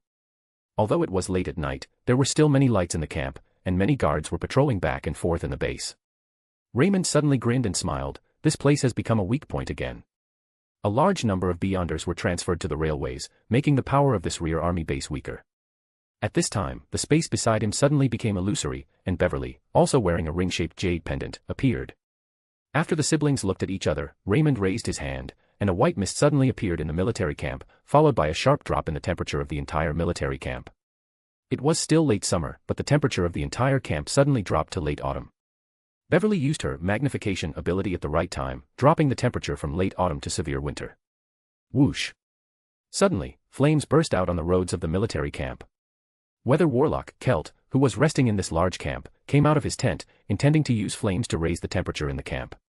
Raymond raised his hand again, and hurricanes blew from all directions of the camp. Also under Beverly's magnification, the hurricanes turned into a small storm. Kelt and the camp immediately used a ball of white mist with vortexes to fight against the storm. But the storm still blew away many tents, and blew the flames that Kelt had just summoned everywhere. Under Beverly's tampering, the flames ignited many tents around. At this time, Kelt and the camp immediately cast a light rain to extinguish the fire in the camp. This allowed Raymond to calmly turn a light rain into a snow, yes, a snow. The temperature in the camp had been very low just now, and Celt's flames had not played much of a role. When he cast this light rain just now, the fire was extinguished, but it immediately turned into freezing rain when it fell to the ground. So Raymond used the decreasing temperature to make it snow in the Balkis Mountains in late summer. This temperature didn't have much impact on Celt, but the soldiers in the camp were shivering from the cold and ran towards the outside of the camp. Beverly immediately used her instigation ability to make some soldiers strongly dissatisfied with Celt and their officers, which almost immediately evolved into a mutiny. After all, they were sleeping soundly when they were suddenly awakened by the cold. The key was that they didn't have any warm clothes around them. In a bad mood, it was easier to be used by Beverly. Celt quickly used his ability to control the battle situation to appease the soldiers. At this time, Raymond summoned walls of fire again, and most of the camp turned into a sea of fire. Celt suddenly felt a little overwhelmed and quickly cast rain again to put out the fire. Who knew that the rain he cast suddenly turned into a torrential rain under Beverly's magnification, which made the surrounding soldiers despair, equivalent to being drenched in a torrential rain in the middle of winter. At this moment, the spirit world in the center of the camp was suddenly opened, and a young man with chestnut hair and handsome appearance walked out. This was Bornova Gustav, who had come to support. He raised his somewhat hollow eyes, and the raindrops around him floated up and no longer landed. Immediately afterwards, Bornova turned his palm over, and a revolver appeared in his hand. Without even aiming, he fired a shot at Beverly and Raymond, firing a fiery red bullet. This bullet turned into a dense flame as it left the barrel, igniting the air along the trajectory. There was no need to aim at all, the bullet came towards Raymond, and Beverly immediately went to distort the trajectory of the bullet, but found that the bullet could not be shaken by beyond her power. Raymond held an orange-red, blazing white spear in his hand and suddenly met it, piercing the bullet with the blazing white spear. Boom. The bullet and the blazing white spear exploded, and the earth trembled. The next second, the siblings used the method of distorting space to leave. Celt in the camp finally breathed a sigh of relief, but the entire camp had been messed up by this battle of angels and could only be cleaned up slowly. Bornova also left after seeing the enemy leave. Celt knew that this angel of the steam church was very indifferent, and didn't take it too seriously that he left without even saying hello. Immediately, he first used the strong wind to disperse the low temperature in the camp, allowing the surrounding late summer air to return here. He also ordered the soldiers to immediately chop firewood and make a fire, and ordered them to bake until they sweated to avoid a large-scale cold. Tens of thousands of people chopped firewood for heating, which was a spectacular sight. In the second half of the night, bonfires were lit in the camp, and the soldiers finally felt alive again. After making the fire, the soldiers went to clean up the chaotic camp and only had time to rest until dawn. Just as they were falling asleep, a huge eyeball image suddenly descended on the camp. As soon as the hundred-eyed devil monarch appeared, he summoned a tall figure standing on the waves, and a storm suddenly attacked the camp. Celt immediately responded, reducing the wind speed to a controllable range. At this time, a pure black female shadow appeared behind the hundred-eyed devil monarch. She used Celt's control over the storm to make the originally gradually calming storm rage again. This storm blew a large number of tents, military supplies and soldiers into the sky. Celt was very helpless. Why are there two more angels? If you have the ability, fight the angels on the front battlefield. What's the point of always sneaking attacks on the rear camp? In short, these two angels once again messed up the camp. After the Intis military's angel support came, the hundred-eyed devil monarch and the Duke of Entropy withdrew again. The camp had been cleaned up until the afternoon. Just as it was almost tidied up and the soldiers were about to take a breath, Beverly's siblings came again. This time Intis was prepared. In addition to Celt in the camp, Hillian, an angel of the steam church, was also guarding the camp. In addition, Celt also applied for a grade 0 sealed artifact and handed it over to a demigod to use. As a result, when they were dealing with Beverly's siblings, Medici suddenly set fire from another direction of the camp. Beverly's siblings, who originally did not intend to fight Celt and others head-on, suddenly began to attack actively. These two battle-hardened angels easily held back Celt and others. Medici took the opportunity to let the fire spread, and by the time the enemy's third angel support came, it had burned down about a third of the camp. At this time, Medici immediately retreated, and Beverly's siblings also immediately withdrew after receiving the signal. Celt looked at the chaotic camp again, and he had already planned to unite with the Steam Church's angel to sneak attack on the Duchy of South Balam's camp at night, so that they could also taste the feeling of being attacked. But before they had time to set off, the Duchy of South Balam's attack came again. Just after nightfall, the hundred-eyed devil monarch, Holy Infant King, and Duke of Entropy appeared together in the camp. Before they could launch an attack, some irritable Celt's fireball was thrown on the faces of these three angels. The three angels immediately retreated to the edge of the military camp, and Celt, along with Shirley and Bornova of the Steam Church, immediately chased after them. Suddenly, a black tide emerged in front of them. This was the Holy Infant King's corruption. Many soldiers in the surrounding area were submerged by the corruption in their sleep, and their bodies and spirit bodies betrayed him, leaving him forever in slumber. Shirley took out an iron crossbow and shot a blue feather arrow. As the feather arrow shot into the black tide actually stopped its momentum of spreading to the surrounding area. The state of these three angels is a bit strange. Bornova, whose eyes flickered with strange brilliance, reminded, their existence has a time limit. As he spoke, he took out a stopwatch from his jacket pocket and turned on the switch with a snap, and then the tick-tock sound of the stopwatch moving sounded around, and the flow of time around seemed to be faster. At this moment, the hundred-eyed devil monarch reproduced a giant dragon with golden, vertical pupils. The bewitching pupils looked at Helen and the others, causing them to immediately relax and become unwilling to offer any resistance. The Duke of Entropy opportunely magnified the effect, allowing the hypnosis to last longer. Taking advantage of this opportunity, the Holy Infant King uttered a string of gibberish, and Celt and the other two immediately showed expressions of pain. But soon, Celt pulled a ball of black flame from his ear, the damage from the gibberish.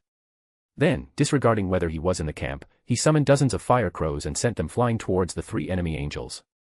As the fire crows approached the three angels, they suddenly transformed into blazing white spears, forcing the hundred-eyed devil monarch and the others to retreat rapidly.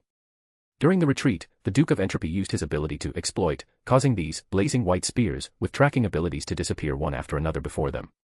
Bornova and Helen also regained their senses from their previous state. They seemed to realize that speeding up the flow of time could not affect the state of the three enemy angels, so they began to use other sealed artifacts to launch attacks. Just as the six angels on this side were fully engaged in battle, Beverly and her younger sibling appeared on the other side of the camp. Celt immediately realized the enemy's general offensive had begun. In fact, two angels were also ambushed in the camp, namely the Death Consul, Dix, and a Knowledge Magister, Dorothy. Originally, Intis had gathered 5 angels tonight, planning to ambush a raiding squad composed of 2 angels from the Duchy of South Balam, or to cross the Balkis Mountains to launch a surprise attack on the Duchy of South Balam's camp. But they unexpectedly encountered the enemy's general offensive. With the emergence of the 2 angel battlefields, the soldiers, who had been working tirelessly for a day and a night and were very tired, quickly evacuated from different directions under the organization of the Beyonders. At this time, on a hillside not far from the camp, Medici, with a cigarette in his mouth and arms crossed, watched everything that was happening in the camp. Seeing that the time was ripe, he casually spat out the cigarette butt and asked Helen, the demoness of despair, beside him, "What are you waiting for?" "Waiting for the enemy to bring you a midnight snack." "Send the signal." "Yes, yes, yes."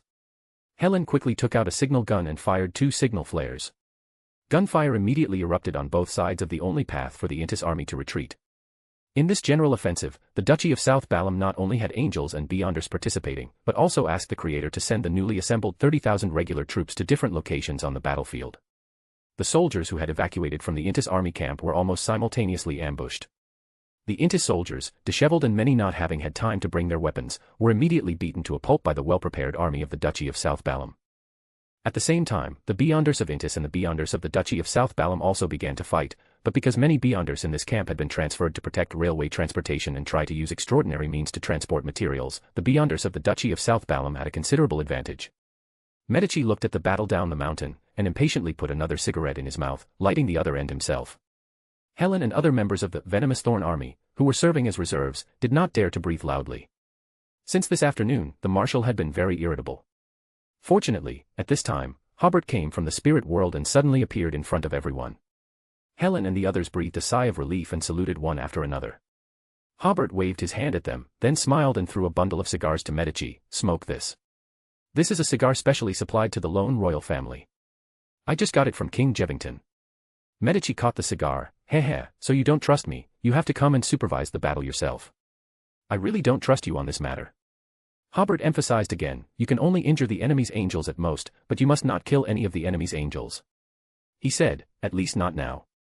Because the Creator is not yet a true God, if he really forces the enemy's angels into a desperate situation, the God of steam and machinery is likely to take action to relieve the siege, and then the Duchy of South Balam will fall into a very passive situation. At this time, among the 7 gods, the Evernight goddess would definitely not take action. The Lord of Storms and the eternal blazing sun were confronting each other at sea, and the God of Knowledge and Wisdom and the Earth Mother were confronting each other on the western battlefield. The God of Combat was making his final observation. Only the God of Steam and Machinery had time to help when his own angels were in danger. In order to avoid a divine war breaking out ahead of schedule at this critical juncture, Hobert drew a red line from Medici today, do not kill the other side's angels. This was the reason for Medici's irritability. According to his original combat plan, he had originally planned to kill 1 or 2 of the enemy's angels tonight. I know. Medici certainly knew what Hobert was worried about. I just think it's a pity, there won't be such a good opportunity in the future. The Intis people are not fools either. This battle is enough to wake them up and let them know that their opponent is no longer that old gentleman, the lone people. So, a victory like today's will only happen now, and it will be difficult to replicate in the future. It's just that there's no chance now. Hobert smiled and said, do you think that after this world war, the Duchy of South Balam will still be in the corner of this world stage? He sighed, even if you want to live a peaceful life, they won't let you succeed. Medici immediately understood Hobert's meaning. You mean, ha ha ha. He suddenly laughed twice. I seem to see a war sweeping across the entire continent. The two looked at each other, but did not continue this topic. After being persuaded by Hobert, Medici's mood improved a lot, so his scolding voice reappeared in every corner of the battlefield. Chase. You idiots. Look at the enemies in front of you, they've even lost their guns. Is your brain full of urine? Attack from the side of the enemy. Cut them in half. Those who run past first won't care about the people behind. In Medici's opinion, since the Intis royal family was overthrown, none of them knew how to fight. But even if the royal family had not been overthrown, even if their king came, he would not be Medici's opponent. This battle continued until the second half of the night. On the angel battlefield, Celt and several other angels were entangled and could not break free at all. They could only watch helplessly as their regular army and Beyonder forces were severely damaged by the Duchy of South Balam. When reinforcements from the Balkis Mountains front line arrived, the South Balam army, with the help of the Creator, quickly withdrew, leaving only corpses and a ruined military camp. Only then did the high-level officials of the Intis military realize the power of the new opponent, and they began to seriously study the tactics of the Duchy of South Balam. After some research, they discovered that when the enemy first attacked the railway line, their target was actually the rear army camp. Repeatedly attacking the railway line was just to disperse their forces. When the power of the rear army camp was very weak, they first harassed them many times, and gathered superior forces to launch a general offensive when the soldiers were very tired. If they had to summarize the enemy's tactics, they initially had a clear guerrilla warfare mode, but because the enemy's overall strength was actually not weak, they later turned it into a large-scale annihilation war. In this war, the Intis army suffered more than 20,000 casualties. For the next 2 days, the entire western part of the Tucker Plain was filled with fleeing Intis soldiers. It took a lot of effort for the Intis Republic to stop them, reorganize them again, and send them back to the battlefield. It is conceivable that the morale of these soldiers will not be too high for a long time to come. On the Lone Kingdom's side, they were overjoyed. Jevington too greatly commended Hobert, and almost everything that could be used as a reward was taken out. This victory not only greatly reduced the pressure on the Western Front, but also greatly boosted Lone's morale. In fact, before the reinforcements from the Duchy of South Balam arrived, the high-level military officials of Lone had already begun to plan for defeat. Now, they finally felt that they could still fight for it. At the same time, Hobert suddenly became the object of eager invitations from the nobles of Backlund, and he had to attend balls and receptions every day. Of course, these nobles did not invite him so frequently because Hobert had won the battle and treated him as a hero. The nobles just realized the power of the Duchy of South Balam and felt that the southern continent could also become a way out for them. Now that the war has reached this point, the nobles are very clear that even if they bring the enemy to the negotiating table, Lone will have to cede huge benefits in order to recover its territory. In their opinion, the future Lone will no longer be the most powerful country in the world. In late September, the reintegrated Intis army launched another fierce attack on the Balkis Mountains, and the western front was tight again. This time, they adjusted their tactics and no longer set up rear army camps. All the soldiers entered the Balkis Mountains, and the frontline camps were connected to the logistics camps, so that if the enemy attacked them again, the two camps could quickly support each other. But what they didn't know was that this arrangement was still within Medici's expectations. The Intis army seemed to be concentrating its forces, but there was not enough open space in the mountains for hundreds of thousands of people to concentrate together. They were inevitably divided by valleys and mountains. This gave Medici another opportunity to concentrate superior forces and attack a certain point of the enemy. So, for a long time afterwards, at least 2 Intis army camps were attacked by the South Balam army every night. The more this war was fought, the more headache it caused the high-level Intis military. It wasn't that they hadn't tried to pursue, but after chasing out, they would definitely be ambushed. The most laughable incident occurred on a moonless night when the southern Balam army, as usual, sent out 1,000 or 2 men for a sneak attack. The Intis army was well prepared, dispatching 3 divisions, nearly 20,000 men, in pursuit northward. After chasing for more than 2 hours, they finally caught up. The Intis army, who had been gnashing their teeth in hatred, fiercely fought for half the night, calling in reinforcements twice and artillery support more than 10 times. Finally, at dawn, they discovered the flag of the Fasak Empire planted on the opposite position. It turned out that under the cover of darkness, the Southern Balam army had one unit lure out the Intis army and another lure out the Fasak Empire army, then drawn them together, resulting in the two allies sparring with each other for half the night. This forced the Intis army to begin studying guerrilla warfare as well, but compared to the Southern Balam army's versatile tactics, they always felt they couldn't quite grasp the essence. Currently, the most elite armies in the world are concentrated on the northern continent battlefield. The colonies in the northern and central parts of the southern continent are also at war, possibly leaving only the Duchy of Southern Balam appearing prosperous and harmonious. Construction Square in Angel City was visited today by a handsome young magician with shoulder-length hair and a cloak. His skillful magic tricks elicited gasps of amazement from the citizens of Angel City. When someone asked his name, he smiled and said, "I am Merlin Hermes. Join the Church of Miss Raven and become a Sequence 9, reader patreon.com/keyoffstars for more chapters. Chapter 713, Chapter 710, Wandering Magician Merlin's Journey to South Balam. Join the Church of Miss Raven and become a Sequence 9, reader patreon.com/keyoffstars for more chapters. The Wandering Magician, Merlin Hermes, or rather, Klein, who had once again created an identity for himself, showed spectator in the square his empty top hat. Then, with a tap of his magic wand, a slightly bewildered little rabbit popped out of the hat. The children watching cheered for the magic trick. Klein gave the little rabbit to some little girls, instructing them to take good care of it. The 7 or 8-year-old girl's eyes were filled with surprise and joy. "Mr. Magician, how did you know I've always wanted a little white rabbit?" "Because besides performing magic, I can also make your wishes come true," Klein said with a smile to the children around him. "What wishes do you have?" A little boy mustered his courage and said, I want candy." "That's an easy wish to grant." Klein waved his magic wand in a pretentious manner. "Child, feel your pocket." The little boy reached into his pocket and immediately exclaimed excitedly, "Candy." He immediately took out a piece of candy, unwrapped it, and put it in his mouth, enjoying the delicious taste with a satisfied expression. Seeing that this wandering magician could really grant wishes, the other children crowded around, eager to express their desires. The children's wishes were relatively easy to fulfill. Some wanted a nice hat, some hoped for a piece of cream cake, and some wanted a pretty hairpin. Their wishes were all granted one by one, which greatly surprised the people watching the magic show. They applauded repeatedly, marveling at the magician's performance. Finally, a little boy timidly said, "Mr. Magician, could I see my father?" Klein didn't agree immediately but asked with a smile, "Where is your father?" "My father went to the northern continent to fight," the little boy said with some pride, "but then he became somewhat lost. He was among the first soldiers to go to Backlund. It's been over a month, and he's only sent one letter home." "Let me find him. Where is your father?" Klein said while using the little boy to divine his father's location. For Klein, as long as he wasn't dead, it would be easy. "I've found him." "Child, please repeat your wish." The little boy quickly said, "I want to see my father." Klein snapped his right fingers, and a soldier holding a gun, his helmet covering his face, who was sleeping, appeared in front of the little boy.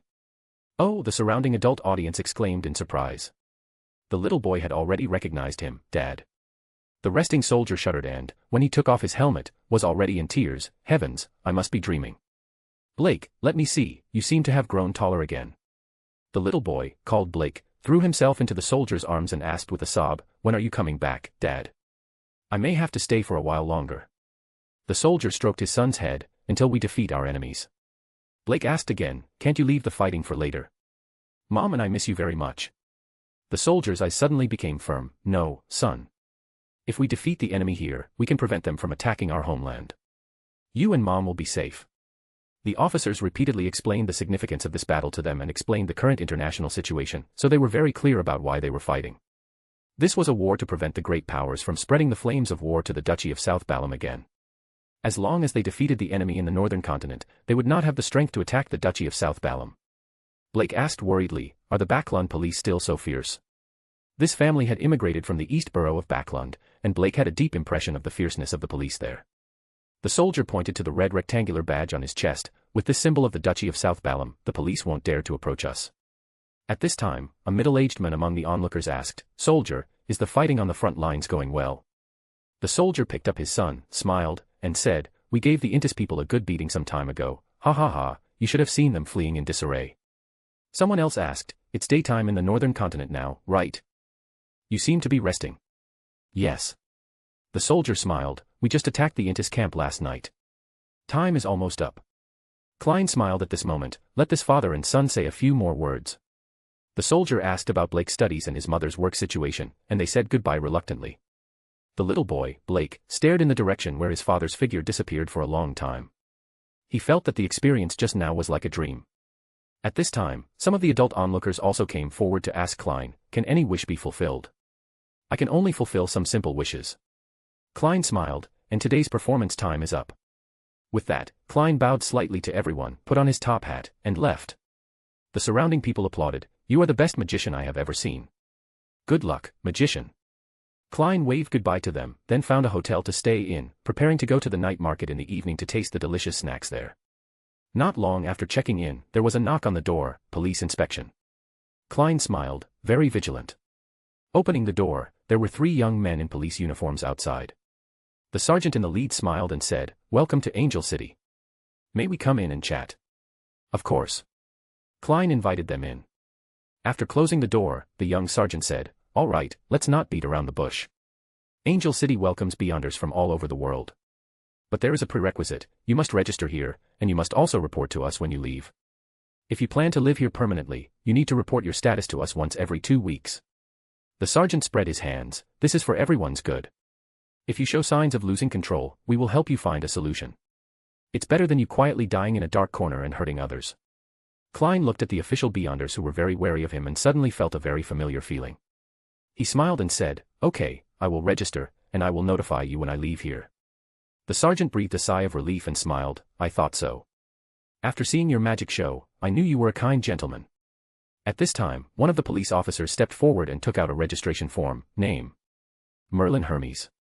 Pathway: Seer. Sequence: Sequence 7. The police officer smiled and said, "I remember now, this sequence is called Magician. No wonder your performance was so wonderful." Then, the police officer told Klein about the process of reporting their status to them. The 2 parties agreed to meet at a small warehouse in the suburbs, which was a stronghold for official Beyonders. Finally, they issued Klein a temporary residence permit and explained to him that this document could only be used in the Angel region. If he went to other places, he would have to apply for another temporary residence permit. And this document only allowed him to enjoy some of the rights of citizens. As they were about to leave, the sergeant added, "Oh, right, the administrative regulations on unofficial Beyonders was just issued some time ago. If we need your Beyonder abilities, we will ask you to help by paying you. Don't worry, we won't ask you to do tasks that are too dangerous. And if we cooperate more than 10 times, you can also get the opportunity to join us." Klein smiled and said, "This is a very humane policy.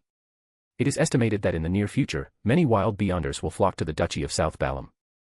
Many wild Beyonders dream of becoming informants for official Beyonders but are afraid to actively contact official Beyonders. And the Duchy of South Balam's policy on wild Beyonders will definitely allow official Beyonder organizations to obtain a large number of temporary workers." After seeing off the official Beyonders, Klein nodded secretly. He deliberately performed the ability to grant wishes in the square to see the Duchy of South Balam's responsibility.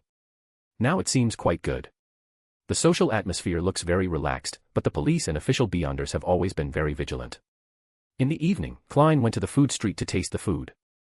Looking at the buildings here with obvious Eastern styles, he suddenly had the illusion of traveling in a scenic spot in China. The snacks here have both the culinary style of this world and the Eastern-style snacks that Klein remembered. And Klein noticed that the security here was very good.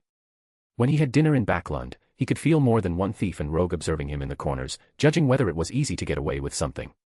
In the colonies, it was easy to encounter pirates cursing each other or fighting while eating.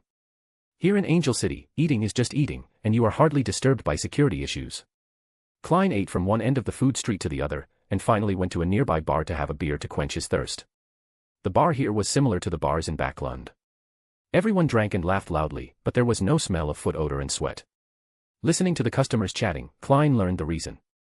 It turned out that since the weather turned warmer, the Duchy of South Balam issued the sanitation management regulations, requiring every citizen to bathe no less than twice a week, and there were requirements for the length of men's beards and hair. If they exceeded the requirements, they must be cut off. If they did not follow the management regulations, they would lose the opportunity to work in public places.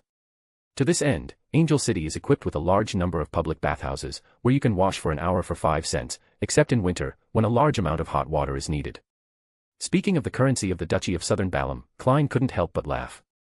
Hobert completely copied the currency system of the AD era, dividing it into cents, dimes, and dollars. The official exchange rate is that 1 cent is roughly equal to a quarter of a penny, 1 dime is roughly 2.5 pennies, and $1 is roughly 2 soldi and 1 penny. The face values of banknotes are 2 cents, 5 cents, 2 dimes, 5 dimes, $1, $2, $5, and $10, while coins are 1 cent, 1 dime, half dollars, and $1. Because it is all decimal, it is very popular, unlike the pound, where 12 pence equals 1 solely, and 20 solely equals 1 pound, which is very troublesome to calculate. Klein listened to the tavern patron sighing that everything here is good, but there are too many rules.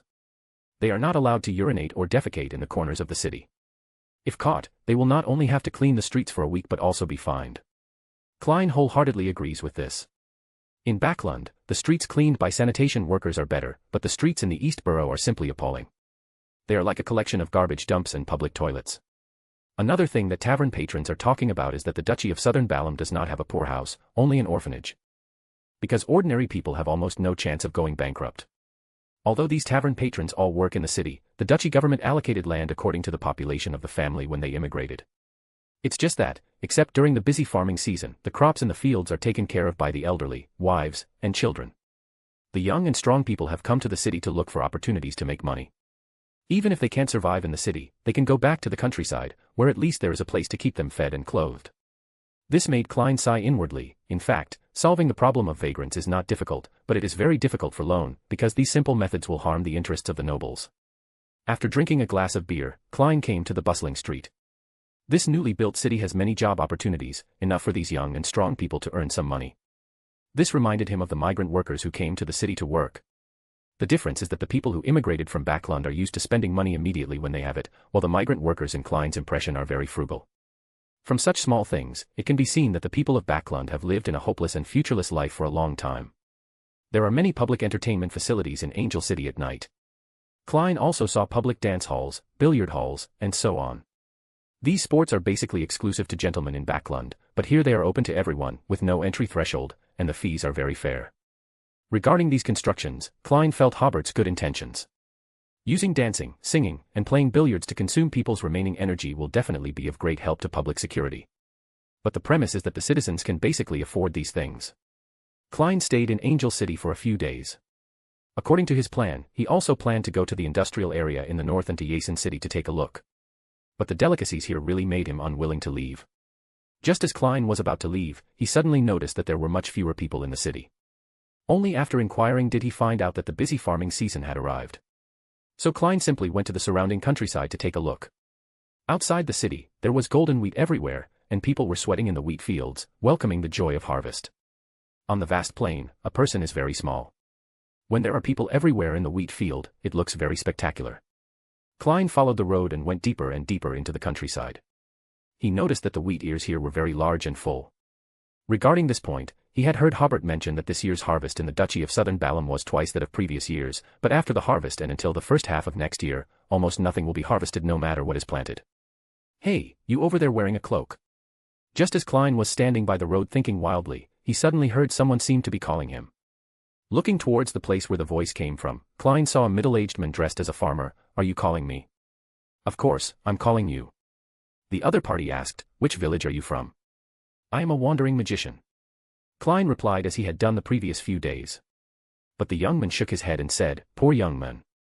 Klein was slightly stunned. You must have some misunderstanding. Help our village harvest wheat. The middle-aged man said again, after harvesting the wheat, I will use grain to pay your wages. It should be finished tomorrow. You can eat and live in my house for these 2 days. Klein was about to explain, There's nothing to be embarrassed about. The middle-aged man said while stuffing a sickle into Klein's hand, most people in the village have been vagrants and know how bad it feels to be a vagrant. Klein was taken to the field in a daze. At this time, the middle-aged man said again, these clothes are not suitable, Elena, go home and bring my other clothes.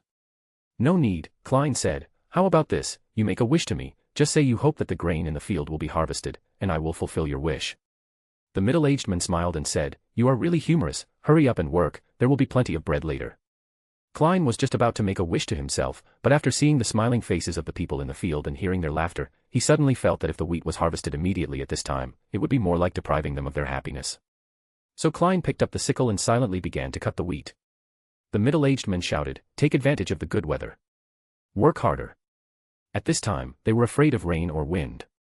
Once it rained, the wheat would easily germinate, which would not be conducive to storage. Once a strong wind blows, the wheat will easily fall down, which will not only increase the difficulty of harvesting, but some wheat grains will also easily scatter on the ground. Although the officials above said that it would be sunny for the next few days, the middle-aged man still seemed a little worried. Only when the crops were harvested into his own granary would the harvest be considered complete. When having lunch, Klein learned that this middle-aged man was actually the village chief, and many young people in the village had joined the army, so there was a shortage of labor.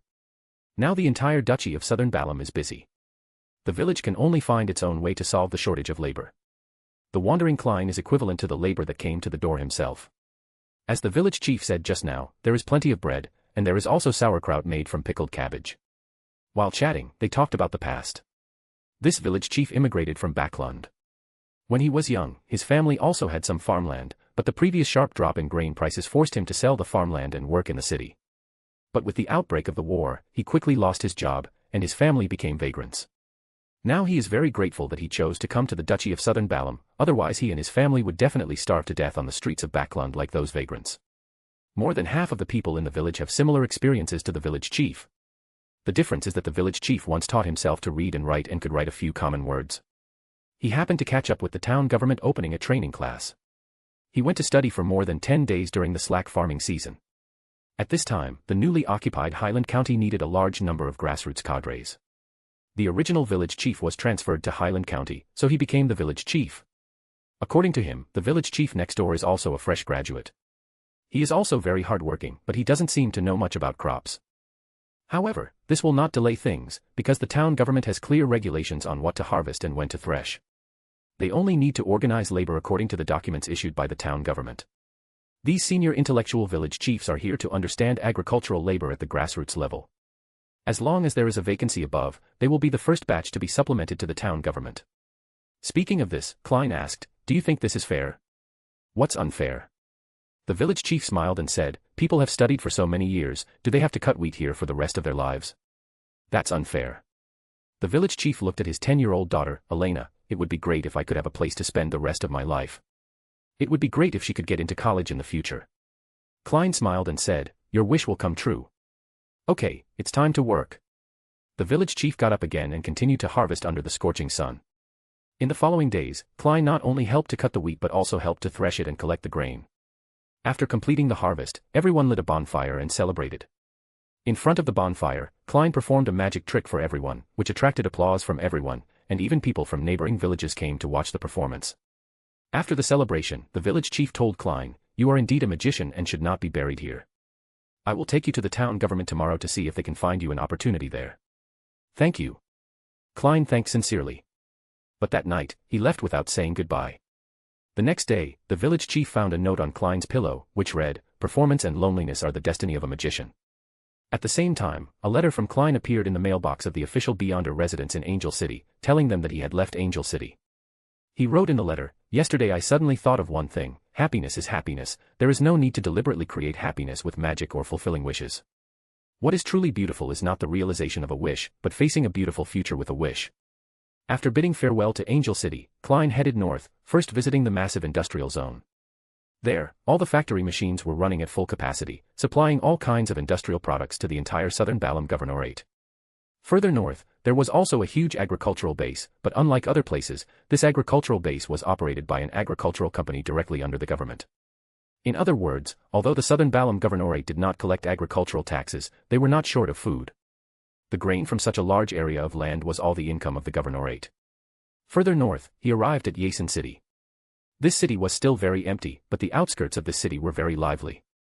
The harvest here was about a week earlier than in the Saint Cern region, and they had already entered a period of major construction. First, manpower was organized at the town level. Under the guidance of professionals, brick kilns were built, followed by logging, baking wood, and so on. The next step was to transform all the buildings in the entire town. The requirement from above was that every building in the town should have the architectural style of Angel City, and those unwilling to rebuild would be forced to rebuild. Under this semi-military management, weights and measures, clothing, language, and so on were also unified. After observing Yasin City for a few days, Klein prepared to go to Lanagua Port to see the church built for him. Just then, he received a message that the outer defense line of Backlund had fallen. Join the Church of Miss Raven and become a Sequence 9, reader patreon.com/keyoffstars for more chapters. Chapter 714, Chapter 711, The Fall of the God of Combat. Join the Church of Miss Raven and become a Sequence 9, readerpatreon.com/keyoffstars for more chapters. As the war in the northern continent entered October and Backlund began to cool, the war situation suddenly underwent a massive change. In recent months, the Fasak army, which hadn't launched many proactive offensives, suddenly launched a surprise attack in the southeast direction. They bypassed the Chester Mountains blocking their path and directly launched a surprise attack towards the eastern part of Backlund. Backlund's defenses in the east were very weak, and the hastily assembled positions were breached in a single charge by the enemy. Thus, in late October, the Fasak army and a large number of forces from the God of Combat Church appeared in the suburbs of Backlund. Backlund had become the front line. This sudden change caught everyone off guard. It wasn't that no one had considered this possibility, but rather that the day seemed to have come too quickly. Since the support from the Duchy of Southern Balam had alleviated the pressure on the western front, the general expectation was that the enemy might break through the Balkis Mountain defense line in the first half of next year. If the war could be delayed until the second half of next year, then this war would ultimately be resolved at the negotiating table. However, unexpectedly, just as winter arrived, the outer defense line was breached. Subsequently, the lone soldiers on the western front collapsed. Medici realized that the 100,000 troops in his hands could hardly withstand the hundreds of thousands of Intis troops on the main battlefield, so he quickly ordered a southward retreat, giving up the main passage of the Balkis Mountains. Southern Balam retreated all the way to the southern part of the Backlund region, making a final observation of the war. At this time, everyone believed that the fall of Backlund was only a matter of time. Then, Hobert found Medici and asked him to take people to defend the southwestern positions of Backlund, and told him to put up more flags of the Duchy of Southern Balam in front of the positions. Medici pondered this strange order for a while before immediately taking people to defend Backlund. After the flags were planted, the Intis army only deployed a dozen divisions opposite them to contain the Duchy of Southern Balam, while their main force continued to attack the lone army, which had already lost its morale. The war had only lasted for 3 days, and a large number of deserters had inevitably appeared in the lone army. The entire Backlund was unwilling to continue resisting. On the last day of October, Hobert felt that the entire Backlund had reached its limit. He sat on top of the high tower next to the Resurrection Square, overlooking this cold city. Since the start of the war last year, they had suffered too much sadness and pain. At this moment, the enemy's artillery fire quickly destroyed the public's psychological defenses. At this time, Hobert discovered that a team of cavalry suddenly rushed out from the direction of the palace, rampaging and disregarding the lives of the people on the streets. The cavalry quickly headed to the Backlund port, as if they were fleeing in panic. Hobert smiled, a smokescreen. He was very sure that George III had already used the teleportation array to go to the Rorstad archipelago, and this team of guards was only attracting the enemy's attention. At this moment, the space around Hobert suddenly became illusory, and Furs brought Audrey over. "You've come just in time," Hobert said with a smile. "I'll take you to see something good, but before that." Hobert took out 2 pairs of glasses made of order crystals. "Put these on, and remember, never take off the glasses." Furs and Audrey, seeing Backlund being constantly ravaged by artillery fire, seemed to understand something and nodded solemnly together. Then, Hobert used the ability to distort space to bring the 2 ladies to a hill in the northern part of Backlund, quietly watching the distant sky. After waiting for more than half an hour, the sky suddenly darkened. It was noon, but the northern sky turned golden, and in a short while, it presented a scene of dusk. In the southern sky, it gradually became deep, and after only a moment, it turned into night. Darkness and dusk intertwined, dividing the entire sky into 2. Just seeing the scene in the sky, Audrey and Furs felt a huge sense of oppression. Hobert also took a deep breath, somewhat excitedly saying, "It's starting." At this time, in the Rorstad archipelago, in the City of Generosity, Byam, Alger, who had just landed at the port, felt something and turned his gaze to the northwestern sky. Wherever his eyes reached, the sky suddenly darkened, and layers of dark clouds piled up, and countless silver-white electric snakes jumped out. Many deep blue waves surged high, forming huge water columns, heading straight into the clouds, connecting the sky and the sea. At the junction of the sea and the sky, rays of light lit up, and they suddenly lost any color, as if composed of massive amounts of illusory things. Alger, who had already become a demigod, immediately understood what was going on. "God, the war of the gods has begun." That was the battlefield of the Lord of Storms and the God of Steam and Machinery. Near the capital of Lemberg, Anderson had used Fireball to block the enemy's attack again. Looking at the corpses, weapons, and blood outside the bunker, he patted the dust on his hands and smiled at his deputy. "I don't know how long we can last. Do you have anything you want to leave behind? I can help write a will." As he wished, he saw the angry eyes of the surrounding soldiers. At this moment, their thoughts were surprisingly consistent. However, the soldiers did not make a move, but instead shifted their gazes elsewhere. These soldiers were what he used to complete the advancement ritual, and they should be called teammates, but none of them were willing to admit this. You're not responding to my provocation. Anderson raised his eyebrows and said, that means you're plotting a conspiracy. Without waiting for the adjutant and the soldiers to respond, this hunter smiled and continued, are you planning to surrender? To protect your relatives and friends? Seeing all eyes turning towards him, Anderson shook his head, you haven't been beyonder for long. You've only been able to become a hunter, provoker, and pyromaniac by relying on the outbreak of war to obtain the main ingredients for potions from the enemy. But in terms of conspiracy, you are still too naive. I'm very curious, why don't you try to persuade me to surrender with you? I don't think I usually show much determination, and I'm not a believer in the God of knowledge and wisdom. Speaking of this, Anderson looked at his adjutant thoughtfully, are the high-level officials on the opposite side completely angered by me and ordered not to accept my surrender? The adjutant was silent for a few seconds before saying, you already know, why do you still ask? The nearby soldiers once again raised their palms in unison, aiming them at Anderson, appearing extremely tacit. If I don't ask, how can I be sure that everyone is thinking the same thing? Anderson was not flustered at all. He touched his stomach with his left hand and put his right hand into his pocket, not knowing what he was groping for. At this moment, the sun in the high sky suddenly expanded, becoming extremely huge, and the scorching sunlight made it impossible for Anderson and the others to open their eyes completely, and their minds were blank, making it difficult to have any thoughts. Immediately afterwards, a illusory high tower protruded out. Each of its layers was composed of thick books, and each book had a bronze eye. The higher the layer, the darker it was, and the more it was filled with madness and destruction. This high tower extended to the sky, as if encircling the entire world into its interior, including the huge sun. Backlund, inside the luxurious villa of the Odora family. All the sanguine in this metropolis gathered here to prepare for the upcoming war results. Emlyn put his hands in his pockets, looking at the sky outside where dusk and darkness intertwined.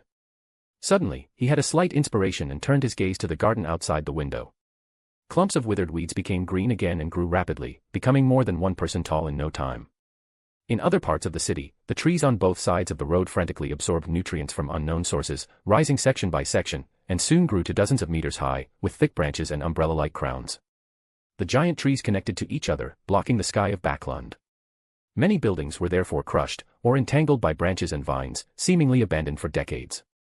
In just 7 or 8 seconds, many places in Backlund turned into primeval forests. On the hills outside Backlund, Audrey and Furs hid in a tall canopy, looking at the distant scene with black glasses. Just now, the northern part of the entire Backlund area was covered with roses, night-scented stalks, and other plants symbolizing tranquility and darkness, and the surrounding area had also entered the night in advance. Suddenly, orange-red rays of light shone from the sky into this tranquil plant cluster, returning some areas to dusk, causing flowers and grass to wither one after another. In the desolate dusk, a huge figure like a mountain peak walked out. He had long limbs, wearing silver armor full of dilapidation, his face was covered by a mask, only vaguely revealing a cluster of orange-red light. He held an exaggerated long sword, allowing the tip to droop naturally, touching the dark ground. As this terrifying giant walked forward step by step, the long sword constantly dragged in the darkness, causing the ground to split and the surrounding dusk to replace tranquility and darkness. In the depths of darkness, a similarly large figure floated out, dragging a long scythe. She wore a layered but not complicated dark black long skirt, dotted with countless brilliances, like a starry night inlaid. On her ribs and waist, 2 arms each grew out, the surface covered with dark short hair. In her 6 hands, 2 held the heavy black scythe, 2 cradled a scarlet moon, 1 was empty, as if supporting something, and 1 tightly gripped an ancient golden ornament. The ornament was shaped like a slender bird, surrounded by wings composed of pale flames. Within its bronze eyes, layers of light overlapped, as if forming one illusory door after another. The giant wielding the greatsword moved forward, his pace quickening, gradually approaching a charge. His sword, dragged through darkness and twilight, rubbed against the surroundings, sparking small, clear dawns. At this moment, the roses and vines on the other side suddenly enlarged, growing wildly, soon becoming equivalent to trees that had survived for thousands of years in a primeval forest. Among these trees, a figure entwined with deep green vines and adorned with various herbs and flowers stood out. She was also as huge as a mountain peak, with a full figure, flowing robes, and cradling an illusory infant. As soon as this figure descended, it followed the twilight giant, approaching the humanoid demon wolf wielding the jet-black scythe in a half-floating, half-flying manner. Audrey and Furs, who were watching the battle from afar, had activated the Order Crystal shield due to the immense pressure of the divine war. Although it consumed a large amount of spirituality, they were unwilling to miss everything that was happening before their eyes. At this moment, they couldn't help but worry about the Evernight goddess, as it was clearly a 1-on-2 situation. At the same time, they didn't understand why, but they always felt that the illusory infant held by the Earth Mother was very familiar, or rather, gave them a very familiar feeling. Hobert first came to Longtail Island, then carefully built a wall of spirituality, and covered it with a layer of order crystal composed of a barrier. Then he entered the nation of disorder. After Hobert waited for Beverly's prayer, he first threw the hundred-eyed devil monarch, holy infant king, and Duke of Entropy into the battlefield. Then, he turned the 0-76 death god sword into a circular ring and wore it on his wrist. At the same time, he held the 0-78 spiritual wilderness and draped the 0-79 mysterious curtain over his body as a cloak. Finally, he wore the uniqueness of the Black Emperor and held the sun scepter in his other hand, arriving in the real world as the Creator clad in black armor. The Creator did not go to the main battlefield. He was very clear that the Evernight goddess did not need help, and going there might be a hindrance. He came to the sea, to the battlefield between the Lord of Storms and the God of Steam and Machinery. During this time, Hobert had been working hard to gather intelligence, and finally determined that the Beyonder characteristic of the Knowledge Emperor, extracted from Roselle's body, had been carried by the God of Steam. Before finding other Beyonder characteristics of the Knowledge Emperor, only the Beyonder characteristic in the hands of the God of Steam was the key to helping Old Huang. And today's Divine War was the only opportunity to obtain that Beyonder characteristic in recent times. Reaching the edge of the battlefield, the Creator saw the lofty figure surrounded by lightning in the crest of the clouds. The grim lightning flickered between heaven and earth, and the sea, air, and dark clouds could be scorched by clusters of lightning. Opposite him was an illusory figure in the light. He folded his hands together and then opened them, forming an illusory book in his hands. After the lightning encountered the illusory book, it immediately entered the book from the real world, becoming illusory, and then disappeared without a trace. Immediately afterwards, the gale howled, and the illusory book was blown away, torn page by page in the blade-like wind, and finally returned to nothingness. The Creator sighed, thinking that the Lord of Storms seemed to be a little more powerful, but it could not be ruled out that it was because the Lord of Storms' ability was more oppressive. At this time, Hobert, wearing the uniqueness, joined the battle in a timely manner.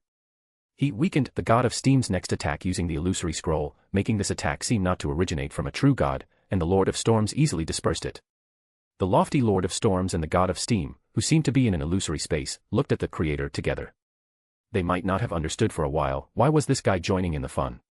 In the Minsk Mountains, the three angels of the God of Combat Church were all here, gazing into the distance, observing the divine war in the direction of Backlund. Suddenly, their spirituality was aware, and Beverly and Raymond, wearing the same style of circular jade pendants, appeared on the distant mountain peaks. Glory Larian's eyes were immediately filled with hatred after seeing Beverly. But before he could rush towards the enemy, the three angels of the hundred-eyed devil monarch suddenly appeared near them, and immediately launched a 3-on-3 angel battle. At this time, the Beverly siblings approached unhurriedly, and when they found the right opportunity, Beverly threw a pure black talisman at Larian, the Archbishop of the God of Combat Church, Misfortune. This was the god-level Misfortune talisman that the Evernight goddess had given to Hobert before. Larian, who was reaching out to take the Trunsoist brass book, was about to touch the cloth bag holding the brass book when a large hole suddenly opened at the bottom of the cloth bag, and the brass book fell to the ground just like that. It should be known that this cloth bag was also a sealed artifact, specially used to seal the brass book, and it suddenly opened a big hole at this time. Because Larian was too unlucky, encountering such a small probability event. Northwest of the Fanapotter Kingdom, on the central plateau, Philip I was gazing at the divine war in the distance. For a sequence 1, he could see the general situation of the Backlund divine war from here, and he could more clearly see the battle between the eternal blazing sun and the god of knowledge and wisdom on the border between Intis and Lone. At this moment, his spirituality was aware, and he saw a figure stepping from a distance. The other party looked like he was in his 20s, with bronze hair. It was Trunsoist. Philip I smiled and said, "You don't go to snatch the uniqueness of the Justiciar pathway, what are you doing here?" As he spoke, the silver-white sword of order in his hand had already formed. "I see, you are very clear that you can't snatch it from the Creator at all." Trunsoist smiled slightly, raised his hand slightly, and the earth under Philip I's feet and the surrounding environment lost all order, and the earth and air simultaneously turned into viscous liquid that could trap Philip I. Philip I waved the sword of order, and cut it down, and the viscous liquid immediately restored order, and returned to the state of gas and solid. In the next instant, Philip I had already appeared in front of Trunsoist, and stabbed the emperor he had originally served with a sword. However, Trunsoist had no intention of dodging, nor did he make any defensive moves. Philip I frowned. At this time, his sword of order suddenly stopped, as if it had hit a hard object. Philip I immediately retreated, and he realized that a layer of spiritual barrier had suddenly appeared in front of Trunsoist. Two seemingly ugly hands suddenly appeared, peeling open the real world, revealing the ugly figure in the spirit world. It was actually the abomination Sua. Philip I did not satirize Trunsoist for actually colluding with Sua. He immediately used his ability to go to Oak Island in the southeast direction. Because after seeing Su'a, his spirituality immediately had a very bad premonition. At this time, going to William I was a good choice. Although Philip I and William I had always been enemies, William I was the person in this world who was least willing to see Philip I beyond her characteristic being taken away by Trunsoist. It's too late. Trunsoist smiled and said, deprive. Philip I discovered that his Sequence 1 level abilities had actually been deprived. This made him immediately realize that the former Justiciar Trunsoist still had some influence on the Sequence 1 characteristic of this pathway, or rather, the arrangement that Trunsoist left in the hands of order still had some effect. So Philip I ran faster. At this moment, 2 huge bronze doors with intricate mystical symbols appeared in front of him. Squeak. The bronze door suddenly opened completely, and the spiritual bodies of all life within tens of kilometers around were sucked into the door. A female image with a pale face, an expression as stiff as a dead person, and a bit like an illusory spirit body appeared from the underworld. Philip I was a little surprised. Pale Empress. That female figure was none other than Sia Palenque Eggers, the current emperor of the Balam Empire. On the turbulent sea. Hobert finally found the Beyonder characteristic of the Knowledge Emperor, which was a pure white crown, and like the Death God's sword, it was worn on the wrist by the God of Steam. The space around the God of Steam was illusory. If Hobert did not wear the uniqueness, it would be difficult to see the position of the Knowledge Emperor characteristic clearly. Now that he had found that characteristic, it was easy to handle. Hobert immediately used the ability of the Knowledge Emperor Beyonder characteristic to turn a part of the God of Steam into a stream of information composed of symbols and numbers. A scroll immediately appeared next to the God of Steam. This scroll recorded the helplessness and misery of human beings when facing supernatural species. The stream of information was introduced into the scroll, and the stream of information immediately became illusory, and finally merged with the scroll. At this time, a storm suddenly appeared in the scroll, and the Lord of Storms invaded his power into this scroll. The people and Beyonder creatures in the scroll showed fear of the sudden natural disaster and hid back in their habitats and nests. The raindrops in the storm became illusory and powerful, piercing the scroll like sharp thorns, and began to smash towards the God of Steam. The God of Steam released a brilliant light, a light distinct from all colors in the world. Anyone who saw it would exclaim, "This is the light of civilization." The light, imbued with abstract meaning, caused the sharp, stormy raindrops to revert to ordinary raindrops, falling into the sea beneath their feet. This was why the Creator decided to seize the Knowledge Emperor's Beyonder characteristic at this moment. Facing the God of Steam alone, he had little chance of winning. Only by using the Storm Lord's attack could he force the God of Steam to abandon that Knowledge Emperor characteristic. While the God of Steam was resisting the Storm Lord's assault, the Creator once again exploited the negative effects associated with the Knowledge Emperor Beyonder characteristic, causing the God of Steam to be momentarily dazed, lost in the glory of his contributions to human civilization. This daze might have lasted less than half a second, but when he regained his senses, he was surrounded by enormous waves from all directions. One painting after another reappeared in front of the waves, some recording the epic scenes of humans using themselves as experimental subjects, attempting to fuse Beyonder materials to gain power, others bearing various inventions, books, and viewpoints. But the layers of waves crashed down and broke through these paintings.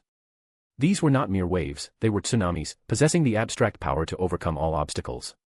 Taking advantage of the brief obstruction caused by the paintings, the God of Steam worked hard to transform the tsunamis from 2 directions into swift currents. He immediately hid within the currents, avoiding being encircled by the tsunamis. At this moment, the God of Steam was already in a disheveled state under the joint attack of the Storm Lord and the Creator. He was also very clear that the Creator wanted to seize the Knowledge Emperor Beyonder characteristic he carried. After a slight hesitation, the God of Steam threw the characteristic to the Creator, because he realized that if he didn't, he might be injured in today's battle. He had only recently, in the past 100 years, regained a good state. If he were to be injured at this critical moment before the arrival of the apocalypse, it would trigger catastrophic consequences. The Creator distorted the Knowledge Emperor Beyonder characteristic into his hand, bowed slightly to the God of Steam to express gratitude, and then disappeared from the battlefield of the gods. High above, the Storm Lord, wielding lightning, and the God of Steam in the illusory space were both somewhat puzzled. Why would the Creator seize the Knowledge Emperor Beyonder characteristic, which was not from an adjacent pathway, at such a crucial moment? In the angel battlefield of the Minsk Mountains, Beverly distorted the position of her younger brother, Raymond, allowing him to appear in front of the brass book. The brass book was the uniqueness of a pathway. It was difficult for the angels present to directly obtain it using their Beyonder abilities. They could only acquire this Grade 0 sealed artifact by physically grabbing it. Larian, the chief shepherd of the God of Combat Church, endured an attack from the 100-eyed devil monarch, using the giant sword in his hand to force Raymond away. He bent down to pick up the brass book, but as he bent over, his body suddenly lost balance, and he stumbled forward, stepping over the brass book. As an angel who had already undergone qualitative change, How could he make such a low-level mistake at such a crucial moment? It was because he was too unlucky, encountering such a low-probability event. At this time, Raymond threw a fireball next to the brass book. Boom. An explosion blasted the brass book, which was wrapped in a layer of twilight, away from Larian. As soon as the brass book landed, Beverly appeared next to it. Just as she was about to bend down and pick it up, her eyes suddenly narrowed, and she dodged abruptly. In the next instant, a hazy sword appeared on the ground, piercing upwards, almost hitting Beverly. Tamara emerged from the ground, holding the sword in one hand. She reached out with her other hand to pick up the brass book. However, two hazy, illusory doors suddenly appeared in front of her. Tamara's hand passed through the illusory doors, reaching into the spirit world. Even though the brass book was right in front of her, it felt as if it were separated by a very, very long distance. Under a hazy crimson moonlight, Lilith, wearing a court dress and extremely beautiful, appeared in front of the brass book. It's not Trunsoist who came. In Hobert's prediction, Trunsoist would definitely be the first to appear, so he asked Lilith to come specifically to deal with Trunsoist. In the Central Highlands, Philip I transformed into a white, illusory giant. Inside the illusory giant's body were flashing holy codes, abstract regulations, and cases judged using these regulations and codes, along with all the evidence and conclusions presented. He spoke in a solemn voice, "This is the real world. The power of the non-real world is greatly weakened." The underworld gate, summoned by the Pale Empress, immediately became much more illusory. Sia, hiding in the spirit world, was also affected, and the power projected into the real world was limited. Trunsoist then said, "This is the real world.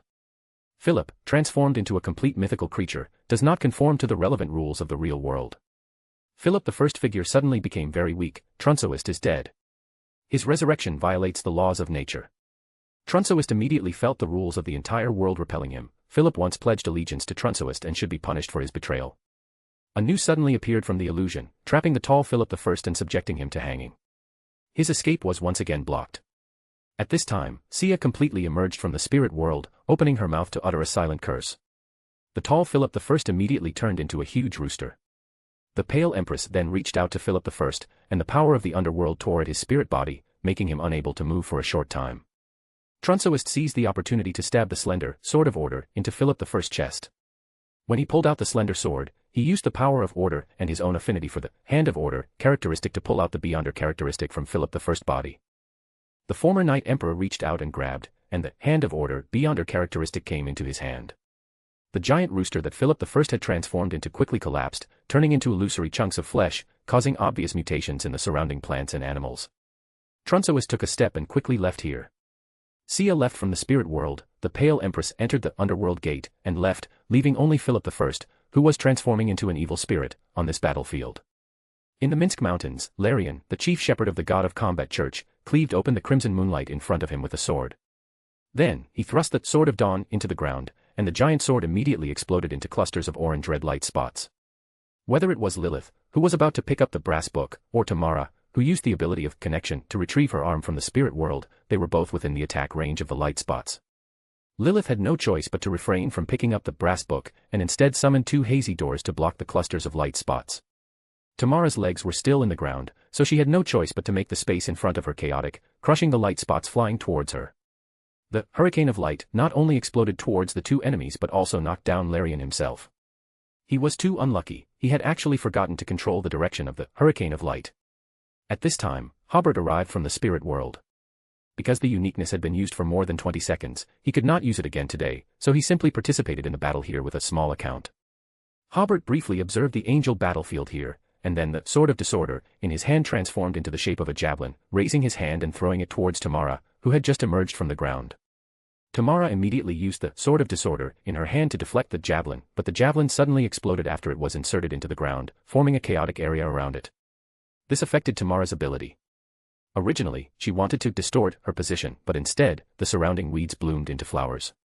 Taking advantage of this opportunity, Hobert arrived in front of the brass book. Larian, who had been seriously injured, gasped for breath, his whole body emitting a twilight glow. He beckoned towards the brass book, and the twilight light covering the brass book became even brighter, and the sealed artifact flew towards Larian. However, Larian was one step too late, and Hobert stepped on the brass book with his foot. Larian was really too unlucky, he had been very unsuccessful since the start of the battle. Tamara, who had broken free from the chaotic space, distorted Hobert's two legs into one. The leg he used to step on the brass book became illusory. Lilith, who was on the side, had a chance at this time, bending down to pick up the brass book, but above the brass book, it seemed that a layer of transparent copper walls and iron walls suddenly appeared. Lilith raised her head and saw Sia, who only showed her upper body from the spirit world.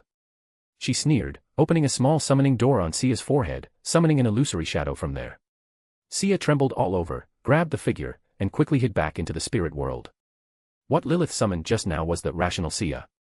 Without the rational part, Sia, who was in poor condition, was in danger of losing control. Taking advantage of the disappearance of the spiritual barrier, Tamara reached out to grab the brass book. Hobert retaliated in kind, altering Tamara's two arms into one, and the arm Tamara used to grab the brass book immediately disappeared. At this moment, two bronze doors suddenly appeared on the ground beneath the brass book. It was a small, underworld gate, and surprisingly, it could open inward. However, a beam of silver-white light suddenly struck the underworld gate, destroying the gate summoned by Beyonder power, instantly placing it between reality and illusion. The brass book did not fall inside. The silver-white light was Larian's ability, capable of disrupting all extraordinary powers, rendering the target's abilities ineffective. Lilith reached out for the third time, but a leather whip suddenly appeared in the void, lashing the brass book aside. In the direction where the brass book fell, two slender hands appeared. Trunsoist was there, about to catch the brass book. The whip from before was summoned by him, a punishment for the brass book. A very strange scene appeared at this moment. Hobert, Lilith, the Pale Empress, Trunsoist, Tamara, the five archangels, and Glory Larian were very close to each other, even able to touch each other with a few steps forward. But they all focused their attention on the brass book, constantly using Beyonder abilities to prevent others from obtaining this sealed artifact. Beverly and Raymond, who were slightly further away, couldn't get involved. Just as Trunsoist was about to touch the brass book, his outstretched hand suddenly veered off course, perfectly missing the brass book. It was a very comical scene. Trunsoist actually failed to grab Trunsoist's brass book. It turned out that Hobert had distorted Trunsoist's sense of direction, turning his forward gesture into a gesture to the left. At this moment, the angels noticed that the twilight-colored light enveloping the brass book suddenly faded. Everyone was slightly stunned, and after a second or two, that layer of light suddenly disappeared. Larian looked towards Backlund with some disbelief. The twilight-colored sky there rapidly receded, and a starry night sky covered the entire sky. On the hills north of Backlund, Audrey and Furs saw that within that dark kingdom filled with moonflowers and night-blooming jasmine, the twilight giant's longsword was cleaved onto the heavy, pitch-black scythe, frozen in midair. At this moment, time seemed to stand still. Whether it was the giant draped in decaying armor, bathed in twilight, or the humanoid demon wolf wearing a starry dress, with 6 arms, they all seemed to become part of an oil painting, standing in place, maintaining their previous postures. However, a dark brown wooden staff was inserted into the back of the twilight giant, frantically drawing the god's life, dragging the opponent back to the earth, back to the mother's embrace. This dark brown wooden staff was held in the hand of that giant, plump lady, forming an autumn scene with the constantly withering and decaying flowers, grass, and mushrooms on her body. The twilight giant slowly turned its head, looking at the lady holding an illusory infant in one hand. At this moment, the infant in her arms actually looked much more solid, seemingly able to see his appearance clearly. Audrey and Furs, who were watching from afar, were stunned. That infant actually had some resemblance to Hobert. At this moment, the twilight giant let out a painful sound, Lilith. At this time, the Evernight goddess, wearing a starry dress and having a female human head, chuckled, letting the bird-shaped golden ornament in her hand fly out on its own, accurately inserting it into the gap in the twilight giant's mask. Then, she threw the crimson moon held in her other 2 hands to the plump lady. In the next second, part of the twilight giant's body collapsed, and clusters of orange-red twilight penetrated the peaceful darkness, falling back into the real world. Some of them fell on the battlefield, causing countless soldiers to die directly. Some crushed mountain peaks, creating a lake that could age all living beings. Some merged with certain lucky creatures, turning them into crazy and powerful monsters. Some enveloped the twilight giant hall outside St. Millen, causing the solidified orange-red to extinguish instantly. In a small, unnoticed church in the outskirts of Backlund, a devout priest wearing a simple white robe, with a light golden beard, opened his eyes, revealing a childlike clarity and innocence. He calmly took out a bottle of golden potion from his arms, unscrewed the lid, and poured the liquid inside into his mouth. On the angel battlefield in the Minsk Mountains, as the twilight color sealing the brass book faded, this grade 0 sealed artifact suddenly opened on its own, and a line of text appeared on the blank page. The Trunsoist brass book belongs to the master of the nation of disorder, no one else may possess it. A chilling smile appeared on Hobert's face. Join the Church of Miss Raven and become a Sequence 9, readerpatreon.com/keyofstars for more chapters. Chapter 715, Chapter 712, Seizing the Fruits of Victory. Join the Church of Miss Raven and become a Sequence 9, reader patreon.com/keyoffstars for more chapters. Looking at the Trunsoist brass book in front of him, even Trunsoist himself was a little speechless. He didn't quite understand when Hobert had caused such serious corruption to the brass book. But there was no time to think about that now. Trunsoist and Tamara turned and left. Hobert waved his hand at the brass book, and this grade 0 sealed artifact flew into his hand, obediently flipping open, as if waiting for Hobert to write. At this moment, he really wanted to laugh out loud. With the brass book in hand, becoming a great old one was just around the corner. Taking a deep breath, he steadied his mind, ignored Trunsoist, and turned the brass book towards Tamara, who had already escaped a short distance with half her body. When Tamara saw the first line of words that appeared on the brass book on its own, she ran the fastest. But when she opened the boundary between the real world and the spirit world, she coincidentally encountered the monster summoned by Lilith. Among everyone present, Lilith was also very happy. The end of the War of the Gods meant that she would soon be promoted to Sequence 1 and become a king of angels. Tamara no longer tried to leave from the spirit world, but instead planned to escape a distance first by distorting space. Raymond seized the opportunity to rush over and summoned a ball of flames to block Tamara's path. Beverly also took the opportunity to try to distort Tamara's thoughts. Although she didn't succeed, she bought Hobert enough time. Hobert's gaze turned to the brass book, and a line of mercury-colored new text appeared on it. A person with very symmetrical facial features does not conform to the aesthetic characteristics of the human body and should be severely punished. Suddenly, illusory black chains appeared behind Tamara, locking her in place. At the same time, illusory barbed whips appeared behind her, lashing fiercely at Tamara's spine. But it only lashed twice, because Tamara distorted her appearance, making it less symmetrical, so she was no longer punished by the brass book. But at this time, Hobert and the others had completely surrounded Tamara. At this moment, 2 underworld gates appeared under Tamara's feet. A pair of pale hands grabbed Tamara's feet and instantly disappeared into the underworld. Hobert distorted the positions of the 2 people, bringing them from the underworld to the real world. At this time, new words appeared on the brass book. Pale-faced women should not appear in the sun, otherwise their power will be greatly weakened. The figure of the pale empress suddenly became illusory. She immediately drew energy from the underworld to avoid becoming weak. The wisdom of the sealed artifact here is weakening, and the abilities of Beyonders are increasing. Trunsoist, who had returned, said in a solemn voice. Seeing Tamara trapped, he immediately rushed back to support her, not because he was so kind, but because he didn't want to see the characteristics within Tamara being taken away by Hobert. The wisdom of the brass book was indeed weakening, and it seemed difficult to receive Hobert's requests, instead writing on its own, anyone taller than 1.9 meters will be severely punished. The 3 glories over there, who were stunned in place by the impact of the god of combat's fall, were immediately chained by chains from the void and whipped with barbed whips. Hobert transferred the 3 tool people, including the 100-eyed devil monarch, and joined forces to attack Trunsoist.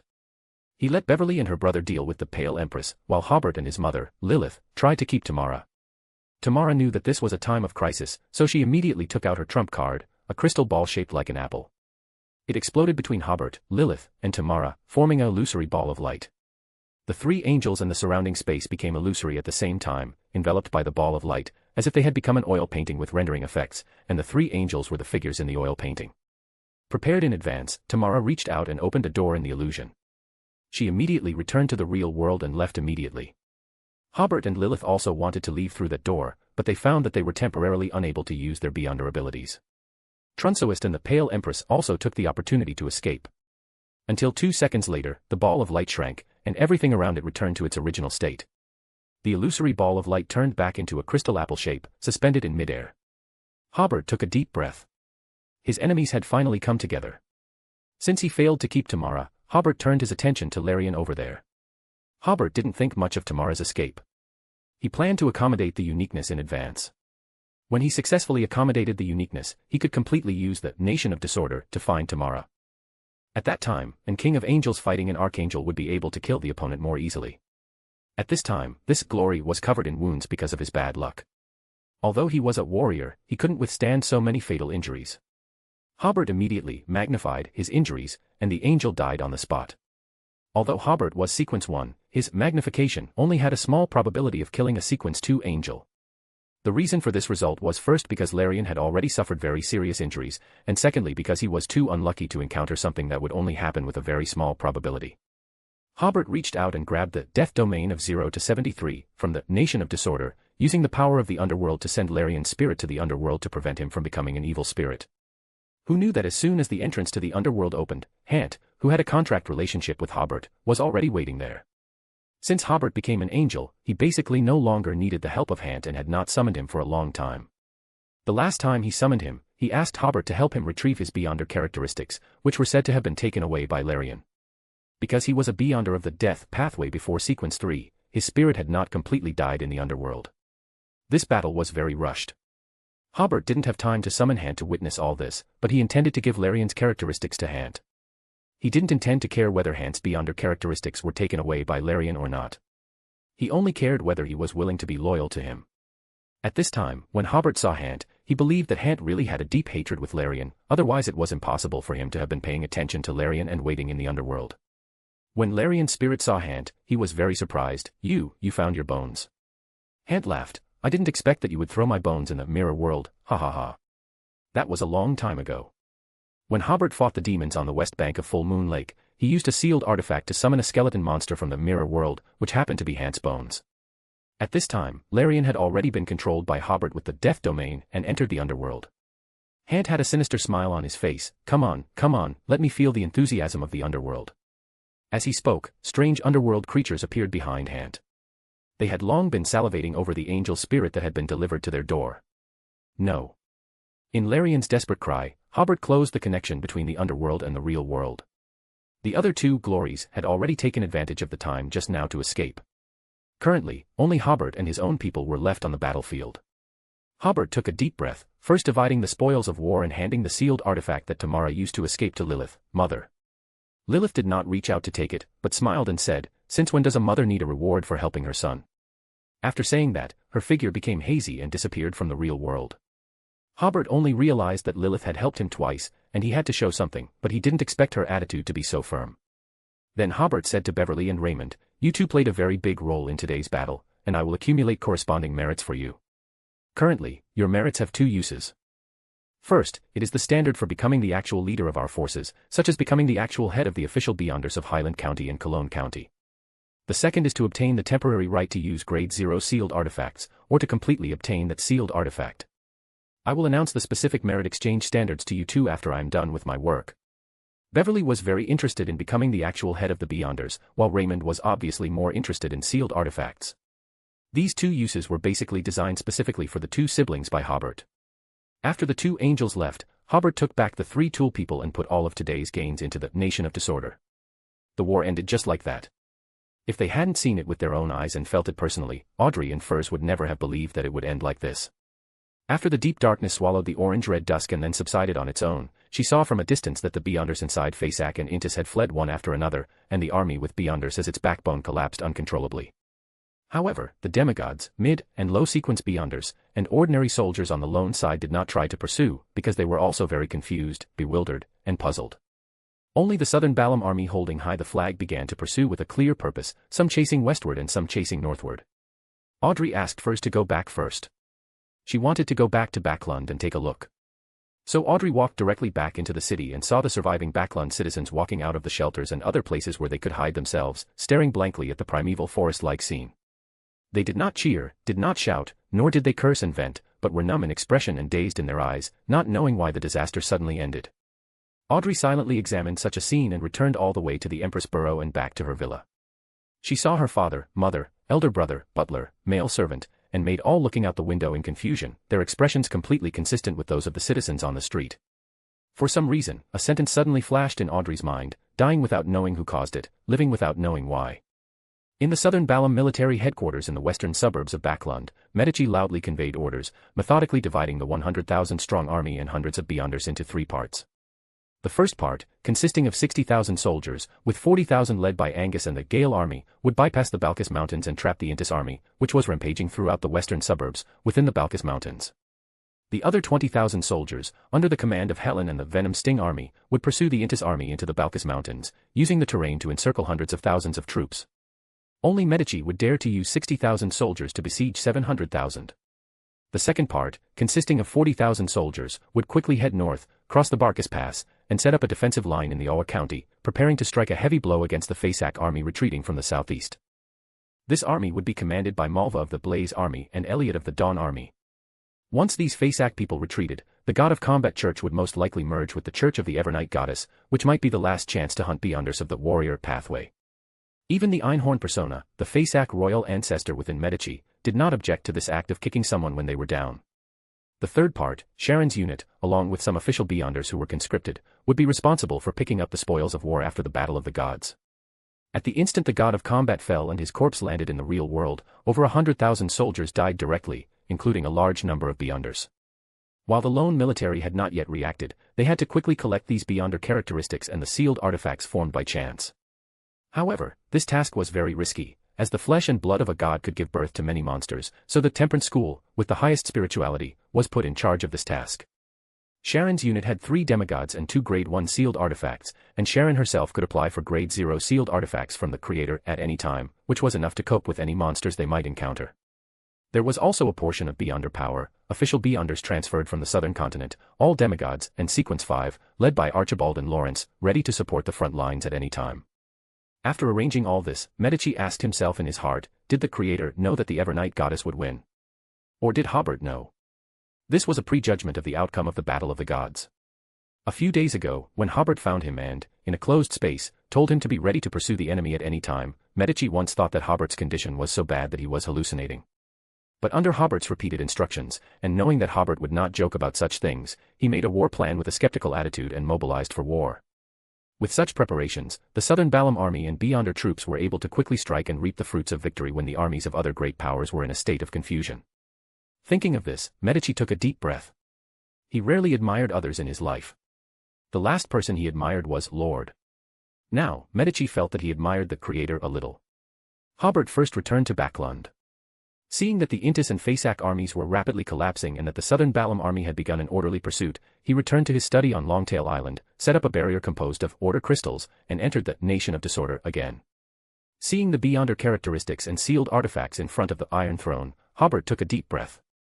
Today's biggest gain was undoubtedly the uniqueness of the Justiciar pathway. Just as Hobert was counting the spoils of war, a star suddenly emerged from the pool in front of him. Hobert was stunned. It was the star representing Princess Ethel of the Fainapotter Kingdom. Why did she suddenly pray to the Creator? Covering the star with his spirituality, Hobert saw an astonishing scene.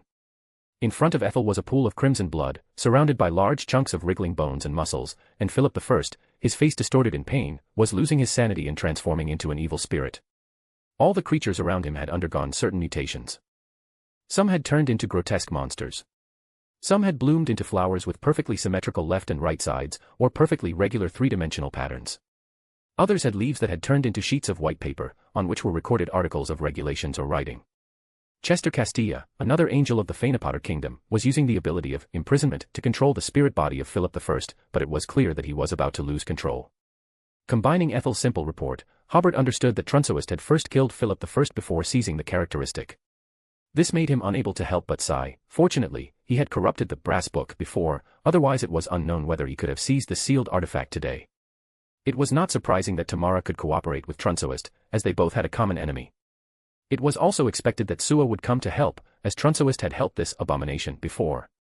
But that the Pale Empress would take action was somewhat beyond Hobert's expectations. A while ago, the Southern Balam Duchy had just established diplomatic relations with the Balam Empire, and they were now discussing the exchange of ambassadors. As a result, the Pale Empress made such a move. Thinking slightly in this direction, Hobert seriously listened to Ethel's request. She hoped to get the help of the Creator to preserve Philip I's sanity. Hobert roughly understood that Philip I should have prepared some arrangements for his resurrection, but the problem was that his spirit body was currently transforming into an evil spirit, making it difficult for him to use his previous arrangements. He pondered for a moment. Of course, he had to help with this kind of thing. If handled properly, the Fainapotter royal family, with only one angel left, might lean towards the Southern Balam Duchy. As for why she prayed to the Creator instead of the Earth Mother, it was not difficult to understand, as the Earth Mother was quite busy at the moment. So Hobert, holding the 0 to 73 death domain, descended his power through Ethel's star. He first used Chester's imprisonment to lift the closure on Philip I's spirit body, and then deepened the connection between Philip I and the real world. The distorted expression on his face immediately calmed down a lot. Then the Creator tampered with the state of Philip I's spirit body, allowing his spirit body to exist independently in the real world for a period of time without being affected. The painful expression on Philip I's face disappeared, and he returned to an aura similar to usual, except that he did not look as kind as usual. Seeing that Philip I had regained his sanity, the creator withdrew his power and put the unused death domain back.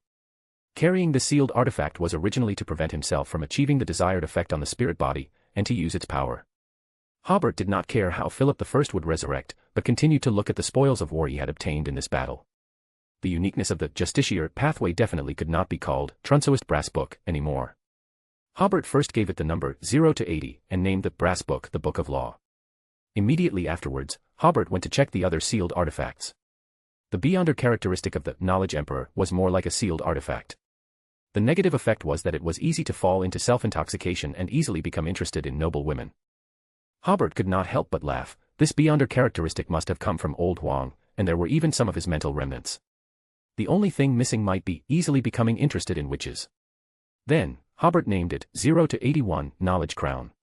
The third sealed artifact was the sealed artifact that Tamara threw out to escape.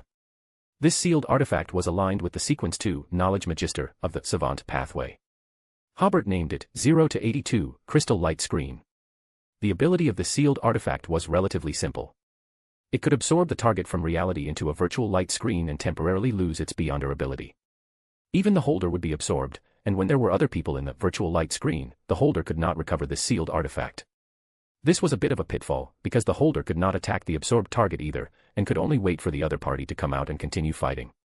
It was only useful when escaping. The last spoil of war was the Beyonder characteristic of the Glory. Hobert planned to summon Hant later, have a good talk with him, and then decide where this Beyonder characteristic would go. After reading the spoils of war, Hobert habitually began to review. First of all, he was still surprised by the Pale Empress's team. If he knew that she would help Trunsoist, then when participating in the Battle of the Minor Minsk Mountains, he would definitely have appeared as the creator. Although the creator was not as flexible as Hobert, at least his status was there. It had to be said that the Pale Empress's unannounced turn to his enemy forced Hobert to adjust his future plans. Before, it was enough to be wary of the Balam Empire, but now he had to treat this southern continent country as an enemy. The second point that Hobert did not expect was that Trunsoist would prioritize seizing a characteristic of the Hand of Order. However, thinking about it carefully, it was not so surprising. After all, in the eyes of the outside world, the strength of the creator was also very strong. Even if the four archangels joined forces, they were not confident that they could definitely seize the 0 to 80 Book of Law. But killing Philip I unexpectedly was not a problem at all. Thinking of this, Hobert took a deep breath and felt the pressure again, because Trunsoist should soon be able to become a king of angels. Join the Church of Miss Raven and become a Sequence 9, reader patreon.com/keyoffstars for more chapters. Chapter 716, Chapter 713, The First Tarot Meeting After the War. Join the Church of Miss Raven and become a Sequence 9, reader patreon.com/keyoffstars for more chapters. Hobert planned to find an opportunity to accommodate the uniqueness ahead of time after the end of the War of the Gods, and then take the opportunity to kill Tamara. He wanted to stabilize his state first, and then consider becoming a god. This was based on the consideration of Klein's process of becoming a god. Klein's process from Sequence 1 to becoming half an outer god was too fast, which largely led to his unstable state. Hobert believed that if he could reach a certain degree of reconciliation with the uniqueness in advance, it would be of great help in maintaining his state after becoming a god. But now, Trunsoist was likely to become the king of angels before him. Thinking of this, Hobert smiled helplessly, lamenting that the competition in the extraordinary world was too fierce. Just as he was about to leave the Nation of Disorder, Princess Ethel prayed to express her gratitude. Hobert saw that Philip I indeed had a new body and had already reached the level of Sequence 3. At this time, he was gathering his spirituality and maintaining his state. Hobert didn't intend to interfere in this matter for the time being. As an angel who had lived, he had to observe for a while before making a decision. But currently, due to the need for high-end combat power, he can let the other party become Sequence 3 first. As for whether the other party is an ambitious person, it doesn't matter to Hobert. The key is controllability. He believes that Hant can understand from his previous experience that sometimes the opportunity to become an angel is a complete disaster. If there is a strong backing, this is really an opportunity. Hobert finally said, "Go back and prepare. Tomorrow I will give you the Silver Knight's characteristic, and then you will go to Intis and protect the factory there with the angel I sent." What Hobert was considering after returning to the real world was where to arrange Hant first. Hobert planned to arrange Beverly and Raymond in Intis after the war to protect the interests of Earl's Light there and deter the Intis Republic. It just so happened that Beverly could observe Hant. After Hant left, Hobert went to find Furs, who had returned earlier. At this time, Furs was lying on the armchair in the bedroom in a daze. After seeing Hobert, she immediately got up. "I still find it incredible now that a war of the gods has changed the course of the war. It not only changed the course of the war, Hobert said with a smile, but also changed the world pattern. He sat next to Furs, crossed his legs and said, South Balam has risen. The second day after the end of the War of the Gods, the northern mountainous area of Backland. Sharon's troops had basically picked up the Beyonder characteristics scattered in this area. Although some battles occurred and casualties occurred. But in terms of the spoils obtained, that little casualty was nothing at all. Sharon's spirituality felt that there was a huge trophy in the mountains. She had observed that direction in the spirit world and could not even see the specific situation there. But her spirituality clearly felt that there was a powerful force there. She even suspected that there might be a grade 0 sealed artifact there. So she only took another demigod, each holding a grade 1 sealed artifact, and went to the mountains early this morning to find the trophy. Because the trophy caused serious distortion in the spirit world, they did not dare to approach it through the spirit world or the mirror world, but carefully approached it using the mirror jump method. Still far away from there, Sharon felt that the speed of her spirituality loss was a bit abnormal.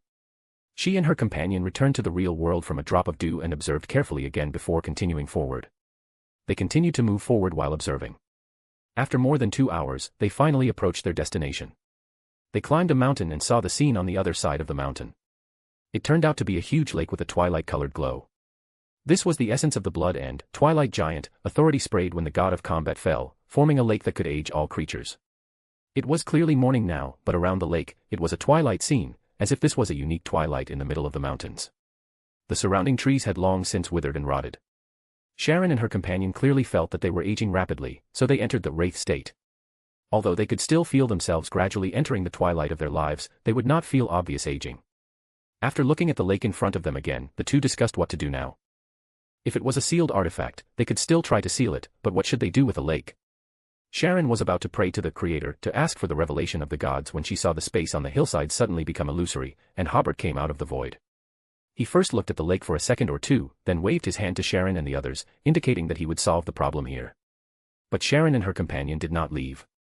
They wanted to see how Hobert would deal with this lake. Hobert stretched out his hand to scoop into the void, and there was a golden scepter in his hand. He held the scepter high, and the head of the staff emitted a dazzling light, as if a small sun had fallen into the valley. Hobert stepped forward, and the light of the scepter peeled away the twilight in the valley, which prevented him from being disturbed by the lake in any way. Sharon and her companion saw a spectacle. The blazing sunlight was moving forward little by little, like a stone moving forward little by little in a stream, causing the twilight-colored water to separate from left to right. The blazing sun and twilight intertwined, forming beautiful colors, making Hobert's backward figure become sacred, tall, and firm. It seemed to form a picture full of epic sense. Soon, Hobert came to the lake. Under the cohesion of a surging force, the lake water formed a twilight-colored giant figure. The giant's face could not be seen clearly, only its huge vertical pupils could be seen. Ah! The giant opened its mouth and made an unwilling howl. Whoosh! A gust of wind blew from the lake to the surroundings, and the decayed trees were broken and rolled up, blowing away. Sharon and her companions' first thought was to leave quickly, but their body and mind, spirit were all shocked by the surging power, and they stood there, unable to use beyond their abilities. Just as the gust of wind and trees were approaching, and they were preparing to withstand the impact of this surging power, their spirituality felt that the front suddenly became chaotic. Whether it was the amazing power or those trees, they all scattered in front of them. Sharon breathed a sigh of relief, knowing that Hobert had saved them. Otherwise, being hit by this surging power, even as demigods with exceptionally solid spirit bodies for their pathway, they would have suffered serious injuries. Just as they were about to leave, not wanting to cause Hobert any trouble, they happened to see the giant formed of lake water holding a twilight-colored greatsword, cleaving it towards Hobert. Hobert held up a scepter in one hand, and a black long sword appeared in his other hand, deftly blocking the greatsword.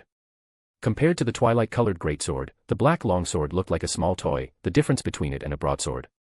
But the longsword was indeed able to block the greatsword. Sharon and her companion watched with rapt attention, forgetting to leave for a moment. At this moment, an arm suddenly sprouted from Hobert's armpit, like a bud bursting forth from a branch. He had transformed into 3 arms in an instant. The third arm reached into the void and grabbed a crown with a black gemstone, placing it on Hobert's head. In the next instant, Hobert also emanated a surging power. He continued to block the giant's attacks with the longsword in his hand, while the scepter in his other hand suddenly lengthened. Hobert thrust the scepter, shaped like a javelin, into the giant's calf, immediately forming a massive vortex of power there. The lake visibly shrank. Ah! In the unwilling roar of the giant composed of lake water, the giant and the lake water were sucked into the scepter without a single drop remaining. The scepter showed no signs of swelling, but instead transformed from its original pure gold color into an alternating pattern of orange and gold. Everything around returned to normal. There was no twilight-colored lake water, no twilight in the mountains, and no giant composed of twilight-colored lake water. The decaying scene within sight also became like a normal winter, with withered yellow everywhere. Only the decaying tree stumps marked the previous anomaly. The scepter in Hobert's hand no longer emitted intense sunlight. He slightly shook the scepter, and it immediately transformed into an exaggeratedly large twilight-colored greatsword. Then, with another shake, the greatsword returned to its normal size, and its color became silver-white. Hobert had obtained the power of the Twilight Giant essence. Just now, he used the uniqueness of the Black Emperor pathway to tamper with the Sun Scepter, allowing it to gain the power of two pathways instead of one. Thus, the Sun Scepter became the Twilight Scepter. Sharon saw Hobert wave to her and her companion with a bright smile, and then enter the spirit world and leave. Only then did they come back to their senses. Hobert had obtained a portion of the God of Combat's power, even if it was a very small amount, it was still power from a god. Immediately afterward, they realized that since this lake had been taken away by Hobert, then the task given to them by the Marshal had also been completed. In the following days, Lone, Intis, and Faceac all suddenly became bewildered due to the great changes, and even their command systems experienced brief failures. The Fainapotter Kingdom, on the other hand, became exceptionally cautious because Philip I had lost his status as a great angel. Currently, only the Southern Balam army in the northern continent was fighting with a clear plan. On the western front, after Medici repeatedly adjusted his deployments, 60,000 men actually encircled more than 700,000 people. It was indeed more than 700,000 people, but not an army of 700,000. Because their morale collapsed instantly, there was no command to speak of.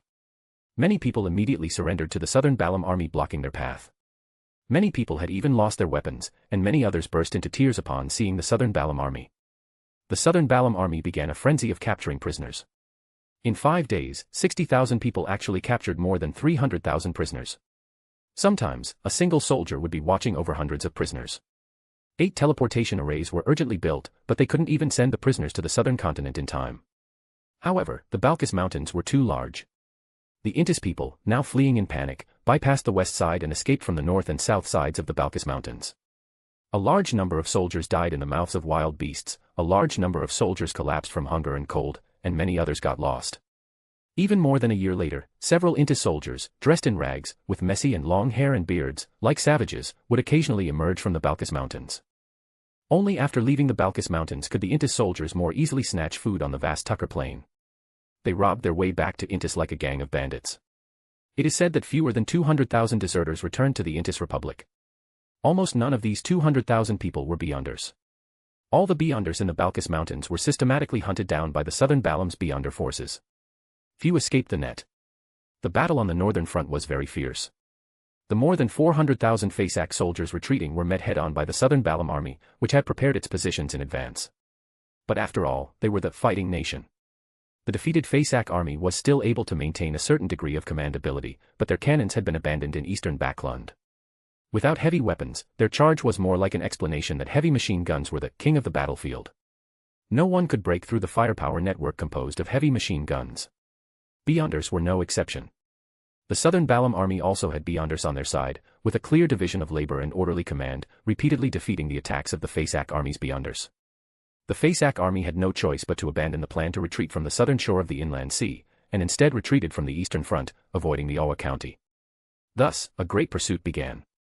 In this blocking and pursuit battle, the Southern Balam army killed more than 30,000 enemy troops and captured more than 30,000 prisoners. But because the Faceac army still had a certain degree of command ability, their more than 300,000 main forces, with basic organization, drilled into the Minsk Mountains. At this time, a cold wave and a heavy snowfall saved the Faceac Empire's more than 300,000 main forces. Marching and fighting in the ice and snow were the strengths of the Faceac army, and some of the Southern Balam army even came from the tropical Longtail Island. In such weather, they simply could not catch up with the Faceac army, and finally had to give up the pursuit. However, the Southern Balam army only withdrew to Backlund and did not immediately return home. At this point, the year-long World War finally came to an end. The higher-ups of the other 4 countries gradually learned of the results of the Battle of the Gods. The 7 gods had become 6 gods. Immediately afterward, Lone began to recover lost territory, and Faceac and Intis began to receive their defeated troops.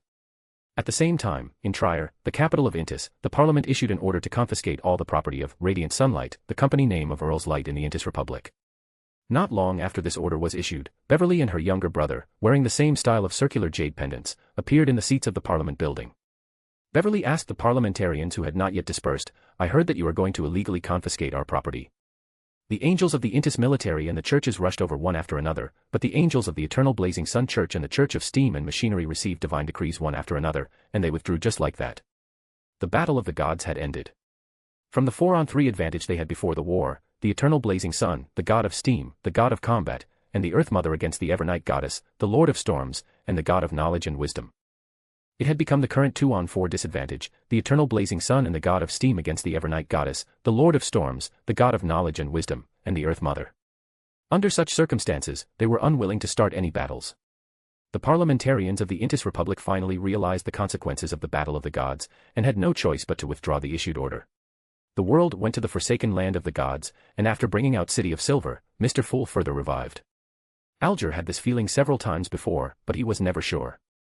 Just now, his spirituality gave him an accurate feeling. The star Leonard looked around and, seeing that the other members remained silent, tentatively opened his mouth and said, according to the information currently collected, a war of the gods did indeed occur previously. Among them, it is certain that the Evernight Goddess, the god of combat, and the Earth Mother appeared in the sky above Backlund. As for the result, I think everyone is very clear. What are your thoughts on this? The hermit Catlia did not hide her doubts. I cannot understand why such a result would occur. The Earth Mother and the god of combat, this mother and son joining forces, were actually defeated by the Evernight Goddess. The magician, Furs, who had seen the course of the War of the Gods from afar, said, as far as I know, during the War of the Gods, the Earth Mother ambushed the god of combat, which led to the fall of the god of combat. The other members were very surprised. Leonard couldn't help but ask, may I ask where your information comes from? I witnessed the War of the Gods with my own eyes, Furs said, under the protection of the gods. In her opinion, the barrier formed by the Order Crystal was the Creator's protection for them. This shocked the other members once again. That was a War of the Gods. The magician actually witnessed the War of the Gods. After the surprise, Alger pondered and said, I received a piece of information that Phaenopotter betrayed the Alliance immediately after the War of the Gods ended. Klein behind the grey fog was slightly stunned. This operation is so familiar. Then he realized, it can be seen that the Earth Mother's betrayal of the god of combat was not a temporary idea. But why did such a betrayal happen? At this time, Klein noticed that from the beginning of this topic until now, Hobert's expression had been very serious. Klein thought to himself, he must know something. Just then, the son Derek raised his arm and said, I probably know why. As an elder of the council, Derek had learned the secret of the divine sealed artifact in City of Silver. You. The moon, Emlyn questioned. After all, the sun had just left the forsaken land of the gods. How could he know more details about the War of the Gods than everyone present?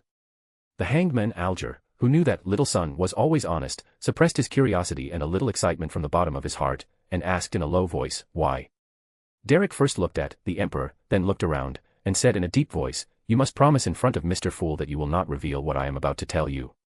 Mr. Emperor asked City of Silver not to spread the secret about the divine sealed artifact. At that time, Derek didn't quite understand why. Now he probably knew Mr. Emperor's concerns. He had just glanced at Mr. Emperor to make sure that he didn't intend to stop him. Derek then decided to announce the secret at the Tarot Club. No problem, Catlia took the lead and said. After everyone made a promise under the witness of the Fool, Derek nodded and said, we once confirmed in a previous gathering that the Earth Mother was the Giant King's queen, Omabella. This information is incorrect. That was when Derek and the others first explored the Giant King's court and announced the true name of the Earth Mother to everyone. Later, in a certain gathering, the hermit found a very reliable piece of information from ancient books. The Giant King's queen was called Omabella. At that time, everyone was very excited and found the source of another god. From that time on, everyone knew that the Giant King's queen was the later Earth Mother. Hobert, who also participated in that gathering, breathed a sigh of relief. At a Tarot Club meeting not long after Emlyn joined the Tarot Club, he once traded information about Lilith's fall. At that time, in order to avoid bringing some uncontrollable butterfly effect, Hobert only told everyone that it was the Giant King's subsidiary god, the goddess of harvest, who betrayed the sanguine ancestor, Lilith. At that time, he neither said the true name of this goddess of harvest, nor said that she was the Giant King's queen. The breath Hobert released was a sigh of relief, feeling that he had fortunately concealed something at the time. If Emlyn knew that the sanguine ancestor was killed by the Earth Mother, this servant of the Earth Mother Church, who was already a sanguine earl, would definitely do something unexpected. Thinking of this, Hobert retracted his thoughts and continued to listen to Little Son say, the Earth Mother is not the giant queen Omabella. The real Omabella is dead, and her remains are in City of Silver. This news was like a bomb, falling on the scene of the Tarot Club, causing all members except Hobert, Klein, and Derek to feel a spiritual storm. After a long while, Leonard asked in an unbelievable tone, "Are you sure?" As soon as he finished speaking, he began to regret asking such a question. Since City of Silver had the remains of the giant Queen Omabella, it meant that the credibility of this matter was very high. Audrey, Alger, and others all subconsciously turned their eyes to Mr. Fool at the head of the mottled long table. Mr. Fool, who had received the report from the chief of City of Silver in advance, smiled and maintained his sitting posture without any change. This indirectly showed that he recognized the information provided by Little Sun just now. Audrey said before the Sun answered the Star's question just now, this can explain many things, but if the Earth Mother is not the giant queen, then why would the Angel of Fate think that was Omabella when painting the mural of the founding of the Rose Redemption? The key is why the God of Combat would want to cooperate with her. Who exactly is she? Kathleen thought for a moment and said, perhaps the Earth Mother has been pretending to be Omabella and has deceived the Angel of Fate and God of Combat. Alger retorted, how is that possible? The Earth Mother, no, I mean the Giant Queen and the God of Combat are mother and son. First took a breath and said, what a terrifying story. At this time, the world, who had been silent, spoke, nothing is impossible. What if the Evernight Goddess and other gods helped with this concealment? Everyone suddenly remembered some information that they had traded with the Emperor before. At this time, Hobert smiled and said, regarding this matter, I do know some definite information. Everyone immediately looked at the Emperor with eager eyes. Only Klein was a little strange while looking at Hobert. If Hobert is the creator, where did he get so much secret information? Isn't the Nation of Disorder full of information about ancient times? Then Hobert is more suitable to be an scholar of yore. Hobert continued, everyone should still remember that I once said that it was the goddess of harvest, a subsidiary god of the giant king, who betrayed the ancient god Lilith, which led to Lilith's fall, right? Of course, everyone remembered this, especially Emlyn, who, after receiving this news, searched everywhere for clues about the goddess of harvest. However, he couldn't find any relevant information about the goddess of harvest in the ancient records of the Sanguine. The name of the goddess of harvest is Omabella. Hobert announced another shocking piece of news, the ancient god Lilith, with the help of the Evernight Goddess and ancient sun god, replaced Omabella. After a brief shock, Little Sun was the first to react, the divine sealed artifact in City of Silver is the remains of the giant queen, and the Earth Mother has always been the ancient god Lilith. At this time, Emlyn suddenly stood up in surprise and pointed at the Emperor, Hobert, then you are, the Son of God. This was the third surprising piece of news at this gathering. After a brief silence, Alger asked, what do you mean? Audrey and Furs exchanged glances. They recalled the illusory baby in the arms of the Earth Mother that they saw at the end of the War of the Gods, which had become somewhat like Hobert. At that time, they thought it was an illusion. At this time, Emlyn seemed to suddenly realize that he had misspoke. He said somewhat uneasily, that. Your Excellency, can I say it? Everyone could feel Emlyn's respect for Hobert. Audrey thought for a while. The moon seemed to have been looking at Hobert strangely for some time before. Moreover, this sanguine earl had rarely spoken to Hobert recently, giving people the feeling that he knew some big secret. Hobert smiled and said, the War of the Gods is over, there is no need to hide it anymore. Eamon calmed down slightly before saying to everyone, the news I'm about to announce, everyone must keep secret. But actually, there's no need to keep it secret now. No, we still need to keep it secret. Your Excellency Olmer once instructed us to keep it a secret. Mr. Moon was somewhat incoherent.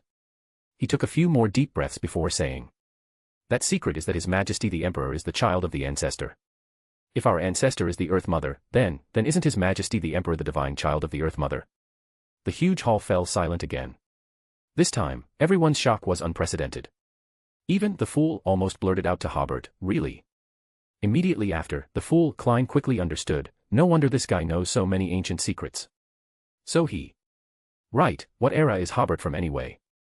Klein refrained from asking, but Audrey did ask, Your Majesty the Emperor, is this true? This time, Audrey didn't blame Hobert. If she had such a background, of course, she would keep it a secret when it wasn't appropriate to reveal it. Yes, Hobert said, there's no need to hide it from the outside world now. My birth mother is indeed the sanguine ancestor. This matter is very complicated, and I also need to keep it a secret for her, so there is very little information that can be made public. Everyone just needs to know that currently, the Earth Mother and the sanguine ancestor are similar to the state of the ancient sun god and the dark angel.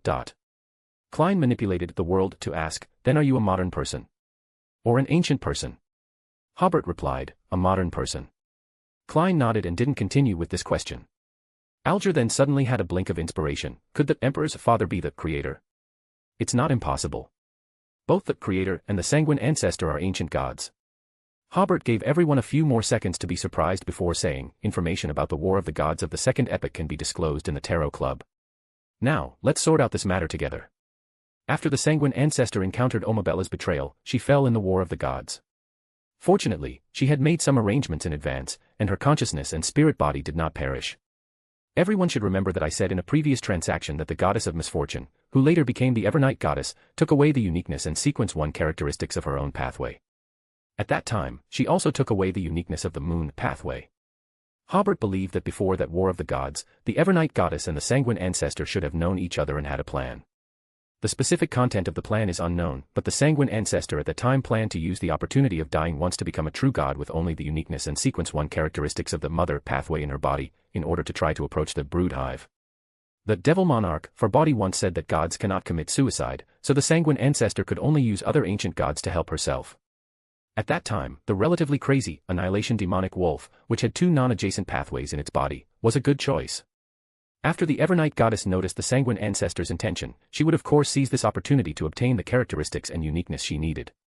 So the two hit it off. But in the extraordinary world, accidents are always unpredictable. Before the sanguine ancestor was ready, Omabella's betrayal caused her to fall. After the Evernight goddess picked up the characteristics and uniqueness she needed, she also helped the sanguine ancestor pick up the uniqueness of the moon pathway. Otherwise, the Evernight goddess should have been able to pick up the uniqueness of the full pathway more easily at that time, but she ignored it and allowed Antigonus to absorb this uniqueness, choosing the uniqueness of the moon pathway from afar. If they had contact before, and the Evernight goddess had a certain understanding of the sanguine ancestor's plan, this would be reasonable. Hobert continued, before the Evernight goddess became a god, she should have helped the sanguine ancestor hide her tracks, and finally, when the time was right, she asked the ancient sun god to steal Omabella's destiny. Join the Church of Miss Raven and become a Sequence 9, reader patreon.com/keyoffstars for more chapters. Chapter 717, Chapter 714 The Dark History of the God of Combat.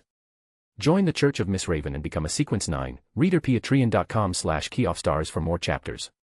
After hearing Hobert's words, Derek, the son, was initially a bit confused. How did the omnipotent and omniscient Lord steal Omabella's fate? But then he thought for a moment and understood, the blasphemer Amon was the child of the ancient sun god. It is said that Amon was born with the uniqueness of the error pathway. As everyone guessed in a previous transaction, that should be the ancient sun god expelling beyonder characteristics to stabilize his state by having children. Other members also understood the meaning of the emperor after a moment of consideration. Immediately afterward, they suddenly had a very clear understanding of the difference in level between uniqueness and angels. In front of the holder of uniqueness, even an angel's fate could be stolen. And even Omabella's relatives didn't notice. After that, without Hobert's explanation, everyone could understand that Lilith, after obtaining Omabella's fate, existed in this world as the giant queen. Later, she even became the Earth Mother, and only actively exposed herself during the War of the Gods in the 5th epoch, which is now. Of course, this must be because the Evernight goddess helped to keep it secret using the power of concealment, so no one noticed this. Thinking of this, Alger, the hanged man, had a slightly solidified gaze, a conspiracy lasting 2,000 to 3,000 years. He instinctively shrank his body, feeling a fear of the Evernight goddess and the Earth Mother that originated from his soul. Others had similar feelings. Leonard, the star, said belatedly, no wonder the Church of the Evernight goddess stopped promoting the title, Lady of Crimson, a few days ago and changed the prayer gesture of drawing the red moon to dotting stars. Catlia, the hermit, speculated, did the Evernight goddess make a deal using the authority of the moon domain? But Klein thought of the truth. He manipulated the world and said, the uniqueness of the moon pathway, or a sequence 1 characteristic, is with the Evernight goddess. Several previous transactions had mentioned the whereabouts of the moon pathway's uniqueness. Every time it was mentioned, Hobert would change the subject. Klein had long suspected, based on the goddess's honorific name, whether the uniqueness of the moon pathway was with the Evernight goddess. Regarding the world's guess, everyone looked at the Emperor for confirmation. Hobert didn't explain anything, just smiled and nodded. Everyone immediately understood that the world was right. Leonard, the star, asked curiously, when did the goddess obtain the authority of the moon pathway? Catlia speculated again, maybe it was during the War of the Gods in the 2nd epoch. Everyone sighed again, could it be that they were already planning this War of the Gods in the 2nd epoch? That would be too terrifying. Other members were more willing to believe that this was just a coincidence. But thinking of coincidence, everyone's heart skipped a beat, because it made them think of Adam again. If it really was a coincidence, that would still be very terrifying. Immediately afterward, everyone thought that the Evernight goddess and the Earth Mother were both gods, so they should have nothing to do with Adam. Furs, the magician, said, no matter what, the authority of the moon domain has returned to the sanguine ancestor. More than a month ago, Audrey, no, the sanguine ancestor had visited Longtail Island. At that time, Furs would never have imagined that the person she warmly entertained was actually the sanguine ancestor. After hearing Miss Magician's words, the other members couldn't help but look at Mr. Moon, hoping to get evidence of the authority's return from him. But at this time, Mr. Moon still seemed to be in shock, and his expression was still a little erratic. Among the Tarot Club members, the most shocked member after hearing those messages was Emlyn, the Moon. At this time, his mind was still filled with, the Earth Mother is the ancestor, and the ancestor is the Earth Mother.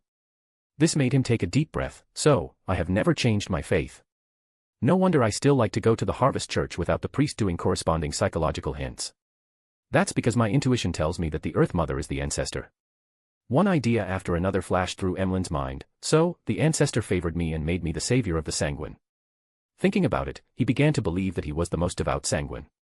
Seeing that this sanguine seemed to be coming out of shock, Furs smiled and said, Mr. Moon, wait a little longer, and maybe you will be the Archbishop of the Earth Mother Church. No, it should be the plenipotentiary representative of the Earth Church stationed in the sanguine. Emlyn finally reacted. Why? He thought that the ancestor would keep the sanguine in their previous state and not directly merge with the Earth Church. Leonard smiled and said, since the Evernight goddess no longer has the title of Lady of Crimson, the Earth Mother will soon have a similar honorific name, which cannot be hidden from other churches. Hobert thought to himself, that's not necessarily true. According to the plan of the Earth Mother Lilith, they plan to let Lilith's personality become a god first, and use the influence of the Mother Goddess of Depravity on Lilith to try to find the brood hive first. However, he didn't intend to explain it at this time. After hearing Mr. Starr's words, Emlyn suddenly thought of such a scene. The clansmen who had previously mocked him for believing in the Earth Mother will line up and walk up to him to receive his baptism. Thinking of this, Emlyn's mood became extremely pleasant, and he couldn't help but raise his chin slightly. At this time, Klein manipulated the world and said, I suddenly thought of a question. Why did Goddess of Harvest, Omabella die in City of Silver, instead of dying in the Giant King's court, or somewhere else? The other members were stunned at first, but soon they also realized that this was indeed a bit strange. In theory, the beyonder characteristics of the Goddess of Harvest should have been taken away by the ancient sun god, or in a certain place in the Giant King's court. Why would it be in City of Silver? Derek guessed, maybe it's because what City of Silver believed in before was the Giant Queen. He explained, I just learned that before believing in the omnipotent and omniscient Lord, what City of Silver believed in was not the Giant King, but the Giant Queen. So that's how it is. The members of the Tarot Club felt that it made sense. The world nodded slightly, accepted this answer, and then looked at Hobert for confirmation. Hobert smiled and said, there is indeed a secret here. Of course, that's just my guess, and it should be different from the facts, but it should be something like that. Anyway, the god of combat has already fallen, and there is nothing to announce that information. It had been a while since everyone had heard the Emperor's guess, and for a moment, everyone was very interested in the secret that Mr. Emperor said.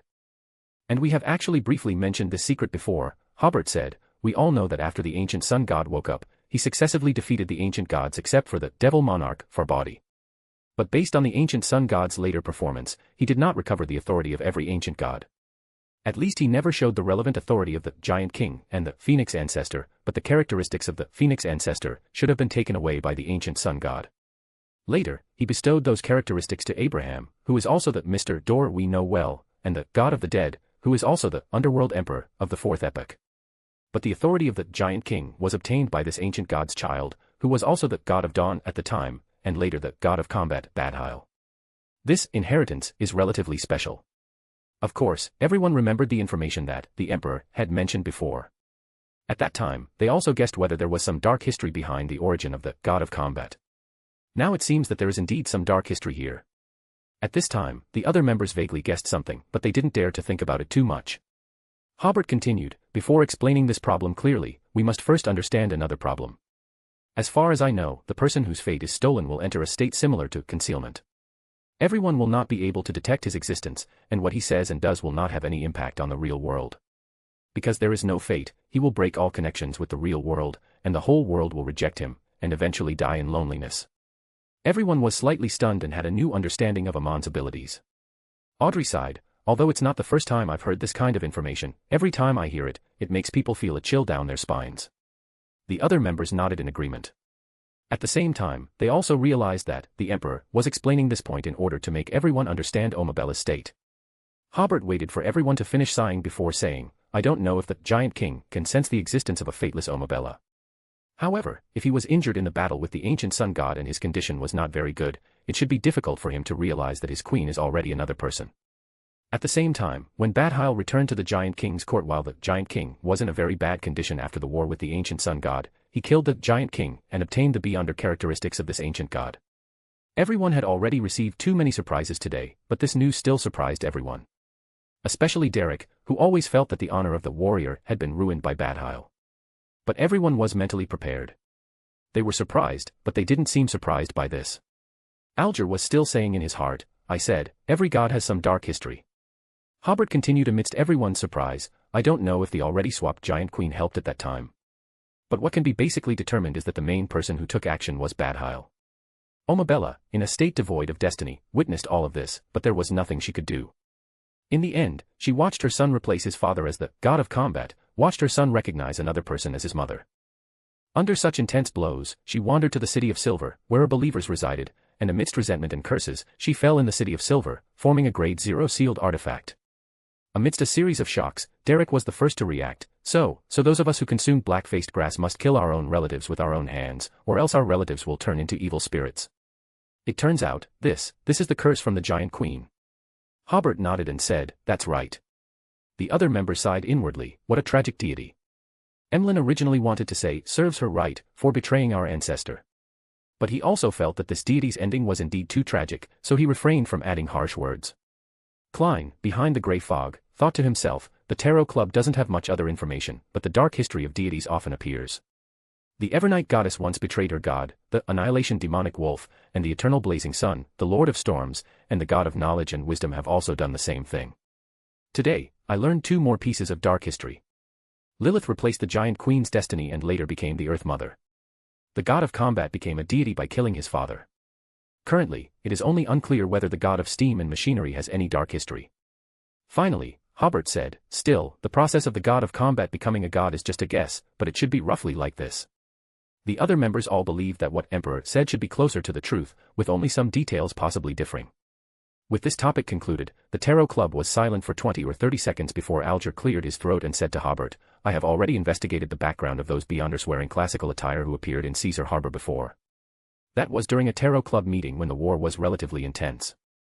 Alger announced that a group of mysterious Beyonders had suddenly appeared in Caesar Harbor and launched attacks on the Beyonders of Lone. Hobert nodded, what reward do you want? The information you just announced can offset 10 rewards, Alger said with a smile. Hobert didn't continue to be polite, all right then. Alger continued, according to my extensive investigation, it has been finally determined that those Beyonders are members of the Trunsoist family. Everyone was stunned and looked at Emperor together. They remembered that Emperor was a member of the Trunsoist family.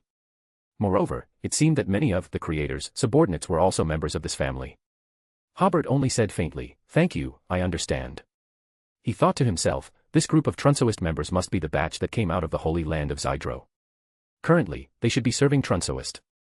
Thinking of this, Hobert realized that Trunsoist must have taken the opportunity to obtain many benefits during the previous war. He decided to have Zio investigate in this direction to see if they could find out what specific benefits the Trunsoist family had obtained during the previous battle. Seeing that Emperor didn't continue to discuss this topic, everyone automatically moved on to the next topic. Alger said again in a deep voice, the vast majority of our members are already demigods, and the advancement cycle has become very long, and we have our own forces. The demand for Beyonder characteristics, potion formulas, and sealed artifacts may only occur once every few years, and the focus of the gathering may have to shift to information exchange and secret cooperation. Audrey, Katlia, Leonard, and others nodded in agreement with Mr. Hanged Man's words. Immediately afterward, the world initiated another topic. Everyone, I need to remind you of something. When the Tarot Club members all looked over, Klein manipulated the world to say, the apocalypse will descend in just over a decade, and everyone may be destroyed, including the gods. He had recently obtained information about the approximate time of the apocalypse, and he felt it was necessary to remind the other members. This was the second time the other members had heard information about the apocalypse at the Tarot Club. Mr. Fool had said before that the so-called apocalypse was the destruction of the barrier formed by the original creator and the invasion of outer deities. But at the time, everyone didn't take it too seriously, always feeling that the apocalypse was still far away from them. But the world mentioned the apocalypse again, and also gave an approximate time. In other words, the arrival of the apocalypse had no room for slowing down and was not far from now. After hearing this news, Audrey still felt a sense of confusion. The apocalypse is coming in just over a decade. What can I do? Alger's first reaction was that Gairman Sparrow was disrespectful to Mr. Fool, because Mr. Fool was also a god. But he quickly rejected this idea. After all, the world was Mr. Fool's blessed, the most devout believer. The other members of the Tarot Club might accidentally blaspheme Mr. Fool in their words, but the world Gairman Sparrow would never. Based on this, Alger quickly came to another conclusion. This must be a reminder under Mr. Fool's instruction, so that we can make some preparations for the apocalypse in advance. But, even the gods will be destroyed, what can we do? Katlia was equally confused about the future. Besides improving herself, she didn't know which direction to work towards. First decided that she would no longer delay and would prepare to advance to a demigod after the gathering. As the apocalypse approached, it seemed that only becoming an angel could see a glimmer of hope. Derek first felt an uncontrollable sense of frustration, because City of Silver had just left the forsaken land of the gods, and had come to the world of light, but as a result, it would soon have to face a new apocalypse. But soon, he adjusted his mentality and chose to believe in Mr. Fool. Since this great existence could save City of Silver from the land of the gods, then he could also prevent the arrival of the apocalypse. Emlyn couldn't help but frown. Although I am the savior of the sanguine during the apocalypse, I didn't expect the apocalypse to descend so quickly. I'm just an earl. He suddenly had the feeling of a student who had only attended a few days of class and suddenly had to face an exam. Of course, this also made him a little excited. After all, he would soon fulfill his mission and show his greatness in front of his clan. Hobert realized that he should consider the plan to become a great old one. Only by becoming a great old one could he directly face the upcoming apocalypse. Leonard had heard the apocalypse prophecy from Old Man Palaz Zoroast, but he didn't know why there would be such a development, so he asked, why is the apocalypse suddenly coming? There's no sign of it now. After the trip to the South Pole, Hobert probably understood why the apocalypse would appear. The apocalypse was bound to appear. This seemed to be the means by which the original creator was gathering Sefirah and beyonder characteristics. Klein manipulated the world to respond to Leonard. It's just that you haven't discovered the signs. Do you think the War of the Gods that just ended broke out for no reason? Seeing that the surrounding members of the Tarot Club were shocked by these words and fell into thought, the world added, you are not qualified to know the specific reasons for the time being. Just understanding them will bring irresistible corruption. Only existences above the level of angels may be able to contend with it. Audrey was the first to realize, Mr. World seems to already know the truth. He's not afraid of being corrupted. Could it be that he's already an angel? Is he? She took a deep breath. This is the second angel among the Tarot Club members. Immediately afterward, Alger and Katlia had similar interpretations, knowing that the world Gairman Sparrow had already become an angel walking on the earth. In ancient times, this was a god from God, a member of the gods. The world looked around and said, you can all think carefully about what you plan to do next and how you plan to prepare. The other members nodded slightly, indicating that they understood, but at the same time felt a little confused. Mr. World has given me a reminder that everyone should improve themselves as soon as possible. Hobert said to Emlyn, I have clues about the High Summoner and Life-Giver beyonder characteristics here. Are you interested in this? The clue he was talking about was the 0 to 70 creation ring. Currently, Hobert basically doesn't need the sealed artifact anymore, so it's better to shatter it and cultivate a Life-Giver. Of course I'm interested. Emlyn said immediately. Then he thought to himself, as expected, I'm the person chosen by the ancestor. I was just worried about the apocalypse, and I immediately had the opportunity to become an angel. Emlyn saw the other members casting envious glances at him, praised the son of the goddess in his heart before asking, what kind of price do I have to pay? Hobert pondered for a moment before saying, I will recommend you to Mother to become the person in charge of the Lone Diocese. In the future, I need you to provide some information, protect the interests of the Southern Balam Duchy, and so on. Everyone was stunned. Aren't Lone and Southern Balam allies? Judging from what Emperor said, it seems that the relationship with Lone in the future is not very optimistic.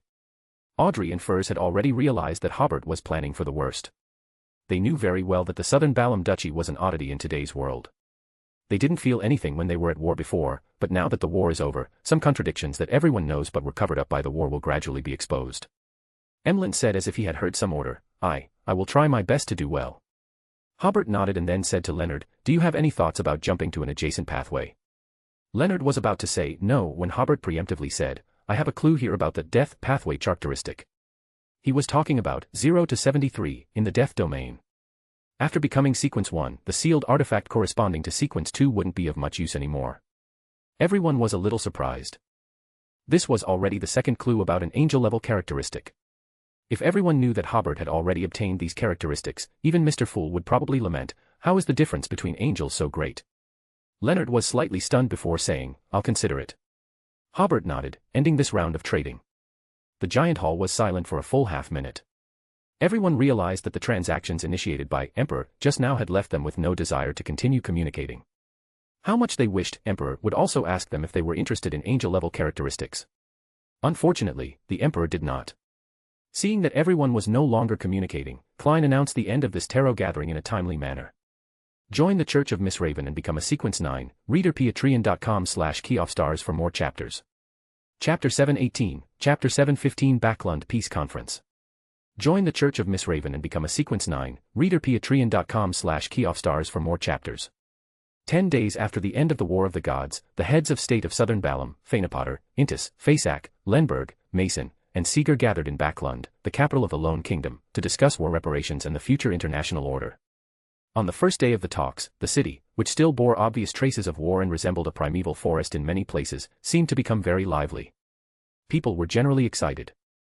After fighting for so long, they were finally going to start peace talks. King's Avenue in front of the Sodila Palace, the venue for the talks, was already crowded with onlookers.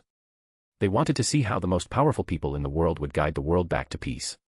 The Prime Minister of Intis and the Emperor of Fasak, the heads of the two defeated nations, arrived first with their large teams of advisors.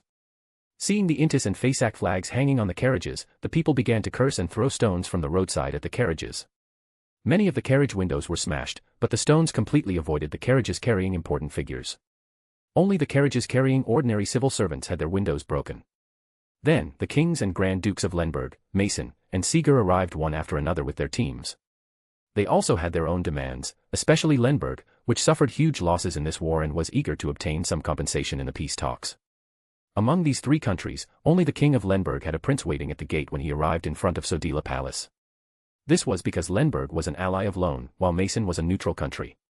Seeger, whose territory was not adjacent to Lone and was even far away from it, had not yet established diplomatic relations with Lone. Next, when the current king of Fanapotter, Ferdinand II, and his team arrived, everyone didn't know how to face them. It was clear that at the beginning, the Fanapotter kingdom had attacked Lenberg and later occupied most of the diocese of Desi and Lone.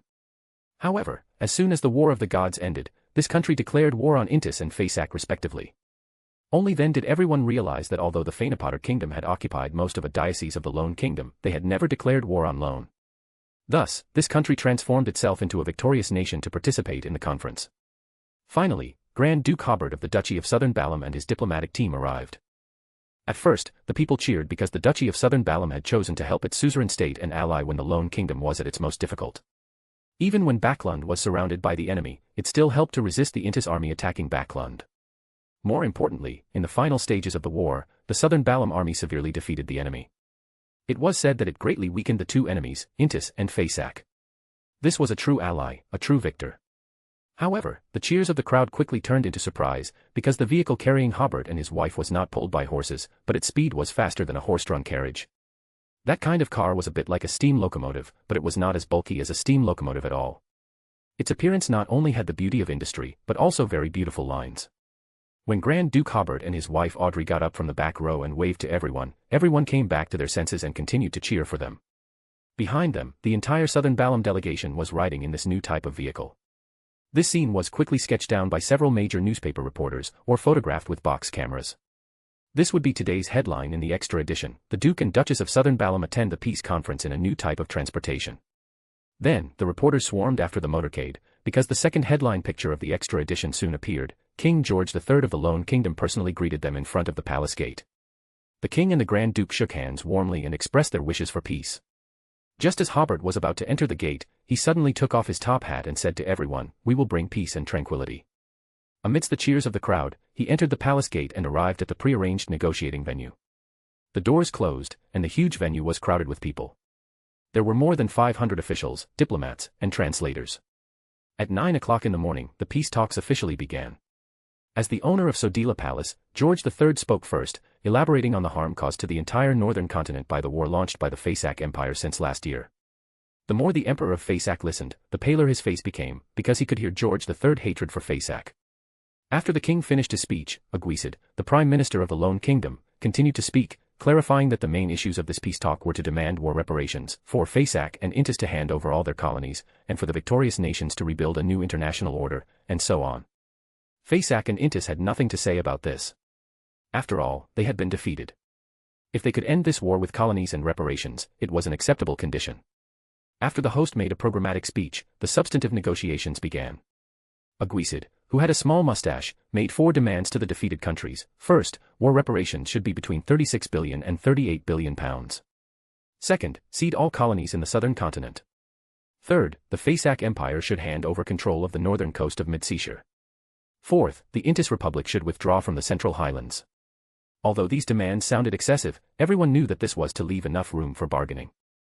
Immediately afterwards, Hobert made 2 demands to the defeated countries. First, in more than a dozen industries such as electricity, wine, and tobacco, no tariffs or any form of tax should be levied on the victorious countries. The construction of relevant factories and the establishment of companies do not need to be approved by the defeated countries, and can be built and opened in the territory of the defeated countries.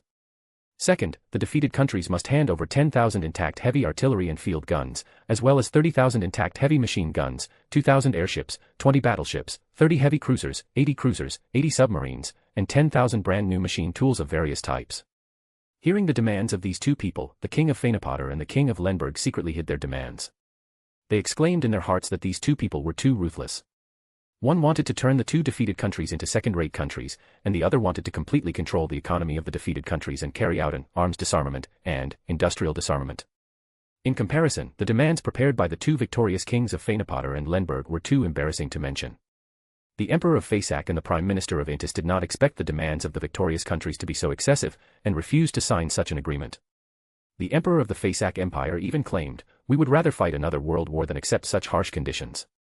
Hobert smiled and said, "Fight again. What do you have to fight with?" In this war, the Duchy of Southern Balham did not suffer much loss. But the entire northern continent was devastated. Only 1/3 of the Intis army returned, and more than half of the Faysac army was killed. The key was that the Beyonder units of the Duchy of Southern Balham hunted down too many of their Beyonders. At this time, the Church of the God of Combat had collapsed. The religious negotiations, which were being conducted at the same time as the Backlund peace talks, were being held in York, the former capital of the Evernight goddess's divine kingdom, on the southern foothills of the Amantha Mountains. It is certain that the original Church of the God of Combat will be annexed by the Church of the Evernight goddess. The religious forms of various countries will also undergo major changes. The Church of Steam and Machinery is likely to be driven back to Intis, and the Eternal Blazing Sun Church should also lose its missionary rights in the colonies of the Intis Republic. Under such prospects, Hobert has the confidence to make harsh demands.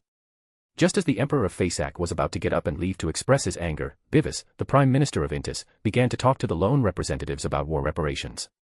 This surprised everyone present. In other words, Intis basically agreed to the conditions put forward by the victorious countries, but disagreed on the specific amount of compensation, the industry interests to be ceded, the number of weapons to be handed over, and so on. Thus, the first day of negotiations was spent in haggling. On the way back, Audrey, sitting in the back of the new electric car, suddenly told Hobert, "They don't intend to agree to the conditions you and Prime Minister Aguisid put forward." Hobert smiled and said, "It's really convenient to have a spectator present in the negotiations." Then, he took a deep breath. "I also think he agreed too quickly." Hobert pondered for a moment and asked Audrey, "Can you interpret his true thoughts?" "No." Audrey said, "This Prime Minister is prepared. He should have sealed artifacts on him that prevent his intentions from being observed. But I can probably interpret that he is planning a conspiracy, and it is a conspiracy against our Duchy of Southern Balham. Because I clearly saw the hostility he showed towards us. It was certain that there was hostility. After all, so many people died in the Southern Balham Army's guerrilla warfare in the final siege. There were also more than 300,000 Intis prisoners of war who were sent to the southern continent via teleportation arrays and were assigned to various counties to do hard labor." Hobert pondered for a long time, until dinner, before he thought of some clues. So he immediately went to the military camp in the western suburbs of Backlund and had a secret talk with Medici. "As it stands, no matter what conspiracies and tricks we face, strength is the best solution to the problem." Just as Audrey had perceived, that night, Intis Prime Minister Bivis and Faysac Emperor found Aguisid together. They had a secret talk that only the 3 of them were present. No one knows what they talked about. Aguisid briefly described this secret talk in his memoirs written in his later years. Bivis is indeed one of the most outstanding diplomats of the 14th century. He keenly sensed the irreconcilable contradictions between Lone and Southern Balham. "Yes, we have always been wary of Southern Balham, especially with 80,000 elite Southern Balham troops still in the western suburbs of Backlund. It is difficult for me to pretend to be a close ally with Southern Balham. Bivis reminded me with his excellent eloquence that it is very important to preserve the strength of Intis and Faysac. On the second day of the meeting, the form of the meeting suddenly changed. The demands previously made by Prime Minister Aguisid of Lone and Hobert were not taken as the first topic of the peace talks. Intis demanded that South Balam release Intis prisoners, which became the first topic. Bivis, a man in his 40s and not very tall, said in a very inflammatory tone, "We all know the tragedy that happened in Asung, where hundreds of thousands of soldiers and civilians died in the flames of war. Although we are a defeated country, in a civilized world, we also have the right to demand basic human rights for prisoners of war. I implore everyone to help me persuade Grand Duke Hobert to release the prisoners as soon as possible, because every day that passes, countless prisoners will lose their lives." This caused the delegations of various countries to discuss among themselves and look at Hobert, but they did not dare to really persuade this Grand Duke. Hobert smiled and said, "We will release the Intis prisoners because they eat too much and will eat the Duchy of South Balam poor." Some people politely smiled knowingly at this joke, while others laughed from the bottom of their hearts. But they immediately realized that showing a smile at this time was a bit inappropriate, so they immediately put away their smiles. Bivis looked at Hobert coldly. His previous speech was actually a trap, trying to get Hobert to explain the Asung massacre and guide Hobert to counterattack with the Intis soldiers' abuse of lone people. Who knew that Hobert would make such a bland joke? Then Hobert said, "Ladies and gentlemen, have you noticed a problem? We currently do not have an organization dedicated to resolving international disputes and mediating wars, which is unacceptable for a civilized world. My side proposes to establish an international league first, and then conduct peace talks." He beckoned to Benson. "This is the draft charter for the establishment of the International League. Take a look." Benson led people to distribute materials to the delegations of various countries. This change once again made everyone realize that the pattern of the negotiating parties had changed, because until this time, Aguisid, who had been relatively tough on the defeated countries yesterday, had not yet expressed his position. Hobert's proposal to establish an international league disrupted Bivis's plan. After reading the draft provided by the Duchy of South Balam, Bivis couldn't help but frown, because this draft did not directly target Intis and Fasak, but it made people feel that it was targeting them everywhere. The Fasak Emperor had not yet fully realized the seriousness of this problem. He asked Hobert, "Why doesn't the list of countries that can be called rotating presidents include Fasak?" Hobert asked with a smile, "Do you think a defeated country can have such power?" A huge change occurred in the negotiations on this day. Aguisid first did not express his position on the Fasak issue, and then greatly relaxed the conditions for reparations, saying that he only needed to compensate for the losses in the Backland region and the Tucker Plain, as well as the subsidies and pensions for soldiers, which amounted to about £3 billion. The industrial city on the southern coast of Mid-Seashire, which suffered the most damage, was not included in the scope of compensation. This was obviously unreasonable. But considering that the Earl's Light had made a lot of investment in that area during the war, it did not seem difficult to understand. This was actually secretly targeting the Duchy of South Balam. As Hobert expected, considering the balance of interests and power, and the concerns about the Duchy of South Balam's internal affairs model without nobles, Lone had a tendency to lean towards Intis and Fasak. He could even imagine how Bivis persuaded Aguisid, "Do you want South Balam to unify the entire southern continent?" It was also last night that Hobert realized that the emergence of the Duchy of South Balam had brought about huge changes to this world. If there were no Duchy of South Balam, Intis and Fasak, although both were defeated countries, their military and economic strength had not been greatly weakened. On the contrary, the Lone Kingdom was crippled, so it did not dare to make excessive demands. Therefore, Lone did not receive much reparations after the war. It was precisely because the Duchy of South Balam existed that Intis and Fasak were also crippled, that Lone had the confidence to make harsh demands on the defeated countries. However, the second butterfly effect triggered by the Duchy of South Balam gradually appeared. After the end of the war in the northern continent, the ruling classes of this world began to target the Duchy of South Balam, which had a new political model. So Hobert used the strategy of establishing an international league to disrupt Bivis's intentions. For a time, the peace talks entered a stage of wrangling. Hobert just accompanied them in the wrangling. Until 8 o'clock in the morning on the 6th day of the peace talks, everyone was about to continue discussing the establishment of the International League. Hobert suddenly had his subordinates display a huge map of the southern continent. He smiled and said, "Ladies and gentlemen, before the meeting begins, I want to announce a message to everyone. At the same time as the start of today's meeting, the South Balam army has launched offensives in 5 directions. With our current strength, we are confident that we can end the battle within half a month." Everyone suddenly exclaimed, "Oh," and "Storm above." These 5 offensive directions were all colonies of Intis and Fasak, which Hobert had planned to take into his pocket before the war. Bivis shouted, "South Balam is undermining the peace talks. I just want to tell you a very simple truth." Hobert also said seriously, "Currently, I have the strength to get everything I want."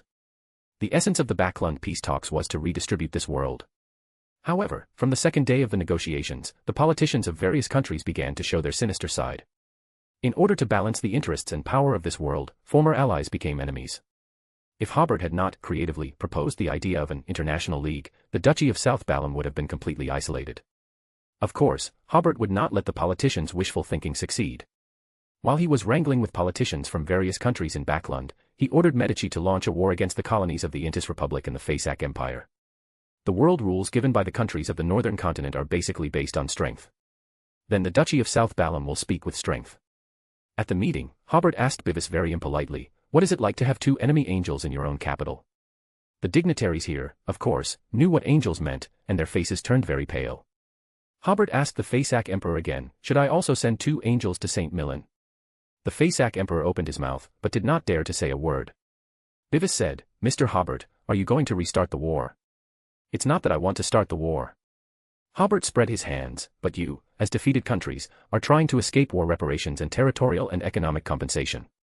The results of the Battle of Backlund, which the Duchy of South Balham won with all its national strength, can be overturned like this. Did so many soldiers and civilians of Lone die in vain?" After speaking, Hobert immediately stood up. "Before the end of the war in the southern continent, I will no longer continue to participate in the peace talks." "You can talk first, talk as you please." After speaking, Hobert left with the South Balham delegation. After a brief daze, everyone smiled bitterly one after another. How could they talk without the presence of the Duchy of South Balham? Even if they came up with a result, would Hobert accept it? What made them most helpless was that if Hobert did not accept it, then at least the situation in the southern continent could not develop according to the agreement they had negotiated. So lone Prime Minister Aguisid had to play the role of mediator. He went to see Hobert that afternoon and talked for an afternoon. Hobert finally relented. Hobert proposed that the International League should be established first, and then the next peace talks should be conducted. Before the peace talks restarted, the war in the southern continent would not stop. Aguisid informed the representatives of other countries and basically agreed to Hobert's proposal, so the South Balham delegation reappeared at the negotiating table. But Hobert did not appear. Audrey and Benson were responsible for continuing the meeting. The progress of this negotiation suddenly accelerated, and it took only 3 days to revise the draft charter for the establishment of the International League. On the 10th day of the peace talks, the International League was declared established. On the same day, governments of various countries issued statements expressing their support for the establishment of the International League. This organization, abbreviated as League of Nations, was based in Backlund. All the countries that participated in the war jointly formed the League of Nations Committee, with Lone, South Balham, and Fanepotter taking turns serving as the chairman of the committee. The chairman has the power to initiate a hearing on a certain international dispute, but does not have the power to adjudicate itself. After listening to the content of the hearing, the representatives of the member states will vote to decide whether to pass the bill to resolve the dispute. The 3 rotating chairmen all have the power of veto. The establishment of the League of Nations was immediately reported by major media, all saying that this was a sign that the world was moving towards greater civilization. Hobert felt that the magic potion in his body had once again shown obvious signs of digestion. The establishment of this international institution meant that he had disrupted the original international order, which was of course a kind of abolition. So Hobert reappeared at the peace talks. He skipped the alliance of interests formed with Lone and directly discussed the issue of war reparations with the 2 defeated countries. Previously, Lone and South Balham planned to jointly discuss a large amount of reparations and various compensations with the defeated countries, and then the victorious countries would divide the reparations to be obtained. But because Lone and South Balham had certain differences, South Balham simply demanded compensation on its own. Hobert's demand was that the defeated country should compensate South Balham at least £3.5 billion. The 5 colonies currently attacked by the Duchy of South Balham should belong to the Duchy of South Balham, and it should obtain franchise rights in many industries in the defeated countries. Join the Church of Miss Raven and become a Sequence 9, reader patreon.com/keyofstars for more chapters.